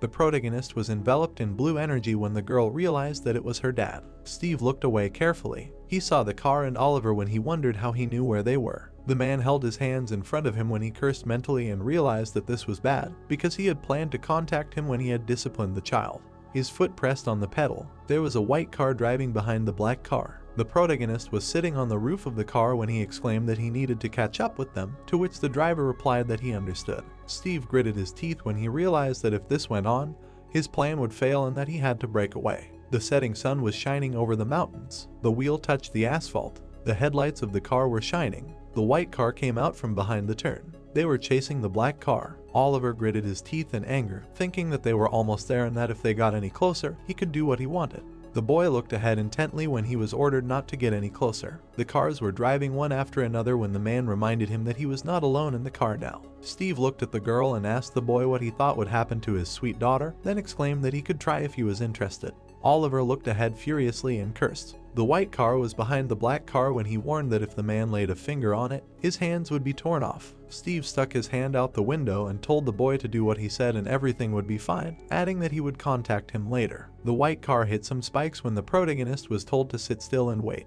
The boy grabbed the steering wheel and screamed. They crashed into a rock when Oliver screamed loudly. Sarah looked scared when she turned to her father. Steve looked back and told her to sit there quietly, warning her that if she did anything, he would not care that she was a child. Sweat broke out on the girl's face. She opened her mouth and looked out the window. The boy jumped down onto the road when Sarah realized that she was getting further away from her dad. The girl sat in front of the car window, thinking about how she had to stop the neighbor and wondering what to do if she couldn't control the mom, and then thinking about how the uncle in the trunk might get hurt, and how if she didn't do anything, her dad would leave her alone. She asked herself what to do and what she could do. Sarah closed her eyes and asked someone to answer her question. She remembered sitting on the floor when someone spoke to her and said that sometimes the teacher's advice could limit her, and then the girl asked how that was. A cat sat in front of her and explained that it was talking about her magical abilities, adding that they were too great and that she was very talented. The animal's eyes were closed when Sarah said that she didn't understand, to which she was told that everything was simple.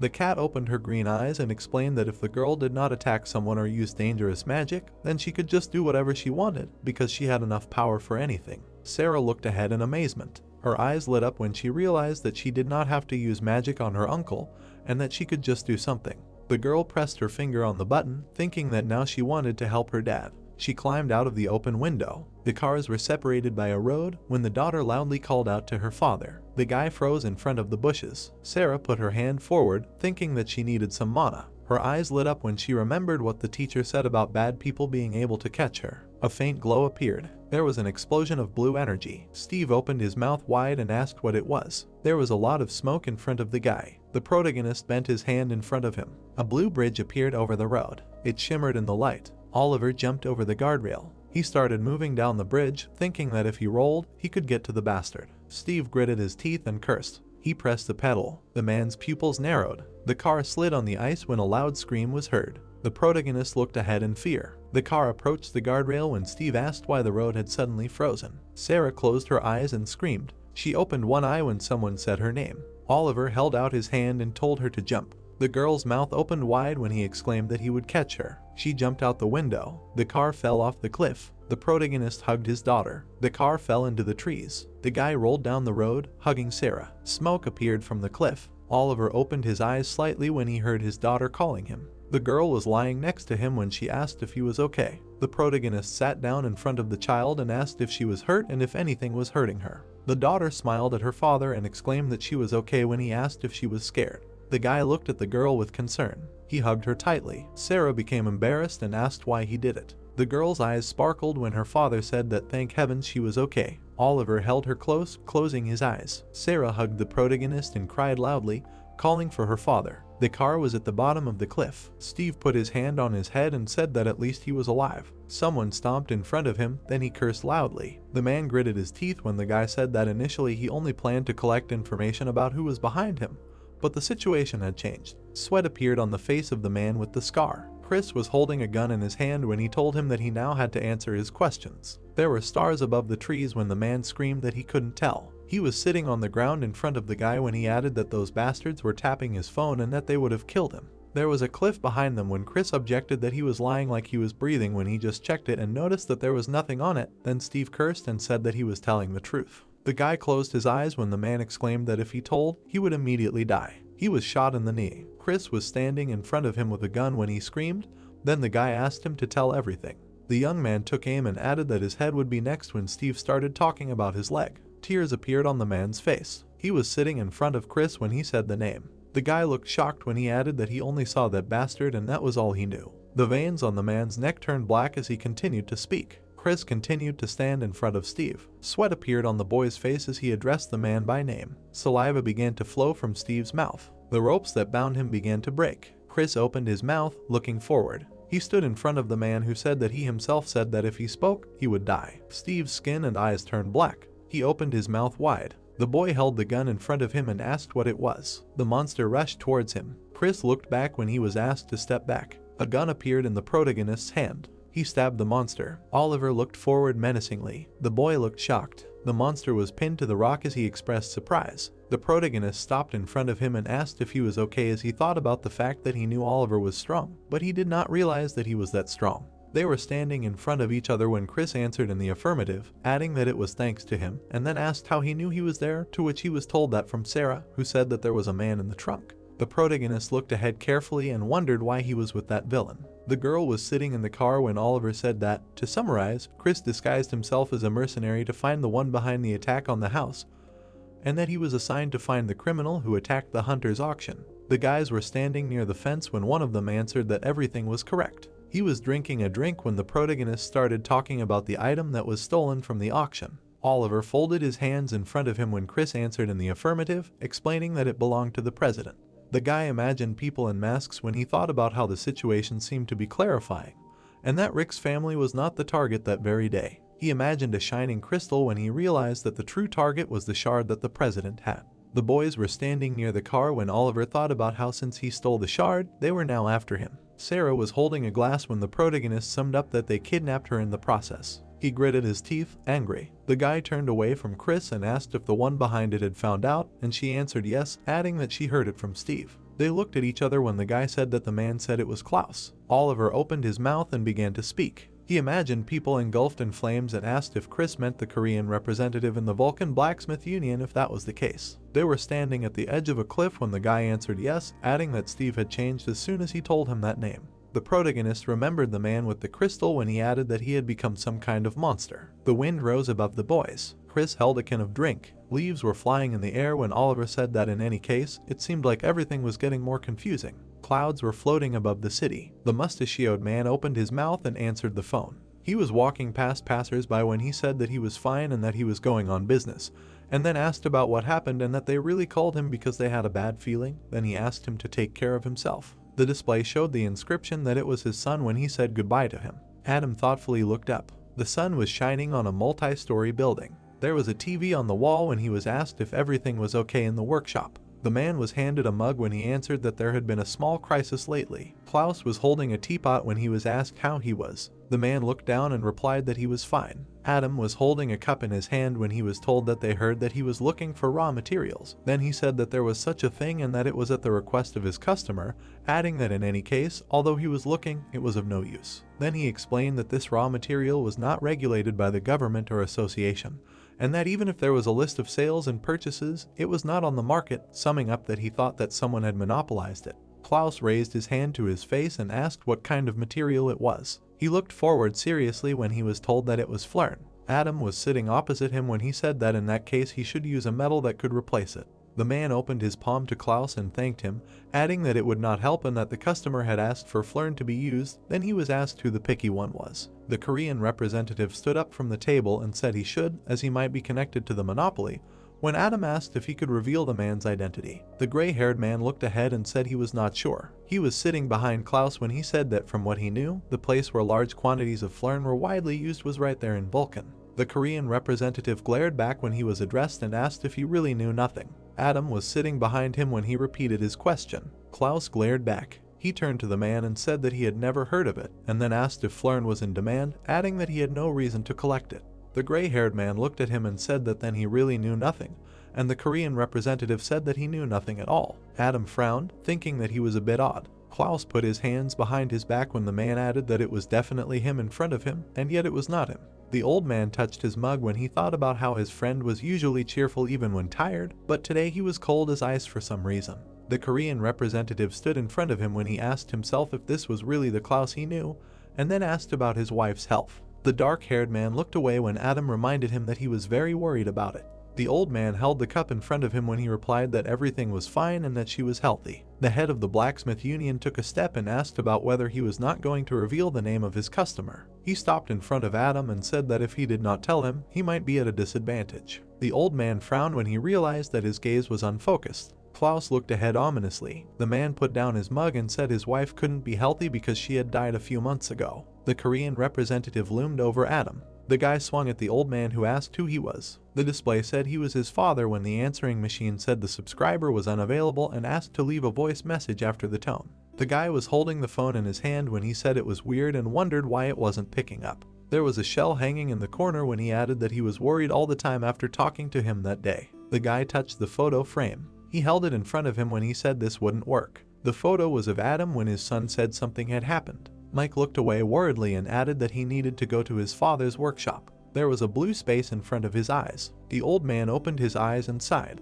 He was sitting surrounded by crystals. Something was shining above them when he realized it was a Flern. Someone approached him and said that he would warn him before asking a few questions. Klaus looked ahead predatorily and said that if the man did not answer, he would break his right hand. He sat down opposite Adam and offered to begin. The head of the Vulcan folded his hands in front of him and asked if he knew the witch. Sweat appeared on the old man's face when he asked again. They were sitting surrounded by Flern. When Adam asked if he really meant the witch from the fairy tale, then they asked him if he had never seen one, to which Adam replied that he did not understand what he was talking about. Klaus looked at him carefully and said that it seemed true, and then decided to ask a second question. The old man looked down when he was asked who ordered the Flern from him. They were sitting opposite. When he answered that he did not know and that it was an anonymous order, then the head of the Vulcan said that it was strange. Adam closed his eyes when he added that he didn't want to reveal the name a while ago because he knew it. He pictured the protagonist when he thought about how the customer he was looking for was definitely Oliver. The old man's legs were tied when he said that even if he knew, he couldn't say. Klaus silently looked ahead when Adam asked about how, given his current state, it was obvious that the man would be harmed. His hand was squeezed tightly. The head of Vulcan stopped in front of him and said that he didn't seem to understand. His fingers squeezed the old man's limb. Adam looked away in fear. Klaus stood in front of him when the man screamed and said that he wouldn't just break his arm, he would destroy it so that he would never be able to hold a hammer again. He looked ahead menacingly. The old man lowered his head when he was warned that he was being given one last chance. They were surrounded by shining crystals when he was asked about who ordered the Flern from him. Sweat was pouring down the man's face. A man stood in front of him when he said that the real Klaus once told him that he should treat his clients like family. Adam looked ahead resolutely. He frowned and asked if he was really offering him to sell his family now. The head of the Vulcan lowered his predatory gaze. He pulled his hand back and answered that it was true and that this was exactly what he meant. Klaus reached for the old man's hand and warned that it would hurt a little. Adam closed his eyes. Blood splashed and a loud scream was heard. The lights were on in the windows of the building. There was an animal on the paper when Sarah was asked what cow meant. The girl was sitting next to her mother when she answered that it was a cow. Then she was asked what cat meant, to which she replied that it was a teacher. Oliver looked at his daughter with a smile, thinking that at 5 years old she could already read in English, and that she was a genius. The protagonist opened his eyes and realized that she looked very happy. Monica looked at Sarah as the guy thought about how she had been kidnapped 3 days ago and how, fortunately, she had returned to her normal life without any problems. He took the plate, thinking that they had even taken her to a child psychology center just in case, but they had been told that everything was fine. Oliver imagined his daughter with Steve as he thought that, given Sarah's strength, her neighbor had looked weak in her eyes and that perhaps he had not seemed scary to her. The protagonist looked at his phone when a notification sounded. The display showed a message from Adam's workshop, saying that he wanted to talk about his order and asking if the guy could come in for a while. Oliver looked closely at the device, wondering why the old man had written to him at such a time. There was a sign for the workshop on the building when the guy said that there seemed to be some kind of problem. The man was sitting on a chair with his head down. Blood was dripping from a hammer onto the floor. The night sky was above the city. The protagonist stopped in the passage and asked for forgiveness. There were many weapons in front of him. There was a table near the wall when he said that he received his message. Someone approached him from behind when he assumed that there was no one there. The man clutched a hammer in his hand. The old man swung at the guy who asked where he went. Oliver looked back in fear. He dodged when Adam struck. The protagonist stopped in front of the old man and addressed him. The man walked towards the guy who asked what was wrong with him. Adam struck several times, aiming at Oliver. He gritted his teeth, looking away. The protagonist kicked the old man and asked him to calm down. The man flew back from the powerful blow. The guy looked forward worriedly. A dagger was stuck in the old man's hand. He clutched the handle of the blade. Purple liquid poured out of the wound. Oliver held the staff in his hands when he cursed mentally. Adam pulled out the knife from his hand when the protagonist thought about his cloudy and blurry vision and purple blood. A blue flash appeared when the guy used spear mode.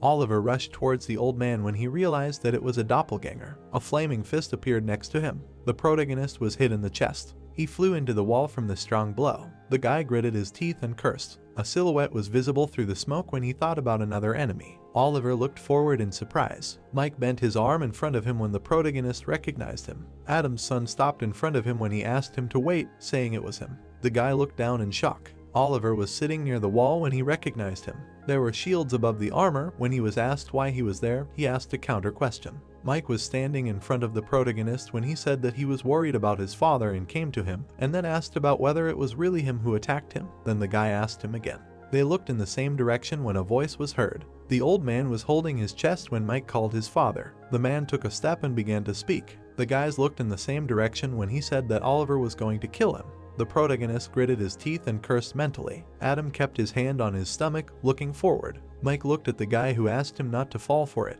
He looked away carefully when he was told that it was not his father. The boy looked at the old man who asked him what he was doing. Adam frowned deeply and exclaimed that he had said that he was going to kill him. Mike stood in front of people who were calling his name. He opened his mouth and said nothing. The boy clenched his fist. He swung it at Oliver. Suddenly Mike put his foot out to the side. He delivered a powerful blow to the father's double. Pieces of stone flew in front of the man's face. He lay in front of the boy who asked what he was and why he was imitating his father. In front of Mike sat Adam's double who exclaimed that he was his father. Then the boy replied that he was still doing it, and then asked whether he really looked like an idiot. The boy pointed to himself and exclaimed that his father was not the type to hide behind people in a situation like this, and that he would, on the contrary, tell him to step back so that he could figure it out himself. The old man's double dropped his hands in front of him. He grinned maliciously. Mike stood in front of him when he said that he screwed up. The son of Adam turned to the main character and asked if he was okay, to which he replied that he was relatively and that he had a strong punch. The boys looked to one side when Mike apologized, adding that he was a little out of himself, and then asked about what happened to his father.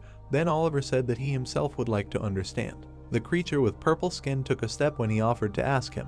The monster walked towards the boys. He dodged the spear strike. The double bent back and swung. Mike dealt him a powerful blow. Streams of energy enveloped the guy's leg. Dust rose in front of them from the impact. The son of Adam rushed forward. Oliver held the spear in front of him when he turned to him and said that they had to interrogate him, so he cannot be killed. Then he replied that he knew. Mike's pupils narrowed when someone called his name. The old man was sitting on the floor, covering his head. He reached for a hammer and asked for help. The doppelganger hit the guy on the head. Oliver looked ahead, worried. Blood spurted from Mike's head as he screamed his name. The old man held his hand out in front of him. Sweat began to pour out of his face as the guy said he wouldn't kill him. He stomped, breaking the floor. The doppelganger was lying in front of him as he began to speak. Mike clenched his fists in front of him and said that he would just make him pay for hurting his family. The old man looked ahead, horrified, as the guy added that he didn't want more and that he would just beat him until he died. Adam's son hit him on the head. The man's face turned purple. Mike delivered a series of punches and told him to answer. He gritted his teeth and asked him what he had done to his father. The doppelganger flew back from the powerful blow. He crashed into the wall,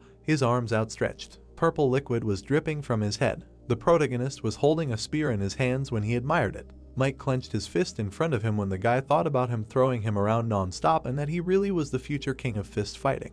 Oliver stood in front of the debris thinking that the monster regenerated quickly, so it was not the best opponent for him, but he almost managed to destroy the monster with brute force. Then the guy said that they should interrogate him first. The monster was sitting in front of them when the protagonist said that it became liquid, but it was not scary. The monster put his hand in front of itself when he added that it could talk. The guys looked in one direction in surprise. The monster hit itself in the stomach when he was asked to stop. Something broke into small pieces. Mike and Oliver looked at the purple substance. Only a puddle remained in front of them. Shining fragments lay in it when the protagonist realized that he himself broke the core. The moon was shining on the buildings when someone said that the monster killed itself. The guys were standing near the wall when Adam's son asked how that was even possible. Then Oliver told him that he had no idea and that he had lied to him by sending a message. The guy imagined the display of his phone when he said that the old man wrote for him to come to the workshop, and that more importantly, there was someone behind this double. He turned to Mike and asked about the last time he spoke to his old man, and he thought about the fact that there was also a double during the auction, and that there was a high probability that one person had arranged everything. Adam's son opened his mouth wide and answered that they had called each other 3 days ago, and that then he had definitely said that he was going on business to the blacksmith's union. The protagonist looked in front of him in surprise. There were debris lying near him when he asked if he really meant Vulcan, to which he answered in the affirmative. Oliver approached Mike and addressed him by name, saying that as soon as it got light, they needed to go there. The stars were shining above the buildings when he added that there was definitely a clue there. The protagonist's eyes were closed when he said that he was back. Sarah appeared in front of him and addressed him, then he asked her why she was not sleeping yet.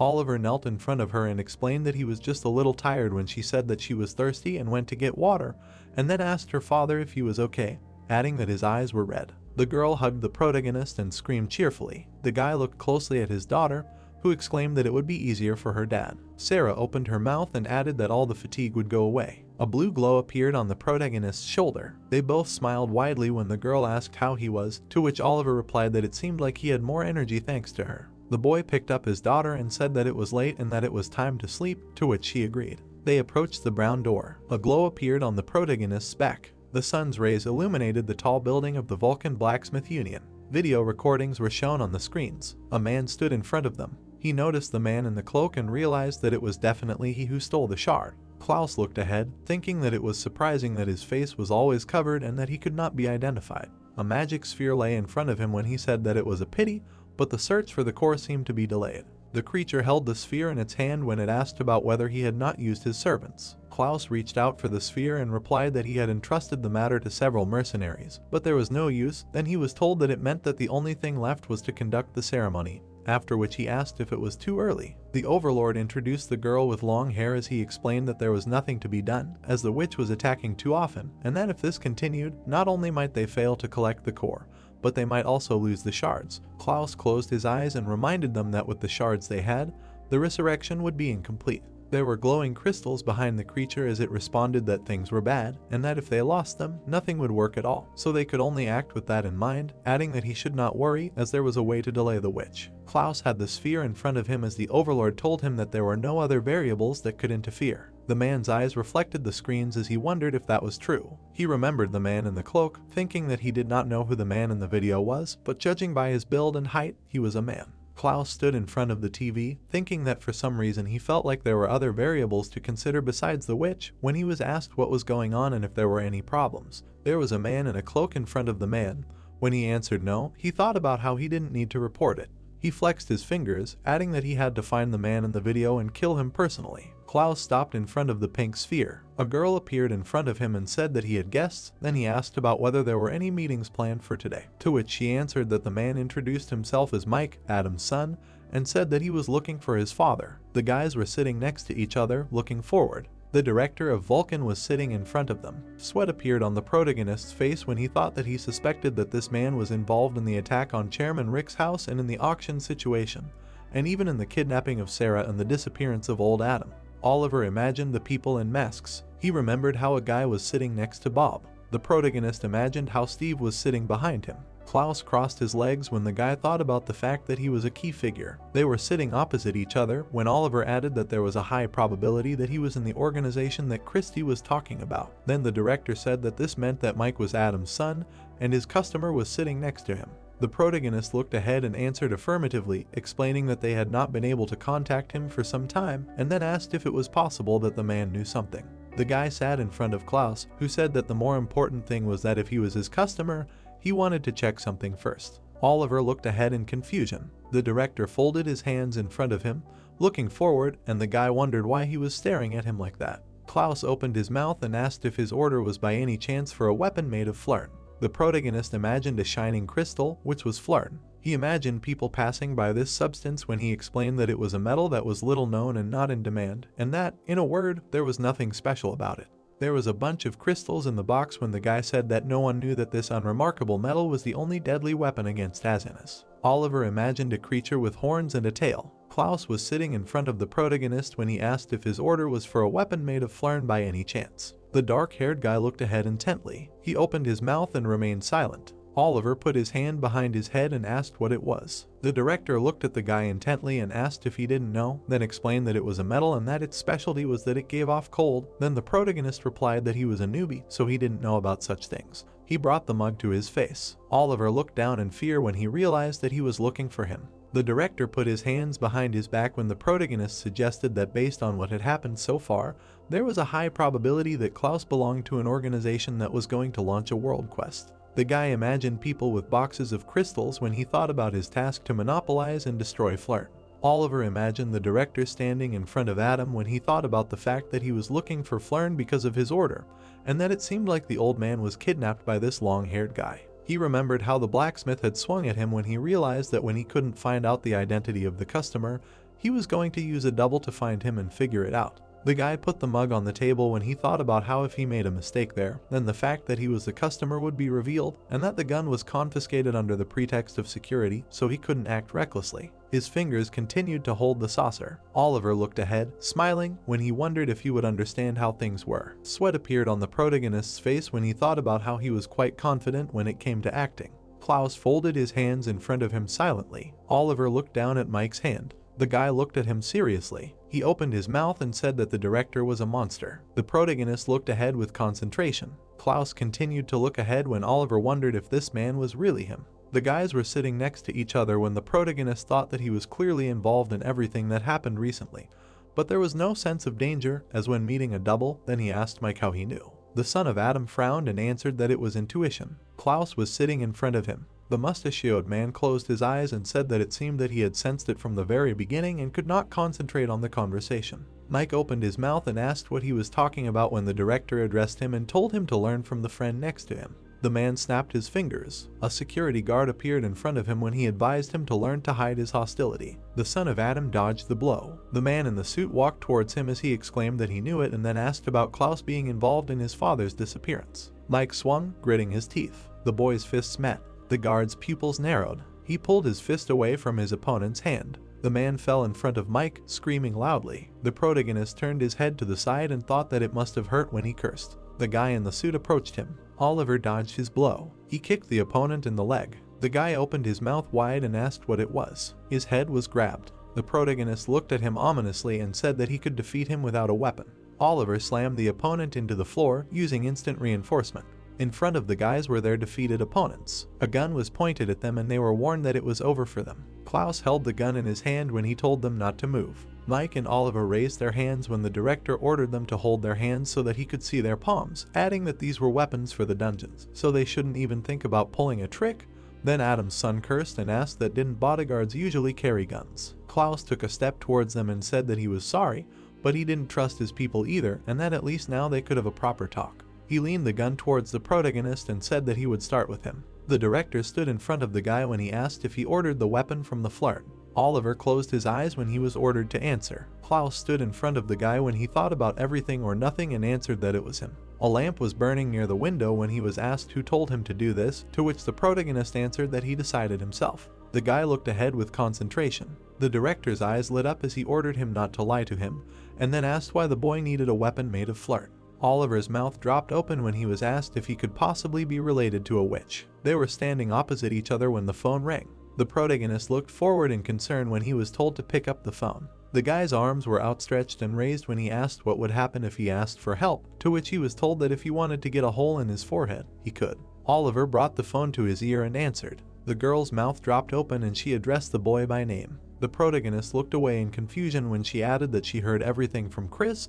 Then the guy found out that it was Hannah. A gun was pointed at Oliver when the girl said that she would be right there and asked him to tell this scoundrel to drop the gun. Dark silhouettes of people appeared behind the director. Soldiers in suits were descending the wall of the building. They were holding machine guns. The man put his foot forward. The soldiers burst into the room, breaking the windows. Oliver watched in shock as the explosion knocked down the door. A moment later, armed soldiers burst into the room. Pointing their machine guns at the old man, they told him to quickly drop his weapon and surrender. Immediately after that, he raised his hands up and remained silent, surprised by the appearance of the special forces. Suddenly, the old man put the barrel of a gun to his head. Without thinking, he fired a shot, splashing everything around him in blood. Then his hand fell to the bloody floor. Noticing this, the special forces around him were unhappy that he was killed. At this time, Mike and the boy silently watched with a stunned look at everything that was happening, when suddenly a soldier asked them to step back. Then Mike told them to be careful, because he wasn't sure if he was dead, and the special forces soldier, surprised by these words, turned around sharply. While the hand, covered in black energy, was reaching straight towards him, he couldn't believe that something like this could happen after a shot straight to the head.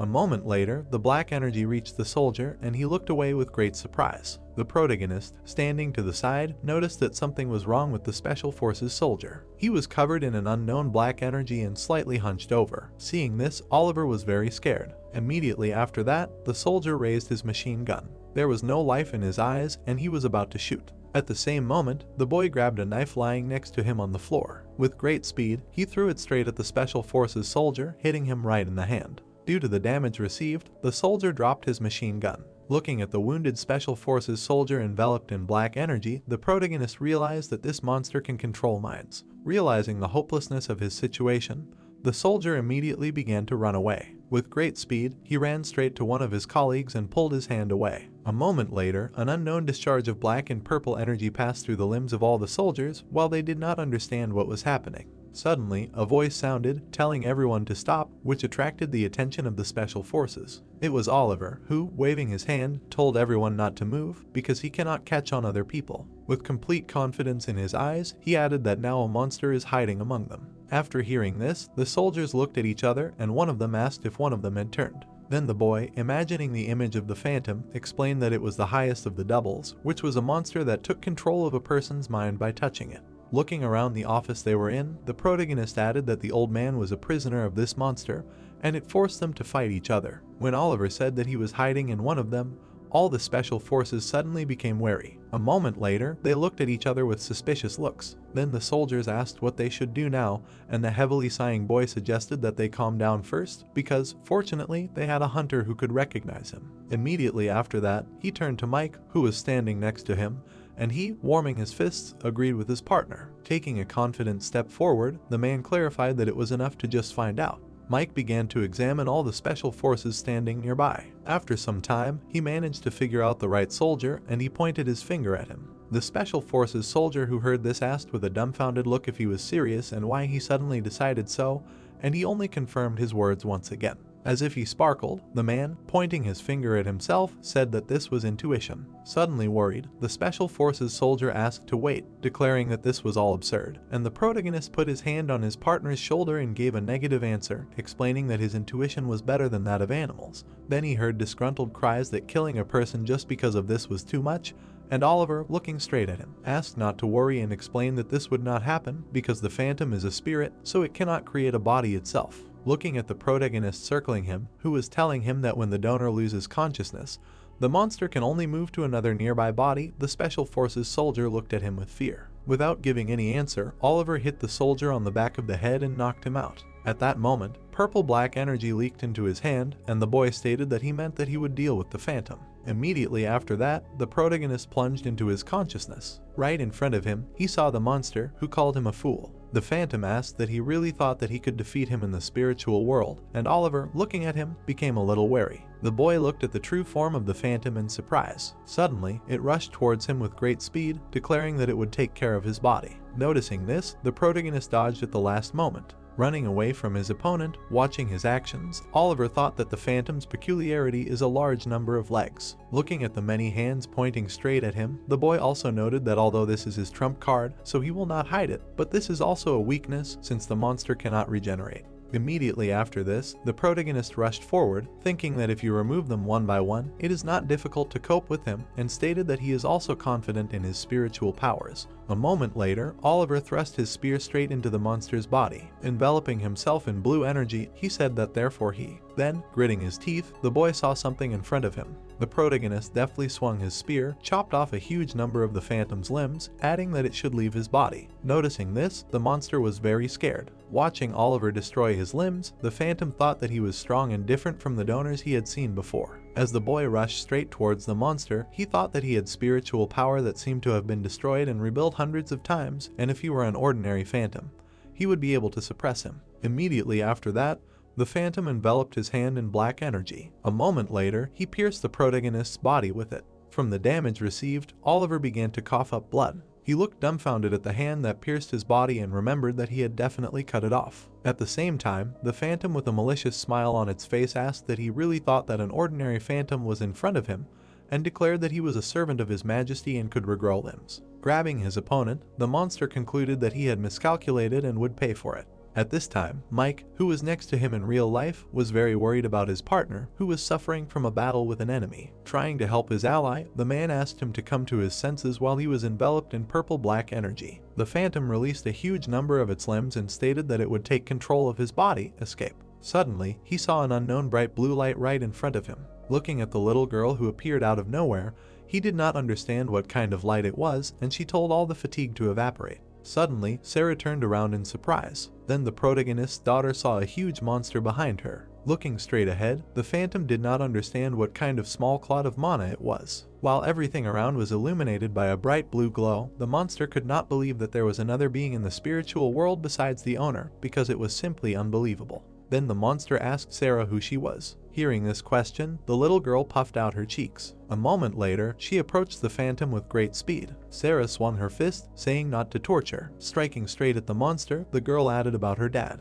Immediately after that, a huge amount of energy overtook the Phantom. A beam of bright blue mana pierced his body through and through. The monster, not understanding anything, simply screamed in pain. His entire body disintegrated into particles under the influence of blue energy. The protagonist's daughter shone with a bright blue light. She enveloped herself in cute energy, looking straight ahead. Cities wiping sweat from her forehead with a smile on her face, Sarah laughed, saying that she was done with cleaning. Then the little girl added that now Dad will not be empty, while in real life Mike and the special forces surrounded Oliver, waiting for him to wake up. A moment later, he opened his eyes a little. Finally waking up, the boy saw his frightened partner right in front of him, who asked how he felt. Looking at the exhausted protagonist, Mike said that he was told that his father was found in the basement, which surprised him greatly. While the story was moving outside to the ambulance into which a man was being loaded, Oliver was surprised that the Phantom had suddenly disappeared. At that moment, Mike ran up to his father lying on the bed. Noticing him, Adam said that he had scared him and asked the boy to stop fussing because his ears were withering, and the protagonist's frightened partner, hanging over him, asked how he could say that.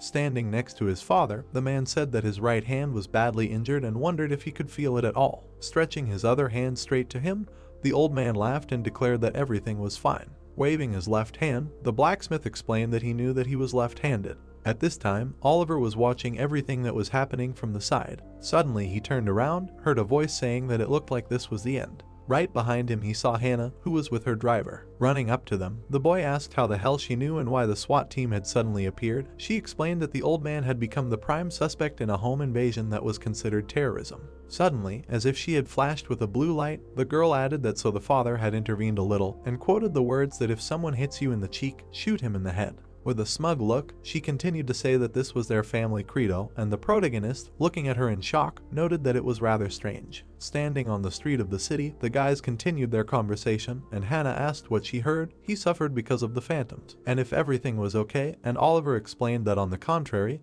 it seemed to him that it even became a little easier. Hearing this, the girl could not believe that this was possible, and the guy, awkwardly scratching the back of his head, explained that he did not know anything. Then he said that the sensations were like after some kind of therapy, while Sarah was smiling in his spiritual world. Immediately after this narration, the story is transferred to one of the houses in a big city. After opening the box, chicken legs and different sauces became visible there. The protagonist, together with a smile, looked at his daughter, who was delighted with the contents of the box. Looking at her father, Sarah asked if it was chicken, and he answered in the affirmative, wondering if it was her first time trying it. Looking at his wife standing next to him, Oliver asked her how it was that their daughter had never eaten chicken before, and she explained that it was high in calories and contained a lot of sodium. While the little girl, holding a chicken leg in her hands, blew on it to cool it down, the boy remarked that in any case, if he was Korean, he should try chicken. A moment later, Sarah took a bite. Watching the little girl chew the chicken, the protagonist asked how she liked it.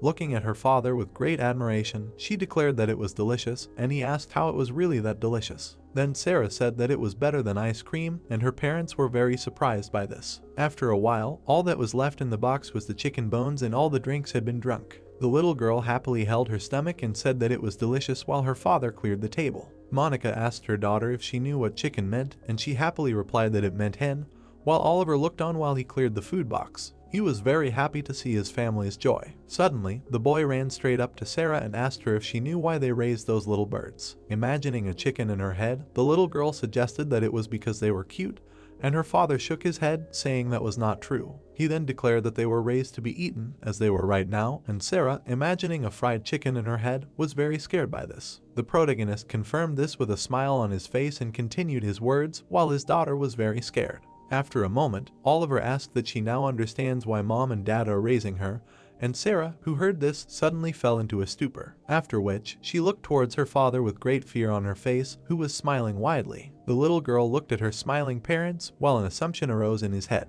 Imagining them licking their lips and drooling, Sarah asked that it was really to eat. This was her point of view. The little girl looked straight ahead with great fear. Then, she suddenly began to scream and cry loudly, which greatly surprised her parents. While Sarah continued to cry, Monica asked her husband what he told her, and he explained that he was simply making an analogy. Suddenly, the boy noticed something. Looking to the side, he saw an unknown blue energy. Cracks began to appear right under the feet of his crying daughter. Sarah continued to cry, saying that she did not want to be eaten.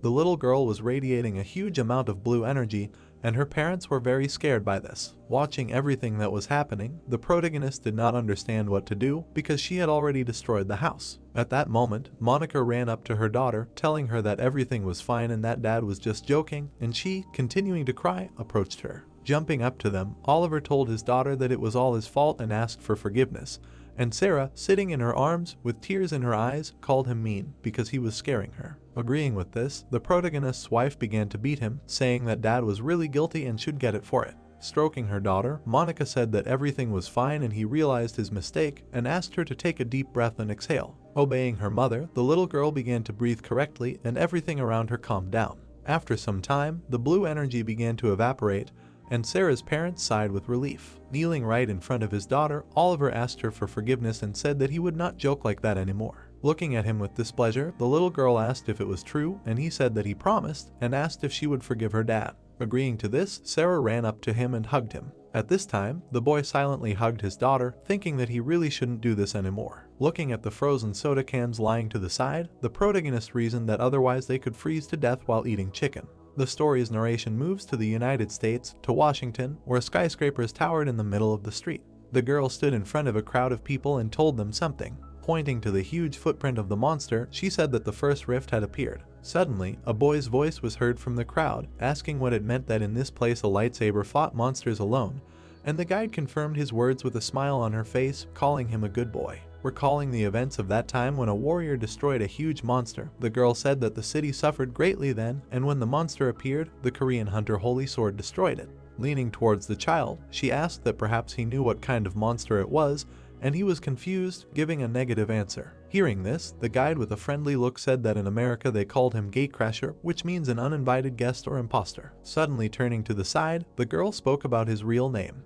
Looking at the huge monument located right in front of her, she added that his name was Azanis. At this time, a man in a black robe was hiding among the crowd of tourists. Using a magic stone, he said that he had arrived at the place. While the people in front of him did not even suspect anything, the stranger declared that he was opening the rift, as agreed, receiving in response that, therefore, the lightsaber would be stuck there. Taking a step forward, the man in the robe heard the words that, and now that there was no phantom, they should act faster, and he immediately understood everything. At that moment, the tour guide suddenly noticed a stranger running past her. Approaching the unknown man in the robe, who was examining the monster's trail, she asked for forgiveness, saying that it was impossible to go there. Coming closer, the girl put her hand on his shoulder. Suddenly, her expression changed to fear. Right in front of her, she saw an unknown creature with many eyes. It immediately smiled widely, bringing a finger to its mouth. A moment later, the unknown activated a magic circle of black and red energy right on the ground. Then an unknown cloud of this energy appeared in the air and frightened all the people. Then a rift appeared right in the sky. With each passing second, it grew larger, disintegrating into small fragments. Particles of black and red energy enveloped the entire park. An unknown creature with a wide smile on its face stood in place, while a new rift appeared in the sky right above it, and voices in complete panic sounded around.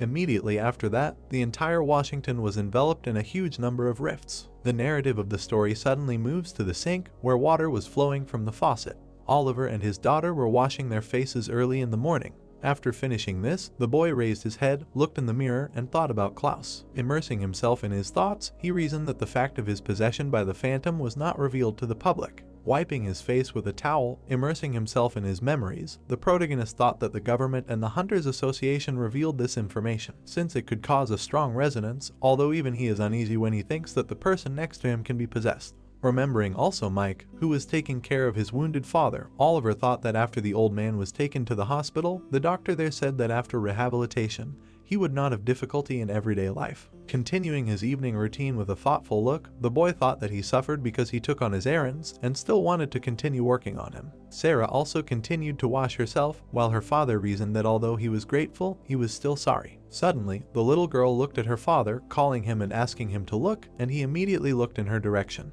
With a wide smile on her face, Sarah soaped her face, showing it to the protagonist. With a smug expression on her face, the little girl declared that she was able to open her eyes even with soap on her face, and her father, who saw this, noted that it was simply incredible. Hearing this, Sarah concluded that it meant that she was already an adult, which greatly shocked Oliver. Looking at his daughter, he asked why this was, and she, looking at him in surprise, explained that it was because adults can open their eyes even with soap on their faces. Suddenly, the boy declared that this did not mean that she had become an adult at all, and his daughter, who heard this, was extremely shocked. After which the protagonist asked her to close her eyes, because if soap got on them, it would sting, and the upset little girl said that she had been training to achieve this, while Monica silently drank coffee and watched TV. The news reported that many large rifts had opened in the United States, and the protagonist's wife said that she had been talking about nothing but that today. Hearing this, Oliver and his daughter looked out of the bathroom and asked what she was talking about. The surprised girl explained that hundreds of rifts had opened in America.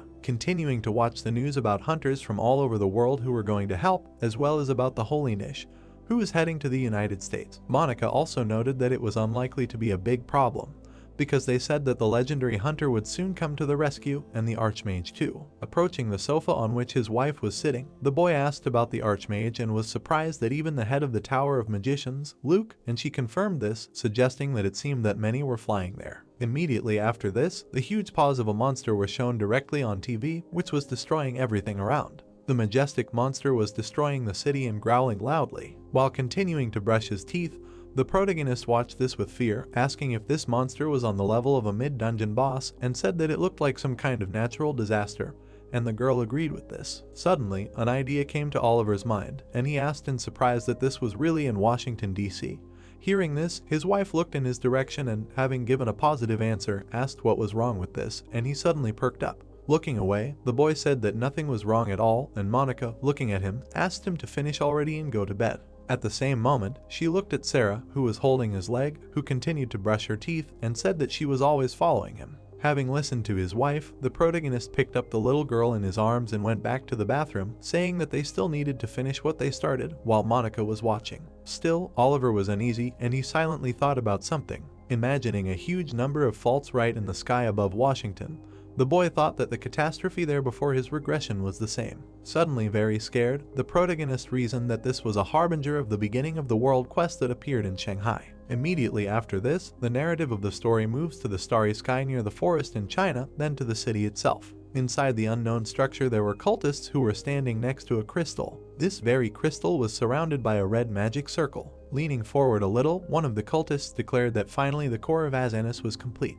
After which he turned to the prophet, who at that time took off his hood from his head. Looking straight at him, the acolyte of the sect asked what then, maybe it was worth starting the ceremony right away, and he only remained silent. Suddenly turning to the side, the prophet gave a negative answer, saying that they would do it later. Then, seeing Christie appearing right in front of him, he declared that they seemed to have guests. Hearing this, the sorceress with a smile on her face noted that he noticed it quickly enough. Looking at the real prophet from below, the girl said that they had not seen this charlatan for a long time, and he called her a witch. Looking at her rival, the prophet asked if she was really going to interfere with them until the last minute, and she concluded that this was a stupid question. Snapping her fingers, Christie said that he was acting as if he did not expect it. Immediately after this, everything around suddenly shook, and the prophet continued to stand in place, menacingly looking straight ahead. The sorceress in front of her summoned a huge number of green magic circles, enveloping herself in energy. With a crazy smile on her face, the girl asked to give her the core because she was going to destroy it.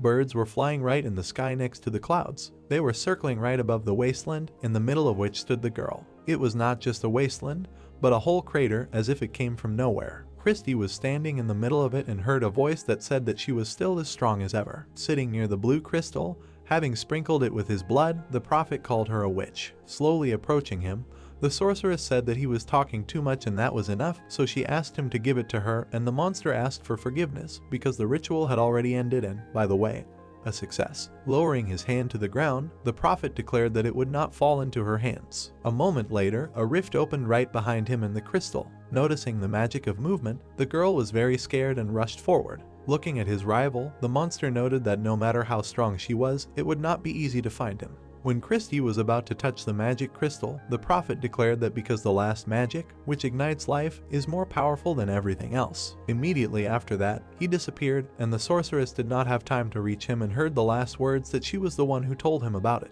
Realizing that she had failed, the girl turned around with displeasure, calling her opponent a damned charlatan. Suddenly, she noticed something behind her. At that very moment, right behind her, there was a knight who was swinging his sword. A moment later, he struck his blade, and Christie managed to dodge at the last moment. Jumping back, she landed on the ground. The banners on the knight's armor fluttered in the wind when he said that she would not be able to take a step from there. With a smug grin on her face, the sorceress asked what kind of tinkin it was. Looking at the real Sullivan right in front of her, she noted that he still acted like a paladin. Immediately after this, the story's narrative shifts to the protagonist's house at night. Reading the breaking news that the sky in America was covered in cracks, Oliver said that he knew it. Clutching his head in displeasure, the boy thought that this was exactly what he thought, a disaster in Washington, D.C.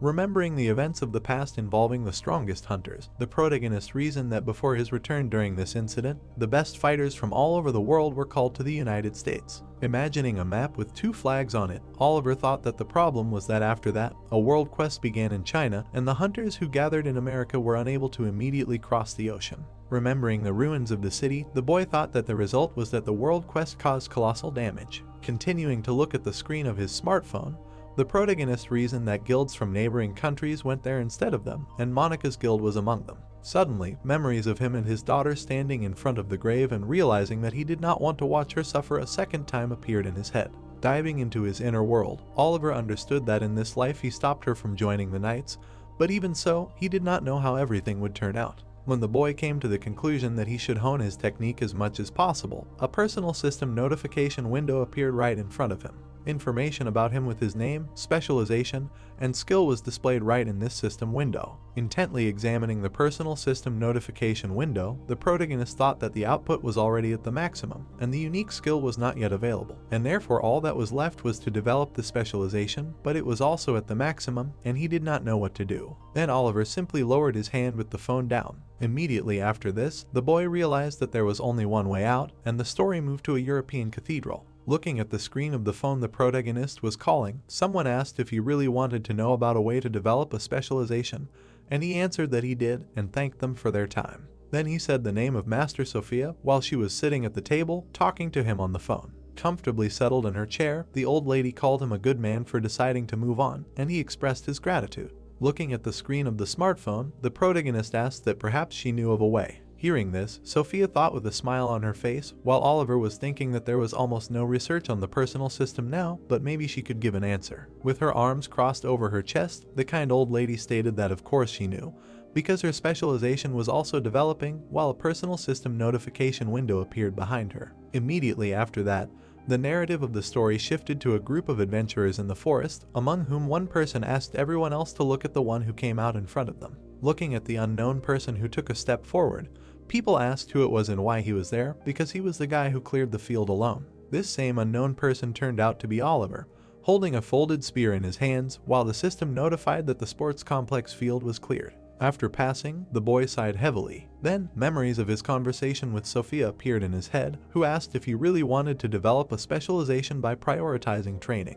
Continuing to talk to her on the phone, the protagonist gave a positive answer, noting that no matter what he did, there were still no signs of improvement, and received information that, of course, training is also very important. But not only that. With a serious look, the friendly old lady stated that in order to grow as a master, practical experience should be a priority. While in his apartment, Oliver asked what she meant by clearing dungeons and fighting monsters, and his friend answered that this was true because a personal system is also a system. After which she imagined in her head the rewards for clearing a dungeon or a field, explaining that it was the same with specialization. While a group of newcomers entered the field, looking around with great interest, the protagonist recalled her last words, that, in a word, for fighting monsters he gets a kind of experience. The adventurers were delighted with what they saw right in front of them and even began to film everything on camera. Sophia said that if you want to develop your specialization, you need to go on raids, and the young guys were surprised to see the huge number of monster corpses right in front of them. People were watching a video on their phone with Oliver in which he single-handedly laid out a Yeti in 10 seconds. They discussed it in the comments, asking if this was the famous super newbie. Even in real life, adventurers and ordinary people said that they say he single-handedly cleared the field of the sports complex in an hour. Reading the story about the cleanup and the protagonist, someone said that he also saw that this guy was just a killing machine.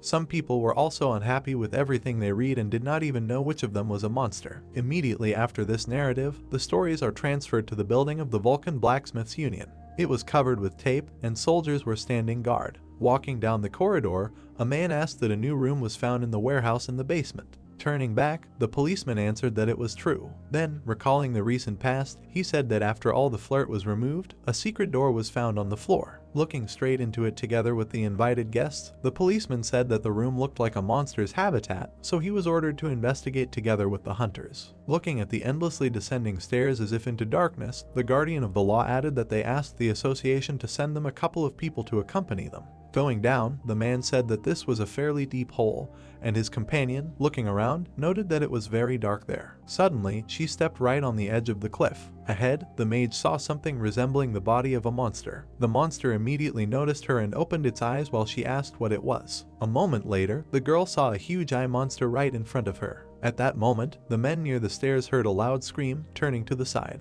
Running up to her, they asked what happened, and the frightened sorceress spoke about the rift. Immediately after that, she used her magic and asked them to quickly go up. Running up to her, the guys did not understand anything, while everything around was illuminated by a bright blue light. Getting closer, they were extremely dumbfounded by what they saw. Right in front of them was a huge black-red hole, and the research team could not believe that this was really a rift. At this time, other adventurers were outside the Vulcan building. One of them yawned, saying that it was just deadly boredom, and the other agreed with this. Looking at the other adventurers right in front of them, the spearman concluded that even if the crack was big, isn't it a waste of effort to simply place soldiers and hunters here because the monsters do not come out and they just stand like statues? His partner, folding his arms across his chest, explained that there was nothing to be done.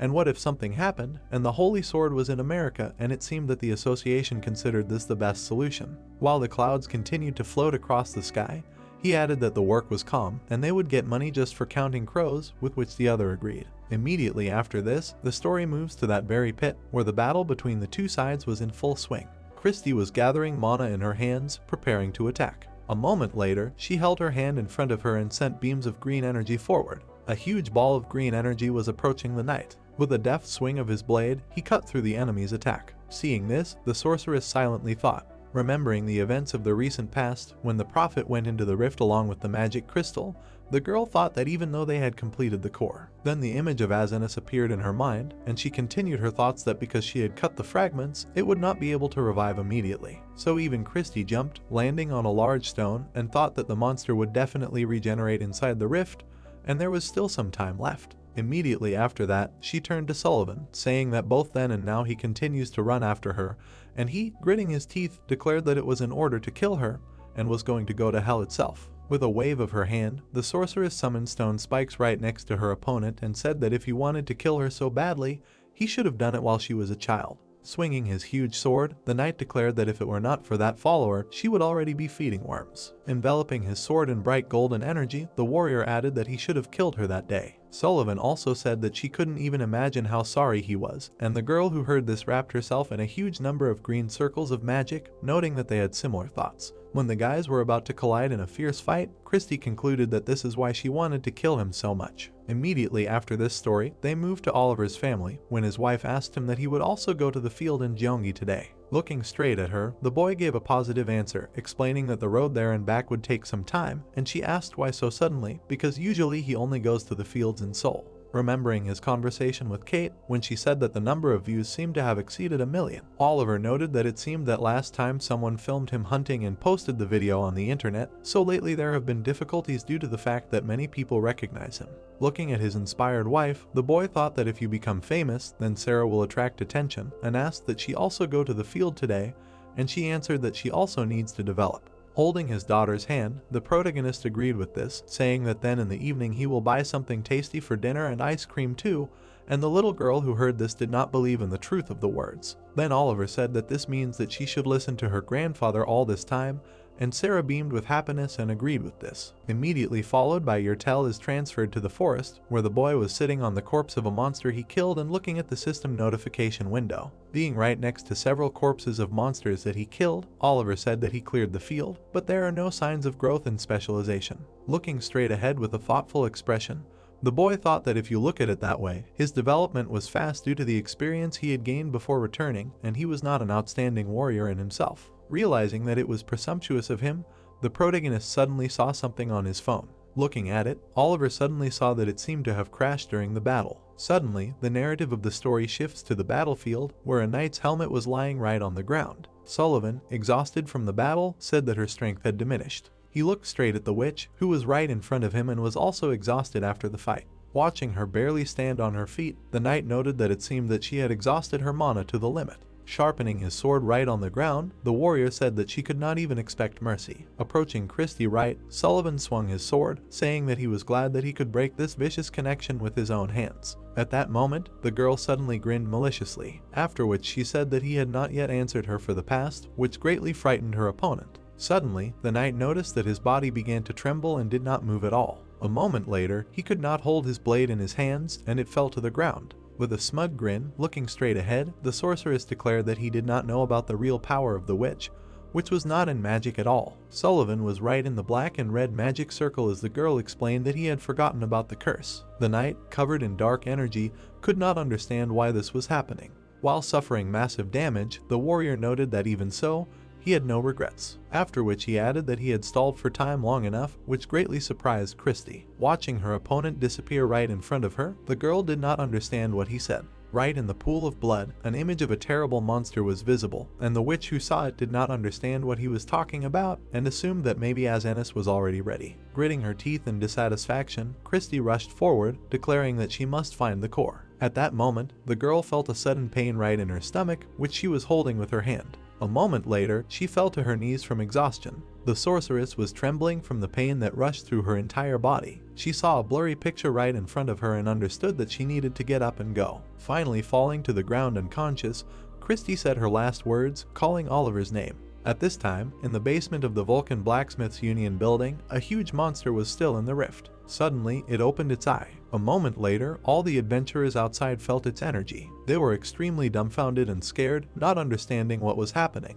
While the entire Blacksmiths Union building was shrouded in an unknown force, the guys wondered what it was all about. When the adventurers realized that the mana concentration had become abnormally high, everything around suddenly shook. The Vulcan building began to crack instantly. At the same moment, it was destroyed by a huge paw of the monster bursting out from under the ground. The warriors nearby were extremely scared by what they saw. Something monstrous was appearing right from the rubble of the Blacksmiths Union building. It was the hand of the legendary monster Azanus. After it appeared, everything around was enveloped in black and red energy. Then, out of nowhere, a bright purple glow appeared. The system notification window was notifying everyone in South Korea that a world boss had appeared in Seoul, and Kate was very shocked by this while training with the sword. Mike, who was taking care of his sick father, received the same notification.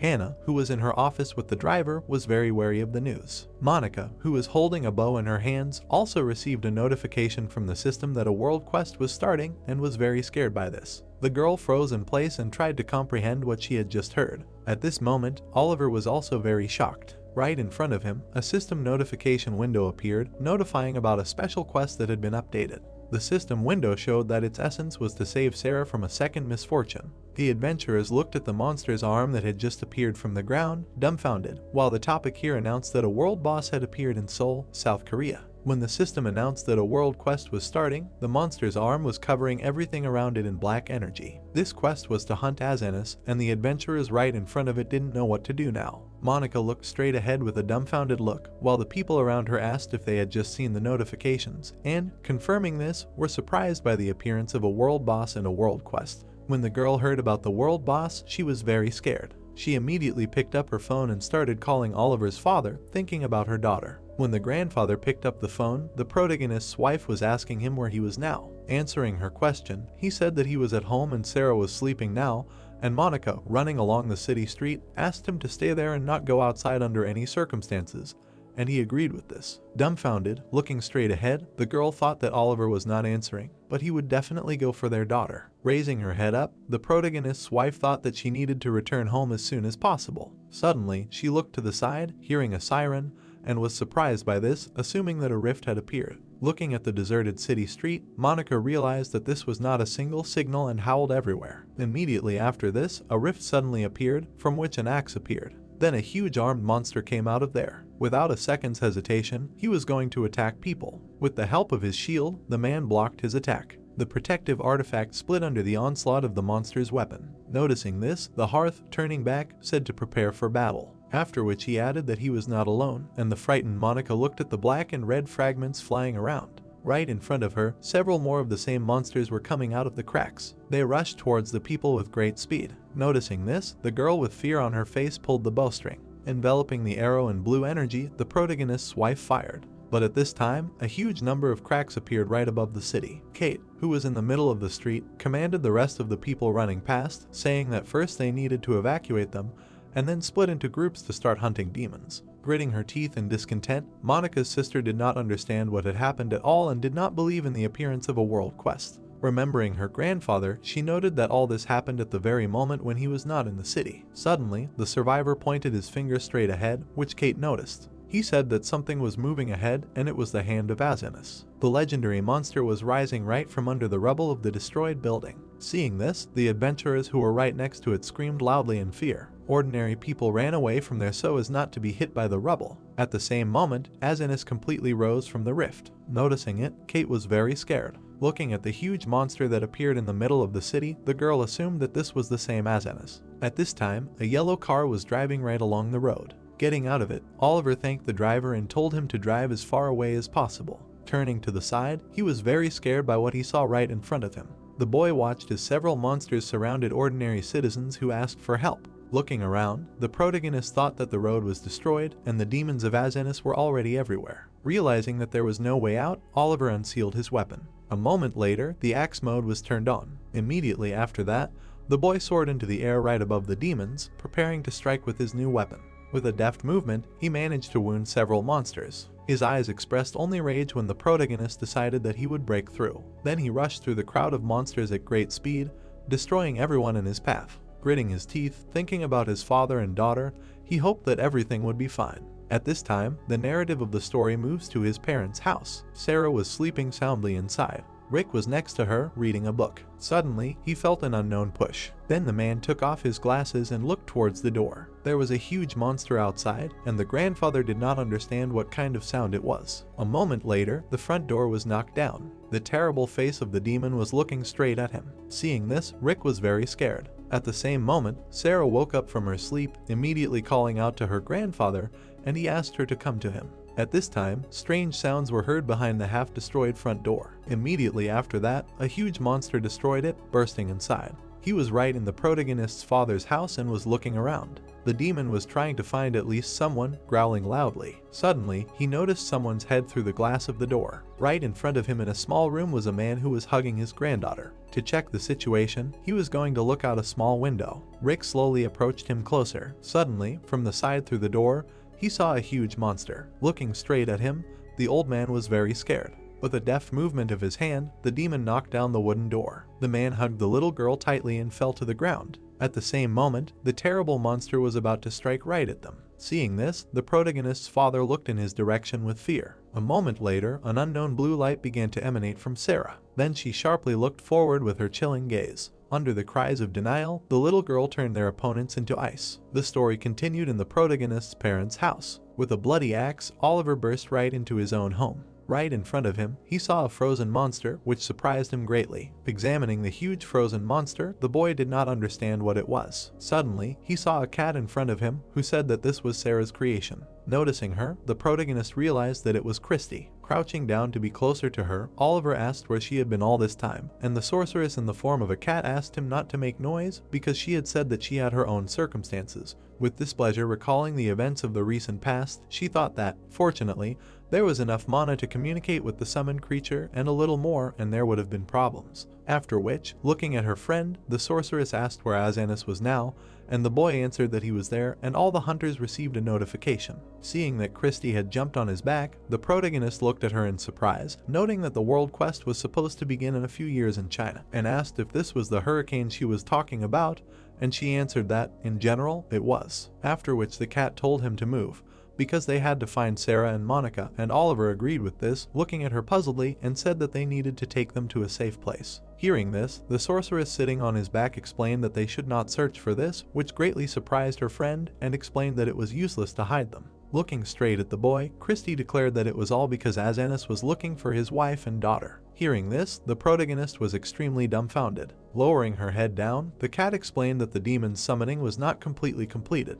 After which, remembering the crystal fragments, she said that it was all because she broke the fragments of its core, like the one they got from the auction. Continuing her story, presenting the same pieces of the artifact, the sorceress explained that he did not have enough energy to resurrect in a perfect body. Imagining Sarah and Monica in her head, Christy stated that in such a situation the fastest way for the monster to recover was to catch and eat people with strong mana. Hearing this, Oliver, looking at his friend in surprise, asked her to wait and asked that everything was clear about Sarah, but about Monica it was complete nonsense. Looking away, the cat noted that she herself was generally not sure, after which she added that a huge amount of mana was hidden in her, while cracks continued to appear right above the city. The huge monster swung his axe. Then he struck at Monica, who managed to return at the last moment. Jumping aside, the girl pulled the arrow onto the bowstring. She aimed straight at her opponent, enveloping the projectile in blue energy. A moment later, the protagonist's wife shot straight at the demon, piercing his head. Suddenly, she turned back with fear on her face. Monica saw that all her other allies were dead, their corpses lying on the ground, and thought that in the blink of an eye she had lost so many hunters. Immediately after that, the monsters rushed towards her. Noticing this, the girl reached for her quiver. At that moment, she realized that she had run out of arrows, and she was very scared. Right in front of her, there was already a demon swinging his axe. At that moment, an unknown blade appeared out of nowhere. It easily cut the head of the monster, who was approaching the protagonist's wife. Monica looked straight ahead with admiration and heard the voice of a man who said that first you need to shoot the wounded and attack them before they get into line. Right in front of her, she saw Oliver. In fact, it was not him, but this man recognized her. The girl was very surprised by such a turn of events, looking straight ahead. When the outline of the man became clearer, the protagonist's wife realized that it was John. Giving orders to his subordinates, the hunter said that the area was cleared and told them to check that no one had escaped. At this time, Monica called her father on the phone and asked if she and Sarah were in the shelter or not. Having received an answer, the girl praised God that everything was fine, while John watched her with a thoughtful look. Immediately after this, the protagonist's wife approached her savior and bowed, expressing gratitude for his help. Looking straight at her, the white-haired hunter said that on the contrary, it was she who helped him. Looking at Monica, who did not understand anything, John thought that he did not think that they would see each other again. Looking at the huge number of corpses of demons that she killed with her arrows, the white-haired hunter reasoned that at the first meeting she only stood out a little and now her skills are simply amazing. Looking at her beautiful face, he noted that there was no need to even talk about it. Immediately after that, a plan appeared in John's head and he grinned maliciously. Putting his hand on his chest, the white-haired hunter turned to Monica and asked if she would like to join the knights. The guys continued to be on the street of Seoul, while the girl was very surprised by such a sudden invitation, and John explained that their squad was currently participating in the containment of Azanis, after which he added that if she wanted, he would treat her as an ordinary member of the guild, and asked what she would say because she knew that an agreement concluded in words was also valid, and the protagonist's wife refused, showing a hand gesture and expressing her gratitude for the offer, but explained that it would be difficult, after which Monica stated that she needed to find her daughter, which greatly surprised John. Looking straight at her, the white-haired hunter wondered what it meant. She was worried about the baby. Passing by her, John noted that then she should definitely join them. Surprised, the protagonist's wife looked straight at him and asked why, and he, moving his hand to the side, answered that the Hunters Association gave the order to gather. Then the white-haired hunter added that in emergency situations, they always obey his orders, otherwise disciplinary action will follow, including suspension of the license, which greatly frightened Monica. With a sly grin on his face, John thought that this does not apply to hunters who have worked less than a year. Looking at the girl standing next to her, the white-haired hunter asked that didn't she say that her daughter was in the shelter, and explained that it was safe there, but only for a while. Suddenly jumping right up to him, the protagonist's wife declared that then all the more reason to go. Immediately after this, John asked if she was using her as an excuse to avoid, which greatly frightened Monica. With an arrogant expression on his face,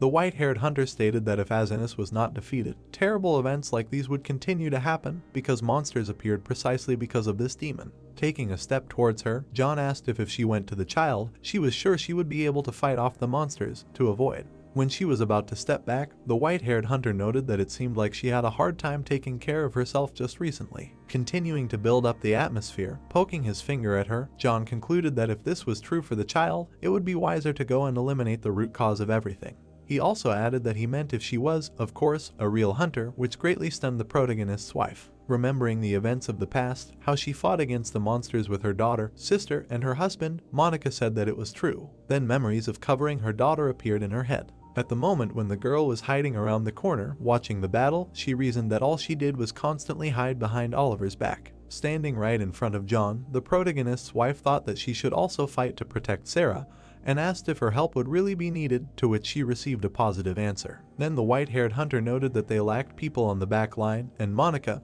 hearing this, tightly squeezed her bow. Filled with seriousness, the girl agreed to join him. Immediately after this, the narrative of the story moves to the Chonggak station, which was guarded by the military. Trying to control the people, they told them to stand in a row and not to crowd, because there was enough space inside. Among the crowd of survivors was also Rick, who was holding his granddaughter in his arms, while the military said that if there were hunters there, they should help them at the entrance to the shelter. Remembering the events of the recent past, when Sarah enveloped the demon in ice, the protagonist's father mused that she turned out to be a witch and, moreover, strong enough to deal with a large monster at once. Looking directly at the little girl, the old man suggested that perhaps it was hereditary, because both her parents were hunters, and she asked her grandfather where her dad and mom were, while he answered that they would come soon. Looking at the crowd located right next to the entrance to the shelter, Rick mused that it seemed like the monsters were becoming more and more. While right next to them, the adventurer was fighting one of them, a question arose in his head how much longer they could hold out. At this time, Mike enveloped his hand in orange flame,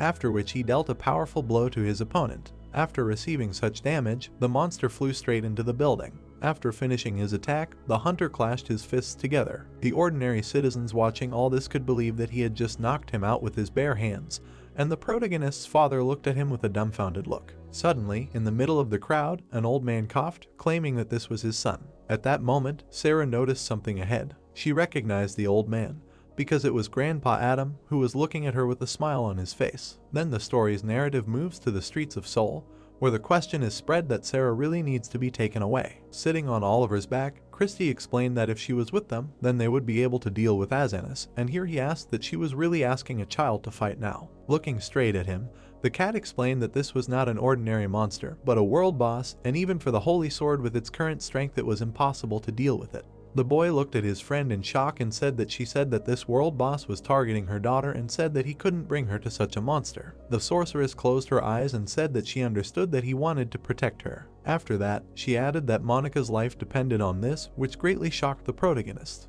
Then Christy said that there was no need to think that she could deal with this monster alone, and that it was too presumptuous, and Oliver, who heard this, silently clenched his teeth. Continuing to sit on the back of the boy, who was quickly running along the street of the half-destroyed city, the cat suggested thinking about it one more time. At this time, the military mobilized their forces, and a tank was driving out onto the street of Seoul. A little later, combat helicopters also appeared in the sky. The military, together with the hunters, stood right in front of the huge monster, preparing to fight it. Suddenly, the man raised his hand in front of him and shouted that they needed to attack. Immediately after that, a huge number of hunters clashed with the demons. The huge monsters crushed their opponents with brute force. The warriors, watching this with fear on their faces, saw blood and broken weapons. Gritting his teeth in fear, the man could not believe such strength of the demons. Watching them continue to climb out of the rift, he thought that at this rate they would not even get close to Azanis. Suddenly, an arrow appeared out of nowhere, shrouded in bright blue energy. It pierced the monster's head, destroying it. Looking at this very arrow, which was sticking out of the demon's head, everyone was very surprised. Suddenly, the hunters saw someone from above. Noticing John, they immediately rejoiced at the appearance of the knights. While the people were rejoicing that reinforcements had come to them, Monica was preparing for the upcoming battle with a determined look. She was pulling the string of her bow to make another shot. Taking aim, the girl released an arrow forward. Then she used it to pierce the heads of several of her opponents. The ordinary hunters watching this were surprised that she killed a demon with one arrow. Meanwhile, the protagonist's wife was pulling another arrow onto the bowstring, and the people were surprised by her skill. Suddenly, a voice sounded for everyone to stop, and John immediately turned around. Looking straight at Azanis, a member of the night group stated that for some reason he was acting strange. The huge monster looked to the side. Then his eye went to a completely different point. The white-haired hunter who saw this was very surprised. Watching the huge monster, John suddenly realized that he was looking for something. Suddenly, Azanis's gaze was drawn to Monica, standing below. The girl immediately noticed something strange. A moment later, she was struck by an unknown force. At the same time, memories appeared in the head of the protagonist's wife. She grabbed her head, which began to hurt sharply. At this time, a huge demon finally found its target.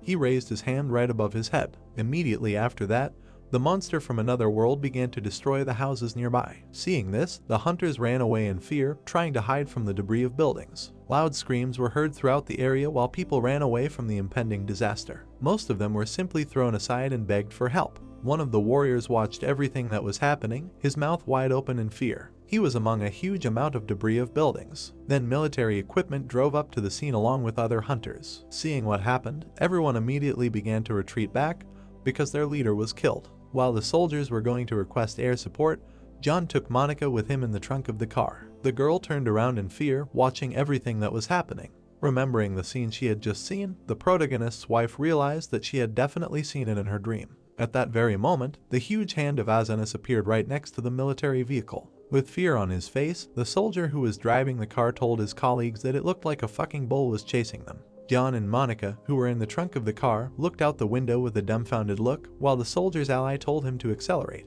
At that time, the huge demon fixed his gaze forward. He was chasing the car in which the protagonist's wife was at great speed, and the soldiers who noticed this said that they could die. 2 soldiers were standing near the subway. Rushing forward, the hero shouted the girl's name. With her arms outstretched, Sarah shouted for him. Hugging her, the protagonist said that thank Buddha they were safe, asked if they were okay, to which the man replied that they were. Looking straight ahead, Charlie heard that but he did not see Monica. Oliver looked surprised, hearing that they rang twice, but after that silence, the hero opened his eyes wide. The image of the monster appeared. The thought appeared that what if she became the target of Azanis? Putting the girl on the ground, the protagonist said that she should stay with Sarah, to which he was told that he should stop, or he was going again.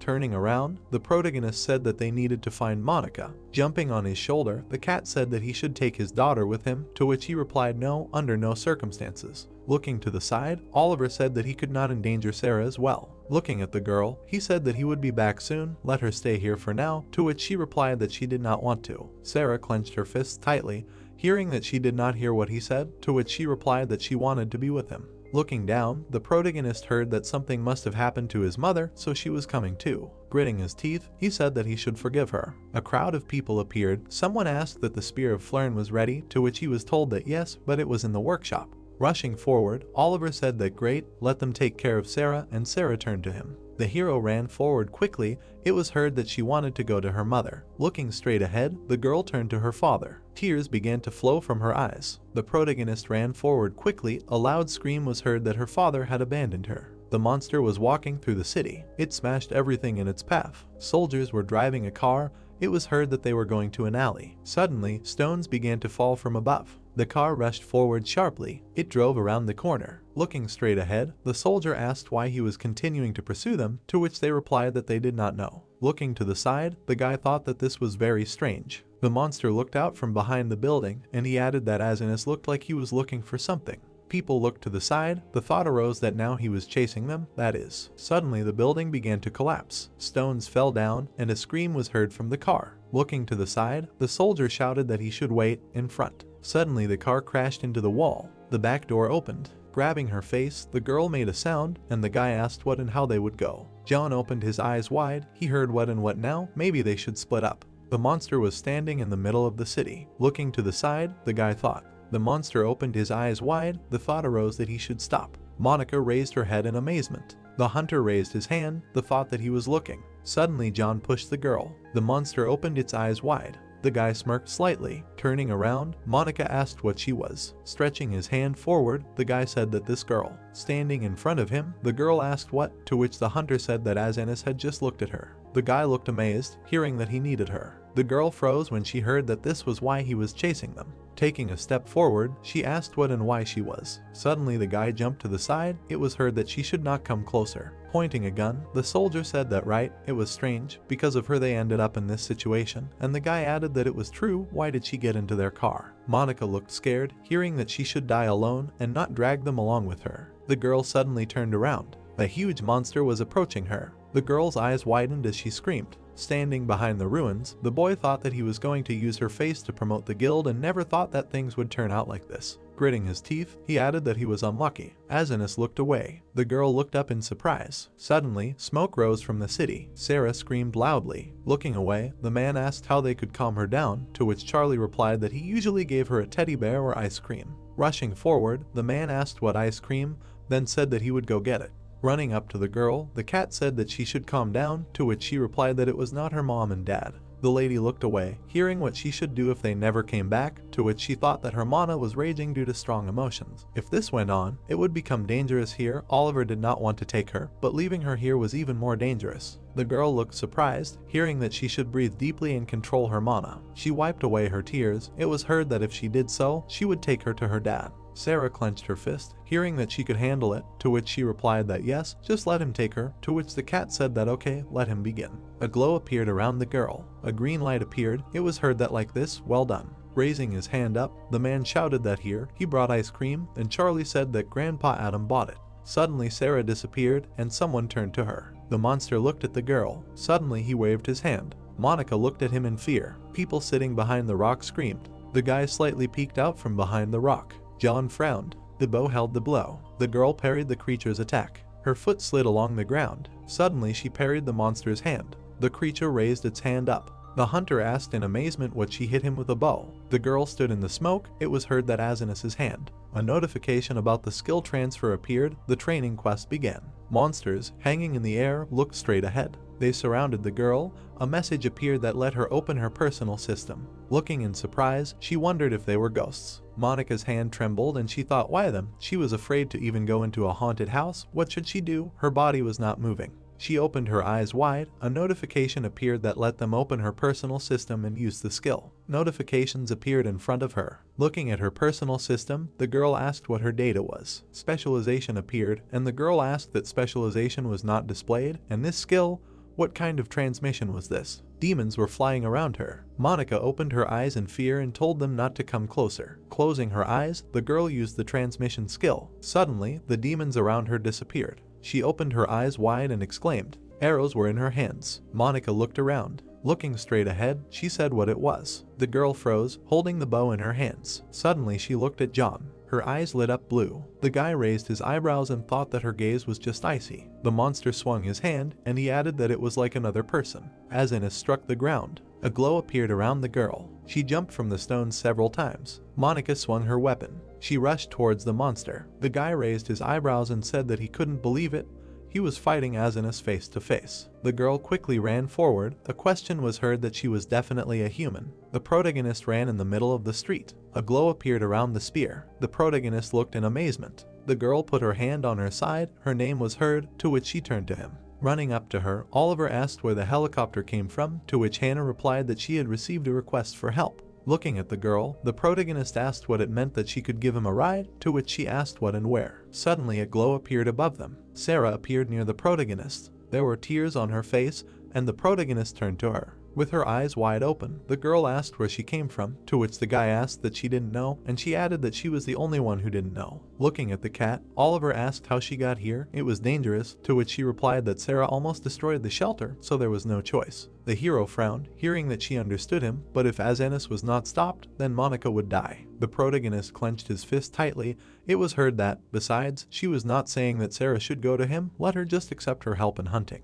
Oliver looked at the girl, and the cat said that she should give her daughter a chance to save her mother. Sarah looked at him, and the lady added that she herself wanted this. The protagonist froze, and the girl turned to her. Stretching his hand forward, the hero answered approvingly. Looking at the girl, he asked that she would help him a little. Monica looked straight ahead. A notification appeared that there was not enough mana. She looked in surprise. A message appeared that the skill transfer was cancelled automatically. Suddenly the girl fell to the ground. Her body trembled and Monica wondered what had happened. She had no strength left. Then she raised herself. The monster was looking at her. The girl shuddered and took a step back. Suddenly her foot hit something. There was a broken bow on the ground. Monica's eyes widened. Suddenly she fell to her knees. Lowering her head, the girl began to cry. The monster opened his mouth and she said that she was finished. Suddenly Monica looked in surprise. She raised her head up. The plane was flying over the creature. Jumping down, the protagonist shouted the girl's name. Monica looked forward in amazement. Oliver swung his spear. The thought of him arose. Sitting next to him, the cat asked what a spear was made of flern, to which he replied that here it was. The girl looked away. Hearing that good, let him charge it as hard as possible, to which she replied that she understood. Kneeling on the hero, the lady said that he should listen.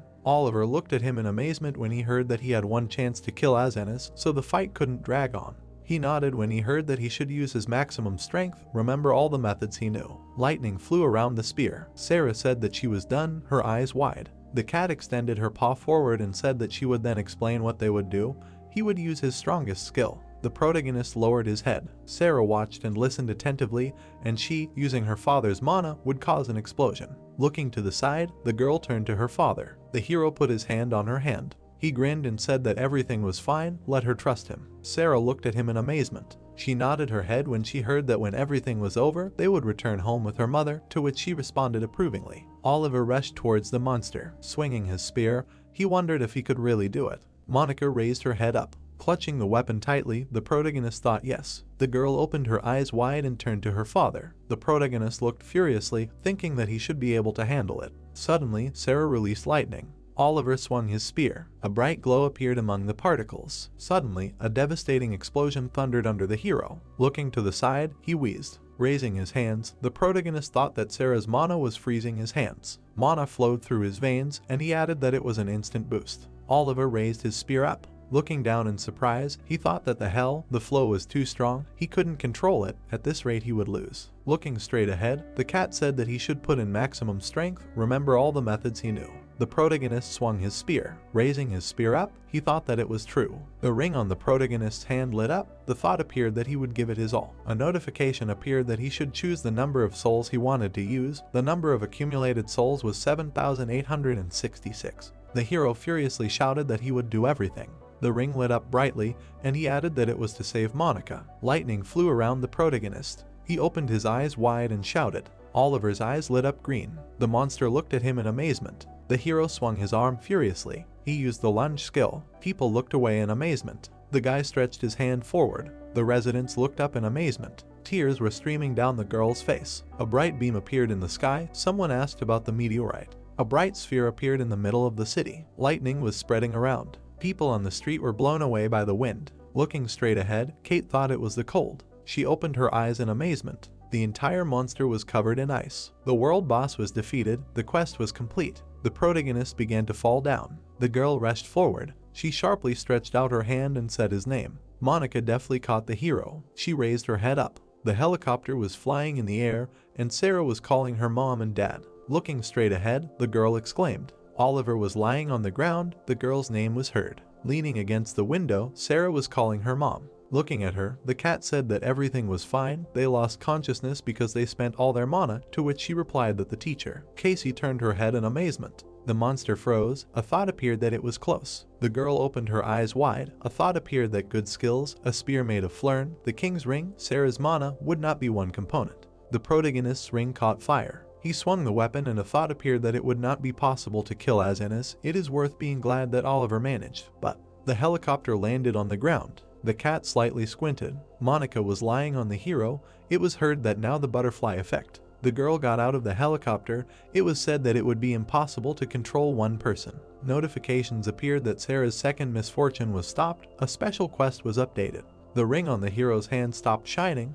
It was said that the king's ring absorbed most of his humanity. Monica was sitting at the table. Looking to the side, she wondered what this place was. Her copy was sitting in front of her. Looking at the clone, the girl thought it was her. Extending a finger forward, Monica asked that maybe she took her place. The girl nodded her head. Sitting in front of her, she asked that it was even strange to ask, but who is she? Raising her hand, the girl thought that she could not answer, and then asked that maybe she wanted to say something.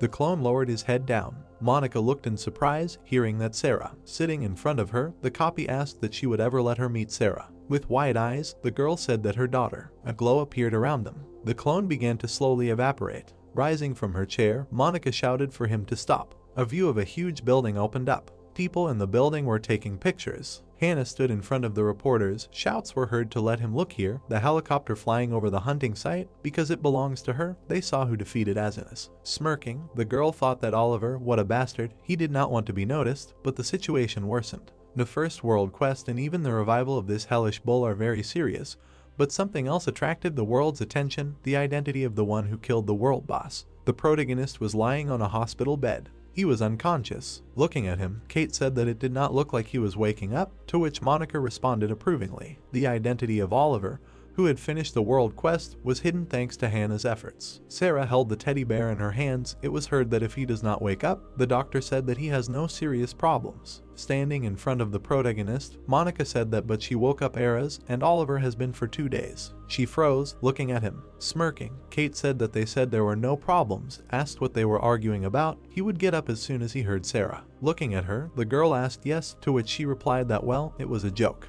The girl put her hand on the hero and told him to get up. He needed to go to Sarah. The protagonist lay with his eyes closed. Sarah's memories were absorbed. The girl was handcuffed. The thought arose that because of the sleep magic his head was spinning, and he could not think clearly. How long the hell had he been sleeping? Suddenly the girl opened her eyes. Standing next to her, Christy said that he should get up. She took a step forward. It was heard that her mother. Sarah turned her head, hearing that no. The girl smirked. A question was heard.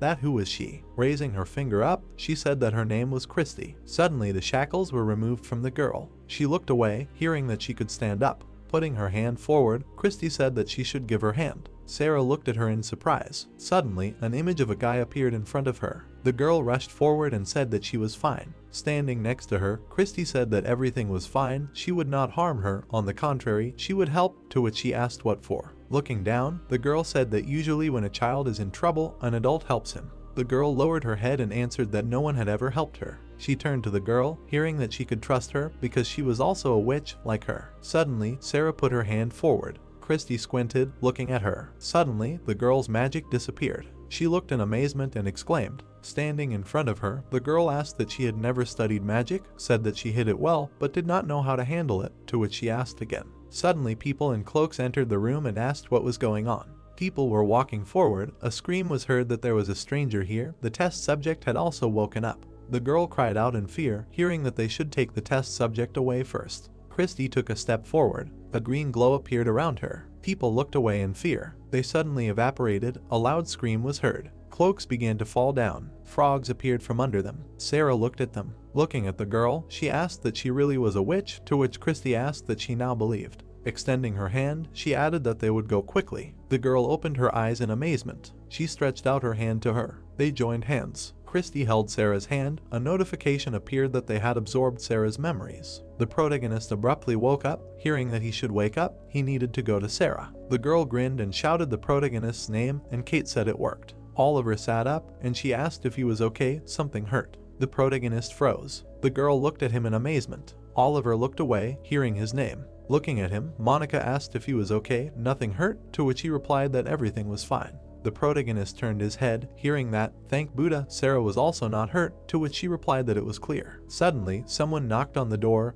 and the girl turned to the hero. Sarah abruptly ran into the room and shouted about her dad. Suddenly, her eyes widened in amazement. The protagonist looked at her. Her eyes widened, and the girl turned to her father. Looking at her, Monica asked what she was doing. Hiding behind Kate, she said that dad was weird, to which the girl replied that he was just tired, he would rest a bit and he would feel better. The protagonist froze, sitting on the bed. Sarah looked at the girl, hearing that they would leave him alone for now, let him gain strength. Raising her hands, the girl said that no, this was weird. A view of the building opened up. Monica watched the protagonist. He was sitting on the bed. The thought arose that even after returning home, he had not changed. Sarah was sitting on the couch, and the girl thought that she was still avoiding him. Smirking, Monica said that for sure, let him look. Holding out the drawing forward, she said, here, Sarah drew it. Oliver looked away. The girl smiled and looked at him. Standing next to him, the girl thought that it was weird, shouldn't he be touched, as usual, and then said that he should look, it's her, and he is the ugliest one here. The hero looked to the side. He heard that his father and Kate were still there. Monica looked in amazement, hearing that yes. The drawing fell to the floor. She opened her eyes wide, wondering what was wrong with it. The protagonist lowered his head, and Monica added that no matter how bad he felt, he was never like this. Usually Oliver started the conversation himself, and now he just answers. And that's it. Sarah looked out from behind the sofa. The thought occurred that no, it was already strange that he was not looking at Sarah. The hero raised his eyebrows, and the girl thought that Oliver seemed to have lost his feelings now. Standing behind her, the cat said that the situation was serious. She looked at the glow in surprise. Christy raised her hand and said hello, and then said that it was too late to introduce herself, but she was Christy. Monica opened her eyes in amazement. Putting her hand to her face, the girl said that just now, their cat, into a human, to which she said that this animal is like his familiar. Sarah looked at her and said that she saw her for the first time in the form of a human, to which she thanked her. Extending her finger forward, the girl said that he should stop. Christy touched her, and Monica asked what was possible. Then in the training tower she saw, to which she answered that it was true, but she saw her face for the first time. Crossing her arms, the girl said that but she was not here for this, we need to talk about Oliver. A closet appeared in the room. Monica froze, looking straight ahead. Christy stood in front of her. The girl lowered her head down. Her hands trembled and she said that so, then. The ring glowed brightly.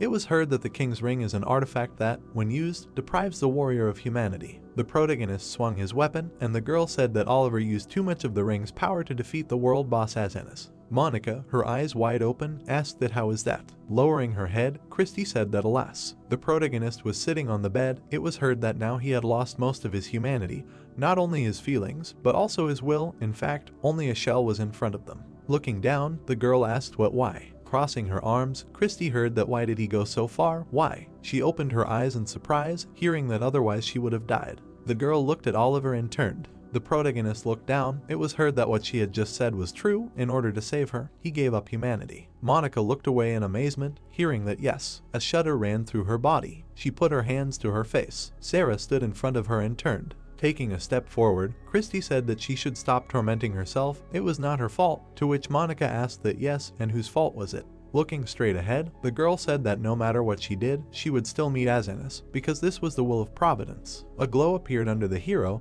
It was heard that Oliver seemed to have changed fate, which is almost impossible as far as she understands. The girl's eyes widened, hearing that he meant that he saved her life, paying a part of his own soul, but they will find a way to return this part. Sitting on the floor, Monica asked that there was a way, to which the girl replied that it was possible. Putting her hand to her face, she added, she already guessed, but he used the ring not for the first time. The girl looked at the hero, hearing that although he remained fine before, it is quite possible that he himself found a way. The protagonist looked at her, hearing that he knows how to return humanity. Looking down, he said Sarah's therapy. The protagonist looked straight. Sarah was sitting on his lap. They looked at each other. Putting her hand on her side, Christy said that it seems there is no result. Looking to the side, the girl said that dad is scary as if it is not him. Taking her in her arms, Monica asked what they should do, to which the girl replied that well, she had another idea. The protagonist was sitting on the couch. It was heard that the method that Oliver had found was effective due to the impact on positive emotions. Happy memories arose. It was said that happiness and joy when he sees his daughter, similar feelings helped him to recover. The parents looked at Sarah in surprise. It was heard that but now their hero cannot feel anything good and bright. Therefore, first of all, it is necessary to raise his humanity to the level of feeling emotions. Looking at the girl, Monica said that this, to which she replied that yes, it is necessary to start stimulating other feelings. Black feathers fell down. The protagonist and the girl were standing in front of the house. It was heard that, for example, fear and anger. Christy looked away, hearing that but why did she come now? Looking at Monica, she replied that because she was free. The girl held her daughter in her arms. It was heard that when people bound by fate see her, it affects them differently, but now thanks to Oliver, she was able to free herself. Standing in front of her, Christy added that so, and now let her concentrate on returning her husband's feelings. She will look after Sarah, to which she asked that everything is definitely okay. Smirking, Christy said that she was going to teach her magic in the remaining time anyway. The protagonist and Monica looked at the haunted house. It was heard that have a good trip. Looking up, she wondered what she said. That negative emotions, anger or fear will help. Will the haunted house be suitable? A long corridor appeared. It was heard that they should go to their house of horrors. Entering the room, the girl exclaimed in fear. Pointing ahead, Monica asked that she did not want to go first, to which the protagonist answered approvingly. She looked at him in amazement. The girl's eyes widened as she thought that he wasn't afraid. Suddenly a ghost appeared from the ceiling. Monica froze in fear. Suddenly she struck him. The girl ducked and apologized, to which the guy thought that it was good that he didn't crawl out. A view of the bright sky opened up. They were sitting in a movie theater, and the thought occurred to them that even scary movies were useless. The protagonist jumped down, and she added that extreme jumps were too. Walking forward, Monica asked what he was afraid of, to which the hero replied that nothing. Looking straight ahead, the protagonist heard that it was true, nothing had ever scared him before, to which he replied that it had. Looking at him in surprise, the girl asked what, yes, what, for example. Oliver looked down. Monica's eyes widened as she heard that she, standing in front of the girl, the hero said that he was afraid that she would die.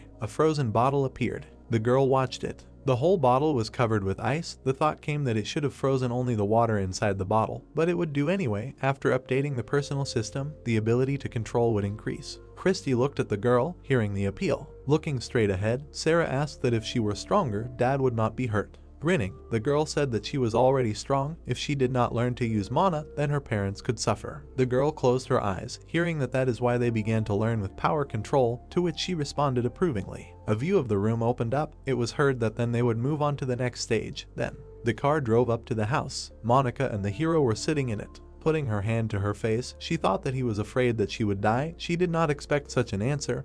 He looked so cool. Shaking her head, the girl added that no, what was she even thinking about? Monica looked down, thinking that Oliver always hid so much from her, and in this state, no matter what she asked, he would answer honestly. The girl sighed and added that although she couldn't ask him about everything, he probably had a reason to hide it. They got out of the car, and the thought occurred to her that was enough for today. The girl looked away in surprise, hearing that there she was. The guy put his hand on his hip, and Monica said his name.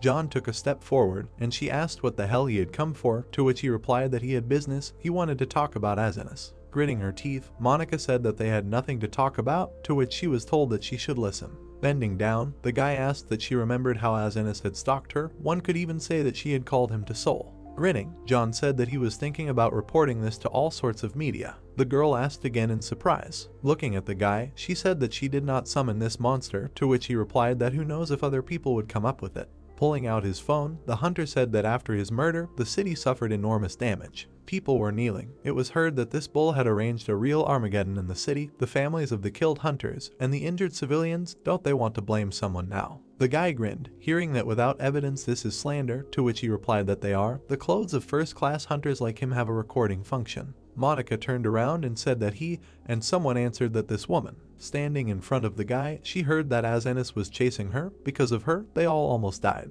Monica's eyes widened, hearing that she would provide the media with this video, and there would be a fuss regardless of what was left behind the scenes. The guy raised 2 fingers up and said that if he agreed to his 2 offers, he might think twice about handing over the file. Grinning, John added that first, he should admit that Oliver was the one responsible for the soul attack, and second, he should give him the reward for killing Azenis. The girl angrily asked him what the hell he was doing.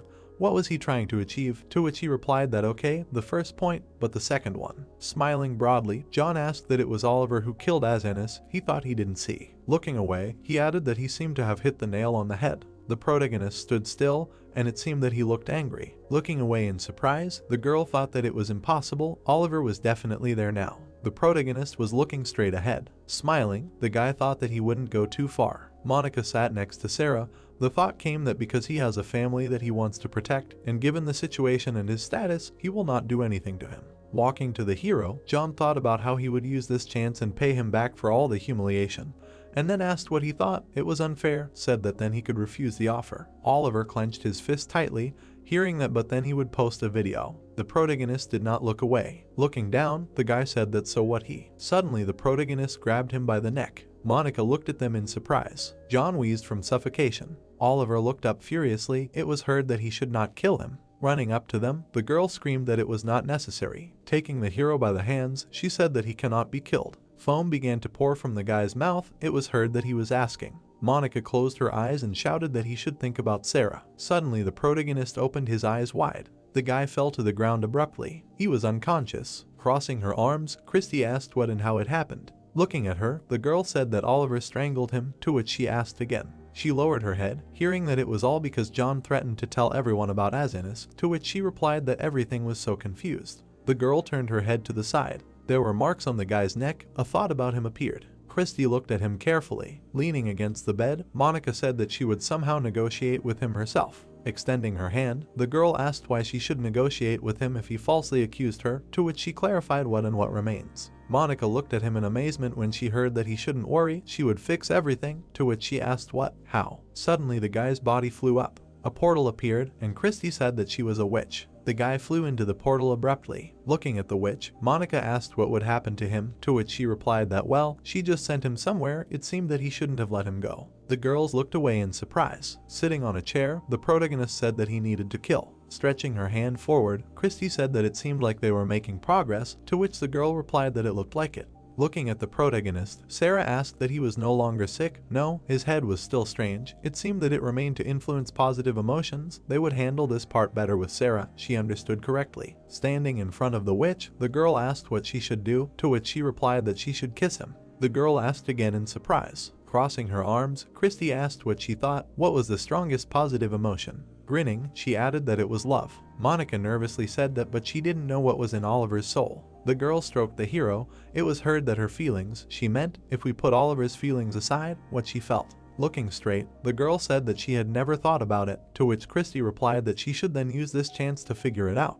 The witch grinned slightly. Flowers appeared. It was said that once the prince's curse was lifted with a kiss. The next day, Hankook University. Grinning, the girl said that she had not been here for a long time. The university appeared. She heard that he was also here for the first time since graduation, to which he replied that he was. Looking at the hero, Monica asked that he was going on a date with her on campus today. They were walking around the university grounds. They were holding drinks in their hands. The hero and the girl were looking at the classroom. A huge auditorium appeared. Looking at Oliver, Monica said that nothing had changed here, asked that they first met in this auditorium. He remembers, to which he responded approvingly. Smirking, the girl said that he sat next to her then, asked to wake her up when the professor came in, to which Oliver replied that he definitely was. Sitting at the desk, Monica said that he was funny then too, to which he replied that well, maybe. The girl looked away. Putting her hand on the table, she thought that she liked it about him then. Their memories appeared. The thought arose that when she first came to her senses, she already liked him. At that time Oliver was like a stupid child, but when they met again, he had matured a lot, and now. The protagonist turned his head to the side, and she added that it was like a different person.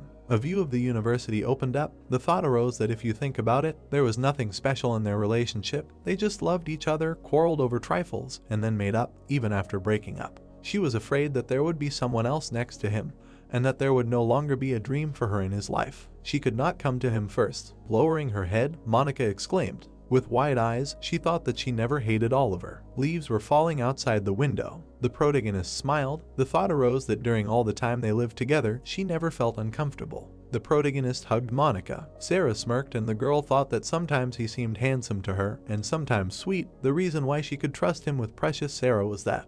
The girl looked at Oliver and added that she still liked him. The hero looked away, hearing his name. Looking at him, Monica asked that he loved her. She clenched her fist tightly. Looking straight ahead, the girl thought about what she should do. Christy smirked and said that this was love. Raising her hand, the girl thought that she could kiss him. A blush appeared on her cheeks. Waving her hand, she thought that what was she doing? Monica looked down. Suddenly she closed her eyes and thought that she did not know anything. The girl stood up abruptly. Monica abruptly kissed the protagonist. A bright light came from the window. The protagonist froze from the kiss. The girl looked at him. Suddenly she opened her eyes in surprise. Oliver looked at her in amazement and exclaimed. His eyes began to shine. A notification appeared that humanity had been significantly restored, cleverly thought out. The guy frowned and sighed. Raising himself, he asked where the hell he was. He was sitting on a huge rock. Monsters were climbing it. Their eyes lit up and they growled. Raising their hands up, the creatures said, "Food, eat." John clenched his teeth and screamed at his mother, "What the hell is this?" The witch took a step forward and said his name. Christy stood still, and he asked again. Standing in front of him, the girl said that he was the one who was most guilty of Monica's death before the regression. John raised his eyebrows and asked what was she talking about, to which she replied that he was the one who sold Sarah's secret to the mages from the tower. Looking down, the witch said that he drove her crazy. The girl held out her finger and said that it was a pity that she couldn't deal with him, but everything worked out well anyway. After pushing the guy off the cliff, she said goodbye to him. John opened his eyes in fear. The monsters stretched their hands up and screamed. Their eyes lit up. A scream was heard that why was she doing this? What did he do? Standing on the cliff, the witch heard that no, whatever it was, let him forgive and help. The guy stretched his hand up and screamed that he was begging. The girl disappeared from the cliff. A view of the building opened up. The protagonist drank from a mug after kissing Monica. In a week, his humanity was completely restored. The protagonist grinned, thinking that it seemed that after what happened, she became more active and assertive. Putting his hand on his knee, he added that but there was something that he never checked. A reward notification appeared, and Oliver thought that the reward for completing the world quest. Sitting at the computer, the hero thought that this was not just any task, but a world quest. What would happen there? The protagonist suddenly appeared in space. A message about the hunter's analysis appeared. He would be given the appropriate reward. The personal system was updated. A personal account appeared. His specialization appeared. It was said that the spearman specialization had changed to Vanguard. The skill of the specialization lunge is maximum. It was said that the skill of the specialization restrictions imposed on the lunge were removed. The protagonist looked at his hand in surprise. It was written that an artifact, an iron bracelet, was received. The rights of transition from alpha tester to beta tester. A bright glow appeared. A message appeared that the unique skill deceiver was received. The special skill insight was received. The protagonist looked in amazement. His personal system appeared, and he thought that he could not believe it. They gave an artifact, improved the specialization. Sitting at the table, the protagonist added that in addition, 2 new skills, it is almost impossible to get skills as a reward. Smiling, Oliver thought that maybe there was something left. Putting his hand to his face, he added that silence. The protagonist sighed, thinking that well, asking for more would be too impudent, right? The protagonist opened his eyes in surprise. A notification appeared that part of Christie's memories were being absorbed.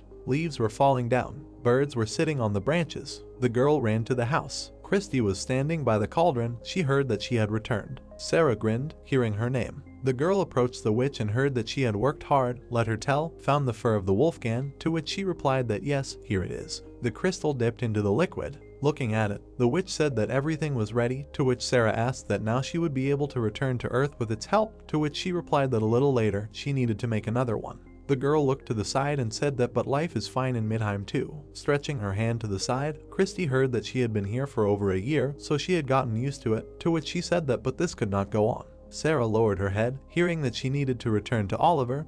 He was looking for her. The bags were hanging on a rope. It was heard that how did she know? Well, that she was locked in a magic tower. She learned from him. Tightly clutching the blanket, Sarah said that but she found her. Looking at Christy, she asked why she always protected this man, to which she replied that he was family. The girl frowned and said that no, he was nobody to her. Memories arose. It was heard that why did not he come for her himself, knowing where she was? She had been waiting for him all this time in the tower. The witch looked at her and said that he could not, because he was weak, but he also wanted to. Lying on the bed, Sarah said that she was tired, she would sleep a little. Light appeared from the window, her name was heard. The witch was sitting at the table by the window. Suddenly, she opened her eyes in surprise. Having risen, Christy thought that. Lowering her head down, she added that this unusual energy. The girl raised her head up. Looking at the red rays, she thought that the barrier, it blocks the magic of movement. Christy turned around, hearing that she could not escape. The monster knelt down on one knee, and she said his name. Standing in front of Sullivan, the girl said that he found her here too, asked what for, to which the monster replied that to kill her, of course. Looking straight ahead, the creature heard that alone there is enough strength, to which he replied that he is not alone.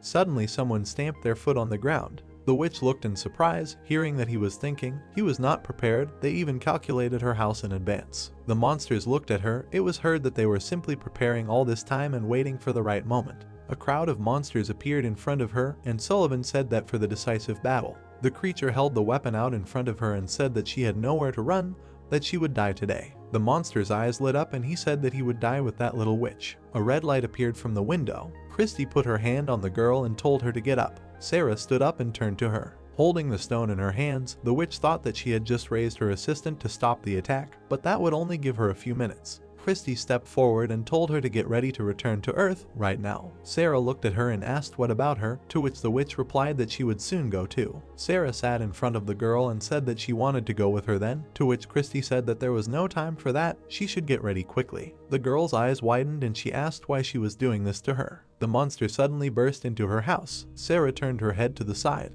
The witch looked to the side and turned to Albert. Suddenly he bounced off the ceiling. Albert struck the monster's sword. Taking a step forward, the witch said that they would go. Sarah asked fearfully what was going on, to which the witch said that she should listen to what she was about to tell her. Putting her hand on her shoulders, Christy said that the human body was initially not predisposed to passing through spatial cracks, but this core would collapse and stabilize it, and then one person would be able to pass. Holding the stone in her hands, the girl heard that she should go, protecting her body with magic, let her not waste mana in vain. Good, to which she asked that one person, but what about her? The witch lowered her head, hearing that the monsters were already very close, to which she replied that everything was fine, she would also run away, and they would see each other later. Standing in front of her, Sarah said that she was with her, they would fight together, to which Christy replied that no, under no circumstances. The girl clenched her fist tightly and thought that she didn't know if the original Sarah would have been able to defeat them, but now she had lost too much strength in the magic tower. The girl looked in amazement when she heard that it was too dangerous to fight in her current state, she had to leave.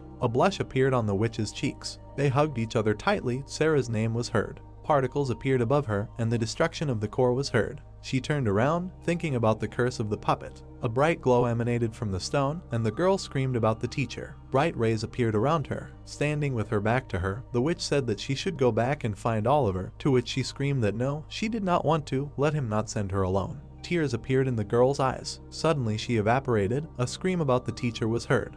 Christy froze in anticipation. A glow was spreading around the room, and she thought that even though she had told her that she would escape, but how would they let her go? Their next target would be Sarah. Monsters appeared, and the thought arose that although there were few enemies, there were monsters that could pass through the crack in addition. If among the attackers there was a magician who could create a barrier that prohibited movement, then he would be able to identify Sarah by the magical trail. Taking a step forward, the girl said that she could not leave everything like this. Grinning, she added that an adult should help a child in trouble. A barrier appeared above the monsters. Sullivan's sword lit up and he said that she had finally shown herself. Christy raised her hand up and he added that she was a witch. Flying up, she said that she was surprised, they wanted it so much, then she would come to them with pleasure. The monsters screamed furiously. A glow appeared around the witch's hands. It was heard that they had been told that witches would destroy the world. Green lightning appeared around her. She opened her eyes wide and said that well, she can do anything. The hero looked at her in surprise and shouted. He was sitting at the computer. Putting his hand to his face, the protagonist thought about what he hadn't been able to watch to the end, but understood intuitively. The witch was lying in a pool of blood, and the thought arose that Christy had died in that battle along with the monsters. Sitting at the computer, the protagonist thought about how this was definitely one of Sarah's misfortunes, but if Christy had really died, how could she have memories of the past? Looking out the window, he added that Christy had returned in time, just like him. An image of a girl appeared, and the thought arose that if you think about it, she had helped him a lot, but in fact, he knew nothing about her. A view of the bright sky opened up. Mike closed his eyes and said that he wasn't joking. Standing in front of him, the hero asked, well, how has he become better? To which he replied that he didn't even think that so much, there are no weak points at all, he is not sure that he can now win against him in sparring. Grinning, the protagonist thought that of course, first he had to go to Hannah, who took care of all the consequences, but it turned out as it turned out. A personal system appeared, and he added that he could not stand it anymore and wanted to try out the rewards of the world quest. taking the guy by the hand. Oliver thought that, and as a result, the effect of improving the specialization became new abilities. Looking at the personal system, he added that further skill, Unique Deceiver. The notification hung in the air. The thought appeared that, frankly speaking, he was a little disappointed. He thought that something would change in the skills, but this is just an upgraded skill compared to previous indicators. By the way, then the skill was called Naughty and simply allowed him to deceive a little more skillfully. Closing his eyes, the protagonist thought about the fact that the unique skill is passive and always works, but what's the point?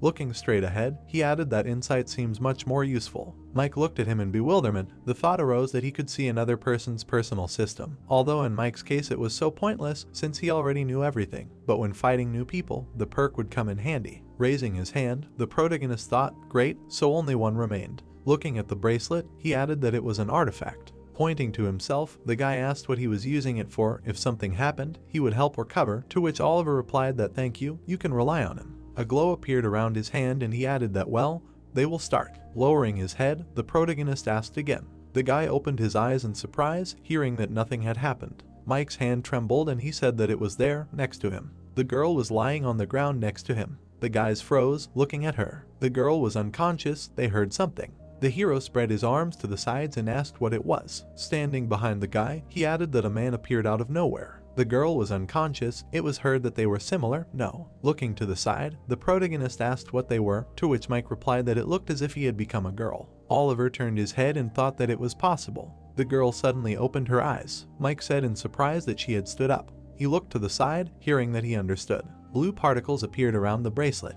Raising his hand, the protagonist said that what is the power of this artifact? Looking at the girl, Mike asked that the creation of a double, to which the protagonist replied that yes, it appeared when he put mana into the bracelet. It seems that this is how you can control a clone and more. Grinning, he added that he realized that it devours a huge amount of mana. A glow appeared around the clone. Frowning, Oliver said that it would be difficult to use it in battle due to the high consumption. It is not economically viable. Mike raised his finger and asked that he could only create a femme version of himself if he created multiple or doubles of other hunters, to which the hero replied that he did not think that was possible. The guys looked at each other in silence. Pointing to the bracelet, the protagonist asked what he would buy, to which Mike replied that he would not. A view of the city opened up. Oliver, his eyes wide with surprise, turned to the girl. Hannah looked at him, and he asked what kind of mountains of documents. Stacks of papers appeared. It was heard that they were related to the world quest because of the comet. The email was clogged, and besides, it was photographed by paparazzi. With wide eyes, the hero asked what the comet. Stretching out her hand forward, Hannah said what exactly, that was his nickname now, asked that he even knew that the whole world's attention was now riveted on him.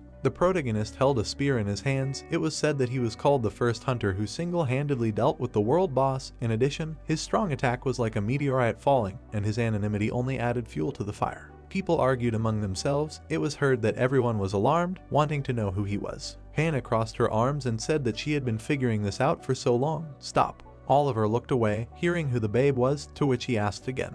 Hannah asked again in surprise, hearing that it was his double. An image of a clone appeared. It was heard that this was the effect of the artifact that he received after the destruction of Azanis.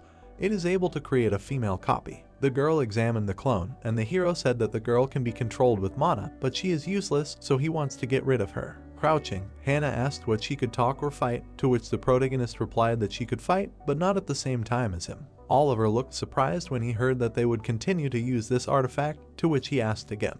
The girl put her hand on the clone's shoulder. Looking at the hero, she said that they would make this double that very comet. Hannah closed her eyes when she heard that it was her, to which she replied that yes, because she had too many things to do. The protagonist crossed his arms when he heard that although he did not want to reveal his identity because of his daughter, right? To which he replied that he did. If attention was directed at him, it would inevitably affect his family, just like everyone knew about the granddaughter of the Holy Sword. Sarah already stood out both in appearance, and if she was noticed, then the secret would only be revealed as a matter of time. Stretching her hand forward, Hannah said that if you show people someone else, they will quickly figure out due to lack of skills. At the same time, they will recognize him, even if he comes out with a closed face, however. Smirking, she added that about the gender change, not a bad idea, right? Standing in front of the hero, Hannah said that she will make her a fake ID of Oliver's younger sister, to which he asked that it was so simple, and she added that it was enough. Looking straight ahead, the protagonist heard that he would not lose anything, and the comet is considered the hero of Soul. The clone stood in the middle of the room. It was heard that good, they will make her a comet. A view of the building opened up. It was heard that he was home. Oliver went home, and someone told him that he was welcome back. Sitting on the couch, the witch heard that and why is she here? Looking at the protagonist, she added that Monica said she could stay and that she and Sarah and his father had gone shopping, to which he asked why it seemed to him that he liked Monica more than she did. Oliver closed his eyes and said okay, he just wanted to talk to her, to which the witch asked about her death, and he answered yes. Suddenly, he opened his eyes in surprise. Raising his eyebrows, the hero asked what, so she knew, to which Christy said that he remembered his death, and it was the same with her. Suddenly, a bright beam appeared. Lowering her head, the girl said that she also thought that Sarah's next misfortune was her death. Looking at her, the protagonist asked what kind of monsters they were and why they attacked her and Sarah. Sitting on the couch, the witch said that they came only for her and they had a rather complicated reason for that. Frowning, the protagonist asked what the complicated reason was, to which she replied that she couldn't say. Putting his hand forward, Oliver asked her what it was again. He looked at her in amazement when he heard that no, it was just personal. The witch froze and fell silent. Her hands began to tremble. Standing in front of her, the hero said that fine, then he wouldn't ask anymore. The protagonist spread his arms out to the sides, hearing that she thanked him, to which he replied that he should be the one thanking her. All he ever did was get help from her. Oliver looked at her in surprise when he heard that there was no need to worry about this misfortune. Putting her hand on her chest, the witch said that she knew how and why she would die, so she wouldn't give up so easily. The view of the city opened up. It was heard that no, he would not die. The man took a step forward. It was heard that it was here. The boy looked surprised when he heard that he would go there alone, let them guard the entrance until he came out. Looking at him, the boy said that he went alone into the dungeon, designed for 5 people, to which he was answered that he could do it. Luke smirked. It was heard that in the end, isn't he an archmage and the best hunter in the United States? The towers appeared. It was said that he was the head of the Tower of Mages and played a key role in the standardization of much of the currently known magic. Raising a finger up, the boy asked that the magical theory he presented recently was amazing, right? To which the mage asked how he even came up with such an idea. Stones fell from the ceiling.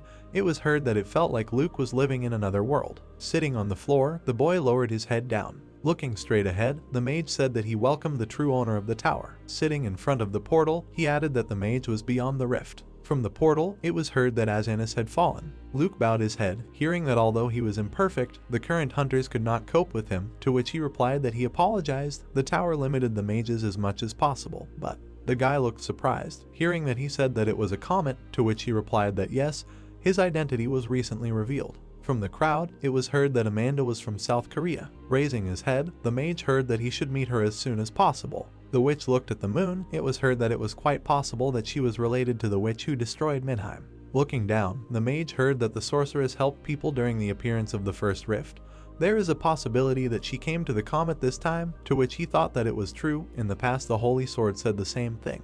The man stood back to back with the witch. It was heard that there was a sorceress who helped him. Without her, he would not have been able to defeat Azanis. Standing on one knee, Luke thought that after the battle he wanted to find her, but she disappeared without a trace, to which the monster replied that he should call him as soon as he met the comet.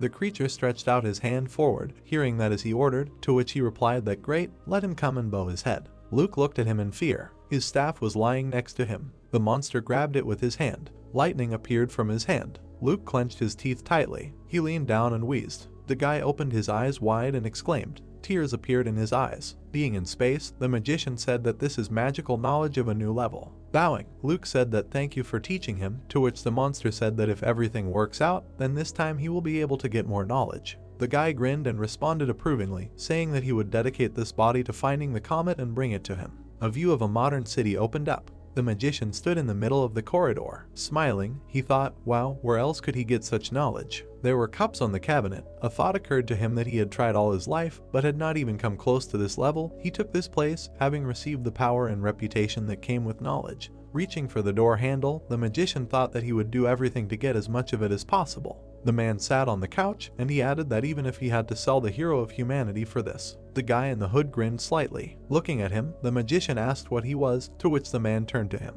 Suddenly, the guy stretched his hand forward and said that he would have to get rid of any interference. Luke looked at him in surprise. Suddenly, a devastating explosion thundered in the building. Looking in surprise, the protagonist asked what it was. Sarah raised her hand and called her mom and dad. It was heard that they had gone out to the store for a short while. What happened? Raising her finger up, the witch said that let them forgive her. She told her to practice magic, to which Oliver asked what kind of magic it was. Smiling, the girl said about summoning a familiar. Standing in front of the witch, the hero asked again, to which she replied that Sarah's summoning caused a small stir. She smirked and added that if she practiced a little more, she would be able to control the power, right? To which Sarah replied that she did. Putting his hand to his face, the protagonist thought that teaching her offensive magic now was dangerous, so in an emergency, she could summon an assistant, and then asked what her familiar was. Looking straight ahead, Christy said that it was. Raising her finger, Sarah said that it was a secret. The witch smirked and closed her eyes. The protagonist was surprised to hear that it seemed like she wanted to be praised for her success. The girl smiled widely. Suddenly, her eyes widened. A bright light was shining through the window. Sitting on the floor, Sarah thought that it was not working. Looking away, she added that mom and dad had gone to work, the teacher had also left, she wanted to surprise them, but raising her finger up, the witch said that she had to hear the name. Looking at the cat, Sarah asked what the name was, to which Christy replied that yes, the name of the animal that would respond to her call. Looking up, the girl said that but she could not make out the words, asked how she would understand. Looking at her, the witch said that it was because her call was not yet perfect. When the time came, she would understand everything herself. Sarah opened her eyes in surprise. Looking at the symbol, she asked what it was here, what its name was. Suddenly, something was heard from the symbol. The girl lowered her head and said that her name was Sarah. The symbol lit up and made a sound. Sarah looked at it and said that she did not understand what it was saying. The symbol glowed blue, and she turned. Sarah puffed out her cheeks. Suddenly, she fell on her back. Lying on the floor, the girl said that it was a complete disaster, the teacher was late, and Aunt Bunny did not come to play. All the adults were busy. Sarah turned her head to the side. Looking at the toys, she said that if she had friends, she would play with them. She wants to make friends. Sitting on the floor, she looked away. A glow appeared from the window, and the girl asked what those sounds were. She looked out the window. Suddenly her eyes lit up and she exclaimed. The children were playing on the playground. They were running happily, and Sarah said that they were friends. Stretching out his hand, the magician said that he would have to get rid of any interference. Luke looked at him in surprise. Suddenly, an explosion thundered in the building. A blue shield appeared. The guy put up a barrier in front of him. Looking away, the magician wondered what happened when she put up the barrier. The man in the cloak swung his hand. Lightning struck the barrier. Luke clenched his teeth tightly. People were smiling. The thought arose that this was a barrier of silence. She closed the space so that no one outside would hear the sounds of the battle. She wants to get rid of it, even before someone comes here. Monies appeared around the guy's hand. The thought arose that he needed to break it first. Luke looked away in surprise. Suddenly, a huge beam hit him. The magician wheezed in pain. The stones flew up. The thought arose that it was impossible. A red glow appeared around the man, and Luke thought, damn, all this magic? These are not tower techniques. Sitting on the floor, he added that he could not believe it. It was impossible. The main magic techniques came from him. The head of the Tower of Magicians, all the Earth magicians were trained by them. There are many secrets in magic, and it is impossible to study it alone. Opening his eyes in surprise, the head of the tower thought that this man was using techniques unknown to him. The man was standing by the window, and he asked who he was. Luke furiously shouted that he should answer. Suddenly, he attacked. The man in the cloak struck back. Smiling widely, the guy said that everything was happening. The magician furiously clenched his teeth, and he added that according to her will. Suddenly, a devastating explosion thundered. The glass began to shatter. Things began to fall off the shelves. A pool of blood appeared on the floor. A view of a huge castle opened up. Standing by the table, the man said that Luke was dead. The monster asked in surprise, and the creature added that something had happened. Looking straight ahead, the monster said that hell, and this was after the defeat of Azanis, to which he was told that they had lost Sullivan, and without Luke they would no longer be able to interfere in the affairs of the earth. Standing by the table, the monster asked who the hell killed him, to which he was told that there was no one among the people who could kill him. Standing in front of him, the man in the cloak said that a witch was involved. His last order was to pursue her, to which the monster replied that he thought so. Lowering his head, the creature said that the witch must be killed as soon as possible, so that the other world would fall into even greater chaos. He looked away in surprise, hearing that they were little bastards. The man walked straight ahead. A question was heard about who he was. The magician stretched out his hand and said that he would take that witch with him. The floor beneath him began to crack. It was heard that he would create chaos, and they would become his victims. Suddenly, fists appeared from the ground. The monster exclaimed in fear. Blood splashes flew everywhere. A loud scream was heard. The man stood in front of a pool of blood.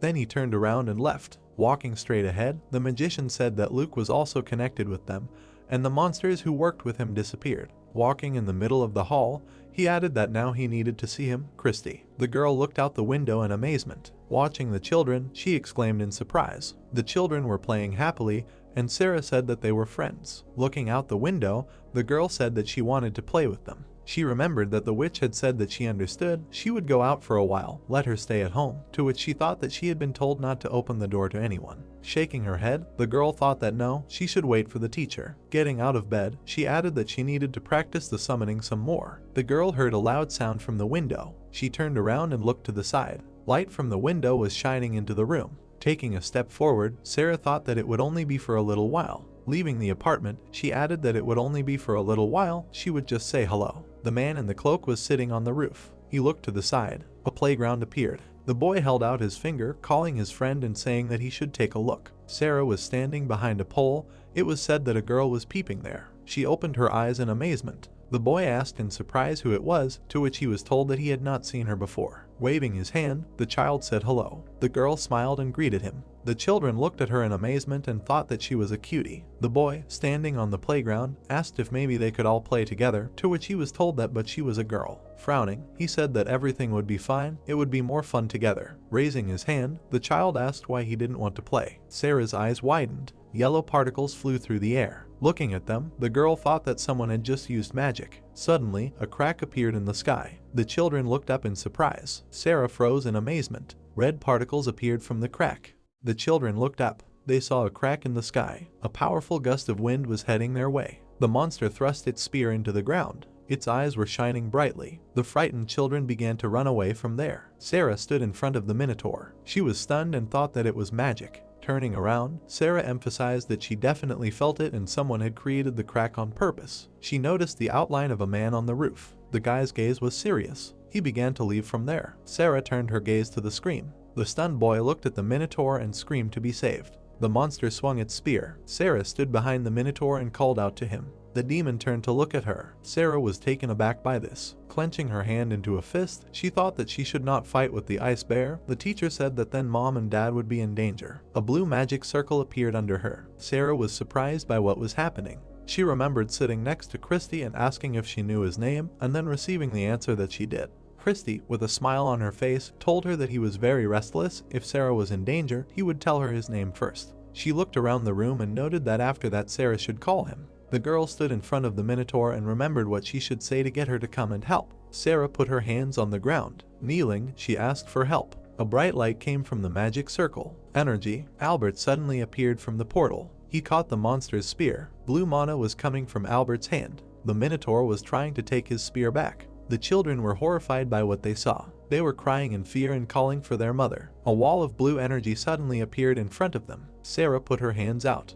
Albert looked at her and heard that he needed to be careful because there were children nearby. Albert stood in front of the Minotaur. He grabbed him by the throat. The toad swung her fist. Albert began to beat the demon. The Minotaur fell to the ground. Sarah's friend slammed him into the ground. Clouds of dust rose around them. Albert stood above him. Red energy began to come from the monster. Sarah was surprised by this. An aura enveloped the Minotaur's body. Albert sat on him. He turned his gaze to Sarah. Smiling, he said goodbye to her. Sarah was delighted by what she saw. The monsters suddenly disappeared. Sarah fell to the ground in surprise. She happily said that she had done it. Christy watched her from the window. Looking around, the girl wondered what had happened there while she was gone. As she walked down the stairs, she thought that she needed to restore everything before it became a big deal. Christy suddenly looked away. She noticed a guy running along the roof. Turning around, Christy called Casey and asked her to sort things out there, erase people's memories, and bring Sarah home. She looked ahead and said that she would catch up. Christy noticed that the stranger had disappeared from the roof.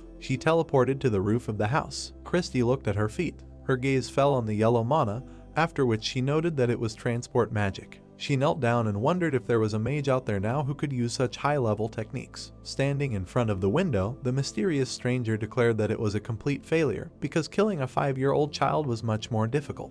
He suddenly turned around. Christy stood in front of him and asked what he wanted from Sarah. The guy took off his hood and replied that she had come for him. After all, he knew her well. Pointing his finger at Christy, he said that he was not surprised by her appearance. Frowning, Christy asked how he knew her. Looking at the guy, she asked how he used movement magic, adding that considering that he could use such a high-level magic. The stranger raised his hands and said that he did not receive knowledge from monsters like Luke, but simply had a person he followed. Stretching out his hand, the guy said that he was the one who gave him this magic. The stranger, with a mad look, said that his comrade was omnipotent. Furious, Christie clarified who he was talking about. Closing his eyes, the guy said that he could not say it yet, but he gave him a message. The stranger looked at the girl and said that he was told to kill Oliver's daughter, but not to attack Christie. The girl listened, confused, as the boy suggested that this meant that he most likely knew her. The stranger stood in front of Christie with a satisfied expression, who mused that she thought that they were after her, but this mage had been told not to harm her. Those who hated her could not make such a condition. She remembered Sarah standing in front of the rift and noted that besides, the monsters still did not know of Sarah's existence, so they had no reason to eliminate her. Clenching her hand into a fist, Christie heard the mage ask her to follow him. She imagined a mysterious person behind the mage and wondered if someone else had found out about her plans and interfered. Looking at the boy, Christie clarified if he wanted her to go to the one who was going to kill Sarah and if she could come back if she went with him. The boy smiled and asked if she wanted to kill him. She concentrated mana in her hand and sent a stream at the guy. Holding his hand in front of his face, the stranger asked her to stop because he was simply ordered to bring her. The magician began to back away and listened as Christie asked to tell her master that if he wanted to meet her, he should come in person, after which he replied that it was difficult. Gathering yellow mana in his hand, the stranger stated that his master was not going to come. The ceiling above them collapsed. Christie waved her hand, reflecting the boulders falling on her. She concentrated the energy in her hand. The guy appeared behind her and said that he also had to separate her from Oliver. Christie was taken aback by these words. He put a barrier of dark mana in front of Christie. The girl was dumbfounded by what was happening. A dark cloud of energy enveloped her. The guy stood in front of her. He said with a surprised look that a lot of effort was spent on her and if it were not for the magic she received, he would have simply been swept away. The stranger introduced dark mana and said that it was transfer. Sitting in front of Christie, he noted that he was told not to use it because it brought back terrible memories, but there was no other way. A smile appeared on the guy's face. Christie was lying on the ground unconscious. When she came to, the girl saw a lantern with a bright light coming from it. There were shackles on her legs. The knights were leading her while there was a bag on her head. She was taken out of the dungeon. The bag was torn off Christie's head. Her face was emaciated. Looking at the guillotine, Christie heard that they were about to begin the execution ceremony. The people in the stands screamed with joy. The king watched what was happening. The knights led Christie to the guillotine. The man opened the scroll and addressed the witch. He seriously stated that she planned to destroy the world, disobeyed the court's decision for a long time and ran away. In addition, she committed various crimes, including several murders. Christie bit her lip in fear. Looking at the man's face, Christie reasoned that they were sitting and smiling, and there was no court decision. Her hands were slapped and they screamed that the sinner must be punished. Her head was placed in the guillotine. Cold sweat ran down Christie's face. Sitting on her knees, she thought about how she had been locked in the underground prison for too long, because she no longer had the strength to use magic or curses. Christie introduced Oliver and emphasized the fact that she had never been able to find him. Memories with the main character surfaced in his head, after which she noted that after their separation, she did not lose hope and would like that of all the people in this world, at least one more would stand by her side. She was chained to the guillotine and added that she thought that it would be too much luxury for her. The king watched her and asked the knights to stop. The man turned his gaze to him. The king had his hands behind his back. Christie looked at him. He held out his hand and asked if she had anything to say. Looking around, Christie noticed the people who were mocking her. There were many faces with evil grins in front of her. Christie lowered her head. She imagined the distraught faces and thought that she hoped that maybe, at least before she died, there would be someone who would pity her a little. Blood was running down her lips. The king had a grin on his face. Christie opened her mouth and declared that they were all monsters. The guillotine began to descend. Blood began to splatter in all directions. It flowed onto the floor. The king stood on the balcony and watched the execution. He put his hands behind his back and listened to the screams of the people who said that she was a vile witch. A man with a serious face said that this was the end. The king imagined the golden scissors cutting the green mana and noted that this vile prophecy was finally destroyed. Lowering his head, the ruler reasoned that he was a little sorry because he could no longer justify some misfortunes by the intervention of a witch. He suddenly turned around. The guy sitting on the chair suddenly turned green. His body began to transform. A huge tongue came out of his mouth. The people were horrified by what they saw. A huge toad stood in front of the king. People began to run away from there. The dumbfounded ruler heard screams that he needed to be taken away from there. The king looked from the balcony at the other people. He saw a huge number of monsters. Dark streams of energy were hovering around him. The king was horrified and asked what it was. He imagined Christie sitting in front of the guillotine. He suddenly felt sick. The king's hand began to turn black. He was struck by dark gusts of mana. Looking at the city surrounded by a dark force, the ruler came to the conclusion that the prophecy could not be avoided. Looking at the statue, the man thought that he always prayed to it. Remembering the execution of the girl, he noted that he believed that as soon as he killed the witch, then the time of chaos would end and an era of peace would begin. Folding his hands, the king in the form of a monster wondered why he was punished so cruelly. He imagined how many demons were fighting and added that from that day on, all the people in Mildheim became monsters. Most of them lost their minds and lived, killing each other. Bowing his head, the king emphasized that he himself had lost the ability to speak. Sitting in front of the statue, the man said that even if he heard the god, he would not be able to ask him. Besides, having such a body, he would not be able to receive salvation. Turning around, the king looked at the candles. He was staring at the fire. The boy saw red eyes under the rubble and cried out that he had finally found Archbishop Magel. Sitting in front of the rubble, the stranger said that Magel had something to do for him. He introduced the monsters and said that his former comrades had become excellent victims, so now they could open a rift that would allow the army to leave the dungeon. Standing in front of Magel, the boy said that he needed him now too, because he wanted to bring the world into even greater chaos. Placing his hand on the ground, the stranger asked if he wanted the same thing as those who had become monsters. He noted with satisfaction that Magel wanted the second coming of the king.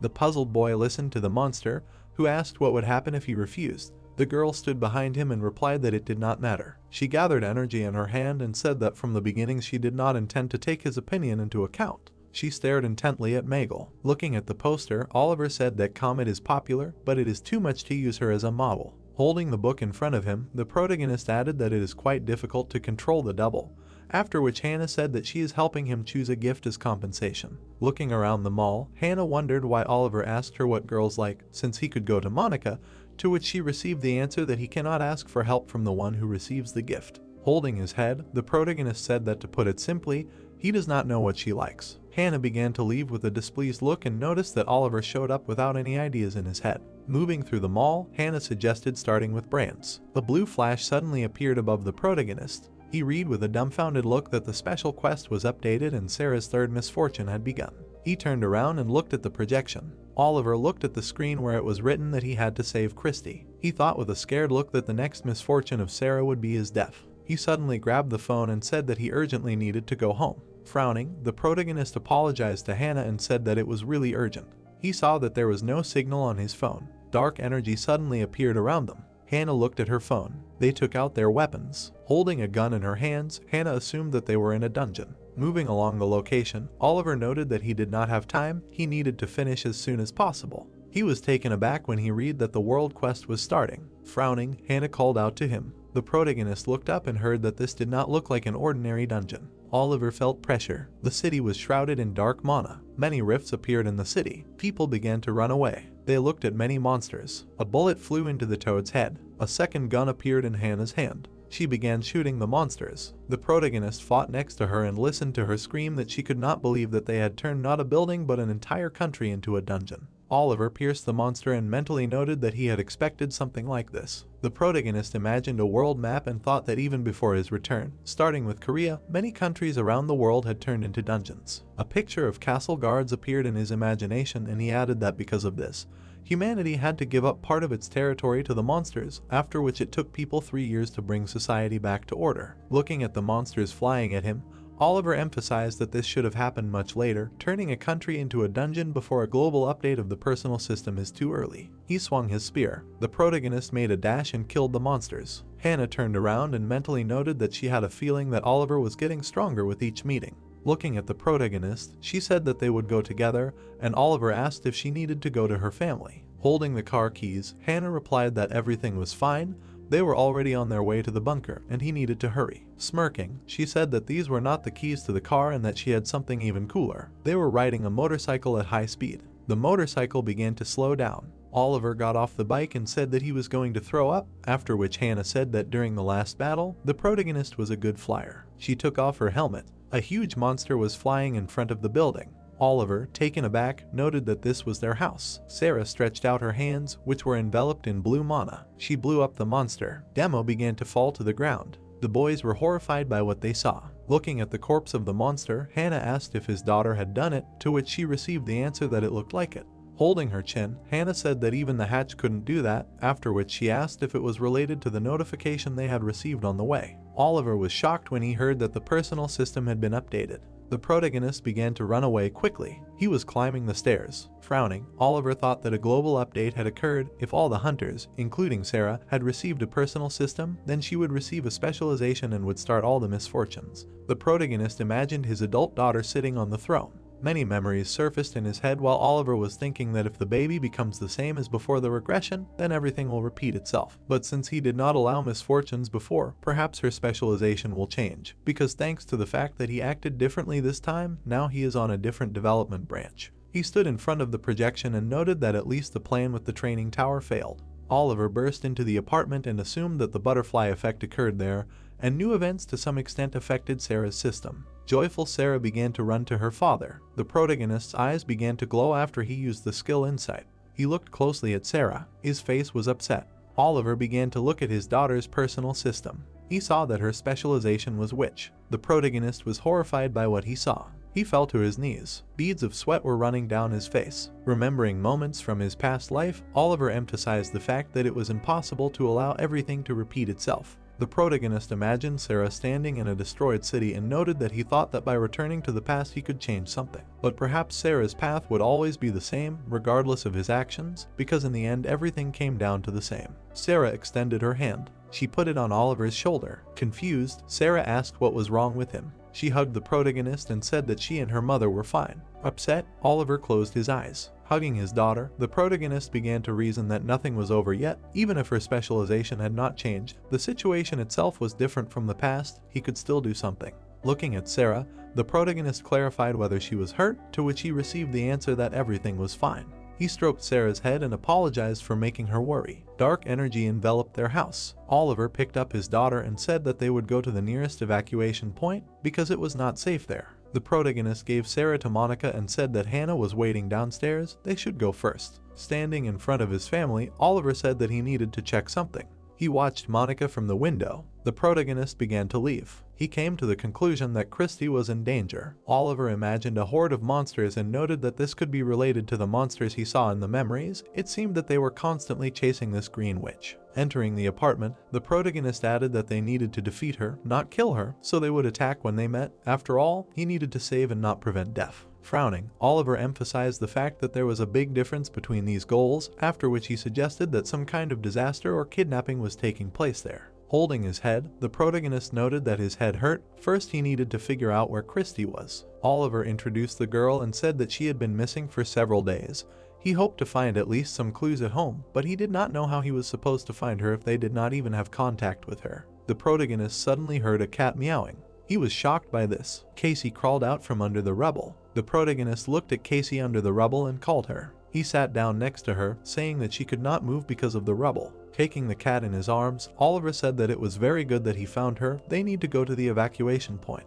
The protagonist looked away. Tony was standing in the doorway behind him. He stood with a smile surrounded by Mana. The guy pointed at the cat and asked to give it to him. Frowning, Oliver replied that he was already running. Hair back. Tony stretched out his hands and said that he did not want pointless arguments. The protagonist stood in front of him and said that if he loved cats so much, he should look on the street. The area was probably full of stray cats, and this one was his. He was surprised to hear that he wanted her. Angry, the protagonist asked if he knew Christy. The guy was calm in the room. He created a magic circle in front of him. Oliver brought his electric hand closer to the guy's face. The protagonist hit his opponent with all his might. Tony suddenly stretched out his hand. He released a beam of light from his palm. An explosion occurred behind the protagonist. Oliver was sitting on his opponent in a collapsing building. The guy smiled and said that he was sorry, but they would see each other another time. The protagonist looked at the disappearing enemy in surprise. Frowning, he cried out in displeasure. The protagonist extended his hand to Casey and called her to him. An explosion occurred in front of him. The guy quickly jumped out of the window with the cat. He grinned and thought that this was not a monster from his memories. He was definitely a human. Meanwhile, Christy held her face inside. She frowned seriously. The girl was sitting in the room and asking where she was. Looking at the lamp, she asked what happened. Christy sat on the edge of the bed, confused. The girl remembered the fight with the guy and realized that she was attacked by that fool. She looked at the shackles on her leg and wondered if he thought she would just sit there. The shackles were not even fastened. He knew for sure that she was a mage. Pointing her finger at the chain, the girl ordered it to open. Christy sat calmly on the bed. She looked down in surprise. The girl pointed her finger at the shackles and ordered them to open. Looking at her hands, she wondered what was happening. The witch sat on the bed, thinking about how the flow of mana seemed to be frozen and not moving. The dumbfounded girl looked at her hands and thought about how she couldn't use magic. She put her hand to her neck and thought about how she needed to calm down. If magic didn't work, then curses should be fine. Imagining a smiling guy, Christy thought about how they worked on any living being, so either that guy or his master would come here. The witch looked at the door and decided that they were coming.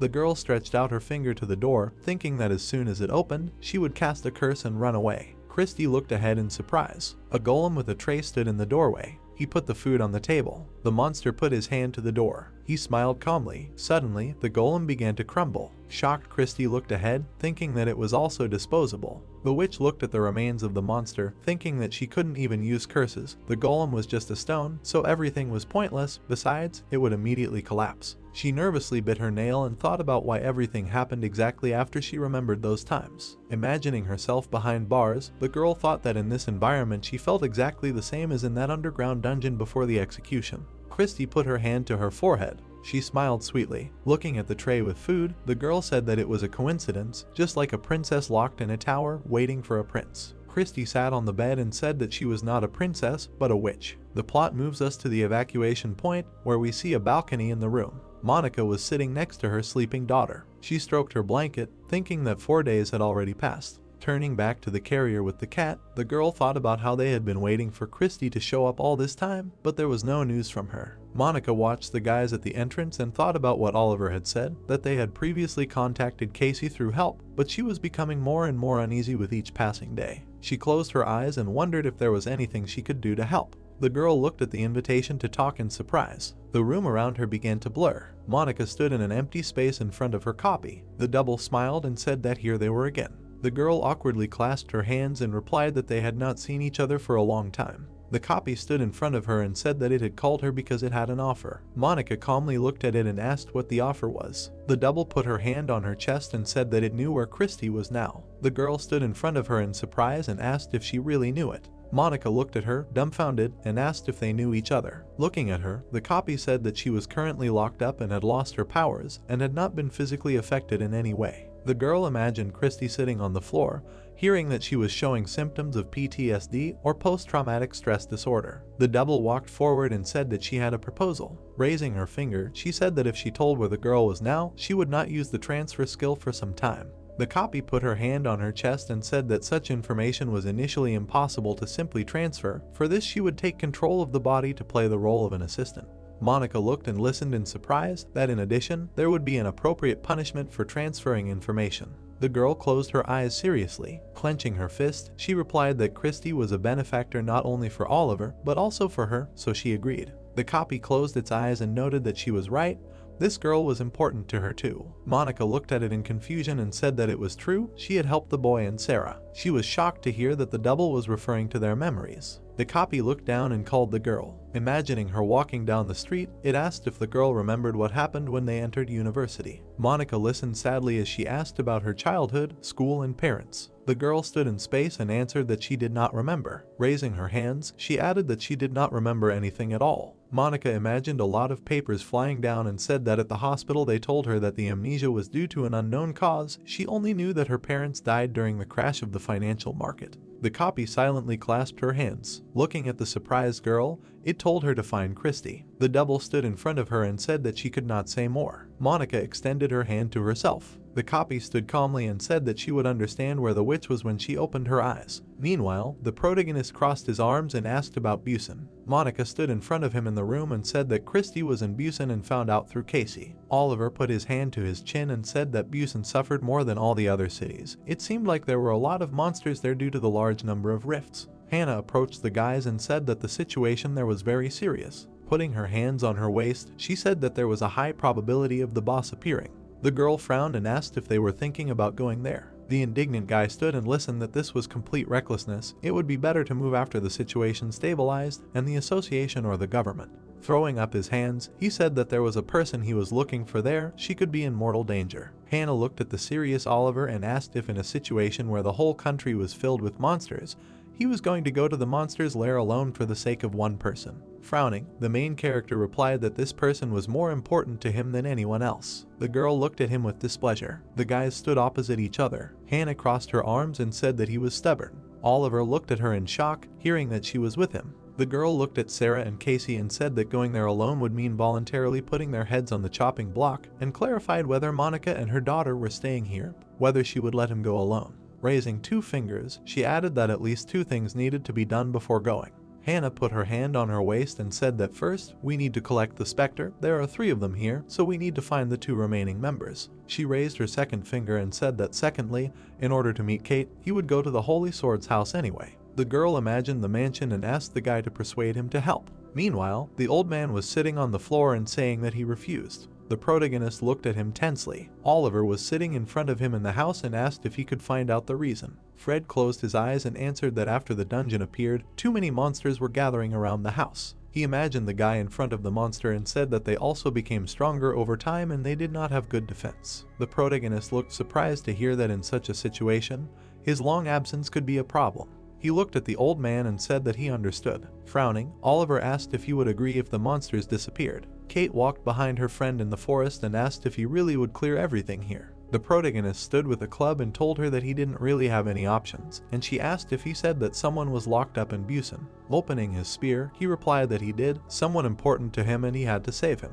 The girl put the sword on her shoulder and said that it was the first time she saw him talk like that about someone other than his family. She looked at her friend calmly. Kate happily hugged him around the neck and told him to go. Smiling, her friend said that she was going to go regardless of her grandfather's decision. Plus they hadn't seen each other for a long time, so she was going to learn from him. The protagonist grinned and replied that he wasn't sure that his spear technique would help her. He closed his eyes with a smile. The guy ran forward and agreed. The plot moves us 2 days forward when the guy ran to the master and called him. Fred looked seriously, hearing that he was told that the western and northern territories were cleared. After introducing the guys fighting, the guy said that the monsters were becoming fewer. The guild members, starting with Kate, began to join the cleanup. He looked at the old man near the house and said that at this rate, the south of the territory would soon be cleared. Fred put his hand to his chin and sighed. Remembering a satisfied Oliver, he thought about how he didn't think he could handle it. He had doubts even during the certification exam. The old man stood in the yard, thinking that the guy was really not bad.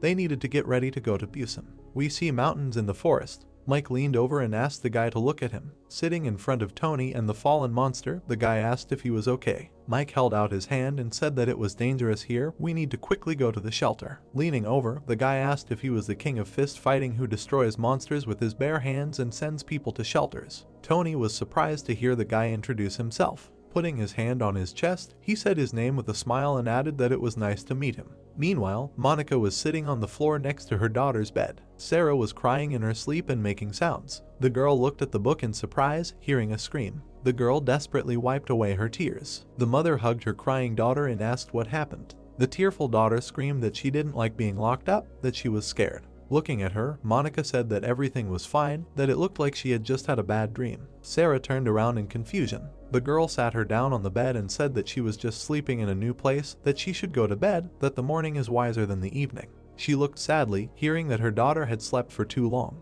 The girl crossed her arms and said in fear that she had been sleeping the whole time until the teacher woke her up. Shocked, Monica listened as the girl asked where the teacher was now. Christy grabbed her injured arm. She lowered her head and thought about how hard it was for her. The girl imagined her hands tied, her legs in chains and a bag over her head. She clutched her head and decided that she was going crazy. Christy looked ahead madly and wondered how much longer she had to sit here. The girl looked at the blurry room, wondering if Oliver would really come. She couldn't contact him through Casey. How would he know where she was and maybe never find her? Imagining herself in front of the guillotine, the girl thought that she would die like that again. Christy was shaking and holding her neck. She threw the furniture aside, screaming that she didn't want to die. The girl was kneeling in the room. Sweat was running down her face. She was holding her head and saying that she was scared. Christy opened her eyes in shock. The girl turned to the guy next to her. She looked ahead in shock. Looking at Tony, Christy said that she couldn't believe it was him. Meanwhile, Hannah was looking at the window in the room and asking if they could find Mike. Raising his hand, Oliver replied that they had asked everywhere they could,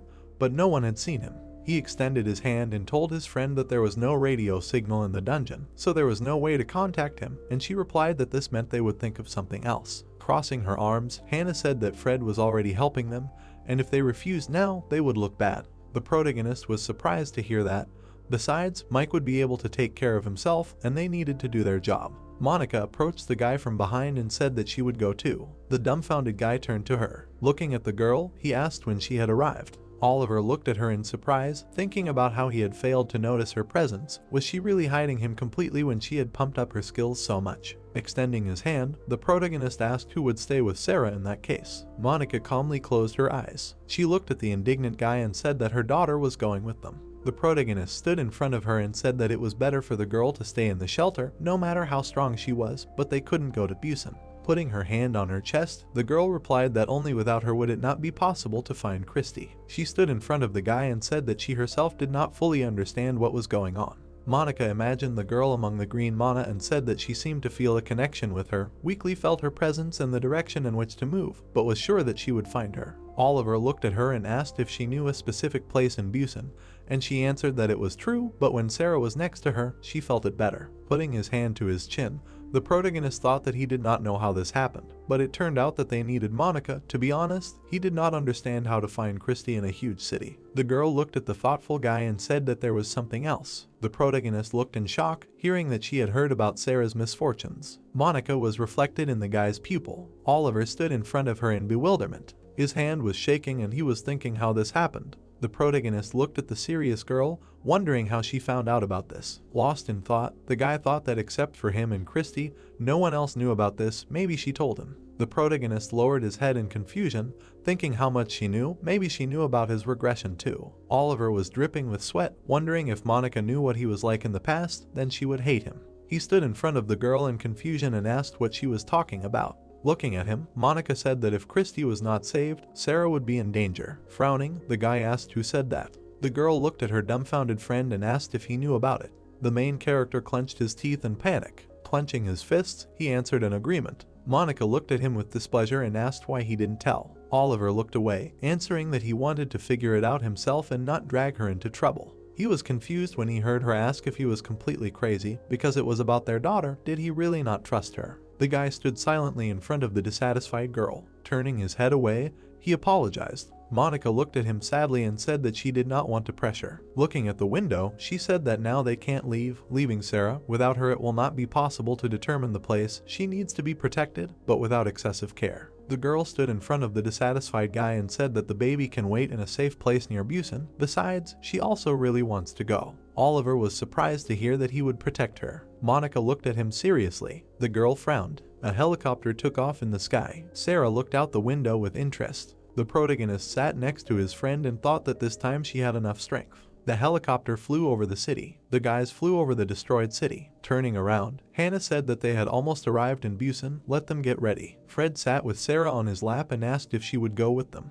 The protagonist looked away and said that this was how things turned out. Monica looked out from behind the chair and said that her daughter had an artifact that would help find out the exact location of the person they needed. She sat next to the guy and said that it was an individual thing, so it was impossible to activate it without the owner. Turning around, Oliver said that they were looking for a mage named Christy. Fred sat behind the guys and asked if they knew where she was. Monica sat on a chair surrounded by mana. She closed her eyes tensely. Putting her hand on her chest, the girl screamed. The protagonist reached out to his worried friend and asked if she was okay. Monica looked at her injured hand and said that Christy was in Southeast Busan. Sarah listened with interest that it looked like she was in trouble. The girl looked ahead in surprise. The helicopter with the frightened guys started shaking. Hannah was controlling the transport in surprise. She looked ahead in fear and asked what it was. A huge burning ball appeared in front of the helicopter. The cloak quickly flew past the girl. It flew up to the flames. The cape opened in front of the helicopter. It enveloped the fireball. The plane parts scattered into particles. The guys inside screamed in panic. Frowning, Hannah said that it seemed like the helicopter's rotor was damaged.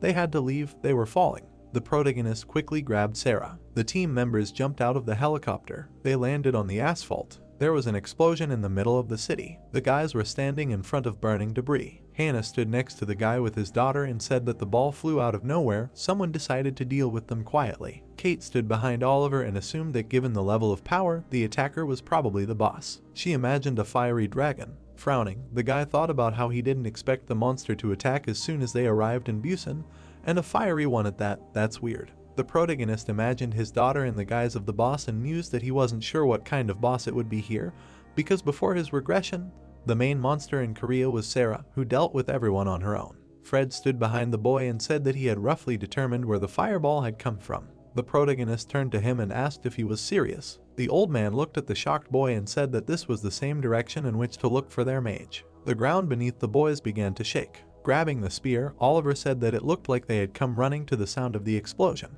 He looked at the many monsters and said that these were the monsters of Busan. Monica held her daughter in her arms and said that there were many of them. Frowning, the boy thought about the fact that he first needed to clear the way. He did not know if he could take the spear, but he had no choice. He would use lunge to break through. The protagonist looked at Fred, who told him to leave it to him. He looked at the light in surprise. The boy watched as the old man walked surrounded by mana. Imagining the sword near the sun, Oliver told us that the nickname Holy Sword literally means sword that can reach the sky. Fred drew the sword from its sheath. He quickly pulled the blade to the side. The old man waved the weapon in front of the monsters. The protagonist looked at the walking Fred and thought that in addition, he had a skill that everyone had heard of: execution. Grandpa walked away from the chopped monsters. Oliver looked at the limbs of the enemies in surprise. The stunned guy stood among the splashes of blood, thinking that in an instant he destroyed the monsters on the front line. That's the power of the Holy Sword. Turning around, he shouted to the guys that it was time to act. The girls took out their weapons. The guys quickly ran forward. The protagonist looked at the burning debris, thinking that they blocked the road, so it was better to continue moving without stopping. Looking at the destroyed buildings, he decided that they needed to go southeast. Many corpses of monsters lay on the ground. Kate stood next to her friends and asked if there were fewer monsters now. Oliver held Sarah's hand and replied that it looked like the boss had gotten rid of everyone around him. Apparently the small monsters had fled far away from him. Turning to the girl, he said that sometimes this happens. There are monsters that start to go wild when their territory is invaded.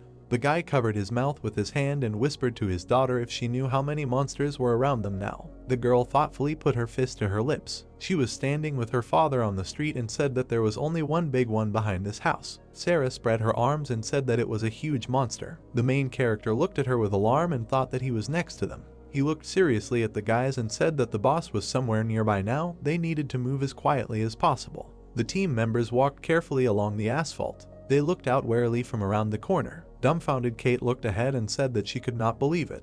A huge dragon was sleeping in front of them. Oliver looked at the monster's face, thinking that this was the boss. Oliver stopped by the wall and thought that it was immediately clear that if the boss noticed them, then they were dead. He noticed a huge hole under the dragon and decided that he would not want to go there if possible. Monica took Sarah in her arms, and the main character was afraid that if the monster woke up, his daughter would be in danger, so he turned to the bride and quietly asked in which direction she felt Christy. The girl pointed her finger at the hole and said that she was there. A perfectly round hole sucked in air. The guy clenched his teeth and cursed mentally. He looked at the dragon and calculated, given its size, that it most likely had low perception power, and it was sleeping, so it was even more unlikely to notice small people. Oliver took a spear in one hand and whispered to his companions that they were moving out, deciding that if they wanted to go unnoticed, then now was their chance. The boots stepped softly on the ground. Monica, Sarah, and Hannah were tense. The protagonist remained calm. The giant boss was sleeping, and they walked past him. The guy stopped. Fred came up to him. A spiral staircase went into the hole. Oliver pointed down, and Kate nodded. Their group began to descend. The wind was strongly sucked into the pit. The protagonist looked down and decided that there was only one reason how the hole ended up here, and that was the creation of a dungeon. The steps went into the darkness, and he thought that below with Christy there was an even larger dungeon, so it was reckless to enter it without preparation, but returning was even more dangerous. The protagonist confidently went on, wanting to free the witch and escape with the help of her travel magic, and since he dragged everyone into this, he took responsibility and went first. So, they found themselves in front of an iron door. The team members scattered. Oliver thought there was something there and didn't expect to see a door. Kate turned to him and asked what they were going to do, and the guy said they needed to go in because they couldn't go back. The protagonist looked back at his daughter when she called him. Sarah grabbed his pant leg and he asked what was wrong. The girl looked at her dad with concern and admitted that she didn't want to go in there because it couldn't move. The protagonist looked at her with confusion. He sat down next to Sarah and asked if it was dangerous and if they could go in, to which she couldn't answer clearly, but she knew they needed to save the teacher. The girl nodded when Oliver promised to be careful because he thought there was a strong monster locked in there. Suddenly the door swung open. A stream of icy wind blew over the group and Kate complained about the cold. The guys stood in the direction of the door and the protagonist called everyone to go inside, after which the system warned about the entrance to a hidden dungeon and the beginning of a special quest, the task of which was to attack the witch's shelter. The ceiling of the cave was covered with icicles. Monica noticed something unexpected. Kate and Fred also tensed when they looked down. A frosty wind blew between the icicles, and the whole team agreed that they felt the same thing. Oliver darkened and said that the flow of mana stopped. He remembered what Sarah told him at the entrance, that it can't move, and realized that she did not mean the monster, but the mana. The door began to close, and the guy shouted for everyone to run back and get out. The door slammed. Kate began to hit it with her fist, but it did not help to open it again. The protagonist looked back. He saw ice golems. Hannah picked up the gun and thought it was crazy, and Oliver urged his companions not to panic and get ready. The golems were heading towards them. The boy tensed up because he was not sure of victory. Hunters fought monsters by distributing mana throughout their bodies and weapons, so without mana, they were nothing more than well-trained people. He shuddered, realizing something. The boy looked back at Hannah, remembering that they had weapons that did not need such enhancement. The girl was surprised when he told her to shoot. She aimed at the approaching golem. The shot hit it in the head. The second shell hit it in the body. Hannah continued to shoot. She confidently held the gun in front of her. Her bullet from the underground stone pierced the enemy through and through. The golem turned into a pile of stones. The girl twirled the gun in her hands, agreeing that it really did not need mana. Hannah summoned several more pistols. She caught one of them in flight, allowed everyone to take one, and promised to teach those who did not know how to shoot. The group went on through the ice. Oliver looked back and noticed that they did better than he thought. They had enough weapons, and they fought a common golem, but he assumed that this was because their team was made up of elite fighters. He turned his attention to Kate. The girl stood in front of the man-made passage and called to look. Streams of wind went into the depths. There, in the darkness, there was another door. Oliver tensed, but Fred thought that someone very dangerous was there. The guy squeezed the spear and noticed that this only confirmed the assumption. He put his hand to his lips and shouted Christie's name inside, confident that she was there. The door, shrouded in black, did not move when the protagonist asked the witch if she was there. Kate was confused, not knowing how to open the door since they couldn't get through that easily. Fred was also unhappy. Then Hannah suggested blowing the door open with a grenade, but Oliver objected because the explosion could hurt whoever was inside. Sarah raised her hand. The girl sitting in Monica's arms said that she would open it. She smiled, full of confidence, and her dad believed in her too. All eyes turned to the girl, who assured her that everything would be fine, and the archer was worried about her because it was dangerous. Sarah jumped out of her mother's arms, going to show what she could do. She ran into the darkness, and Monica screamed after her. The girl took a breath and blew. The darkness in front of her parted. The black miasma moved away from them back to the door. Sarah ran further into the depths under the amazed looks of the girls. She approached the entrance while Hannah and Kate tried to understand how she could do it and why they couldn't. The girl pointed her finger at the entrance. She poked at the darkness and called the door stupid. The miasma spread out from her in different directions. Oliver went to his daughter. Sarah reached for the door handle. Dark slime was dripping from the ceiling. The protagonist and the others looked inside in horror. Christy was sitting on the floor in the darkness, hugging her knees. All the black streams were flowing from her. She raised her tense eyes, hearing her name. The witch saw that Oliver had come for her. Her lips were covered in blood. The guy was surprised when she called him an illusion and another hallucination. Christy stared at the floor and said that she couldn't be fooled by this, but the protagonist didn't understand what was wrong with her. She shot darkness at him and demanded that he disappear. The protagonist looked at the approaching miasma in fear. Sarah stood in a confident pose and warned that she would scold the witch. She pointed her finger in the direction of the retreating darkness and threatened that then she would not appear again. Oliver turned his head. He looked at Christy, sitting in the darkness. The guy remembered how he saw her in the training tower and thought that now she looked exactly the same. He put his weapon on the ground, although he did not know what happened. The witch looked at him angrily, but he assured her that everything was fine and did not come to harm her. The protagonist spread his palms and Christy realized that this had happened before. Her face changed. Oliver, in a seemingly white room, said that he wanted to save her. While he stood with his hands raised, the girl asked him if he was real and whether he really came to save her. She was terribly indignant when he admitted that in fact he was also being pursued. The protagonist extended his hand to her, calmed her down, saying that it was a joke and confirmed that he came for her. He smiled and asked her to grab onto him. The witch stared at the guy and couldn't believe it. She blushed and noticed that this time everything was different, because now there was a person who came to help. On the way back, Oliver asked if the guy in the cloak had kidnapped her. Christy frowned and said that she had seen him last, after which she suggested that a third force had intervened in their affairs, which had not existed before. The girl tensed up. She was afraid that the man in the hood she had seen then was not her vision. Hannah scratched the back of her head and noticed that this was strange, and the protagonist clarified what she was talking about. The girl examined the icicle-covered ceiling and noted that it was a dungeon, but there were no monsters in it. Kate was glad to meet Christy and asked to be allowed to call her by name, then admitted that she would never have thought that Oliver would be looking for such a person. Hannah added that so far they had only seen a golem and somehow did not believe that it was so pure. The guy frowned and agreed that something was wrong here, so he suggested that they quickly go to the exit. They stood in front of the frozen door and remembered that Mana did not move in this place, and to return they needed Christie's spatial magic. Kate pushed the door and was surprised. The group left the dungeon, surprised at how easily it opened. Something sparkled and the system warned about the expansion of the dungeon, the witch's refuge. Everyone except the witch turned to the door, and the system reported that the gate was open. Monica turned her head while the others discussed how it could have expanded and what gate the system mentioned. Suddenly, she darkened. The girl pointed up and urged them to look. The dragon woke up and put his paws on the edges of the pit. The look of his red eyes was not kind. Oliver and the others panicked. The monster created a fireball. The protagonist turned to Christie and asked if she could use spatial magic. The girl waved her hands around the green ball and answered that it would take time to move everyone, but the protagonist asked for more details. Oliver, Kate, and Monica were shocked when she said 3 minutes. The boss sent a volley of fire at the heroes. The witch frowned and called Casey. The cat immediately appeared. She sat down in front of the stream of flame and Christie ordered her to eat it. The cat released black matter in all directions. The slime immediately began to take shape. She opened her mouth to catch the fire. The people were behind this substance. What Casey created sucked in the flames like noodles. The stream of fire ended. The cat shrank and burped fire. Oliver turned away and tensed when Christie warned that Casey would not be able to do it a second time and that he needed to somehow block the second attack. He looked at the dragon and set himself a goal of holding out for 3 minutes. The guy poured mana into his spear and decided that they should hold out. Monica and Hannah prepared their weapons when the protagonist gave them the order to focus on fire support. An arrow and a rocket went towards the boss. The monster flew up. He flapped his wings with great force. The rocket exploded, and the arrow deflected and stuck into the rocks. After the dragon's cry, a complex magic circle appeared. It appeared under the hero's feet, and Oliver was shocked by what was happening. Kate frowned and admitted that the scale of the magic was simply enormous. The protagonist, jumping along the wall, headed up with Fred when the girl exclaimed that the boss's magic had spread to the entire area around, which meant that if it activated, they were finished.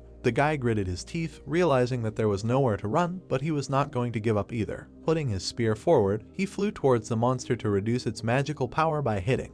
The dragon set up a shield. Oliver couldn't believe that the enemy could use defensive magic too. He looked down. There stood his daughter, hoping for her dad. The protagonist imagined a flow of mana that usually moved like dust in the air, but not here. In this icy dungeon, all the mana particles were frozen and could not be pulled or pushed away. The girl was dumbfounded, and the protagonist thought of another way to stop the dragon. Sarah placed her hands on the circle. She clenched her teeth and began to cast a spell. The ice did not cover a large area, no matter how hard she tried. She looked at the circle, which was too big for her magic and which she could not cope with. The girl broke out in a cold sweat because she knew that now neither the teacher nor Casey could help her. She returned her hands to the ground and decided that she had to cope. Oliver saw Fred's figure nearby. The swordsman overtook him in flight, but there was no time. Sarah's ice fought with the dragon's fire. Fred grabbed the hilt of the sword. He swung it and cut the monster's shield. The girl froze the circle while her dad and grandpa distracted the boss. The dragon hit the swordsman with its paw. He noticed something else. Fred gave way to Oliver,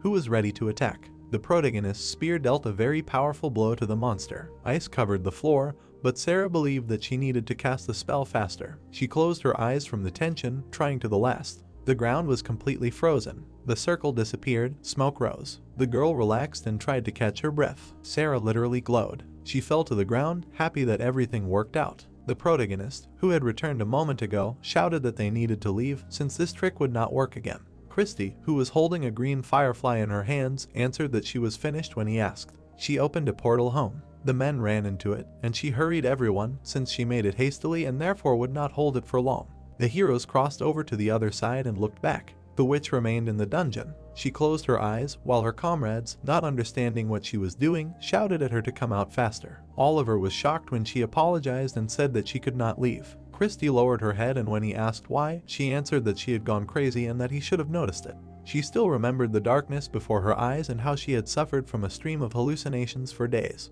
However, the protagonist who gave her his hand turned out to be real. The witch waved her hand and asked what else she had seen was real. The guy was indignant at her words and said that she could check here when they left together, but Christie believed that now that she understood everything, she needed to check it, but alone. The portal began to close and the girl apologized for it. She turned away and looked sadly at Oliver. The protagonist reached out to the witch, who asked him to take care of Sarah as a last resort. Only a flash remained from the portal, and the protagonist shouted out Christie's name, while the system reported that he had failed to stop his daughter's third misfortune and updated the special quest. The witch climbed up through the hole. She looked at the dragon, who asked why she hadn't run away. The monster looked down at her, believing that she was up to something, but the girl admitted that she just wanted to check something. The boss's eyes lit up and he warned that Christie would regret her choice because he was not going to leave her alive. The witch stood calmly in the shadow of the dragon, who wished for her to die. Her hand glowed blue. A huge boulder pierced the monster. He coughed up blood, not understanding what had happened. Another ice projectile hit him. Then a third one pierced. A hail of similar boulders fell from the sky onto the dragon. The boss was pierced by icicles. He fell lifelessly next to Christie. The witch looked at the third participant in the battle. She did not know how to react. There was an adult version of Sarah in the air, and Christie realized that she was not an illusion. The girl looked down at the witch emotionlessly. Oliver stood with his hand outstretched in silence. Hannah and Fred frowned, not understanding what was happening and why Christie did not go with them. Monica looked at the groom's back and asked what was wrong with the witch and what she was talking about, but the guy himself did not understand. He tensed up and conveyed that she said that she needed to check if what she saw was a hallucination. There was a flash, and after it, a system message that a special quest was completed and that the group's contribution to capturing the dungeon witch's hideout was insignificant, so they will not receive a reward. Fred and the girls watched the message disappear. The sky was painted purple, while the companions discussed what this capture meant and who killed the boss of the hidden dungeon, whom they did not even see. Hannah suddenly suggested that the dragon was the boss of not Korea, but the hidden dungeon. The protagonist was dumbfounded, hearing this, and someone's thought that they were wrong and very wrong. He lost his balance after the question of who killed him then. The guy fell to the ground. He was lying on his stomach, and his companions began to worry. The protagonist did not move at all and did not respond to calls to come to his senses. At the same time, the system warned about the absorption of part of Sarah's memories. Oliver remembered how he was not allowed into the Mage Tower in his past life before the regression, and he could not even get close to it, although he tried to get there to save his daughter. He worked in the very bottom of the Legion, Hannah's guild, when the dungeon of South Korea opened. By chance, the Holy Sword noticed him and took him as a student, after which the protagonist trained until he was completely exhausted and eventually pumped up his lunge skill to the maximum. Oliver then put on his uniform and decided to return to the Legion. He saw leaflets pasted on the walls in which the whole world already called his daughter a monster, and the reason for this was the murder of John and the destruction of the Tower of Magicians. One day, the missing girl reappeared and used powerful magic on John, doing everything for which she was declared a hunt, and even if she did it because of a personal grudge, this was already a different problem. Everyone was killed by Sarah, John, and the guild members who stood up for him, and the hunters from the Holy Sword Guild who were responsible for guarding the Tower of Magicians. Therefore, Oliver's daughter fled from pursuit for several years. The protagonist searched for Sarah in the woods, trying to meet her several times, as he believed that she had certain reasons for doing so, but she hid from everyone and it was almost impossible to find her. He closed his eyes and decided that the last option was left. Kate and the other people in plague masks were part of a squad of bloodhounds, witch hunters, and the protagonist joined them.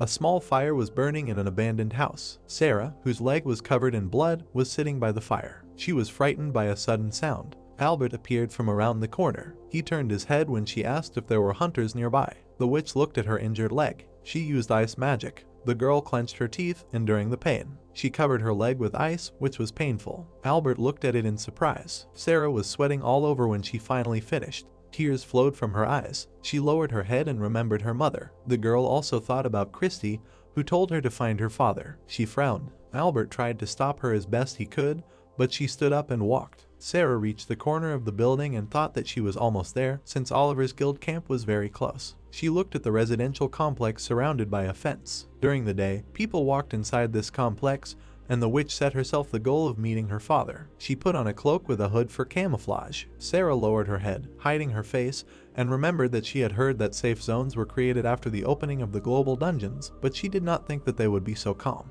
Mike looked back. The girl hid and covered her mouth with her hand, and Mike's comrade asked him what happened, but received the answer that everything was fine. The fist fighter scratched his head and admitted that he had a bad feeling. They were a few steps apart from Sarah, and the girl was scared, not expecting to meet a member of the witch hunters team looking for her here. She ran into the alley between the houses, deciding that she needed to hide. Sarah stopped, seeing something unexpected. Oliver was bowing in front of Kate and begging for something. Kate looked at him with a look full of disgust, but the man, in whom the witch recognized her father, did not raise his head.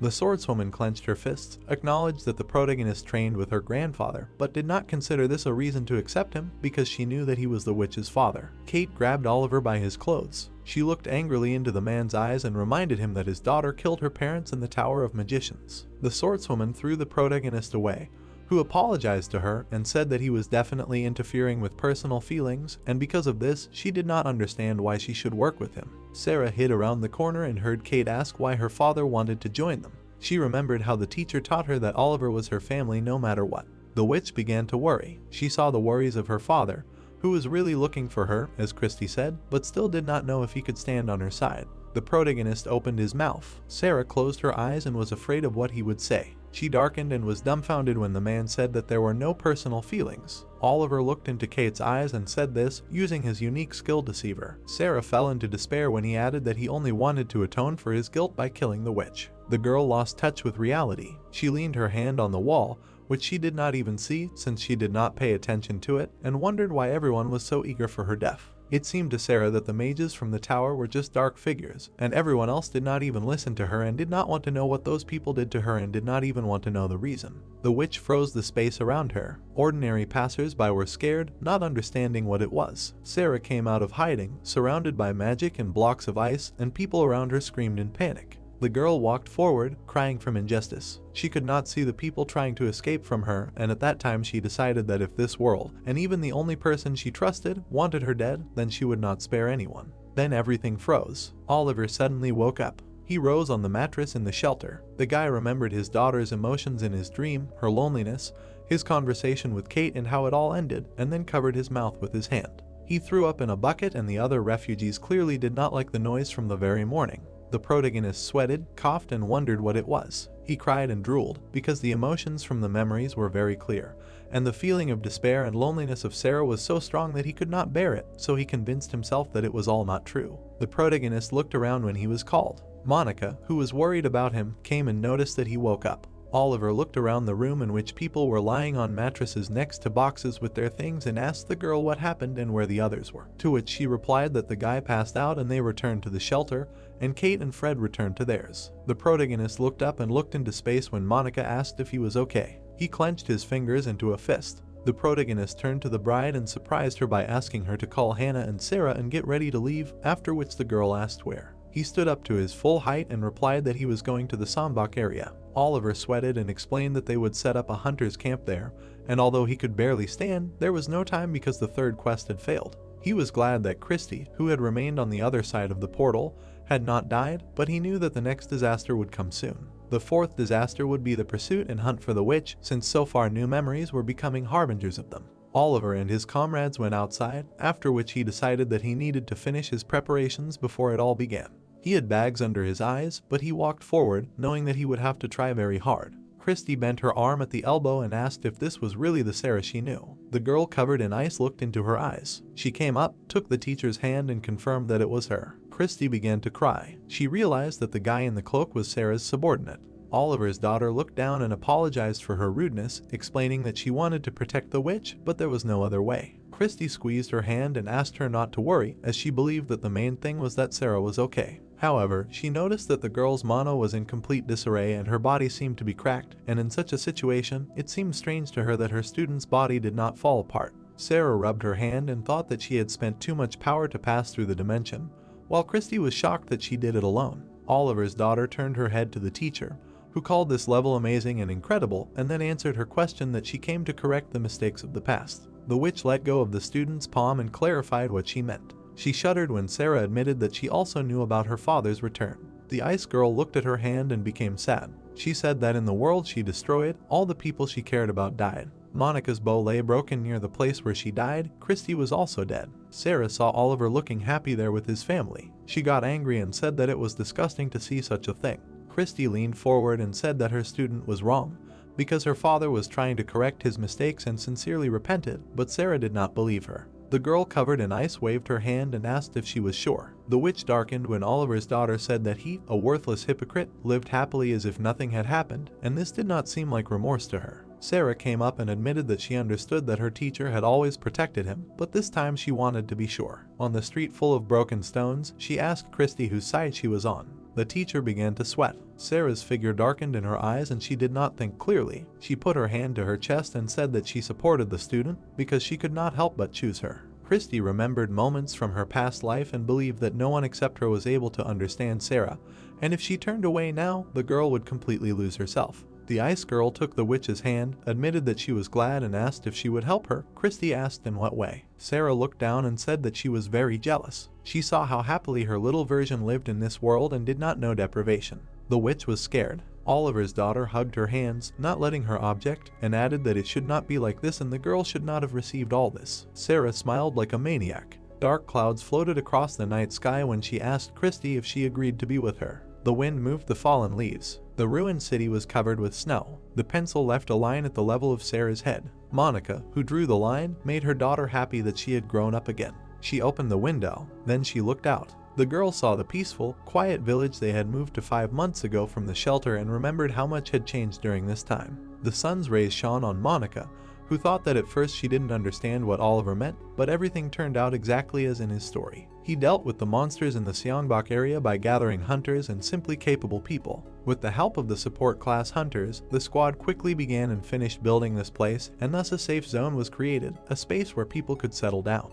The girl looked at the people walking along the street and thought about the rumors that in other regions people create areas like Seongbok, but she could not understand how the main character came up with such an idea. She looked at the sky and admitted that sometimes she thinks that he knows the future. The brightly lit office of the representative in the Seongbok district. Hannah handed Oliver a letter and explained that it was an invitation from the safe zone of the Blue House. She took the invitation between 2 fingers and added that things had become calmer with the establishment of safe zones and assumed that the authorities wanted to hold a meeting with representatives from each. The guy was surprised when she said that the 2 of them would be the representatives. He pointed to himself and asked if he was really needed, to which Hannah replied that she and her father were the formal founders, but in fact, the zone was the protagonist's project. Oliver realized that this was important when she said that the reason for the meeting was the situation in Busan. Hannah remembered the moment when they received a message about defeating the dungeon boss and said that many hunters assumed that the boss would appear there, but upon checking, it turned out that the dragon was not.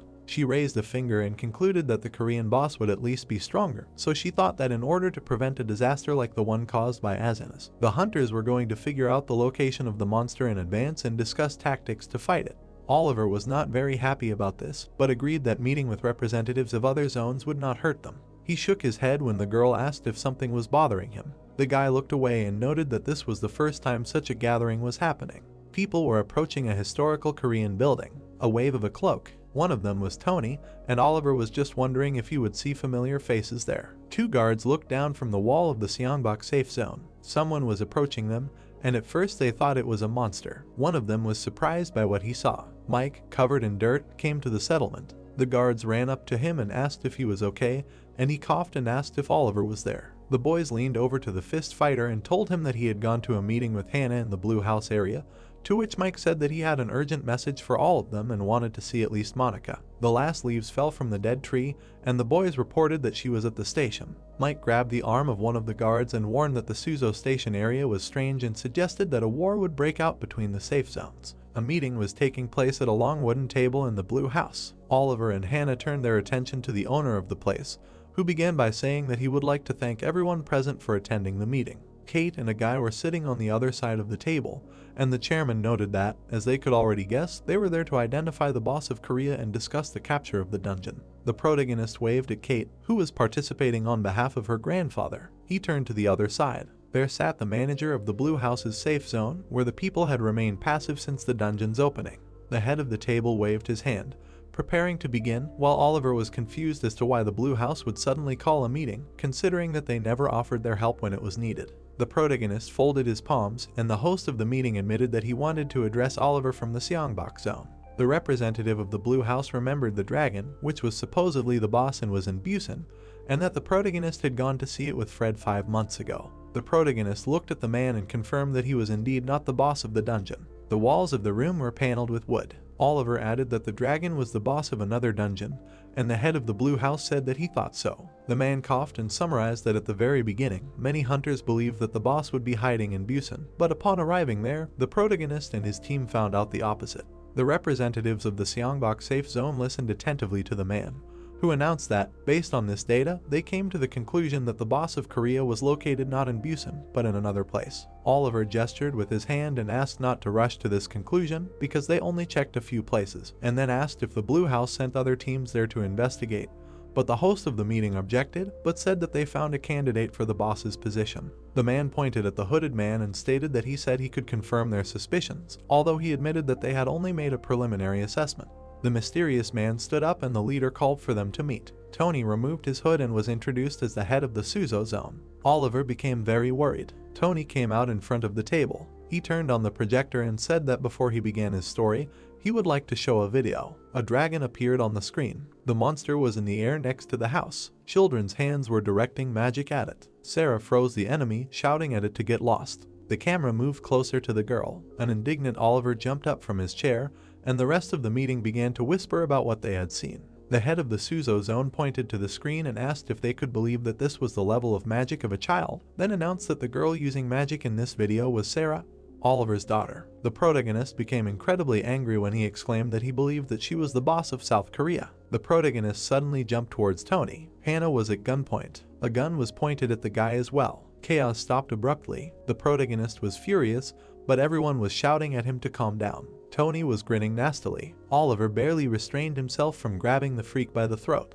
He lowered his hand. The protagonist asked Tony through clenched teeth if he really thought that the child could be a world boss like Azanis. He frowned and asked what the point was, but at the same time he thought that Hannah was right and he needed to calm down, because if he got mad now, the situation would only get worse. The third parties at the meeting discussed among themselves that the girl was Oliver's biological child, so this was impossible. While the protagonist agreed that it was difficult to logically explain Sarah's power, so he decided to simply protect her. Tony raised a finger, noted that children capable of using magic had never appeared before, and added that there was more to it.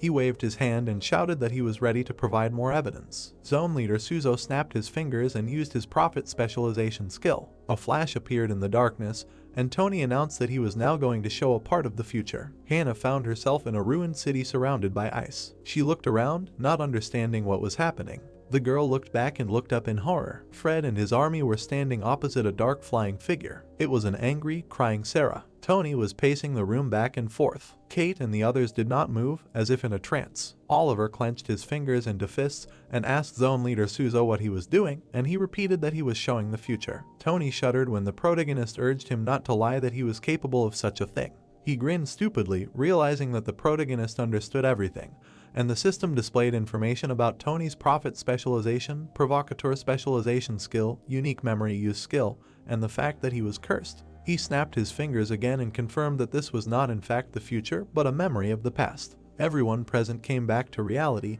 and Tony declared that this was how it would all turn out in the end. Oliver ran up to the coughing Hannah, worried about her condition. The girl covered her mouth with her hand because she thought she was going to vomit, and the guy asked what she saw there. Hannah looked up and answered that she had survived her death and that she had seen Sarah kill her in the future. She frowned and warned them to be careful, because she wasn't sure if it was really like that, and Tony shouted that everyone had seen it themselves. Kate grabbed her head, the stranger covered his mouth, and Hannah thought it was all too realistic. Fred's daughter fell into despair, and the daughter of the head of high-tech was sure that many would believe this nonsense. The head of the zone, Suzo, spread his arms and loudly asked what disasters Sarah could bring in the future, but allowed them to decide for themselves whether to believe what they saw or not, but insisted that in order to avoid such a future, they would hunt the witch. He promised that they would not use force if the father himself gave up his daughter, otherwise they would take action. Tony extended his palm to Oliver. He smiled nastily and turned to the protagonist. The protagonist gritted his teeth when he asked if he would hand over his daughter for the future of Korea.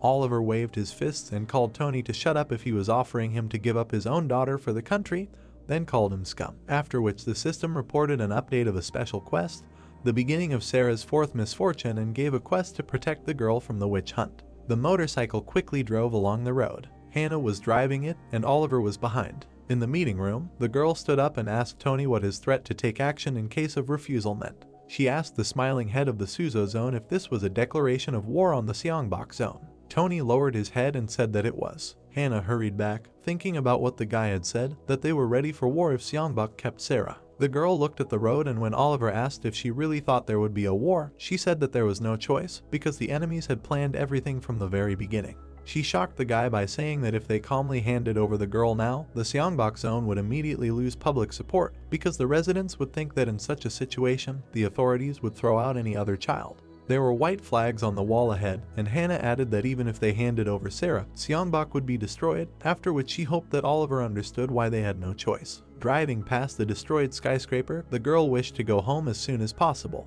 Monica was sitting at home with her daughter. Suddenly, there was a noise from somewhere to the side. Sarah pointed to the door and told her mother that someone had arrived. The girl focused on the door and asked who was there. Both she and the girl heard silence in response. The door seemed to become gloomy, and from behind it, the stranger asked who was asking. Monica tensed up. She turned to her daughter and asked her to go into the room for a while. The girl left, her mother remained at the entrance. The archer took an arrow from her quiver. She opened the door, holding it in her hands. A guy in a bird mask was looking at her. He entered without asking, and Monica asked what he wanted. The guy approached her. The girl dodged the hand that wanted to catch him. She bit her lip. Then she punched the intruder in the nose. The archer put her leg to the side. Besides, it seemed to her that this man was not alone. She put the tip of the arrow to the enemy's neck. The stranger was afraid to flinch and only made a disappointed sound. The girl frowned and asked if he came alone. An accomplice appeared from behind the masked man when she asked how he got in.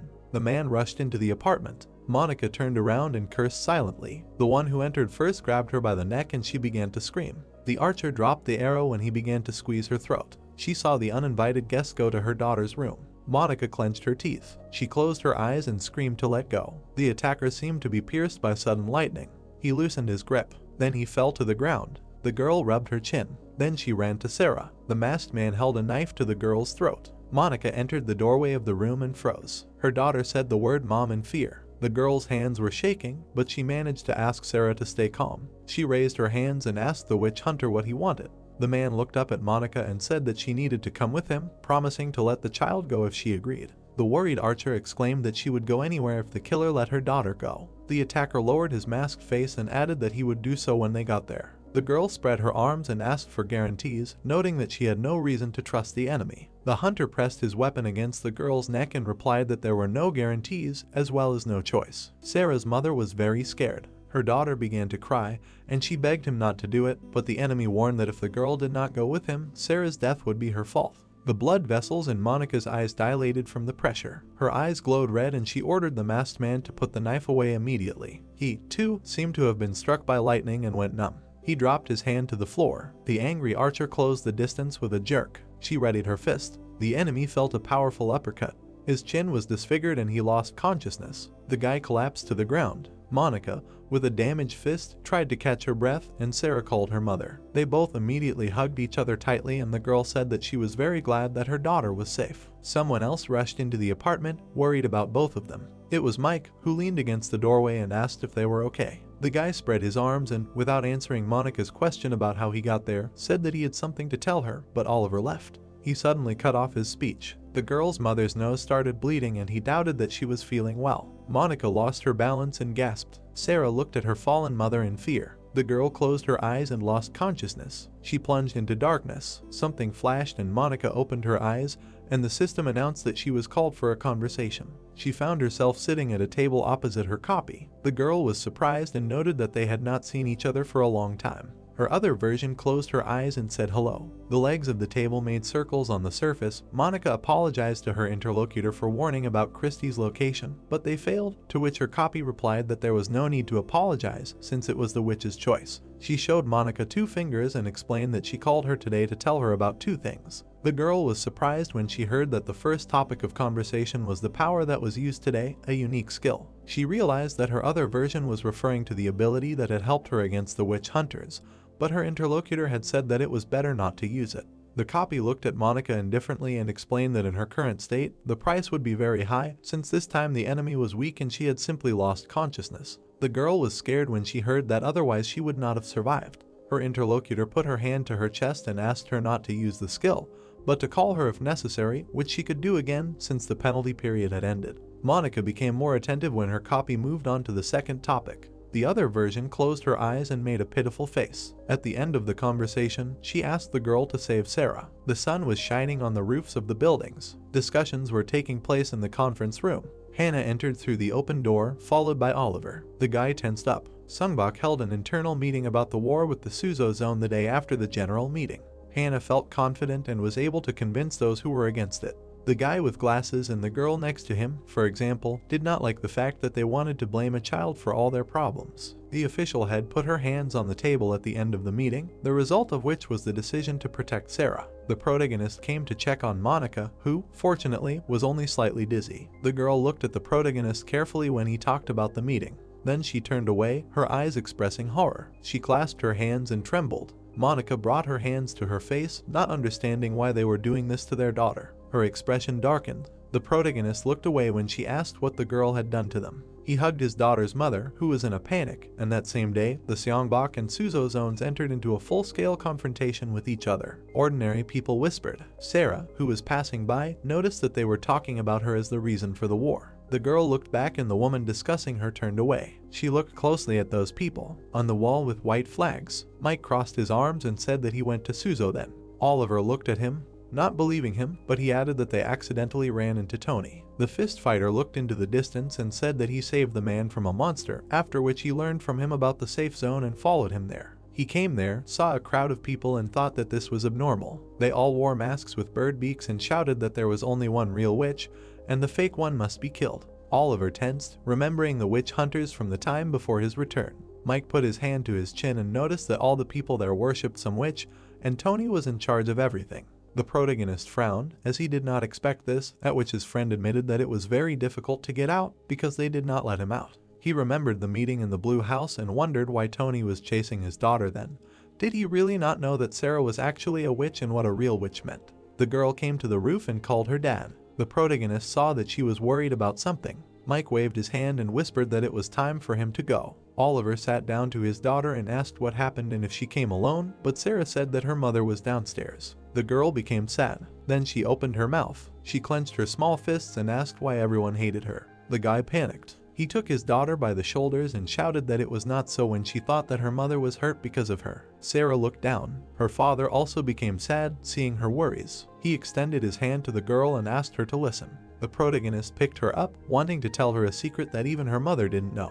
He pressed himself against Sarah and whispered that he came from the future. The girl was surprised, imagining that her mother was an alien and her father had returned to the past, but Oliver objected that Monica was an alien. The guy stroked Sarah's head, said that in any case, he knew everything better than anyone else, and assured her that people did not hate her. They looked around the buildings in the zone and the girl really wanted to know what kind of future they would have. The protagonist looked away and said that he could not talk about it, and Sarah was offended at him. He laughed when he saw her like this, then changed his laughter to a smile. Oliver remembered Monica crying in bed, who could not understand why their daughter deserved all this. The smile disappeared from his face. The protagonist looked into his daughter's eyes. He dreamed of the three of them walking under the falling cherry leaves and promised that they would all live happily ever after. The girl's eyes sparkled and she imagined that everything would be like in a fairy tale, and her dad confirmed this. They fell silent. The wind lifted the leaves into the cloudy sky. Oliver remembered Sarah, who had become a disaster, and decided that even if the situation was different before the regression, this time he would do everything possible to prevent a repeat of that nightmare. He hugged the girl tighter. The protagonist confidently looked at the sky and swore to make these words come true. People in hoods filled the hall of the religious institution.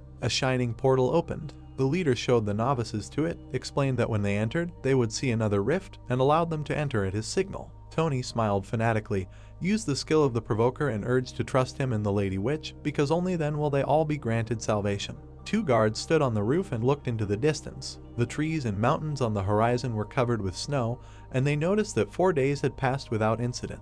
The girl rested her cheek on her palm and began to doubt that the people from Suzo would come, although she did not refuse to guard. The man looked at her and explained that even if they declared war, it might be difficult to actually move to hostilities, since to get here, the enemies would have to go through all the monsters they met. Besides, now it was winter and the snow was making the way difficult. The girl raised her finger, understanding why Hannah decided to choose a defensive strategy, and her interlocutor agreed that they would win if they held out.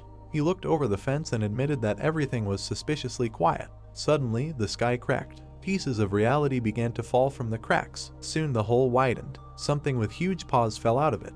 The passers-by were scared. They ran away from the huge webbed monster, shouting that monsters appeared inside the wall. Hannah slammed the table, exclaiming that a rift suddenly appeared in the safe zone. She tensed, not understanding how this was possible. Oliver also frowned, and the girl added that this had never happened before. People in safe zones, including Sionbach, could live as before, peacefully, because the settlements were built in such a way as to prevent rifts from appearing, which was enough to build walls and eliminate monsters in the area. However, today, a monster that came from a rift that appeared inside the zone was destroyed, and there were wounded. Hannah placed her palms on the work table and stated that she believed that the reason was Suzo's actions. She looked down and noticed that Tony, who had shown the video with Sarah at the meeting, was already determined to start a war, so it seemed strange to her that he had not done anything yet. Oliver frowned when Hannah concluded that the people from Suzo were clearly to blame for the rift, and noted that if she was right, then things were bad for them. The guy looked at the floor, and the girl pointed out that in the event of an attack from the inside, their defense would be pointless because the only casualties would be on their side.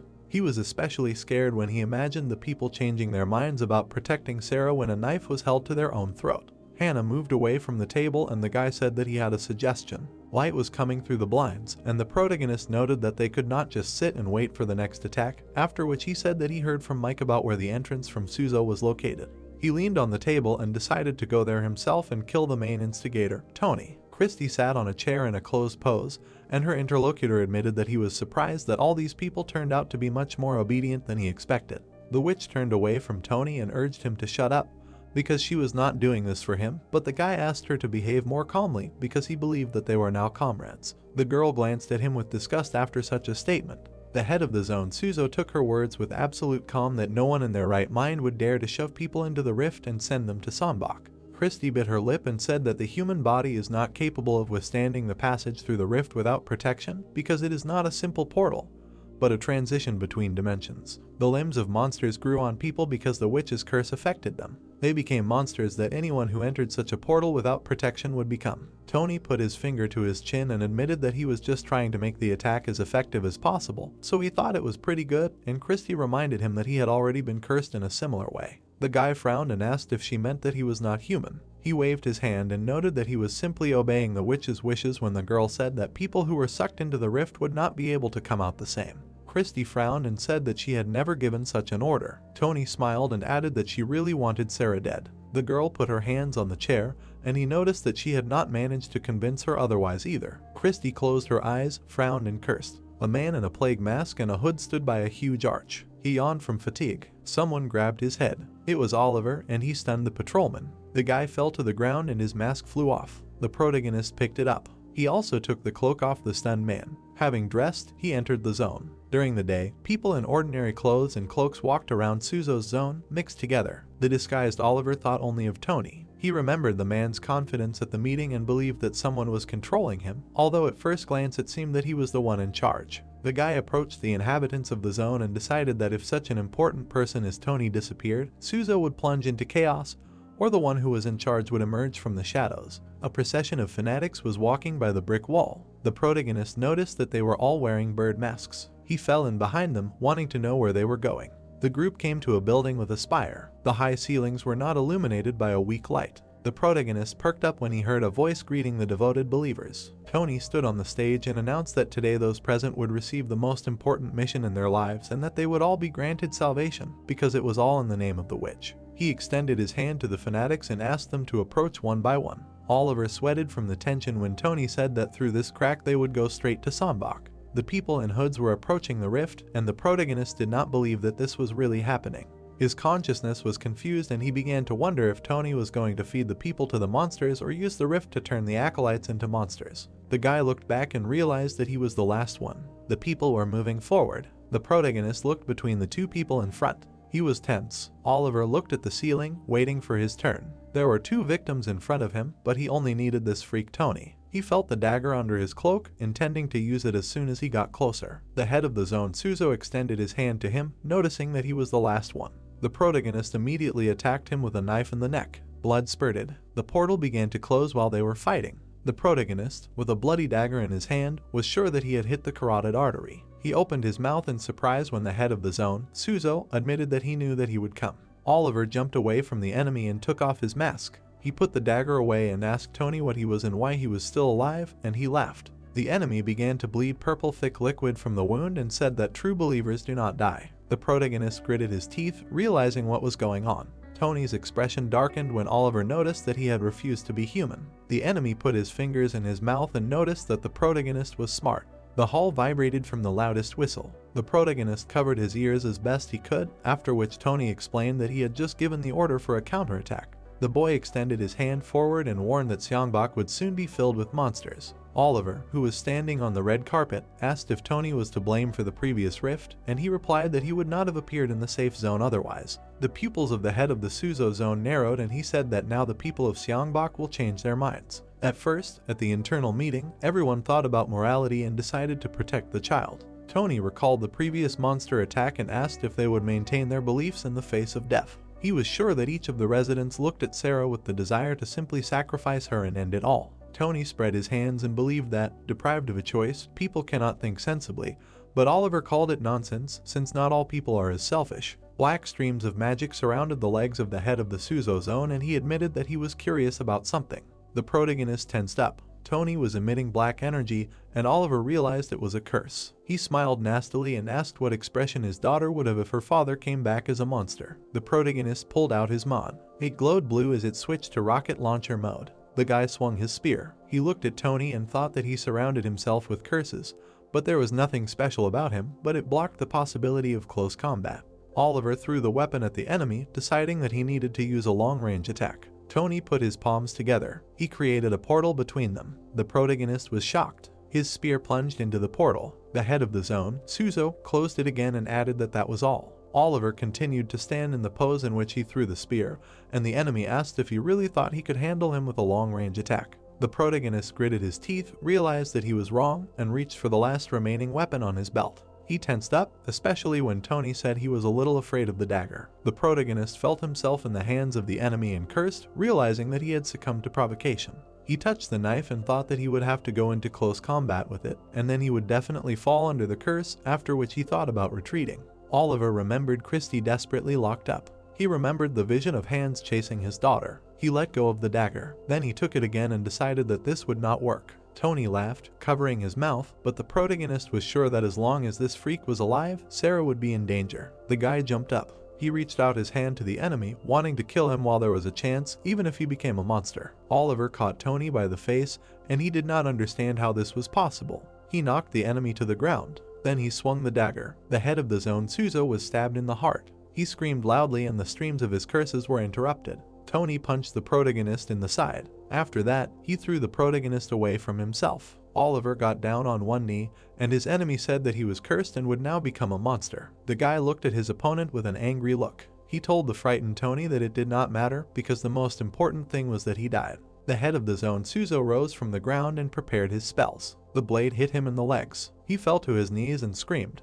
Oliver grabbed him by the hair. He looked at Tony from behind and said that he knew that he could do nothing but curse. The protagonist threw the enemy into the wall. He slowly walked towards the enemy with a knife. There was only rage in his gaze, but he thought that if he was fighting a monster, it meant that he had a core, but not in the neck, not in the heart, and not in the leg, since he had already hit there. Tony covered his stomach with his hand, which meant the core was there. He was very scared. After that, he covered his face with his hands and loudly asked to save him. Tony looked into Oliver's eyes, agreed that he was wrong this time, and noted that people can make mistakes. The protagonist looked at him with the same empty look. His enemy put his hand on his chest and said that it was too early for him to die since he had not yet completed his mission as a preacher. In the building with a cross on the wall, he said that he must lead everyone to the true God. Oliver, who was holding a knife covered in purple liquid, urged him not to make fun of him because there is no God. He cut Tony's stomach with a wide blow and broke his core. The head of the zone, Suzo, lost consciousness. He fell dead in front of the protagonist. The guy loosened his grip on the knife. The same curse began to emanate from him as from the killed enemy,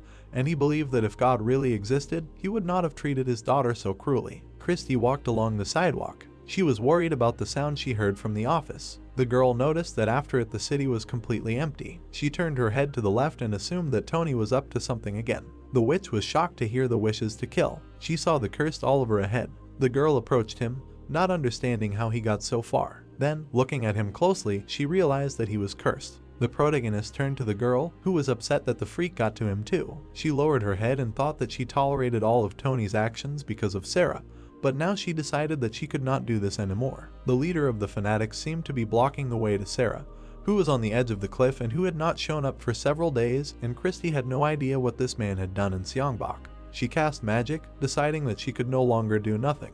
The girl turned her palm to the protagonist's face and noticed that Tony forgot that the witch's teacher was also here, after which she decided to help Oliver and then go to Seongbok together. Monica leaned against the window. She noticed something strange. There was a figure standing on one of the roofs. The girl had long blue hair, and the archer immediately recognized her as Sarah. The girl approached her and asked what happened, what scared her. A green glow appeared behind Monica, and her daughter asked if she hadn't called her, and the girl apologized for that. Suddenly, Christy fell out of the portal on the ceiling with Oliver. The witch stood up to her full height and looked at the shocked Monica. The protagonist closed his eyes and asked what happened, to which Christy replied that he was cursed, but she took care of him, so there was nothing to worry about. Sarah's mother, worried, asked the groom what happened. The protagonist remembered Tony with horror. He turned his head to Monica and loudly asked if the Suzo had done anything else. Warm light fell on the doorway. The girl replied that there was nothing else for now, and the guy warned that they needed to prepare as Suzo would attack soon.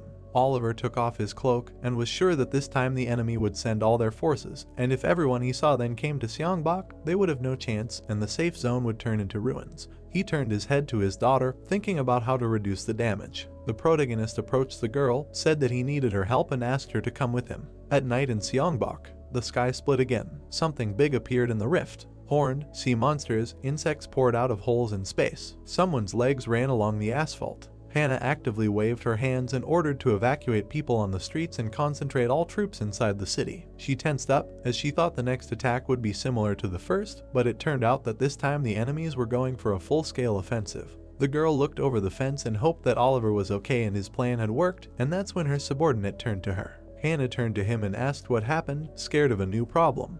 But the guy told her something else. The girl was surprised. It turned out that all the monsters were moving in one direction. Someone was running along the road. The protagonist's hand and the child's hand were casting a spell together. Then he threw magic at the monster. It turned around and bared its teeth. Oliver was running with Sarah on his back. The monster, growling, jumped off the roof. A group of monsters gathered behind the protagonist. He gritted his teeth, making sure that they were all chasing Sarah. The guy had not yet forgotten how he, like a puppet, was controlled by a curse and made to think only about killing the girl. There was a closed gate ahead, and Oliver decided that he just needed to leave with Sarah and lure the monsters outside the safe zone. The protagonist opened his mouth wide and loudly ordered the doors to be opened. The gate was very close. The subordinate hurried to open them. The protagonist jumped out, and the monsters followed him in a crowd. The residents were shocked. Hannah, who was watching from the wall, was too. The monsters raised a lot of dust with their powerful bodies. They all fell out. The manager of the safe zone leaned on the fence and looked down. She was indignant and decided that Oliver had gone crazy to act so recklessly, although she understood what he was trying to achieve. The girl turned to her people and gave them the order to deal with the monsters remaining inside as soon as possible. She frowned and exclaimed that most of them had left the city, and they had enough strength to deal with the rest themselves, after which she called for them to go help the protagonist. The monsters were approaching the protagonist, so Hannah hurried the residents. Oliver sped up and decided that the remaining monsters in the zone would be dealt with since he had successfully separated them, and now his task was to hold out until reinforcements arrived. Suddenly, he felt a sharp pain and clenched his teeth. Sarah, whom he held on his back, worried about her dad when he groaned. The protagonist was sweating heavily, but he answered with a smile that everything was fine when his daughter asked him about it. He felt all the muscles in his body, realizing that it had weakened even more than he thought, since the curse had been lifted only recently. Sarah looked at her dad pitifully. She drew his attention to herself. Her eyes lit up blue and, seeing that Oliver was having a hard time, she offered to deal with the monsters. Dark masses were flowing up the steps of the church. They approached Tony's body and were glad that the little witch's companion was finally dead. The slime was rising up. She began to pour into Tony's body, which she decided to use as a vessel. Sarah looked at her father with blue pupils and said that she could deal with the monsters. The protagonist ran on, but was surprised. The girl was sure that she could handle it. He turned his head back slightly. The protagonist darkened and asked if she was not afraid of them, but Sarah said that she was not. She smiled and said that she and Dad had become much stronger. Oliver stopped. He looked back at the monsters and admitted to himself that he could not imagine that there would be so many of them. The guy ran and looked at the girl, who realized her own power even before he had time to realize it. He pushed off and took another step, thinking that he had tried not to use it until now. The protagonist would like Sarah to grow up like in a bird's nest, in peace, and think that she will always need his protection. The shell cracked and he wondered if such a thing was even possible. He realized that just like a chick hatches from an egg, children one day leave their parents' house and become independent, and this also applies to Sarah with her special power. Oliver turned around and slid under braking, concluding that he could not suppress the girl's power forever. Without turning around, he warned Sarah that offensive magic should not be used recklessly, and his daughter apologized. She looked up at her father when he said that everything was fine and that he was not scolding her. The protagonist smiled and allowed Sarah to use her power against the bad monsters. He looked at his daughter, who was holding on to her, and decided that he would not suppress her, but rather teach her how to use her power correctly. The girl was dumbfounded, as if trying to comprehend her father's words. She smiled very sweetly and promised not to kill them, as the protagonist asked. The monsters were approaching the two of them. Oliver held Sarah in his arms in the face of danger. He looked at his daughter and asked her to show him how she would stop the enemies. The girl glowed blue. She opened her eyes. A glowing ball appeared between her hands. Ice magic engulfed the monsters. Sarah put her hands forward and continued casting. All the monsters froze. A cold breeze blew across the ruined area. The monsters glistened, encased in ice. The girl spread her arms and announced that she was done. Oliver stabbed one of the monsters with a knife and made sure they were still alive, then thought about how he told Sarah not to kill them because he didn't want to make her out to be a murderer, and took over the job. Kate came around the corner, and the girl asked her dad how she did, and the protagonist praised her for her work, after which Sarah laughed. The girl took a step forward. Oliver and his daughter noticed her. The guy was surprised when she said that she found them. Kate's eyes were expressionless as she approached. The swordswoman saw the frozen monsters and admitted that Sarah's magic was indeed strong, interrupting the protagonist, who asked how she ended up there. Kate said gloomily that she had indeed seen the future that day. Oliver tensed, not understanding what was wrong with her. The girl pulled her sword out of its sheath. The guy was shocked. The next moment, he blocked Kate's attack. The protagonist clenched his teeth. The swordswoman pushed him away with her blade. She lowered the sword down and the protagonist asked what she was doing. The girl straightened up, but not completely, and urged him to let her meet Sarah. The guy covered the girl with himself and Kate added that she needed to check something. Oliver's face darkened. The swordswoman pointed her weapon at them, and he realized that she was clearly acting inappropriately. The girl began to cry and answered the protagonist's question that Tony showed her that Sarah killed her parents in the future. She saw a pile of corpses of all the members of her grandfather's guild, and the sensations were so real that she could not forget them. The protagonist assured the girl who pointed the sword at his face that it was an illusion and that she needed to calm down because her parents were fine now, to which she replied that this would happen in the future. The swordswoman took the weapon in both hands and asked the protagonist to step back. Then she dashed towards him. She forcefully deflected Oliver's dagger. The guy gritted his teeth and noticed that Kate's attacks were different from usual.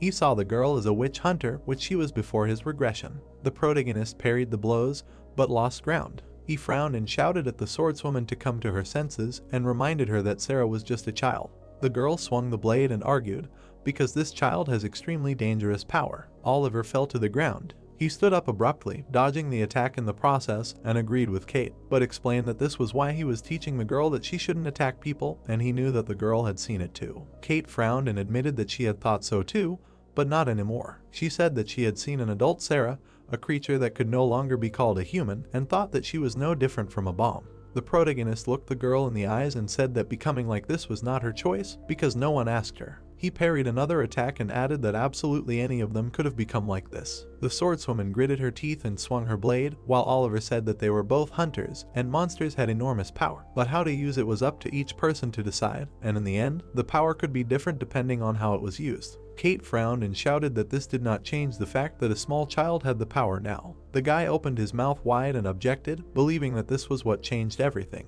He struck hard, breaking the girl's stance. The protagonist spread his arms out to the sides and explained that Sarah now had a future in which she could grow and develop. Kate was dumbfounded. She lowered the sword and asked if Oliver meant a normal future for the girl, and he confirmed it. The guy half-turned and promised that when his daughter grew up, she would be able to fully control her power like Fred or Sophia. Kate pointed the sword forward and he asked if she wanted to say that those two were dangerous too. Without lowering the blade, she asked what would happen if Sarah couldn't. She remembered the pile of corpses again and asked if the future would become reality then. The girl pointed the sword at Oliver again and asked how he could be sure that she wouldn't destroy everything. The guy clenched his fist and admitted that if Sarah were alone, then he would have doubts. The girl was hiding behind the ice and her dad noticed that they were now next to her. He mentioned Christy. He remembered the picnic with the guild members. He added that Sarah had a mom and dad. Oliver smiled pitifully and suggested that if you raise a girl in such conditions, the result will be different. He considered this the duty of parents and adults. Kate was still holding the sword in front of her, and the protagonist asked her to trust Sarah a little more, whom she saw in front of her. The girl turned her head, but did not look away. She saw the girl hiding behind the ice. Her hand relaxed. She dropped the sword. Kate closed her eyes and admitted that she had lost the ability to think clearly. Oliver put his hand on his heart and exhaled when she apologized. The swordswoman hugged Sarah and apologized to her, after which the girl said that everything was fine. Something illuminated the protagonist's back. The girl paid attention to it. She saw that a fire had started somewhere in the distance. The boy turned around, surprised. There were many fireballs above Sonbak. A terrifying creature was throwing this fire down. Dragons were flying under the green sky. The subordinate knelt before the king. The bony King Philip with one horn noticed that they had failed to summon the witch's spirit. The long-haired, mustachioed creature, Claude, looked up, not understanding what to do, and Philip explained that this curse could not be lifted by magic or even divine power, and the only way was to summon the witch and make her lift it. After looking around the dark palace, he decided that her soul had left this place. Claude put his palms together and asked if this was possible when the king said that she was not in Midheim now, but in some other dimension. Green light poured through the windows, and Philip explained that the head of the mage tower said that it was possible to move souls, but it was impossible to move to another dimension with the body. He imagined a rift between dimensions that they could create and travel through to the witch's current location. Claude looked up. He spread his arms and said that he had heard that even dragons couldn't pass through rifts, which meant they would need a lot of power, but Philip knew, and so he decided to do it himself. He stood up from his throne and declared that he would sacrifice himself and open the rift, and then Claude would find the witch. His subordinate looked at him silently, and the king asked if he, the bishop, knew about the sun god or the moon goddess. Claude just looked at Philip and didn't know what to say. The king noticed the statue of the sun god and noted that in Midheim they only worshipped him. But when he looked up information about the curse, he read about the goddess as well. The bishop scratched his beard and admitted that he knew about the moon goddess when Philip said that he was good at theology, but this was the first time he had heard of her. Claude remembered how she was depicted in ancient times and explained that in the past this goddess was equal in power to the sun god, who gave birth to all living things, and was responsible for death. But then she tried to kill him out of jealousy, because all living things worshipped him, and this war lasted for a very long time. In the end, the sun god won, and then the dying moon goddess cursed him. She placed her hand on her chest before dying and threatened to return for him one day. The bishop bowed his head and concluded that these were her last words. Philippe scratched his beard, but Claude thought that this story was terrible, so the king should not listen to it. He almost jumped up when Philippe said that after this the sun god might not answer them and then they would have to find the moon goddess. The subordinate jumped up and began to beg him not to do it. He waved his hand to the side and promised that the sun god would definitely answer, and they just needed to wait a little longer, and in that time, perhaps they would find the solution themselves. Candles burned in a candlestick near the column, and Claude believed that on the day the answer appeared, they would be saved. Christie and the others stood by the carcasses of the slain monsters. The bodies of the monsters were burning. Hannah took the gun with both hands and admitted that she hoped they were done with this. She looked at Tony's mutilated body and asked what it was. The monster in front of them looked like a corpse that had begun to decompose. Christie narrowed her eyes at the statement that he finally saw the hideous face of the witch and recognized Claude in the voice. Hannah turned to her and clarified if she knew him, to which Christie replied that they were enemies. The girls were shocked when she said that Claude was now more connected to them than her, as he was the boss of Korea. The witch hid her hand behind her back, thinking about the bishop being locked up and wondering how he had escaped. Claude leaned forward and said that it had been 5 months of shame, with Christie right in front of him, but he could do nothing. He spread his arms and announced that he was now finally going to pass judgment on her. The witch raised an eyebrow and asked what he was talking about, to which the bishop replied that King Philip had given his body to open the rift because he was sure that Christie could lift their curse. Claude pointed at her and admitted that he didn't think so, as only God could save them. The witch leaned forward and, deciding to mock, asked why God hadn't lifted their curse yet, suggesting that he was far more useless than his believers thought. The bishop was convinced that she was unable to help them and therefore had to atone for her sins by dying. The girl tensed up after Claude said that he had already heard the answer from God. He created fire in his hand. The street was slightly illuminated by the light of the flames. The ground shook when the bishop stated that their God was suffering because Christie made them like this. Oliver and Kate came running when Claude wondered why God had not answered them and what they had to do to deserve salvation. The protagonist looked up and saw the cause of the fire. The bishop said that by reading the books, he finally understood what to do. He ran his clawed fingers over the pages. The scriptures said that they could be reborn if they burned the body of the witch along with the believers, because this was the path to salvation. Many monsters burned in the air, and Claude declared that they were reborn with the blessing of God. The girl with the ice rose on her leg approached the cliff. She saw Sonbok with a fire burning in the sky above. The bishop spread his arms, and the witch asked him if he had killed Tony and escaped. Sarah turned away from the edge of the cliff and decided that she didn't care and that her mother and teacher were okay. She rested her chin on her palm and hoped that she could do it and kill her little self and Oliver. Hannah looked up at the burning sky, not understanding what it was. Claude snapped his fingers. Something crashed to the ground nearby. Hannah, Christy, and Mike were shocked. There was a charred crater in the ground. Burning monsters were diving. Hannah ran away screaming. She turned around and started creating an item. The monster crashed against her giant shield. The shield, however, was crushed. Mike jumped from the ground towards the enemy. He readied his fist to attack. The bishop received a powerful blow to the face. He flew into the opposite wall. The fist fighter looked forward and was surprised. Claude shone magic from his hand into his face. The guy tensed up, not understanding why the enemy wasn't even wounded, while he had definitely hit him in the head. At Claude's command, another monster fell on him. Mike instinctively covered himself with his hands, and suddenly something crunched. The monster turned into an icicle in mid-air. The fist fighter looked at the ice block in shock. Oliver kicked it away. Mike smiled, and the protagonist asked his friend if he was okay. Kate was also running along the roof, holding onto her sword. The protagonist jumped down and asked the witch what was going on. He put Sarah on the ground, and Christy told him that it was the boss of Korea, who was locked in Suzo, but killed Tony and escaped in his body, after which the guy asked Hannah if she had a spare mod. The girl threw him the item, assuming that he had broken his, and was outraged by this. Oliver apologized and said that he had accidentally lost it. The protagonist jumped onto the roof, giving orders to focus on killing the monsters in the sky. He filled the spear with magic and aimed it at Claude. The bishop prepared 2 projectile monsters. The protagonist cut both with one blow. Claude stepped back. The guy left a wound on his cheek. He threw the enemy away from himself. Oliver continued to attack, gritting his teeth despite the monsters in the sky. He noticed that the bishop was glowing blue where he was wounded, and all his wounds were instantly healing. Monica, who was holding the bow, heard her call. Christy frowned and told the surprised archer that she needed her help. Oliver chopped at the enemy, but the witch was sure that he would not win. He fought against Claude's divine protection, while Christy explained to Monica that the boy, although hardy, was already at the limit, because due to continuous battles, he had almost no strength left, while the bishop could use sacred power and constantly regenerate.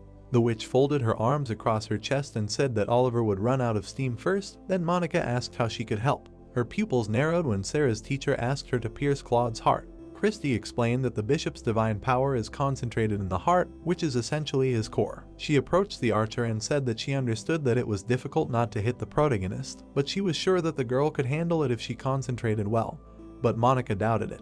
The witch smiled. The archer confidently pulled back the bowstring after Brittany inspired her with words about how if she was Sarah's mother, she was also a special person. She aimed at the roof. Monica closed her eyes. She opened them slightly and poured magic into the arrow. The others were fighting around her, but the archer was focused. The world stopped for her and unimportant things disappeared from it. In this darkness, only the girl's eye glowed. She saw Claude's core in his dark figure. The arrow pierced the air. The bishop covered himself with his hand. The arrow pierced his core, missing his hand. Oliver was shocked. Claude looked at the hole in his body and was no less shocked. He fell to his knees and groaned. The bishop trembled, thinking that this was impossible. He saw Monica and did not believe that he, who had received the answer of the sun god, was defeated by such a pathetic person. Claude ran his claws along the roof. There were many more monsters in the air, and he decided that he could not die like this and that he must kill the witch. The monsters began to dive at the residential buildings. Oliver turned to Seongbok. Hannah and Kate looked up in horror. The monsters fell like a meteor shower when Claude called on the believers to listen to him and carry out his will. They headed towards the safe zone from all sides. Sarah and the others saw the approach of the fiery projectiles. The girl's eyes lit up. The monsters on fire were flying down. They rushed towards the city. People raised their heads in fear. They began to run. A scream was heard for them to save themselves. The hero raised his head up. A scream was heard that he did not want to die. With his eyes wide open, he said that it was madness. How could this even be stopped? The flames were flying down, and someone said that it was just a disaster. Sarah's eyes lit up. Looking at the monsters, she thought that there were too many of them. They could not be killed one by one. The girl put her hands on the ground. A glow appeared around her and she thought that she should try. Monica watched her. The girl shouted her daughter's name, to which she was told to stop. Standing next to her, the witch said that she should let her. Sarah stretched her arms forward. Suddenly, an ice tree appeared. The girls looked at it in amazement. The tree grew faster and faster. New branches appeared on it. Trees grew on the branches. The tree completely covered the city. Monsters quickly flew down. They landed on the plant. Many creatures flew across the city. A bright shine emanated from the tree. The leaves on it emitted a glow. Kate raised her head up and said that she had stopped them, so many believers. Monica's eyes widened in amazement. Crystals were falling from the tree. The girl looked forward in surprise. People were delighted.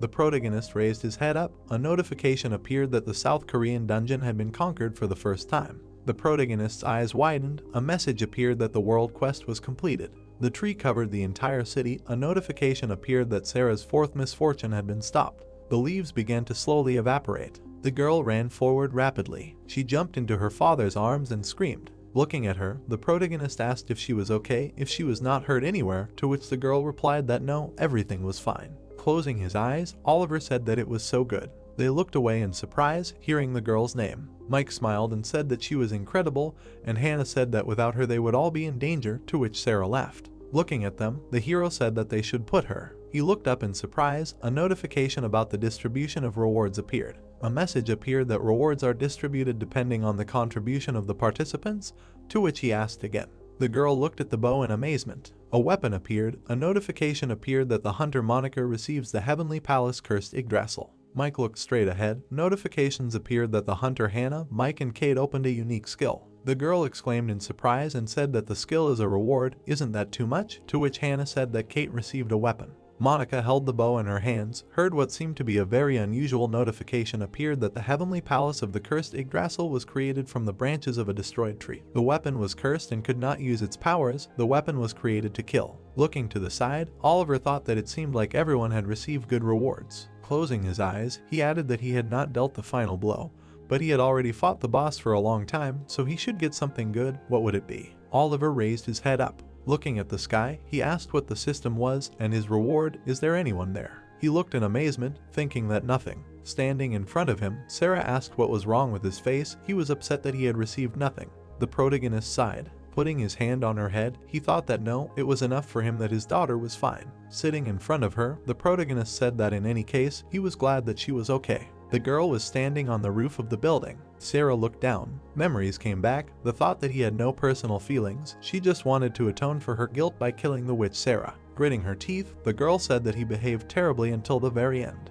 A bright glow appeared, and she added that Oliver. Kate covered her face with her hand. Christy looked away in surprise. The protagonist hugged Sarah. He looked away in surprise. The girl flew above them. Her hair fluttered in the wind. Raising her head, Kate said what it was. Oliver's eyes widened in amazement. He muttered something indistinctly. Sarah lowered her head, hearing her name. Frowning, she looked at him. Looking at the girl, she thought, why is she so desperately protecting this child? Sarah looked away. The thought appeared, why is everyone protecting one? She is also a witch. The girl looked at her and added that the whole world had turned against the other one. Couldn't he treat her the same way? There was a glow flying around the girl's hand, and she said that it would have been easier if he had left her then and run away. Blue particles were flying around her. Sarah put her hand out and said that she was tired of watching this and that it would end here. The people looked up in surprise. The girl froze when she heard that it was enough. Christy put her hand out to the side. She frowned and said that it was enough. The protagonist raised his head and wondered why. The girl was on her knees. Tears appeared in her eyes. Oliver's eyes widened when he heard that he hadn't saved her. Sarah put her hands out to the sides and said that she hated him. She put her hand out and added that she was tired of this circus and that it would end here. The guy raised his head up. Sarah froze when he heard her say that she should stop. The witch put her hand out to the side. She frowned and said that she should stop. Looking at her, the girl said that she should move away. Christy leaned over when he heard that she had said that she would be on her side, to which she replied that that was exactly why. The girl quietly said that it was a lie. Suddenly a shot flew at her. The witch put a shield in front of her. Sarah opened her eyes in amazement. Christy looked at her. Looking at the girl, she asked what she was doing, to which Sarah replied that she saw that she had deceived her. Raising her eyebrows, the magician asked what she really thought, that she wanted to kill her little self out of envy because she knew everything.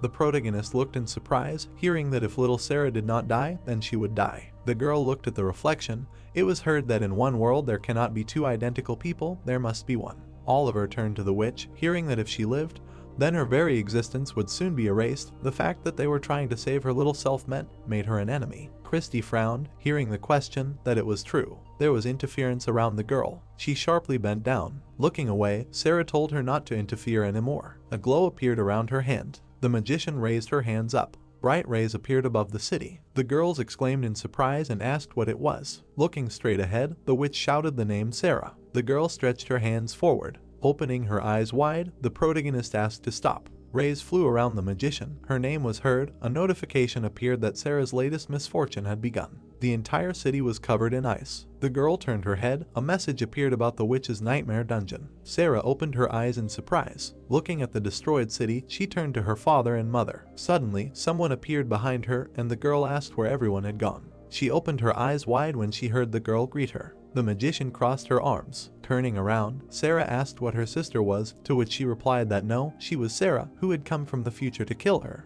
Looking at her, the girl said that but she was older and taller than her, which meant she was her sister, and the girl frowned when she heard that Dad said that you can't kill people. Sarah asked angrily when she heard that she shouldn't call this man Dad. It was horrible and disgusting. The magician smirked when she heard that Dad was kind and sister was evil. She had just used dangerous magic. A glow was flying around the girl, and she said that she didn't know anything. Thorns appeared in front of the girl and she jumped back. She looked forward in fear. Sarah fell to the ground. The girl was surprised to hear that she had already said that they could not exist in this world together. Sarah lowered her head down. A barrier appeared around her. Stretching her hand forward, the magician said that besides, it was disgusting for her to watch how she was protecting this man. The girl exclaimed in fear. She abruptly raised her hands up. The girl froze in surprise. A huge crystal appeared in the sky. Sarah stretched out her hand and shouted for a boost. The crystal began to fall down. The girl looked up in surprise. Suddenly, she snapped her finger. The crystal exploded in the air. Sarah spread her arms out to the sides. She asked with wide eyes what.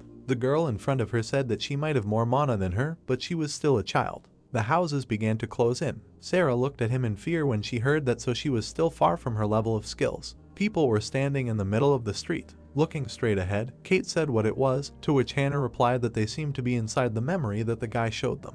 The people looked at Sarah. The thought appeared that the place where the witch hunters and Sarah had their last battle, the destroyed soul. Looking around, the protagonist wondered where she had gone. He widened his eyes when he heard his name. Monica was standing behind him. She looked at him sadly. Oliver turned around, hearing that he should explain what was going on here. The protagonist froze when he heard that just now, it was Sarah. He slightly opened his mouth. Looking at him, Kate and Mike heard that yes, it was their daughter, whom he could not save in the future. It was snowing heavily, and they asked him what was in the future, to which he answered that yes. Grinning, Oliver said that in fact he was from the future and returned 15 years ago. Putting his hand to his chest, the protagonist said that he died at the hand of the Holy Sword. Looking at him, the girls heard that, and when he opened his eyes again, he realized that he returned to the day when Monica came to him with Sarah. The protagonist lowered his gaze. Monica was looking at him. She froze, hearing an apology. Taking a step forward, the girl asked what for what, to which the hero replied that he did not accept them, and as a result, she died, and Sarah was locked in a magic tower, to which she asked why he was apologizing for this. The girl grabbed the hero's face. Standing in front of him, she said that everything was fine, it did not matter now. The protagonist opened his eyes in surprise. Looking at the girl, he asked that even the fact that she died because of him, to which she asked why because of him, said that his reaction to the sudden arrival of a girl with a child was expected. Raising her hand, Monica added that besides, she could have joined the knights, to which Oliver said that but then he. The hero raised his eyebrows, hearing that then he did not know. The girl turned around and said that if you look at it objectively, then it was her fault for everything. If she had told him honestly about Sarah's birth and did not join the knights, the future could have been different. Raising his hands, the protagonist said no, it wasn't, asked why she blamed herself, to which she replied that she did, so it wasn't his fault either. Reaching out to him, Monica said she didn't blame him. Putting her hands on her hips, she added that she didn't think she blamed him then either. The hero's eyes watered when he heard that most likely, even when she was dying, she didn't think it was him. The girl grinned, hearing an approving answer. The protagonist laid his head on her shoulder and thanked her. A view of the ruined city opened up. Standing in front of them, the witch said that she would explain in more detail. Crossing her arms, she added that with the help of magic, Sarah from the future crossed space and time, but because of this, a glitch occurred. There was interference, and Kate asked what the glitch was, to which Christy clarified that she remembered how recently she began to dissolve a little into thin air. The girl's eyes lit up. It was heard that time jumps are always difficult. Even overcoming only time or space takes a lot of strength, but Sarah from the future surpassed the limit of dimensions. Oliver looked away, hearing that it took a lot of power, to which he asked what it meant. The current world is different from the one in the past. Standing in front of him,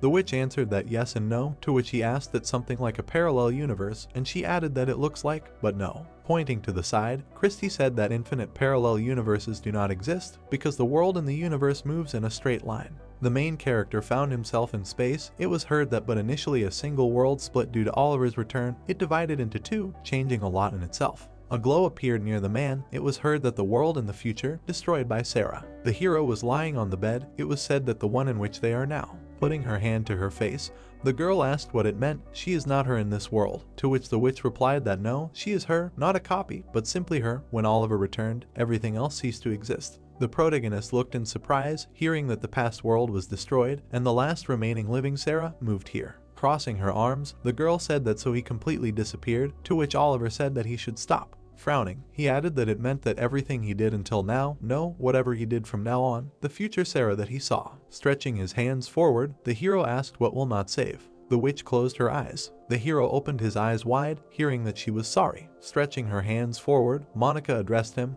and Christy said that Sarah spent too much energy moving through space and time. The girl stood with her back to Sarah, and it was heard that, in addition, in the changed world, Sarah from the future cannot exist, so her existence here becomes unstable. People looked at her in surprise when they heard that she couldn't use even a percent of her original power now, to which Kate asked again.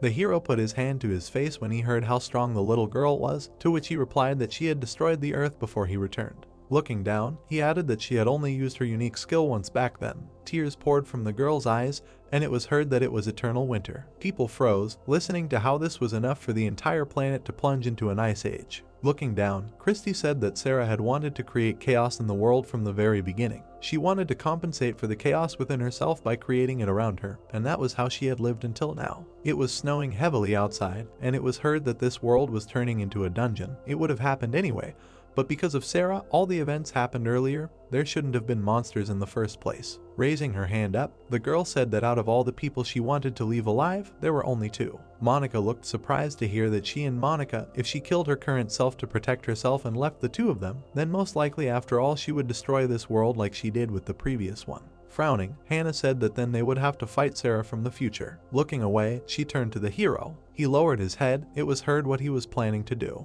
Putting his hands on his knees, Oliver said that he scolded Sarah the last time he saw her. Memories appeared, and he added that he asked why she was doing this and if she wanted to change her mind. Looking at him, people heard that he should not have behaved like that. He should have apologized and listened to his daughter. Looking straight ahead, the protagonist said that he asked to let him convince her. Sarah stood still, and he continued that he would take responsibility since he failed to cope with the role of a father and was never able to talk to her normally. Most likely, this is why she hates him more. Frowning, the protagonist said that he asked to give him a chance to explain himself to her and ask for forgiveness. Snow was falling from the sky. It was heard that he was also asking them, if they did not agree, then let them say it honestly now. Suddenly, an explosion was heard in the distance of the city. Looking up, the hero said that this sound, and the witch said that the devil. They rushed forward. It was heard that they needed to hurry. It seemed that the two Sarahs met. Looking straight ahead, Christy turned to the protagonist. Running next to him, she said that he would talk to Sarah, but did not think that the situation was conducive to this. Perhaps he would have to choose one of them.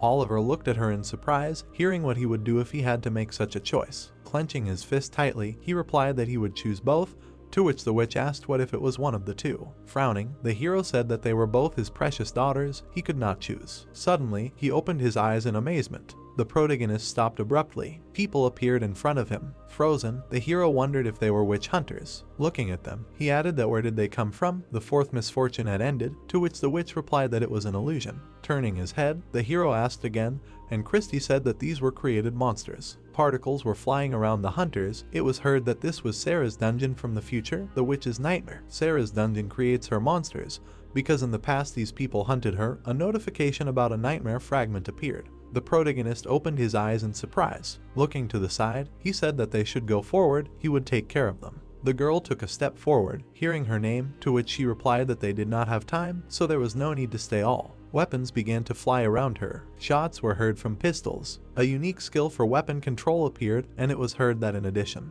Grinning, Hannah said that she wanted to try out the skill she received. It was time to clean up here. The girl stretched her hands forward. Shots began to fly at the hunters. They began to fall to the ground and wheeze. The hunter rushed forward and shouted. Mike abruptly struck him. The guy's hands caught fire. A notification about the unique skill final round appeared behind him.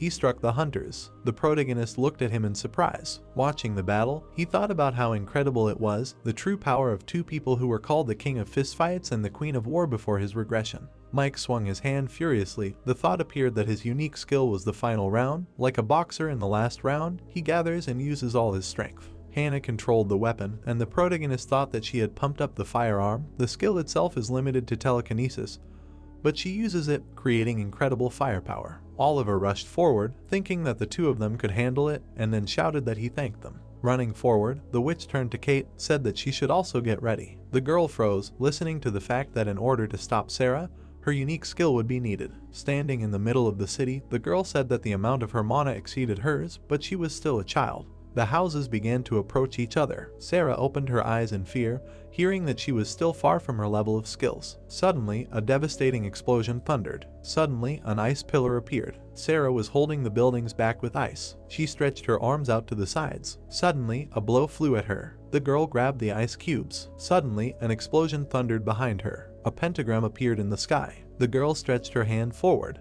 The magician looked at her in amazement. She opened her eyes wide. Sarah froze in fear. She raised her head up. Stretching her arms forward, the girl thought that she did not know what it was, but if she could not reflect it, then it would be bad, and then she screamed that it was stronger. Bright lines appeared under her. With her eyes wide open, the girl thought that it was not enough. The pentagram expanded, and she screamed that it was even stronger. Suddenly, bright lightning appeared. Sarah closed her eyes. Many pentagrams appeared. It was heard that it was much stronger. A bright glow appeared in the middle of the city. A bright sphere appeared. A devastating explosion appeared. It resounded throughout the city. The houses around collapsed. The girl was lying on the ground. The mage looked at her. An ice spike appeared above her hand. She raised it above the girl. The girl said goodbye with wide eyes. A glow appeared around Sarah. The sword was surrounded by bright flames. Suddenly, chains flew at the girl. She opened her eyes in surprise. The ice spike approached the girl. The mage looked at the man in the distance. Kate frowned, thinking that the disgusting feeling, as if her heart was being shackled, was this. The unique skill of the sword vow appeared.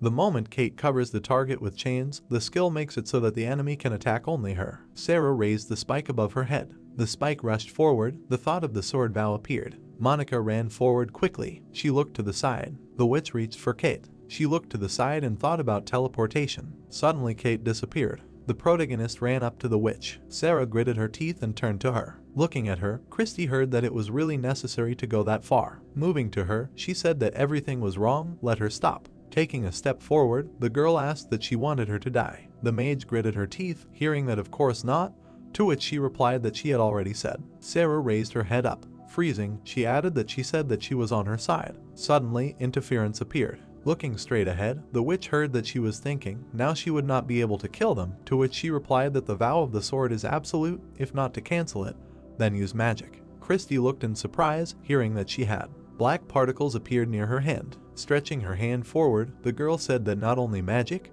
but also power that does not need mana. The witch looked surprised when she heard that the special power of witches that she taught her. Particles were flying around the girl. A scream was heard for her to come to her senses. She stretched her hands forward, and Christy said that there was probably a way for both of them to survive. Sarah closed her eyes. It was said that if she counted on it, she would not have gone so far. Covering her face with her hands, the witch wheezed. Black particles were flying around. Taking a step forward, Christy thought that damn, I didn't think it would be this bad, and then turned to the girl. The girl was lying on the ground, and she asked how she was. Two people were standing on the hill. The protagonist looked at Monica. His eyes widened. The girl's hair was fluttering in the wind. She turned around, hearing that who she was. Standing in front of her, the protagonist asked who she was. With wide eyes, he asked who occupied Monica's body. A personal system appeared behind the girl. It was heard that she was not Monica. Looking straight ahead, the girl addressed the hero. Oliver looked surprised, hearing that she was not going to appear in front of them, but there was no other way. Taking a step forward, he asked what she was talking about. Monica was a tool for her, to which the girl replied that she had to correct him. She turned to Monica with a request. The hero frowned, hearing that he was not going to harm her because she agreed. Looking at her, the protagonist said that he should call Monica then, he should make sure that she was okay, to which she replied that she had given her body to her and was now resting.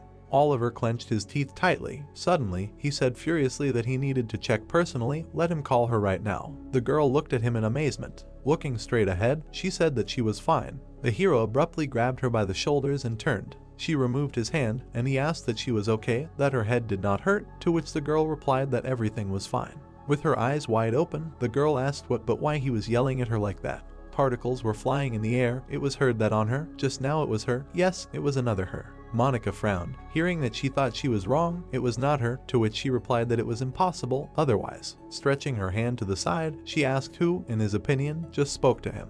The protagonist, opening his eyes wide, asked who. He has the skill to check other people's personal systems. But for some reason, he could not see Monica's personal system. Besides, now even her system window is distorted. An image of a girl appeared. A thought appeared that the reason is definitely not that Monica is stronger than him. If so, he would not be able to view Sarah's system. The girl held her clone. A thought appeared. What if the reason is that Monica's personal system is deliberately hidden by someone? Looking straight ahead, the protagonist thought about her incredible power, which allowed him to block Sarah's attack with just a bow. A creature that could partially block skills or information, if something like that existed in the world, it would be. The protagonist said that the system. Stretching his hand forward, he added that it was the system. Standing in front of him, the girl asked what the system was, seriously, to which he replied that yes. After the rifts appeared, all the hunters heard the same message. A notification appeared that said in an emotionless female voice. The girl lowered her hands and said what it meant. Pointing to herself, she asked that she was the system, to which the protagonist asked again. Rolling his eyes, Oliver asked what kind of nonsense, to which Monica replied that no. How so? It was her, she was here and there. The girl said, her eyes wide, that in any case, he was surprised because it was the first time he had encountered her, but she always helped even when this one wasn't using her skills. The hero looked away, hearing that she was sure that she wouldn't hurt her. Frowning, he wondered how this had happened. The system was a mechanism that always remained neutral. He had never heard of her helping anyone, but why had she started acting now? For what purpose? They looked away, hearing that they should stop. She understood that the situation was complicated. The protagonist and the girl looked in surprise, hearing that but they had a much more urgent problem. The witch held the girl in her arms. Her name was heard. Rushing forward, Oliver asked what had happened, to which Christy replied that she had been under the curse of Sarah from the future for too long. Lowering her head, the witch said that she tried to help, but her strength is not enough. She found a loophole in the sword's vow. Looking down, she said that the curse is closer to a prayer than an attack, so it did not count as an attack, to which Oliver asked what Sarah was from the future, where she went. Black particles appeared. It was heard that down, hid where the curse is strongest, she will try to slow down the speed of its spread, but if this continues, then. Sarah was lying unconscious. It was said that the baby would die in half an hour. Frowning, the hero asked that the curse cannot be removed. The witch was on her knees. It was heard that she was begging. What can he do to save her? Christy lowered her head and said that he himself knew there are only two ways, or the witch who cast the curse herself will remove it. Oliver's eyes widened, hearing that either the source of the curse must be killed. Taking a step forward, he said that but it meant to save the current Sarah. Freezing, the hero added that he needed to kill Sarah from the future. Looking down, the witch said that she saw it. The protagonist froze in amazement, hearing that now all she could do was let him inside and nothing more. Monica turned to him in fear. Oliver looked away, hearing what they should do if Sarah died. The girl was lying unconscious. The hero was immersed in thoughts about his daughter. An image of Sarah appeared. With his eyes wide open, he thought that she was going to die. The protagonist's hands trembled. He grabbed his weapon. The protagonist looked away. The witch looked at him in surprise, hearing that she was addressed. Looking at the sphere, Oliver said to let him go inside. Monica was sitting in front of the witch. She looked away. The hero ran forward. A question was heard, that he could handle it. Holding the girl in her arms, Christy said that she didn't know. They could only believe in him. Looking at Monica, she said that she had cast the magic again, so he would withstand part of the curse. Now they could only protect Sarah. Looking at her, the girl asked that she knew another her. The witch closed her eyes. The girl looked in surprise, hearing that yes, she knew her, to which she asked why she didn't say. Black particles were flying in the sky. It was heard that in that case, perhaps they would not be able to fix anything. Monica looked away, hearing that maybe they would discuss it another time. She would simply say that knowledge has much more influence than it seems, to which she replied that it actually does. The witch exclaimed in surprise, hearing that she thought she could be her reincarnation. Standing in front of the girl, Christy asked why, to which she replied that when they were looking for her in Busan, she felt a strong connection between them. The witch smirked, hearing that it was as if there was no one else there but herself. Didn't that mean that they had something in common? To which she replied that she was sorry, but she was wrong. Monica froze, hearing that if that were the case, she would have become her after her death, and she would not be sitting here now. The witch looked down. The girl asked again in surprise, hearing that, moreover, she was not sure that reincarnation was possible. Raising her hands, Christy said that before the regression, she went through a memory transfer. She was in space. It was heard that, judging by her memories, after death she found herself in a completely different place. The girl's hand moved, and Monica asked that the memory transfer was not a regression, to which the witch replied that no, she did not experience the future again, but simply looked at some memories. They looked in surprise, hearing a moo. The girl pointed to the side and said that her mother. Hugging her, Monica said that yes, her mother was here. The girl stroked her head and asked that she came to, how she was. Tears were streaming down Sarah's face. She screamed loudly and turned to her mother. Sarah, through her tears, said that it hurt very much. Christy looked at them. It was heard that she should be patient a little, everything will be fine. She opened her eyes in amazement. A memory arose, and the witch thought that she had spent all her mana on moving Oliver. Raising her hand, she added what it meant. Monica looked in surprise, hearing that he should give her Sarah. The girl was lying on the ground. It was heard that she would try, maybe it would work. Looking at the witch, the girl asked what would help her, to which she replied that she was not sure, but black particles were flowing down the witch's hands. The girl opened her eyes in amazement. A glow appeared under Christy. Frowning, she said that Sarah's curse, she would share it with her. Christy's hair rose up. The girl slightly opened her mouth. The witch clenched her teeth tightly. She put her hand to Sarah's face. Suddenly the witch began to fall backwards. Blood was pouring out of her mouth. Monica stretched her hand forward. The witch fell to the ground, and she screamed her name. The man was standing on the balcony. It was heard that they were all. The mouth slightly opened. A bright light appeared from the window, and someone said that monsters. Blood was flowing down the barrel. The man was watching the stadium. Christy's eyes widened, thinking how painful it was. She was dead, what would happen to her, and someone said something about the witch's soul. She was in space. Christy turned her head, hearing him come here. The guy reached out his hand to her. Raising her head, the witch said, "Is it really him?" Looking at him, she asked, "God." Christy gritted her teeth, hearing people call him that. Standing in front of him, the witch asked, "What was it? He created that damn prophecy." God said, "Let him calm down," hearing that she thought he would look better, but there was nothing special about him, not a drop of greatness. Christy ducked. It sounded like he understood her anger, but he couldn't help her. It was hard for him to interfere in such a small world. Stretching his hands forward, Lucas said that but that wasn't important.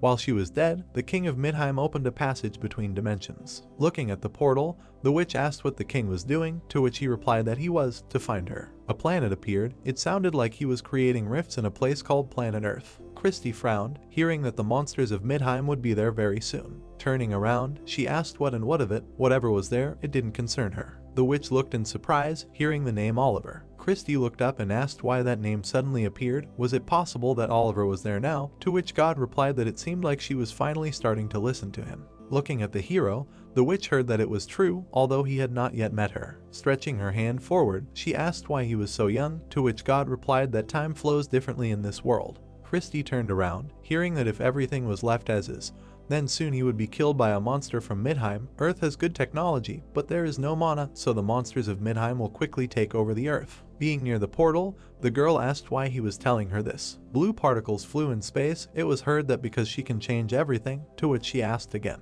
The witch turned around, hearing that with her power she can save this child. Christy looked away, and he asked a question about what he would do. The main character was sitting at the desk. A thought about him arose. The man who became her only ray of light will die because of the curse she cast. Christy clenched her teeth tightly. She raised her head up and thought that she couldn't let him die. Looking at Lucas, the witch asked what she needed to do. The protagonist stood in the darkness. Frowning, he thought that he couldn't see a thing, even with his night vision skill. Dark beams rushed towards him. Oliver froze in amazement. He clenched his teeth tightly. People appeared in front of him. It was a death squad. It was said that they were based on the witch's memory.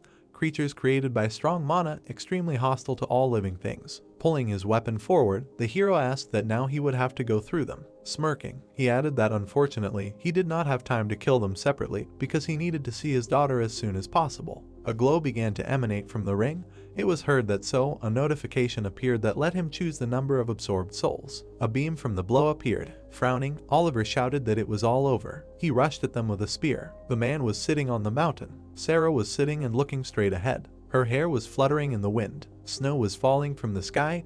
A thought about her arose. The protagonist looked up and asked why she did it. Holding her hands, she added why. Sarah was standing next to the hero. A thought arose that he asked because he really didn't know. The girl held his hand after her mother's death. Oliver might have thought that he was hiding it well, but she immediately understood everything. Every time he looked at her, his eyes were filled with sadness and pain. He looked at her, but it wasn't her that was reflected in his eyes, but their mother who had left them. Every time she saw his look twisted with guilt, it seemed to her that for him she had become just a pale copy of her. The girl was kneeling. Looking straight ahead, she said that she missed him so much. Leaves were falling down. Sarah looked back. The bow stood by the wall. The girl looked away. One day she had a thought. She stretched out her hand and thought that if death took her mother, then maybe she could bring her back. The protagonist was sitting at the computer. Entering the room, he asked what was going on. The protagonist opened his eyes in surprise. Sarah looked away, and someone addressed her. The girl looked at her in fear, hearing what she was doing. Walking towards her,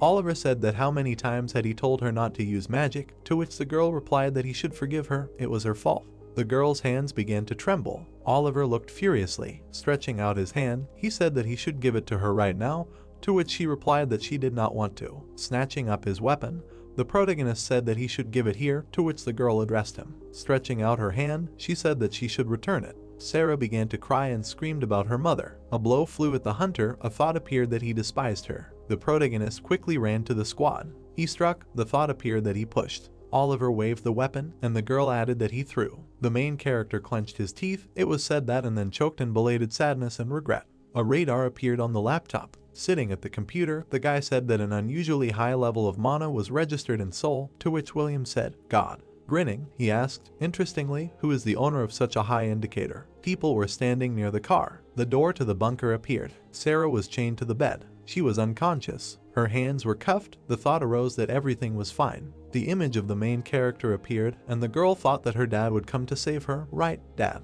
But no matter how long she waited, he did not appear. Her father betrayed her because he hated her. He just abandoned her. Sitting on the ledge, the girl heard that no, Sarah is not a monster. She is still his daughter. Her eyes widened. A glow appeared around the hero's weapon. He stood in front of the crowd. The thought arose that he had only just arrived. Sarah clenched her teeth, thinking that he had sided with her when nothing could be fixed. Sitting on the ground, the girl thought that she could not understand him, neither what he had done at the last moment, nor that he had now returned and was living a happy life. Looking down, she added that but it was still a little strange. All the blame definitely lay with him. Looking straight ahead, the mage thought that but why did she feel like a villain? Blue particles were flying around her. Lowering her head, the girl thought that it would be better if everything disappeared. She closed her eyes, thinking that when he died, she was overcome by a strange anger.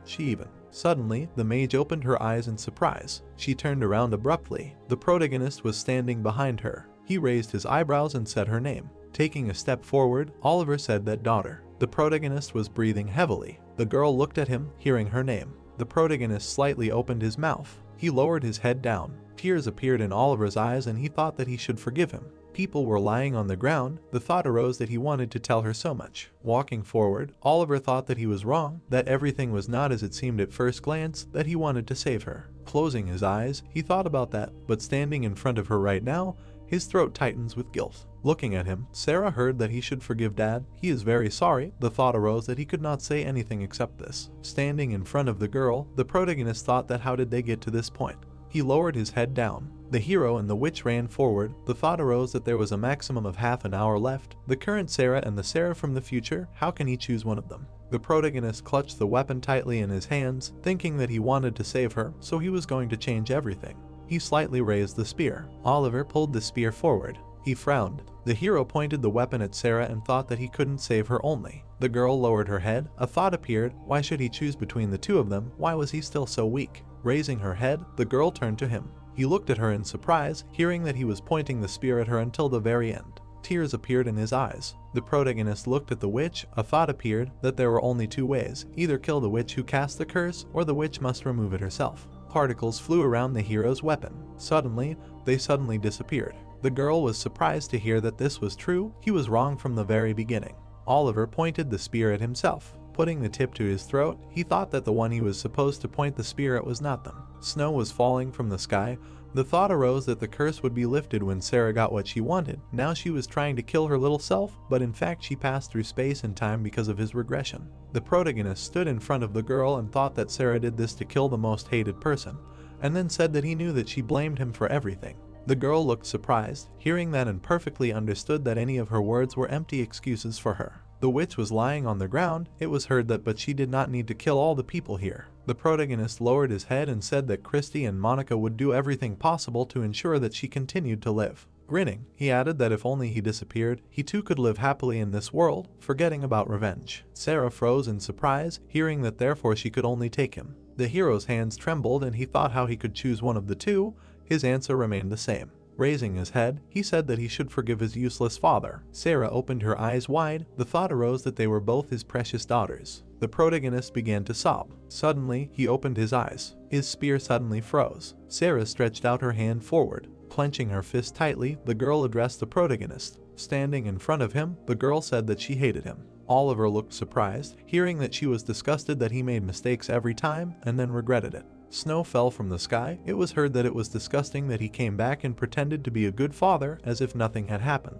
Sarah lowered her head and said that it was so annoying. The hero looked at Monica. It was heard that she and her mother were together. Sarah grinned. Looking at her father, it was said that the fact that she is small follows him everywhere. Christy stretched her hand to the side, and the girl said that the teacher helps him. The protagonist looked at the team. It was heard that there were people around him. Looking down, Sarah shouted that all this. Oliver opened his eyes in surprise. Tears began to flow down her face. The hero held onto the spear, and she said that he did not deserve, he should not be happy. The protagonist lowered his head down. Standing in front of her, he said that he knew, to which the mage replied that so he should not even think about escaping, using death. Looking straight, the girl heard that. Then what should he do? What should he do to make her feel at least a little easier? Tears flowed down her face. The hero looked surprised, hearing that he should regret. Looking at him, Sarah said that she has lived her whole life in regrets. The protagonist froze, hearing that this would be his curse. A tear was running down the hero's face. They stood in front of each other. It was heard that yes, he would do so. The girl lowered her head down. Suddenly, she turned around sharply. Black particles were flying in the air. The witch raised her head up.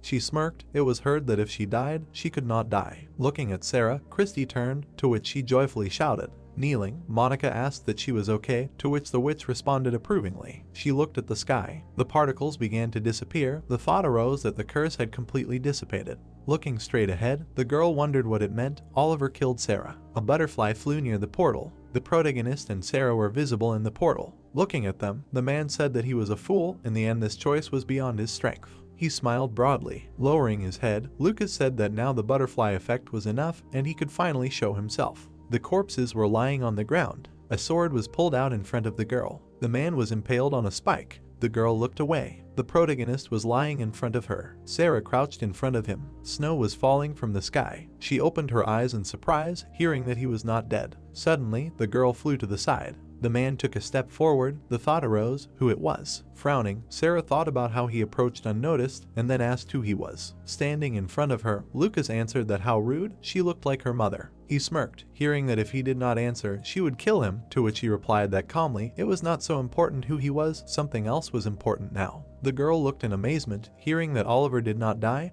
but returned to the past. She asked him wide-eyed what had returned to the past, to which he replied that yes, you could say he had regressed. Looking straight ahead, Lucas said that it seemed like his cunning slave had tricked him. Well, what can I say? It was his own fault. Lowering her head, Sarah said that she had stopped talking nonsense, asked why he should believe her, to which he replied that it was no problem. Many memories appeared, and a question was heard that he wanted to take a look. Raising her head, the girl said what it was. She opened her eyes wide, hearing that Oliver's life after returning, there he now lives happily, ignoring her existence.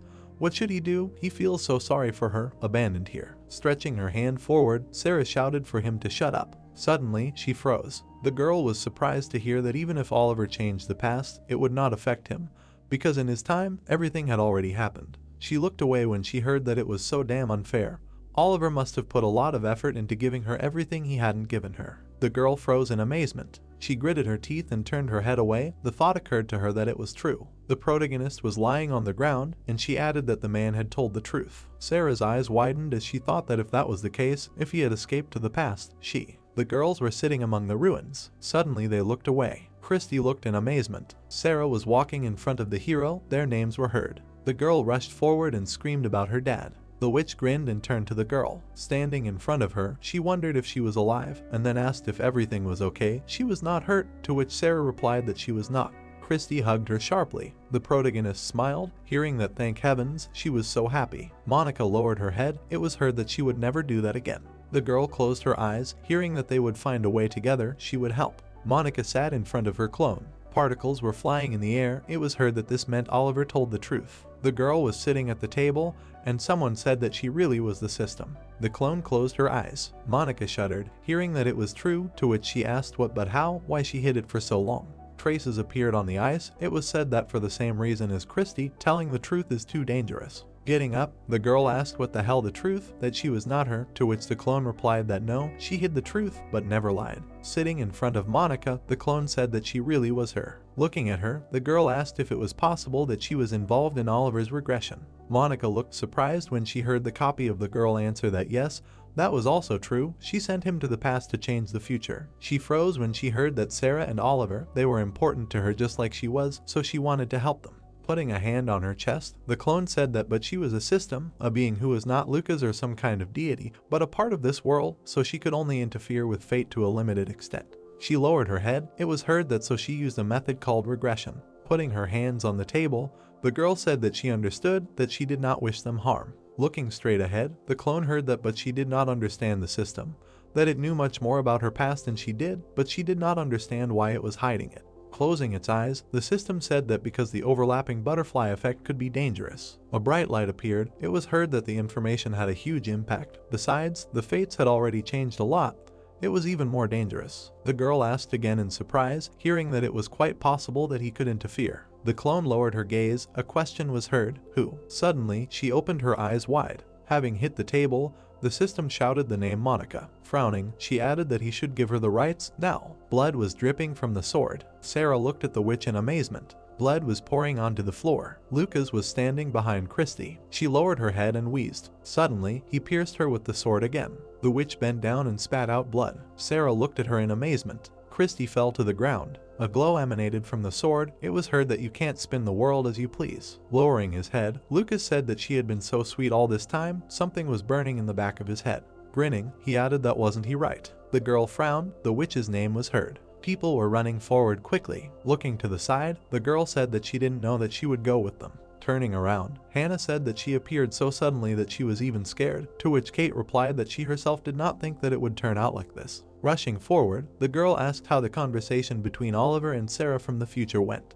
Running down the street, Hannah answered that she didn't know. He is unpredictable, so anything is possible, to which the guy said that it is true. He always exceeds their expectations. Well, he hopes that everything is resolved for them, to which Kate said that she did too. Suddenly, she opened her eyes in surprise. The girl suddenly froze, to which Hannah asked what she was talking about. Grabbing the weapon, she said that her skill, the sword bow, suddenly cancelled. Looking at her, the girl asked that maybe she accidentally cancelled it, to which Kate replied that no, she can't cancel it at will, and she added that it was strange, perhaps something happened in the system or dungeon. The guy looked at the bright light in surprise. The sun was shining brightly. It seemed that if you think about it, the sun became a little closer. Grinning, Lucas said that something was tingling in the back of his head, asked what it was. He extended his hand forward and added that Christy. The girl frowned, hearing that he knew that she had divided her soul. Sarah sat next to the witch. A question was heard, what but how did he end up here? To which Lucas replied that she had changed fate so much that the butterfly effect had exceeded all possible limits. He put his hand to his face, hearing that but he had risen, not so much that he could appear here, to which he replied that she had been watching him so insolently. Suddenly the protagonist jumped up. Lucas looked away. Suddenly he grabbed the hero's weapon. Oliver opened his eyes in surprise. The guy's hands trembled. Lucas grinned and said that his body was at its limit and was about to fall apart, but he was still moving it somehow. Surprisingly, the thought appeared that the spear was not moving at all. Standing in front of the hero, he asked that he just let him explain how he dared to interfere in their conversation. The guy's eyes lit up and he said that he was being impudent. The girl behind him screamed that it was enough. She put her hand forward and added that he should stop. She gave up. Lucas turned around to look at her, hearing that Christy was already dead. Now if she came back there would be no problems, right? Suddenly he struck the protagonist. Oliver flew into the wall. Turning around to look at the girl, Lucas said that in that case they should start with a new contract, and the hero wheezed. Looking straight ahead, the girl heard that she would no longer do whatever she wanted on Earth, to which she replied that she agreed to that. Looking away, the guy said that but it was still strange. Sarah lifted the witch. She looked in surprise, hearing that when she had a child, The girl held her hand out and said that if they didn't hurt the child, it was okay. She had the power, but not the rights of a god, to which he asked, how so? Looking straight ahead, she heard that it was clear, but he thought she was being overly protective of her. Smiling widely, the guy said he understood. She wanted to save her, right? Suddenly, there was a devastating explosion. The buildings were covered in ice. A bright glow appeared around Sarah. Her eyes widened. Smiling, Lucas said that it was probably because she was a child of the moon. He liked this coolness. The girl held her hand out and screamed that she was asking him to stop. She had no divinity. A mark appeared on her mouth. It was heard that she should shut up. Suddenly, a sphere of fire appeared. Stretching his hand up, he said that he had to make sure that she no longer had a reason to come down. The girl spread her arms out to the sides. Suddenly, she rushed towards him. Monica put her hands forward. She began to rotate her hands. The protagonist looked up. A glow emanated from her hands. Lightning collided with flame. The protagonist asked in surprise, "What the?" A bright sphere appeared in front of them. He squinted and exclaimed. Sarah and Lucas were fighting each other. Watching their battle, Oliver asked what it was. The hero opened his eyes in surprise. A notification appeared that no ordinary person could survive the battle of these two, so she separated them into another space. The girl ran up to the hero, and he turned to her. A message appeared that she could not speak, so she would answer like this. Standing in front of them, the system said that she was asking for forgiveness, but she had to forcibly cancel the sword vow that was imposed on Sarah from the future, hoping for her understanding, to which Oliver replied that it did not matter now. Sitting among the ruins, he asked what was happening. Lucas struck. It was heard that this was a sudden appearance, and that he could fight equally with Sarah from the future. The clone took a step forward, and the protagonist asked what and why he called her Christy. She closed her eyes. The hero looked in surprise, hearing that until now she had hidden to prevent his interference, but now there was no need for that. Monica held a bow in her hands. A message appeared that she thought the explanation would be very long. A flame appeared. Notifications appeared that firstly, that creature was the god of the sun, and she once had the same divinity as he did. She was the goddess of the moon. Everything around the guy burst into flames. Kneeling, the girl asked why he was so afraid of death. Lowering her head, she said that the god of the sun. Grinning, Lucas said that was right. Leaves fell down. It was heard that many are mistaken, considering them omnipotent, but they also have a beginning and an end. The leaf fell into a pile. It was said that they too could not escape death. Crouching on the ground, the sun god said that he thought about who could kill him, and only she came to mind. His clothes were covered in blood, and he added that he was the god of life and the sun, and she was his equal, the goddess of death and the moon. The girl looked straight at him. It was heard that yes, he had always been afraid of her. The girl smiled, and Luca continued to say that this is why he decided that he should kill her earlier. The fire raged around them, and the girl asked why he was looking like that. Hadn't such thoughts visited him? The goddess lowered her head down. After a moment, her eyes widened. Lucas looked at her in shock. She ran her bloody fingers along the ground and said that it was true. As he said, she was the goddess of death. The moon was shining brightly, and the girl said that she would die soon. She pointed her finger at Lucas and continued to say that she would not disappear. She would haunt him and eventually kill him. The man frowned in confusion. He gripped the staff tightly and replied that the will was too long. A moment later, he cut off her head with the weapon. The goddess lay in blood in front of him. The stars lit up the night sky, and he turned away. Then he said that she had ruined the whole mood. Lucas was floating in space. He bit his finger thoughtfully. The guy remembered the girl's words that she would soon die. The man bared his teeth. In his thoughts were the girl's words that she would not disappear. The spirit of the goddess hung over him. Then the voice said that she would haunt him and eventually kill him. Lucas frowned in fear. He cut the air and screamed at the curse. Lucas scratched his hand until it bled and thought that he could not calm down. He looked back at the silhouette and continued the thought that why?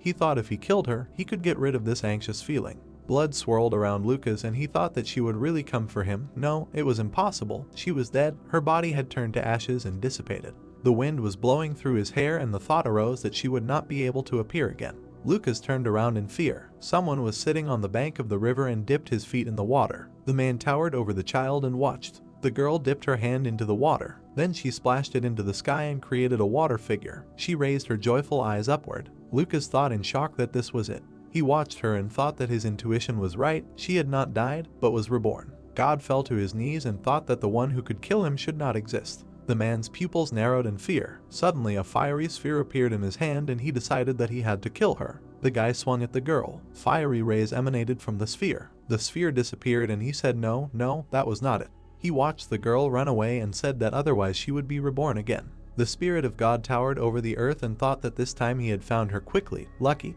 But what if she was reborn in a world where he could not find her? Then he would only know about her when she came for him. A picture of Lucas's murder appeared before his eyes and he realized that this could not be allowed. He pursed his lips and thought that he had to destroy her completely. The man stood in front of a huge stone figure. He held a staff in his hand and the thought arose that he should lock it with his own hands. The man raised his head. Someone called the prophet and said that the witch would destroy their world. Scary pictures appeared before his eyes and someone said that her name was Christy. Lucas looked down on the girl.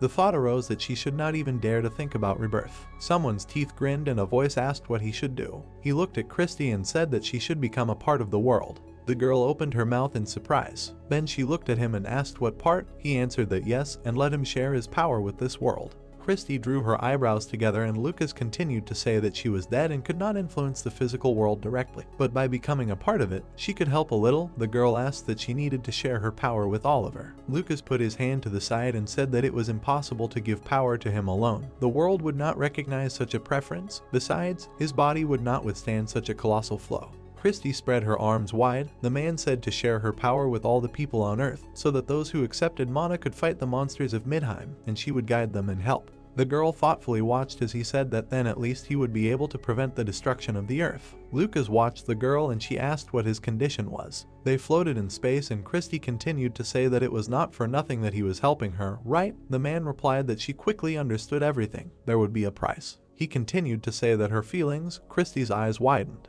She stood up straight and asked why, to which she was told that if she became part of the world, she would not need them. Christy put her hands to her chest and listened to Lucas say that there was nothing good in them anyway. Wasn't he right? Standing still, she thought that he was right. Images of bad moments appeared before her eyes and she thought that she was always hurt and sad. Feelings were meaningless. Oliver was carrying his daughter in his arms. Christy folded her arms over her chest and thought that there was only one thing. Lucas looked at her and asked what she was thinking about. The girl grimaced and the man continued to say that whatever he offered, it would be hard for her to refuse for the sake of saving Oliver, right? Lucas smirked at the girl's words that she did not like that he spoke as if he knew everything. She floated closer to him and said that but he was right. She agreed to the deal. The man extended his hand to her and said that it was great. Energy surrounded her and she looked at his hand. Bright magic attracted Christy. A phrase sounded that from today she will become a part of the world. A black dress appeared on the girl's body. Someone said that her new name was System. The girl narrowed her eyes. She folded her hands and a voice called her by her new name. System stood straight and they wished her luck. The stone sparkled in the rays of energy. A girl dressed in black was reflected in it. Lucas laughed and asked how it felt to know the whole truth. The goddess of the moon. No. The girl stood straight and he called System. The man smiled when he heard that she did not feel anything. Lucas laughed loudly looking at the girl. She stood still and the man shouted that as he thought, an idiot, she agreed to a contract just because of one person. He pointed his finger at her with a mad look and said that great, System, now she is tied to him. Lucas looked at her and told her not to even think about doing something stupid. They were together forever. Did she understand? Christy approached the barrier and the man told her to get back to work. The girl touched the barrier, then silently looked behind her. A thought about the god of the sun arose. Although he spoke as if he knew everything about her, he still missed something. She raised her hand to the hairpin. The spirit abruptly left her body. She put the girl on the ground. A thought arose that perhaps the reason was in her prophecy. But before her death she had repeatedly found herself entangled in endless betrayals and conspiracies. Christy looked at the girl's hands and thought that this was why she always had a backup plan. The girls looked at each other and one of them asked why there were two of them, to which she received the answer that she shared half of her soul with her. She was the creature she was before she lost her feelings. Christy's eyes widened and she listened to them call her because she had one request. The girl pressed her hand to her chest and asked to help Oliver instead of her. The girl's clone lowered his head. The girl said that she was already tied to the sun god and could not act freely. She was told that this is how she understood. Christy looked at the girl and said that it was she, therefore she knew without words what to do. Monica stood in front of the guys. The voice said that she would come down to earth and help him. The board wrote that this was the whole truth. The guys looked at her in shock. Monica's eyes lit up. A notification appeared that Christy could be resurrected. A pool of blood formed under the girl and the board wrote that because she had the seal of the curse of the moon, she was dead, but at the same time not. Flashes of horror appeared before her eyes and a notification appeared that the problem was Sarah from the future. The sign said that it might seem that they were equally strong, but no. He looked at Monica perfectly and a notification appeared that if this continued, then the moment her existence became unstable, the balance would be broken. The man squeezed the weapon and thought that it was true. He had to help Sarah. The man stood up and continued his thought that he had come here for this. The guy looked up in fear. Shards and stones were flying in the air and Oliver thought, but what could he do here at all? The space was melting. The hero was thinking about how to resist such a huge force. If not for the system, he would have long since turned to dust from their battle, even if he intervened. Then, someone grabbed him sharply by the cheeks. Monica held his face and the sign said that Oliver should come to his senses. She said fearfully that he had not yet completed his quest. Then she frowned and spread her arms. Someone said that he hoped he did not forget about the reason for returning to the past. On the board they wrote about a special quest, changing the future. It is necessary to prevent 5 misfortunes of Sarah. The 5th misfortune is to save Sarah from her fate. Not completed. The girl sharply extended her hand with magical energy. Stars sparkled in the sky. Lucas looked at them carefully. Bright spheres fell from the sky. Energy tore everything around and illuminated the space. Rays of magic bounced off stone blocks. The stones flew towards the man and he watched them. The girl extended her hand forward. The stone exploded sharply. A huge block hung in the air, surrounded by a bright beam. A moment later, Lucas flew away from the exploded stone sphere. The man rushed towards the flying girl. She fearfully created a magical barrier in front of herself. Lightning flashed in space. The fire spread faster and faster. Lucas took out a fiery sword and said that it was true. He looked at the goddess and continued to say that her power was enormous. Lucas swung his sword and said that she was born with such power in a weak body. Her life was clearly not calm. The girl created ice blocks and a question was asked if she had ever thought about why she got such abilities. There was a fierce fight and the man said that without this power, if she was born ordinary, she could live a happy life like others. He stretched his lips in a mad grin and asked if he should tell her the reason and that her mother was to blame for everything. The girl's eyes widened in shock. A moment later, the fiery sword was blown away by a strong energy. Sarah created another ice block flying at Lucas. The energy created a huge explosion. The man looked down at the fragments on the ground. The girl was lying in a deep hole and the man said that her mother was a witch and the child would have no choice, for he would simply inherit the cursed blood and fate. Sarah clenched her teeth and stretched her hand up. Someone said that it was nonsense. Lucas looked at her in bewilderment. A rift appeared in the air. The girl said that only she and the teacher had the witch specialization. Lucas chuckled and Sarah continued to say that her mother was a witch. Then she exclaimed that it was nonsense. A bright flash appeared in the sky. In the center of the burning city, Sarah and Lucas were fighting. The girl looked ahead in fear. The man laughed and said that her power was so great that it could distort space. Sarah turned around and wondered what was going on. Lucas replied that it seemed like she really didn't know anything. He suddenly appeared behind her and called Sarah pathetic. The girl turned around abruptly and the man said that it would be much better if she just died. Sarah abruptly parried the blow with a barrier. The man crouched. The girl bent down and looked at him. Lucas looked up at her in bewilderment. The ice spear exploded. Lucas swung and thought about the ice spear. Someone's silhouette appeared in the distance. Oliver was standing in a fighting stance. The ice spear cracked. The protagonist threw it towards the sun god, after which he looked menacingly in front of him. Oliver, frowning, said that if he touched his daughter, he would kill him. Lucas, raising his hand, laughed. Looking around, he continued to laugh loudly, after which he lit a flame in his hand. Stretching his palm forward, he released a strong flame. It engulfed the girl, and she began to dodge it in fear. The protagonist ran towards her in fear. Then Lucas suddenly appeared in front of him. He, smiling, asked that he wanted to kill him. He swung his fist with all his might and hit the protagonist. Oliver, holding back his blow, saw his spear crack. Suddenly, Lucas was able to pierce his weapon, breaking it into 2 pieces. The protagonist was thrown back. He rolled several times, falling to the floor. Then he stuck the remaining part into the ground and stopped. Blood came out of his mouth and he tried to catch his breath. Then an ice crystal appeared on his chest. The girl, stretching out her hand, used her power to protect the protagonist. Oliver, looking at his enemy, thought that without him, he would have died instantly, to which he replied that it was funny. Looking at the protagonist, he added that he, as usual, a human, was able to ruin all those beautiful pictures that he painted. Smiling, Lucas added that he wanted to hear something interesting. He watched as Oliver got to his feet, after which he said that he was able to appear here only thanks to him. The protagonist of the task looked in front of him, and the sun god continued that he was grateful that he did not give up and tried to save both of his daughters. Looking towards the little girl, he continued to say that the future had to be changed carefully. The system was already barely able to control the butterfly effect. Then the protagonist pushed off the ground. He made a quick dash forward, but Lucas dodged his blow, said that he foolishly chose to save both. Oliver by the neck, saying that a huge number of cause and effect relationships allowed him to appear. Continuing to strangle Oliver, he said that he was the only one to blame for everything that was happening. The protagonist began to choke, his body weakened, and his hands trembled. Then Lucas, smiling, said that in the death of his loved ones, in the fact that his future wife would die, and in the death of his daughter too. Someone quickly pushed off the ground. The sun god looked away in surprise. The guy attacked him, hitting him with all his might with his fist. Then Lucas's hand froze, but suddenly it began to crack. The ice broke and Oliver flew to the side. The sun god looked at his severed hand in surprise. Looking towards the girl, he said that such tricks. Suddenly, he was attacked from both sides. He swung and parried the girl's attack, saying that they couldn't even entertain him.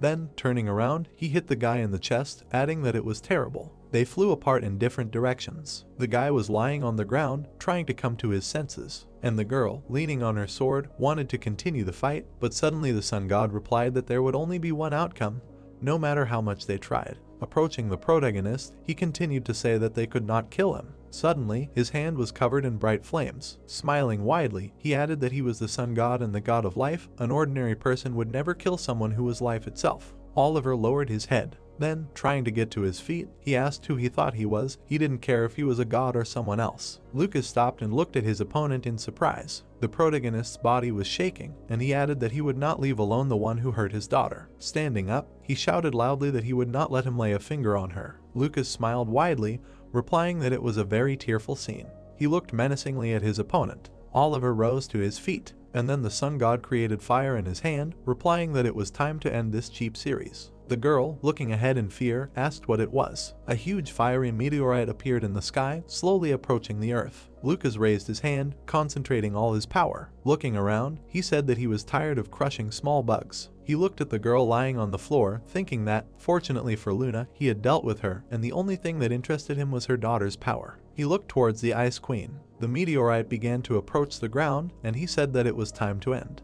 The protagonist raised his head in fear. His legs were shaking, slowly walking forward. He thought that this could not be. He clutched the spear in his hand, continuing to think that this was definitely not the end. Frightened, raising his head, he thought that he should stop this. Suddenly, he heard something, and at that very second he turned around. In front of him was his daughter. She stood, wiping her face with her hands. Tears were flowing from her eyes, and her cheeks were red. Then suddenly a blue aura surrounded her, and she threateningly said not to torture him. A huge amount of mana flew around, and she added, "Father." Lucas looked ahead in fear. Everyone immediately turned around, trying to understand what was happening. A huge pillar of mana approached the meteorite, creating a protective barrier. A second later, it turned blue. Lucas looked up at the sky in surprise. Watching the huge meteorite, he said he didn't think anyone could freeze it. Then he looked towards the protagonist, saying that even so, she was just a child. Suddenly, the meteorite began to crack. Oliver, looking ahead, asked her to stop in fear. The girl, stretching out her hands, used mana, after which the sun god added that she could not calculate everything. The meteorite began to approach the ground at great speed. It was reflected in the girl's eyes, and she screamed that it was falling. After which someone grabbed her by the shoulder. A girl appeared behind her, menacingly looking forward, telling her to calm down. The girl looked at her in surprise, and the girl continued telling her to listen to her. Lifting it was ineffective. Hearing this, the protagonist's daughter stood in a stupor. The girl, looking at her, continued to say that it was also impossible to destroy it. The fragments were too big, so she needed to block all the falling debris.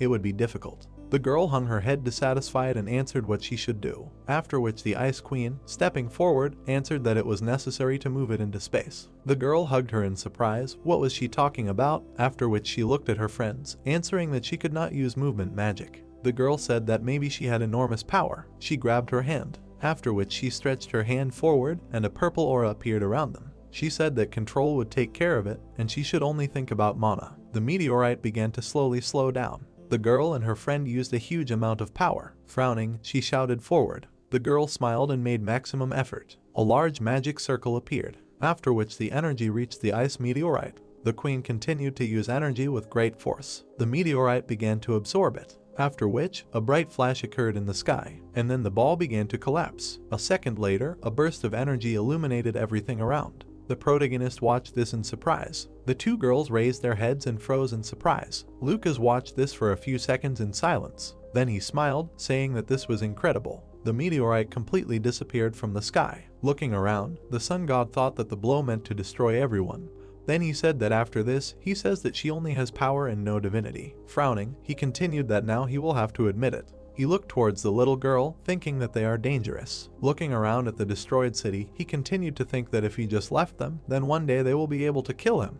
Which means, he looked ahead furiously, thinking that now he should kill them first, just like the moon goddess. Then he pulled out his sword, looking menacingly forward. A girl surrounded by a blue aura appeared in front of him. She pulled the bowstring. A strong energy appeared around her bow. Frowning, she addressed the system, saying that everything is ready. We are transferred 10 minutes ago. The girl, being in a certain space, moves the chair. Then she looks around. Her exact copy appears, who says that she asks for cooperation. Floating in the air, she adds that she will now tell the truth and asks to look and help her loved ones. She stretches out her hand, in which there is a blue sphere. Then she hands it to the original. The sphere begins to glow brightly, and a system message appears that erased memories will now be revealed. This is their past. A huge number of screens appear around her. Then she sees her hands. The girl with purple hair slowly rearranges the screens. Looking around, she thinks that it is true. A huge crowd of monsters appeared in her mind, that after she became a system, monsters invaded the earth. She recalled all the events of the past, thinking that she knew that everyone would be confused because of this.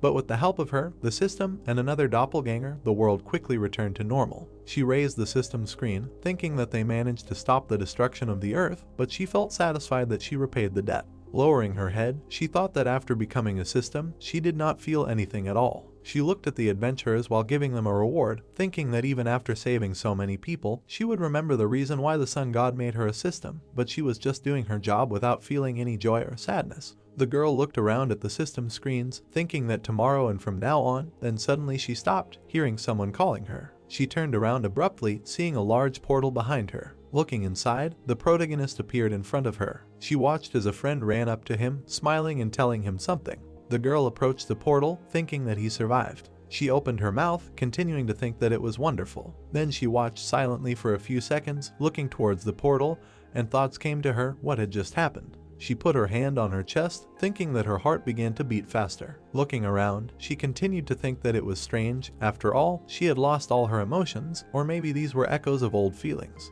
After which she lowered her head.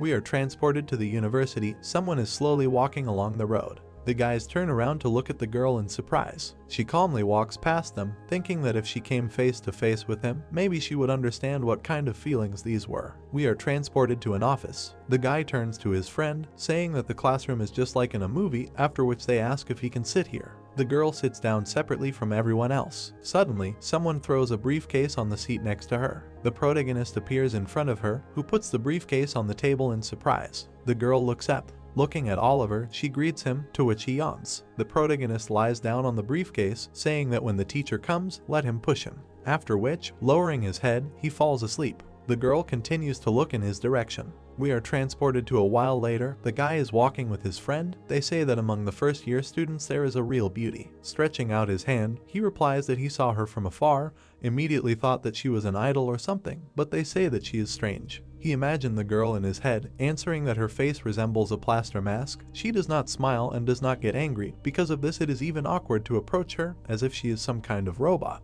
Suddenly, the protagonist raised his head, asking why she smiled. A silent girl appeared in front of him. She looked ahead in surprise, and Oliver, lowering himself, took out a can, answering that no, the corners of her mouth definitely rose. The girl, looking at him, replied that this is impossible. After which the protagonist pulled out a can to her, answering that it is for her. He smiled widely, adding that he is grateful that she woke him up then. Then, stepping aside, he raised his hand, saying goodbye to her. The girl silently looked ahead for a few seconds. She began to examine the jar in her hands. Walking down the street with Oliver, she thought that after that she asked her clone to replace her and for some time remained in the form of a girl and was with him at classes and just walked. She imagined how they walked together in the park, thinking that now over time an unknown feeling inside her was becoming stronger. Smiling, she thought that she had not yet realized that it was love, but this time did not last long. She looked at the protagonist, thinking that she was not sure, but apparently the fact that her world acquired colors, even when she was just next to him, this is love. They continued to move forward. One day, the girl was sitting at the computer. Someone turned to her, saying that a problem had arisen. A girl with green hair appeared in front of her, who said that the sun god sensed danger, and she did not think that she could drag out time any longer. Looking at her, she added that she needed to go back. Hearing this, the girl looked ahead in fear. Remembering how she and the protagonist walked through the park, she thought that it would be so sudden to return. She had only just realized her feelings. For several seconds she looked ahead with displeasure, thinking that she did not want to leave and did not want to disappear. Her attention was drawn to the jar that the protagonist gave her when they first met, and she thought that she wanted to stay close to him further. The girl sat at the table, dwelling in her feelings, after which her cheeks turned red, and she grabbed her hand. Then a sphere appeared in her hands, and she thought that even if only half, she wanted to continue to be close to him. Then she transferred a part of herself to her clone, and for a few seconds she silently looked in her direction. The girl raised her hand in surprise, saying that she had split her soul once again.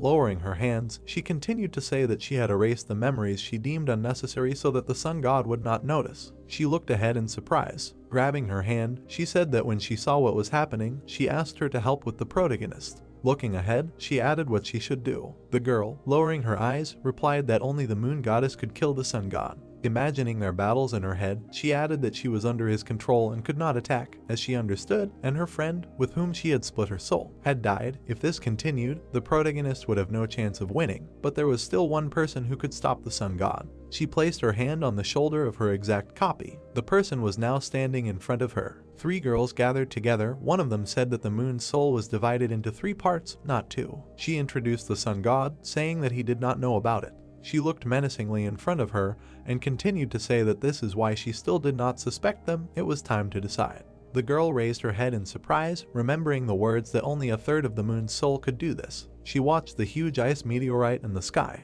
After that, squeezing the bow in her hand, a system message appeared in front of her that the heavenly palace was created from the branches of a destroyed tree. The weapon was cursed. It cannot use its powers. Suddenly, a green aura began to appear around the bow, and a second later, it glowed brightly, causing a system message that the owner had regained his lost memories and removed the curse from the weapon. It was needed to kill the sun god. The girl grabbed a long arrow, and a system message appeared in front of her that it pierces the heavens. Upon impact, it gives the target a personal system. The effect cannot be blocked. Kneeling down, she thought about what might change if he had a personal system. Imagining him in her head, she saw a system message that the sun god is a being standing above the elements of the world, so the attacks of hunters or their skills do not harm him. But her bow, created from a tree, which is the cause and effect of the world, at least once, but its effect will affect even the god. The girl looked in front of her in surprise, thinking that after receiving a personal system, she needs to kill him with her unique skill. Looking at the destroyed buildings, she saw a system message that she can't kill him like that. She is not the goddess of the moon, but a part of it, she does not have enough strength. Looking at the bright star, another system message appeared in front of her that it will be possible to create conditions for his death.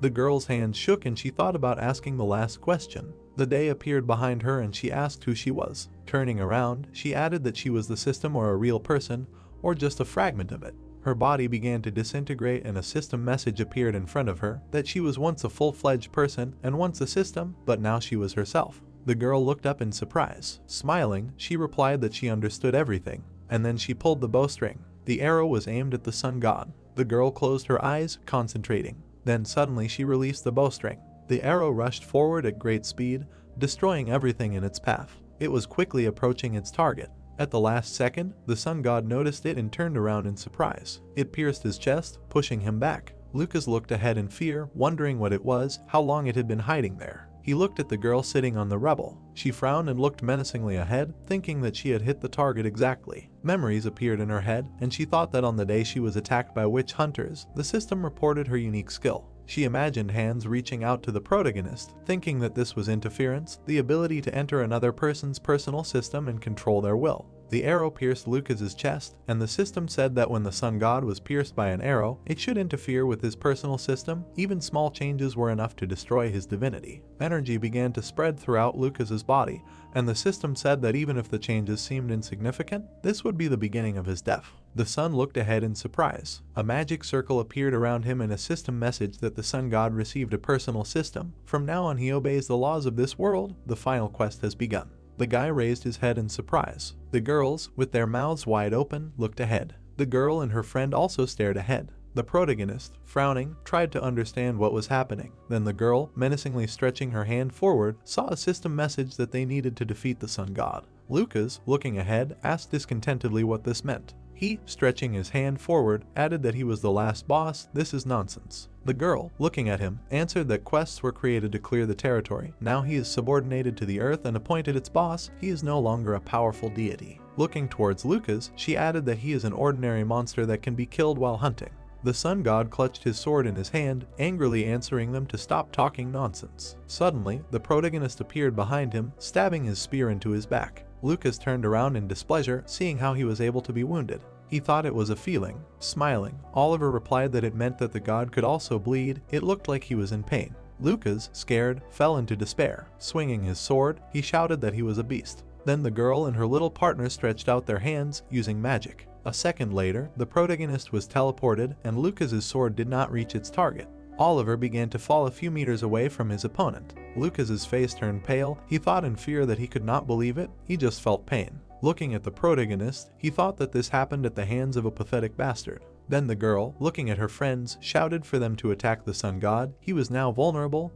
They could kill him. Everyone immediately rushed towards their opponent. Lucas looked forward menacingly, his body trembling. Then he opened his mouth wide, shouting that they were insignificant creatures. A bright flash lit up everything around. The god's entire body caught fire, and he added that they were pathetic humans. Then several angels appeared, and he continued to say that they dared to compete with the god. He stepped forward, stretching out his hand. He said discontentedly that they thought they could cope with him if they subjected him to local laws. The girl, looking ahead, asked who they were. Then Lucas stretched out his hand. The angels rushed forward, and he added that they should kill everyone. The girl, raising her palm, fearfully answered that he was crazy, creating several illusionary guns in the air. She spread her arms, increasing their number several times. Then she directed them forward. A flurry of fire immediately poured onto the angels that were approaching her. Someone pierced the eye of one of them with his sword. The girl, swinging, was able to decapitate one of the god's subordinates. Then she made a quick cut, destroying several at once. After which she turned to the guy, telling them to leave the angels to them. Someone replied that he was grateful to her. He jumped towards Lucas. A red aura appeared around his fist, and he swung menacingly,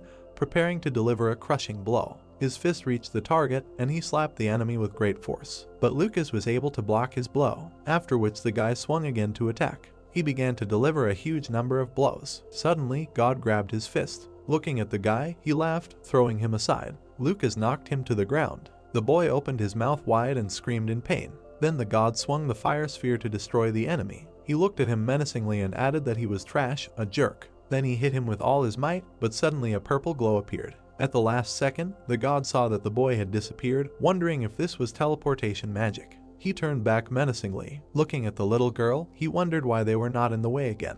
Waving his hand, he said that his opponents now were not these non-entities. Pushing himself off the ground, he took off. And then, smiling, he extended his hand, shouting that he must first get rid of them. The girl, looking menacingly ahead, shouted for the little girl to get ready. They extended their hands, and she added that it needed to be much stronger. Lucas was approaching them at great speed, answering that some kind of ice magic. Suddenly, he stopped in fear when he was told that who said that it was a grave. A magic circle appeared in front of him, from which blue lightning emanated. The little girl menacingly stretched her hands forward.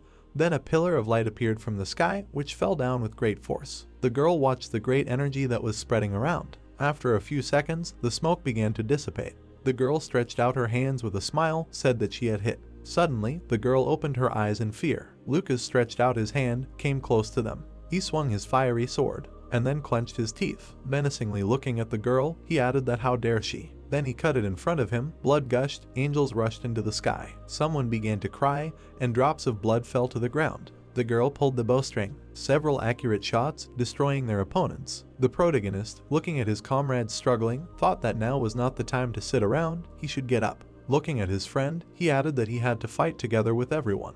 His body was shaking, and he thought that he had to protect his friends. Then he clenched his teeth, thinking that this was a curse. Lowering his head, he continued to think that his body was at its limit. His eyesight was getting worse, his hands were blurry. He thought that his body was completely failing. The power of the king's ring was also running out.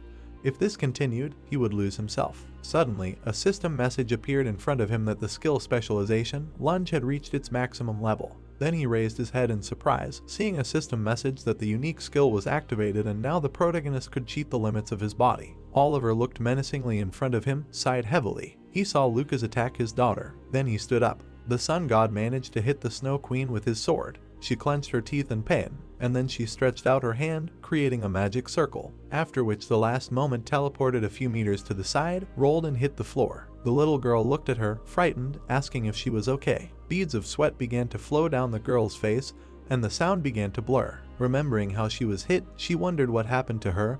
After all, she wanted her to die. Looking at the girl, she continued to think that she must die for her to exist.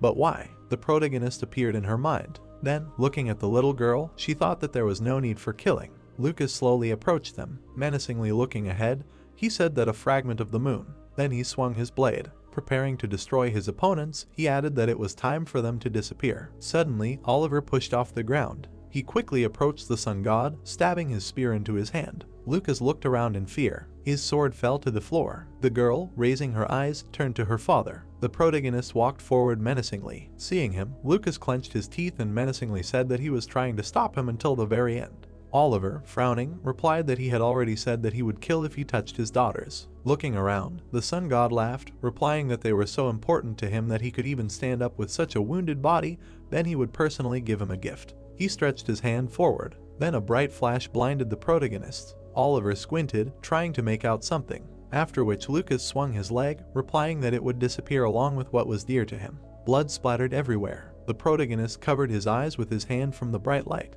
Then suddenly he opened them, looking ahead in fear. He saw his daughter lying on the ground in blood. He stared ahead in silence for a few seconds, and then the Snow Queen fell to the floor. Her image began to blur. A second later, everything was shining with a bright flash, and then she disappeared. Lucas said that they were useless creatures. Raising his leg, he added that their bodies were no different from jelly.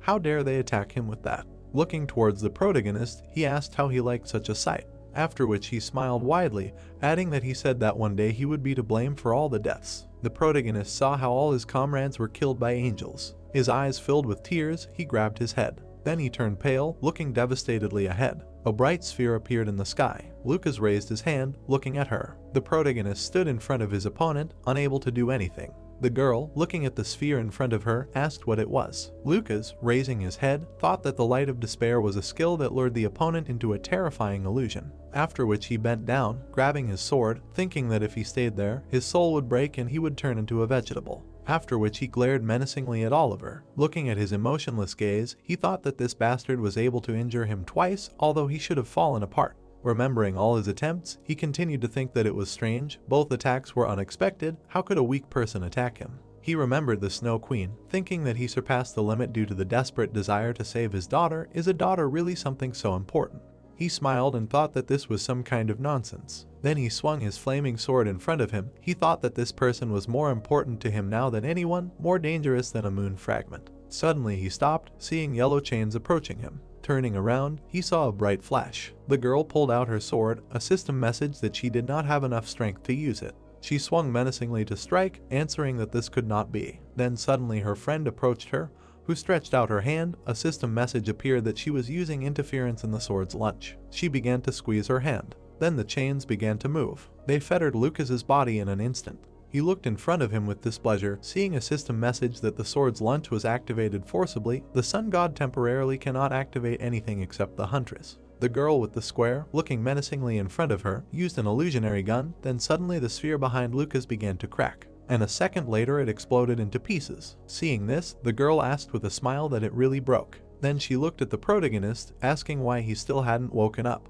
The chains rushed forward. Suddenly, the girl grabbed her chest, experiencing severe pain. At that moment, her friend turned around, asking what was going on. The girl tried to breathe, lowering her eyes. She thought that her heart was about to explode, so that's what a lack of strength means. Looking at the system message, she continued to think that this was not comparable to using the skill. She felt strong pressure from Lucas. Suddenly, an angel approached them. Someone stopped abruptly. It was a guy. He clenched his teeth and hit his opponent. After that, we ran to our friends, asked if they were okay. Leaning over, he added how long they could hold out. The girl with trembling hands answered that a little, maybe a minute. Gritting his teeth, he thought that they had no time. When the effect of the final round wore off, he would also collapse from fatigue. Looking towards the angel, he thought about what he needed to do. Suddenly, something flared up behind him. The girl watched as the angels were covered in flames, and suddenly a voice menacingly said that they thought he could only attack one. Lucas extended his hand, creating a black sphere that attracted all of his subordinates. A huge force surrounded the sphere, sucking everything in, after which he said that now he would make it so that all of them, including this person.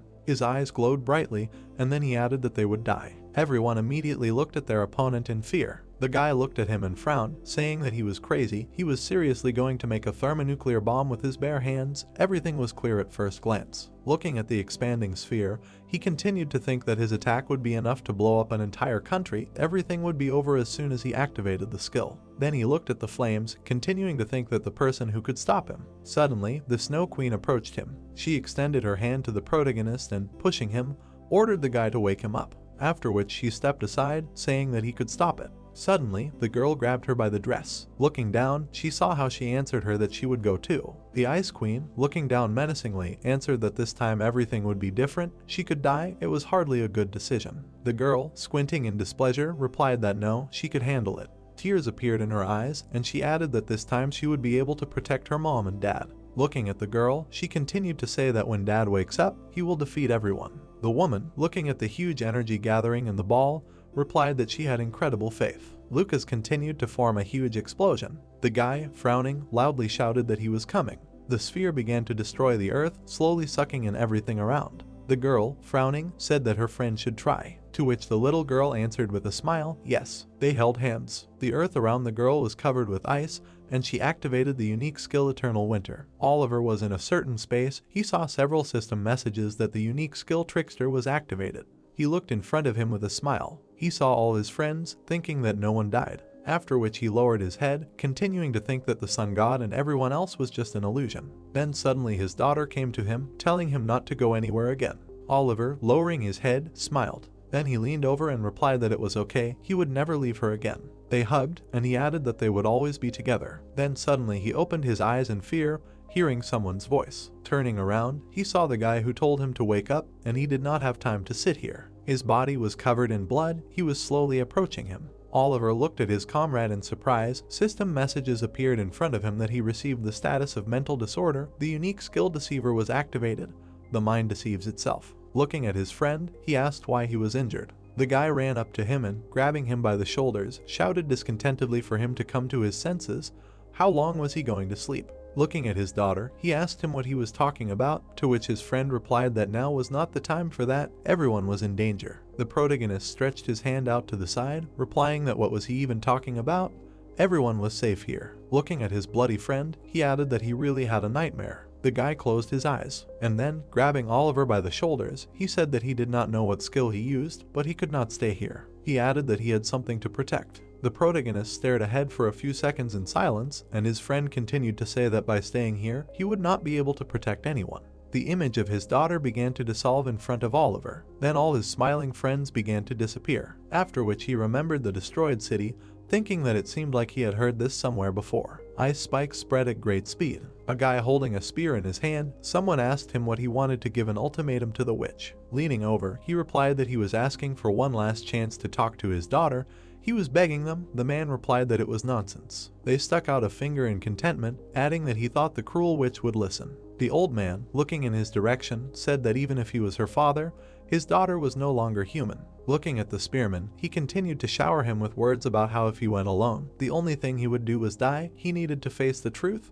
What could he do at all? The guy squeezed his spear in his hand. Suddenly, he looked ahead in fear when he heard someone say that he should just be given a chance. A big guy stepped forward, saying that they were father and daughter. He looked ahead silently for a few seconds. Someone thought that this was the king of fist fighting.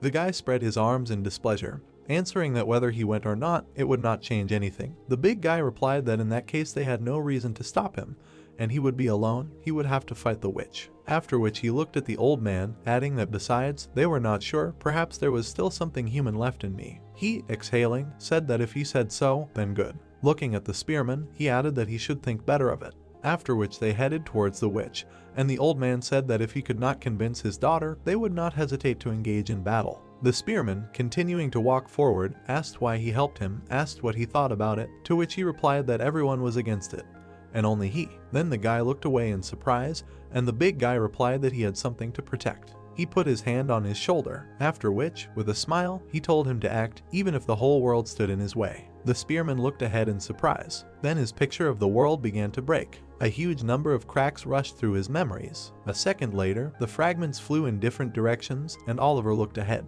He stood in place, looking menacingly forward. Then he clenched his fist. Turning around, he thought that he had something that he had to protect. We are transferred to reality. Fire collides with ice. The girl, along with her little friend, uses maximum effort to stop the further destruction of the world. Ice blocks the path of a strong flame, but they do not collide, and a bright flash occurs. A huge tornado rises. The girl covers her face from a bright flash. She opens her eyes, thinking that this is mana. Watching the tornado, she thinks that two streams of mana are mixing and disappearing. Now she realized that the Snow Queen is trying to reflect the attack. The girl, looking menacingly ahead, said that it is not possible to reflect it completely, the forces are unequal. She watched as the fire absorbs the ice. The little girl, continuing to use her power, suddenly turned around. She saw her mother nearby, to which she looked menacingly ahead. She clapped her hands, saying that this is enough. Suddenly, a wave came from her hands. She directed her energy to the epicenter of power. Lucas looked ahead with displeasure, after which she began to collapse all the energy, and then she clenched her hands. A second later, a strong explosion occurred.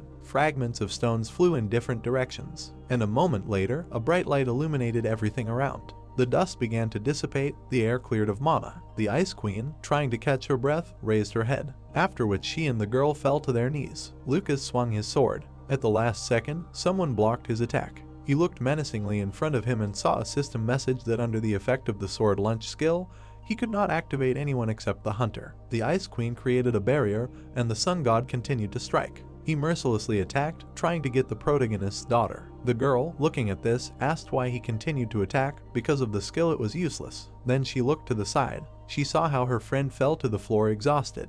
Blood gushed from her mouth. The guy, seeing this, worriedly took a step forward. The protagonist slowly began to fall, and then suddenly opened his eyes. The girls looked at their dying friend in fear. One of them, bending down, tried to pick her up, asking how she felt. Then a system appeared near the other girl, which said that her condition was terrible. She replied that she knew the body could not withstand the forced activation of the skill while they were fine, because the interference was indirect. Leaning over, the system added that the skill could not be cancelled in any way. Lowering her head, she replied, no. Imagining chains in her head, she continued to say that the sword's lunge was a strong skill that bound opponents, preventing them from attacking anyone but each other, but great power came with great risk. The skill could not be cancelled until one of the opponents died. The system looked ahead in fear. She imagined her friend in her head, answering that she had recently removed it, to which her clone said that it was only because the system cancelled it.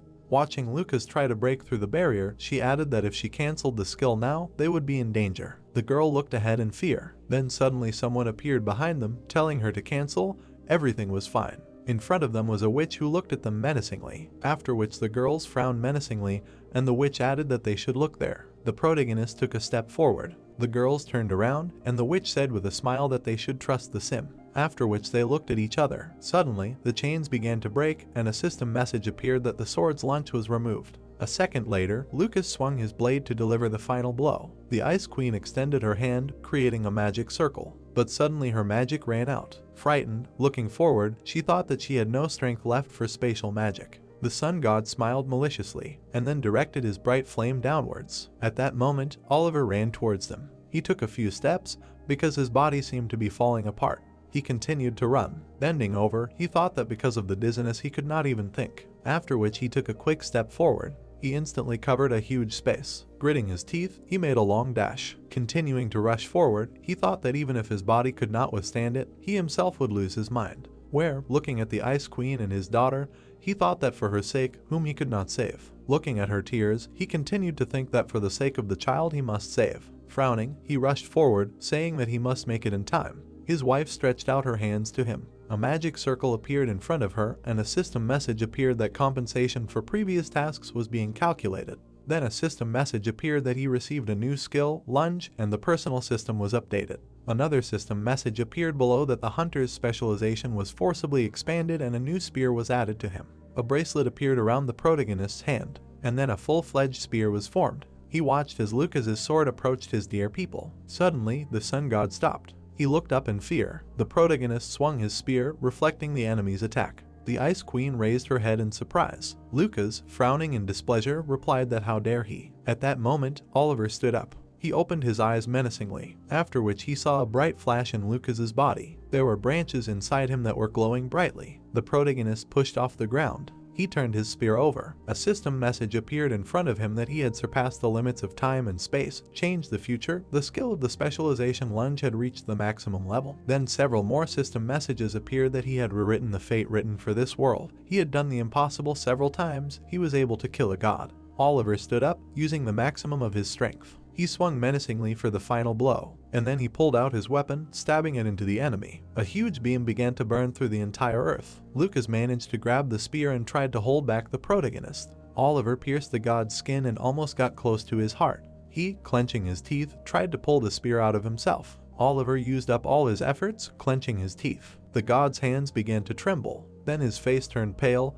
and he screamed loudly. He was able to push Oliver back a little. The protagonist's feet rested on the ground. Then suddenly his daughter called him from behind him. Oliver turned around in fear. He saw how his daughter's eyes filled with tears. The Ice Queen, clenching her teeth, hoped for his victory. The protagonist bared his teeth. Then he made every effort to pierce the god's heart. The spear continued to pass inside Lucas. Oliver's eyes filled with rage. Opening his mouth, he screamed loudly, "The heart of the god." Then he pierced it through, the fragments flying in different directions. Lucas's face turned pale and he looked ahead in fear. The whole city was covered by a large blue sphere. Then it exploded, and everything was illuminated by a bright flash. The heroes watched in surprise. The protagonist's spear slowly began to disappear. The sun god began to fall to the ground. The girl watched in surprise. Then Oliver began to beat Lucas's corpse with his fists. He continued to beat him in the face, looking madly ahead. Suddenly, his wife ran up to him. She hugged him and asked him to stop. The protagonist, turning around, remained silent, and the girl replied that it was over. Then he looked at the girl and his daughter, thinking that they were okay. His wife, looking back at her friends, said that everyone was alive. Smiling, she hugged Oliver, saying that they made it. Suddenly, Lucas's body began to tremble, and he laughed.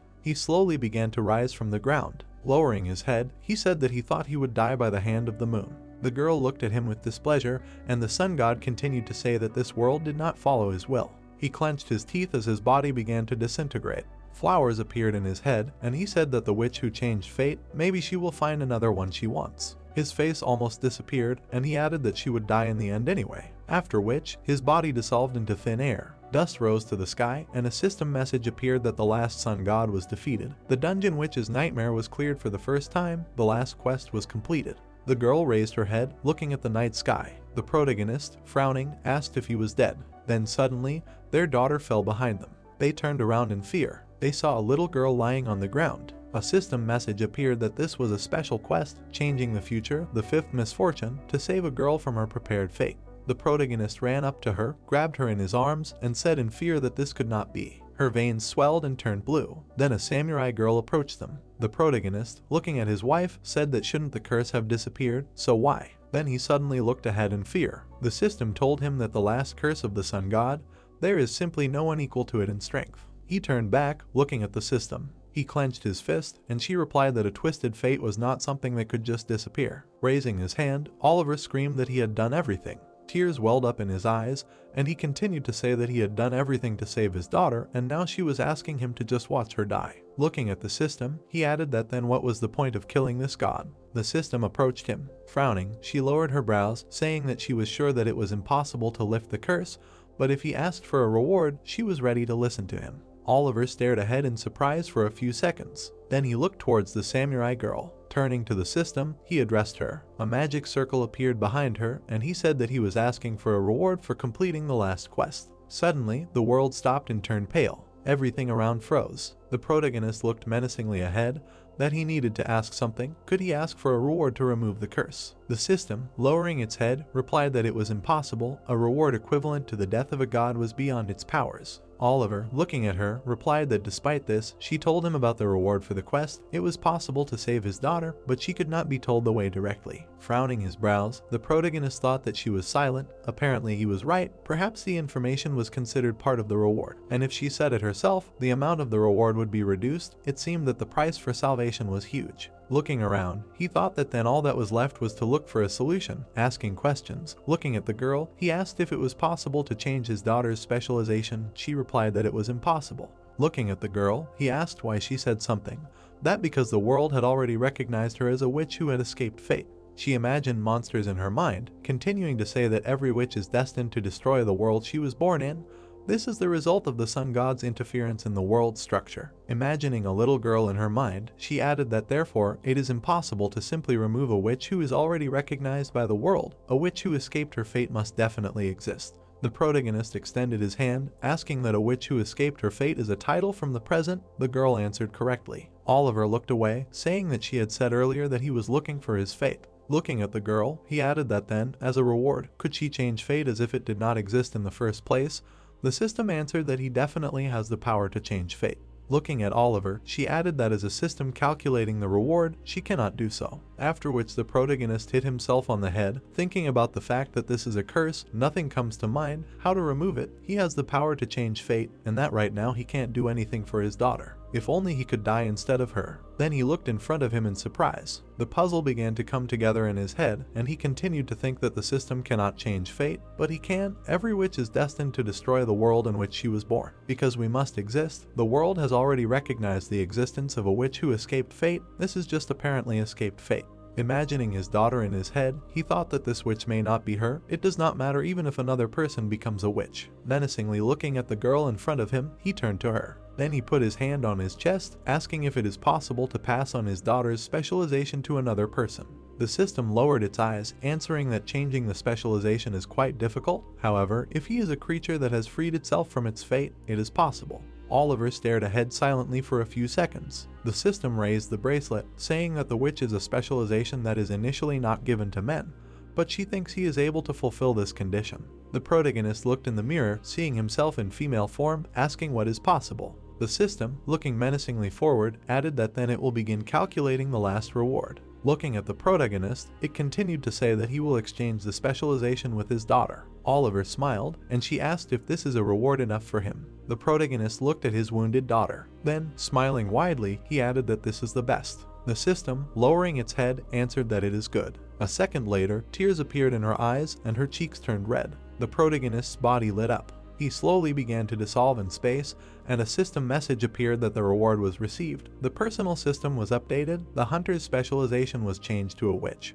He looked in front of him with a smile at the system message that he was receiving the last curse of the sun god. Then suddenly he disappeared. The girl opened her eyes. The girl, looking at her, put her on the floor, asking that she woke up. The girl looked around in surprise. She looked at her crying mother, after which, looking around, she asked where her father went. A system message appeared that the special quest to change the future to prevent 5 misfortunes was completed. We are transferred to the city. Cars are driving on the streets, trees are blooming. How much time has passed since they defeated the sun god together and how the protagonist disappeared? The country has quickly recovered during this time. The girl, smiling, held a gift in her hand. Every citizen, regardless of specialization, did everything possible to restore their city. After which she went to the door, ringing the bell. The door was opened, and the girl pulled out a gift. The little girl greeted her with a smile, opening the door. After which they hugged, and she said that she missed her very much. The girl inside smiled and asked that she had already arrived. Smiling, she went into the house, asking that everything was okay with them. Her friend stretched out her hand towards the room, answering that everything was as usual with them. Let her come in already. We are transferred to a room filled with balloons with the inscription Happy Birthday. Suddenly, someone comes up to them, asks what does it mean she is not the first. A girl with a bob appears in front of them. Putting her hand on her belt, she greets everyone. Then a paw appears. The bear, looking menacingly ahead, asks that everyone has already arrived. The girl opens her mouth in fear. They say that it really is a bear. The big guy comes out from behind the beast with a smile. They say that they have not seen each other for a long time. After which the girls shout at him, "What the hell is this?" To which he replies that it is a birthday present for her from a caring friend. We are transferred to a table. Someone asks how grandpa is doing. The girl, raise your hands, replies that he is healthy as an ox, but lately he has been completely immersed in work. They also have an order for him. Then the red-haired girl looks at her friend, saying that since then she has not heard anything about the system from the future. The girl looks ahead in surprise, and she adds that she spent a lot of energy then, so after the disappearance of the protagonist, she almost does not feel their presence. An image of a witch and an ice queen appeared in her head, and she said that she said so, that she felt better after they went into the gap between dimensions. Now everything is fine with them. The girl, lowering herself, replied that nothing has been heard from the system since then. The girl, looking ahead, replied that she misses them. After which the big guy smiled and said that maybe they should sing a song. The girl replied that their little birthday girl was waiting for it. Someone lit the candles, to which the girl put her daughter's cake on the table, saying that when the song ended, she should make a wish and blow out the candles. Then everyone started clapping, shouting happy birthday. They all looked at the little girl, smiling. Her cheeks turned red, and she smiled widely. Then they launched the firecrackers. The birthday girl looked at her festive treat with a smile. Then she closed her eyes and folded her hands. She looked at her cake. Then she stared at the fire. It slowly developed in the wind, and she thought that she wanted to meet her father again. We are transported to the protagonist. He opens his eyes. He is in an unknown space for him. Looking around, someone asks that he has come to his senses. Returning, he sees the system. After which, looking at the girl, he asks where they are, to something they answer that they are together above the world where people exist. The protagonist, looking at her, asks what happened. Didn't he die? The girl answered that almost. He is in this process, but she has an offer. She will delay the time of his death with the help of her power. Hearing this, Oliver was very surprised, and the system, coming closer to him, added that she was going to save him. The protagonist, surprised, pointed at himself and asked why and how. The girl raised her finger up, answering that she had to deceive the world. First, he had to become a part of the world like her. This would stop the soul from going to the afterlife, and in return he would lose his humanity and personality. Hearing this, the protagonist asked discontentedly what this meant. After which, waving his arms, he remembered what he had become after defeating a strong enemy. The girl replied that this would not happen this time. Looking at the protagonist's hand, she replied that they were using the king's ring for other purposes. Memories of how the protagonist fought flashed through her head, and she said that the king's ring was an item that gave strength in exchange for humanity. This time he had pulled everything out of it to the limit and almost died, so when the ring took the fee. She imagined the protagonist diving inside, saying that there was almost no humanity left in him. Now that he had lost his humanity and individuality, he would become an element of the world with it, like a bag of money that had been taken away. She imagined the ring breaking, saying that after that, she would destroy the king's ring, and he would return the humanity locked in it. The protagonist looked ahead in surprise, asking what even so, what to do with the curse of the sun god. He remembered Luca's, dissolving, saying that a witch who escaped fate would die. Folding his hands, he continued to say that now his specialty is a witch, so in the end he will still die from the curse. No, the girl replied that this can be fixed with a double. She imagined a female version of Oliver, saying that he should separate his female copy from himself, then everything will be resolved for her by itself. Then suddenly the system hesitated, answering that there was a certain risk, pointing a finger at Oliver, adding that if he failed, he would be destroyed. Feeling a strong energy around, she continued to say that he would not just die, but his soul itself would be destroyed, he would turn into nothing. Looking around, she said that then nothing could be done, neither reincarnated, nor gone to the next world. In addition, she was not making an offer just like that, she was giving a choice, because it takes a lot of time, and the probability of success is extremely small, but if he wants to live. After which she stretched out her hand to him. Looking at him, she asked if he would try to deceive the world with her. The protagonist looked ahead in surprise for a few seconds. Many memories flashed through his head, his daughter, wife and friends. He remembered the Snow Queen, who told him not to even think about dying again in order to escape. Shaking hands, he replied that he agreed. Smiling, he added that he promised a video. Looking at the girl, he continued to say, "Survive, come back." The system smiled widely, answering that she knew it. We are transferred again to the holiday. The girl turns around in surprise, hearing the doorbell. She jumps up from her chair and runs. They say that she will open it. Smiling, she runs to the door. Then she pulls the handle. Suddenly, Oliver appears in front of her. Her eyes begin to shine, and she opens her mouth in surprise. The protagonist, looking at her, smiles, and then, stretching out his hand, says that he is very sorry for being late. Can he come in? The girl begins to sob. The adults, sitting in the kitchen, hear a loud scream. They quickly run out into the hallway, asking what happened. After which they freeze in surprise, and they see how the girl hugs Oliver, to which he smiles, looking at them. After which everyone runs from his side. The protagonist picks up his daughter. Smiling, he looks at his friends, saying that he has returned. That's how this video ends. If you have sat through to the end, please don't forget to press the subscribe button and leave feedback. See you in the next video.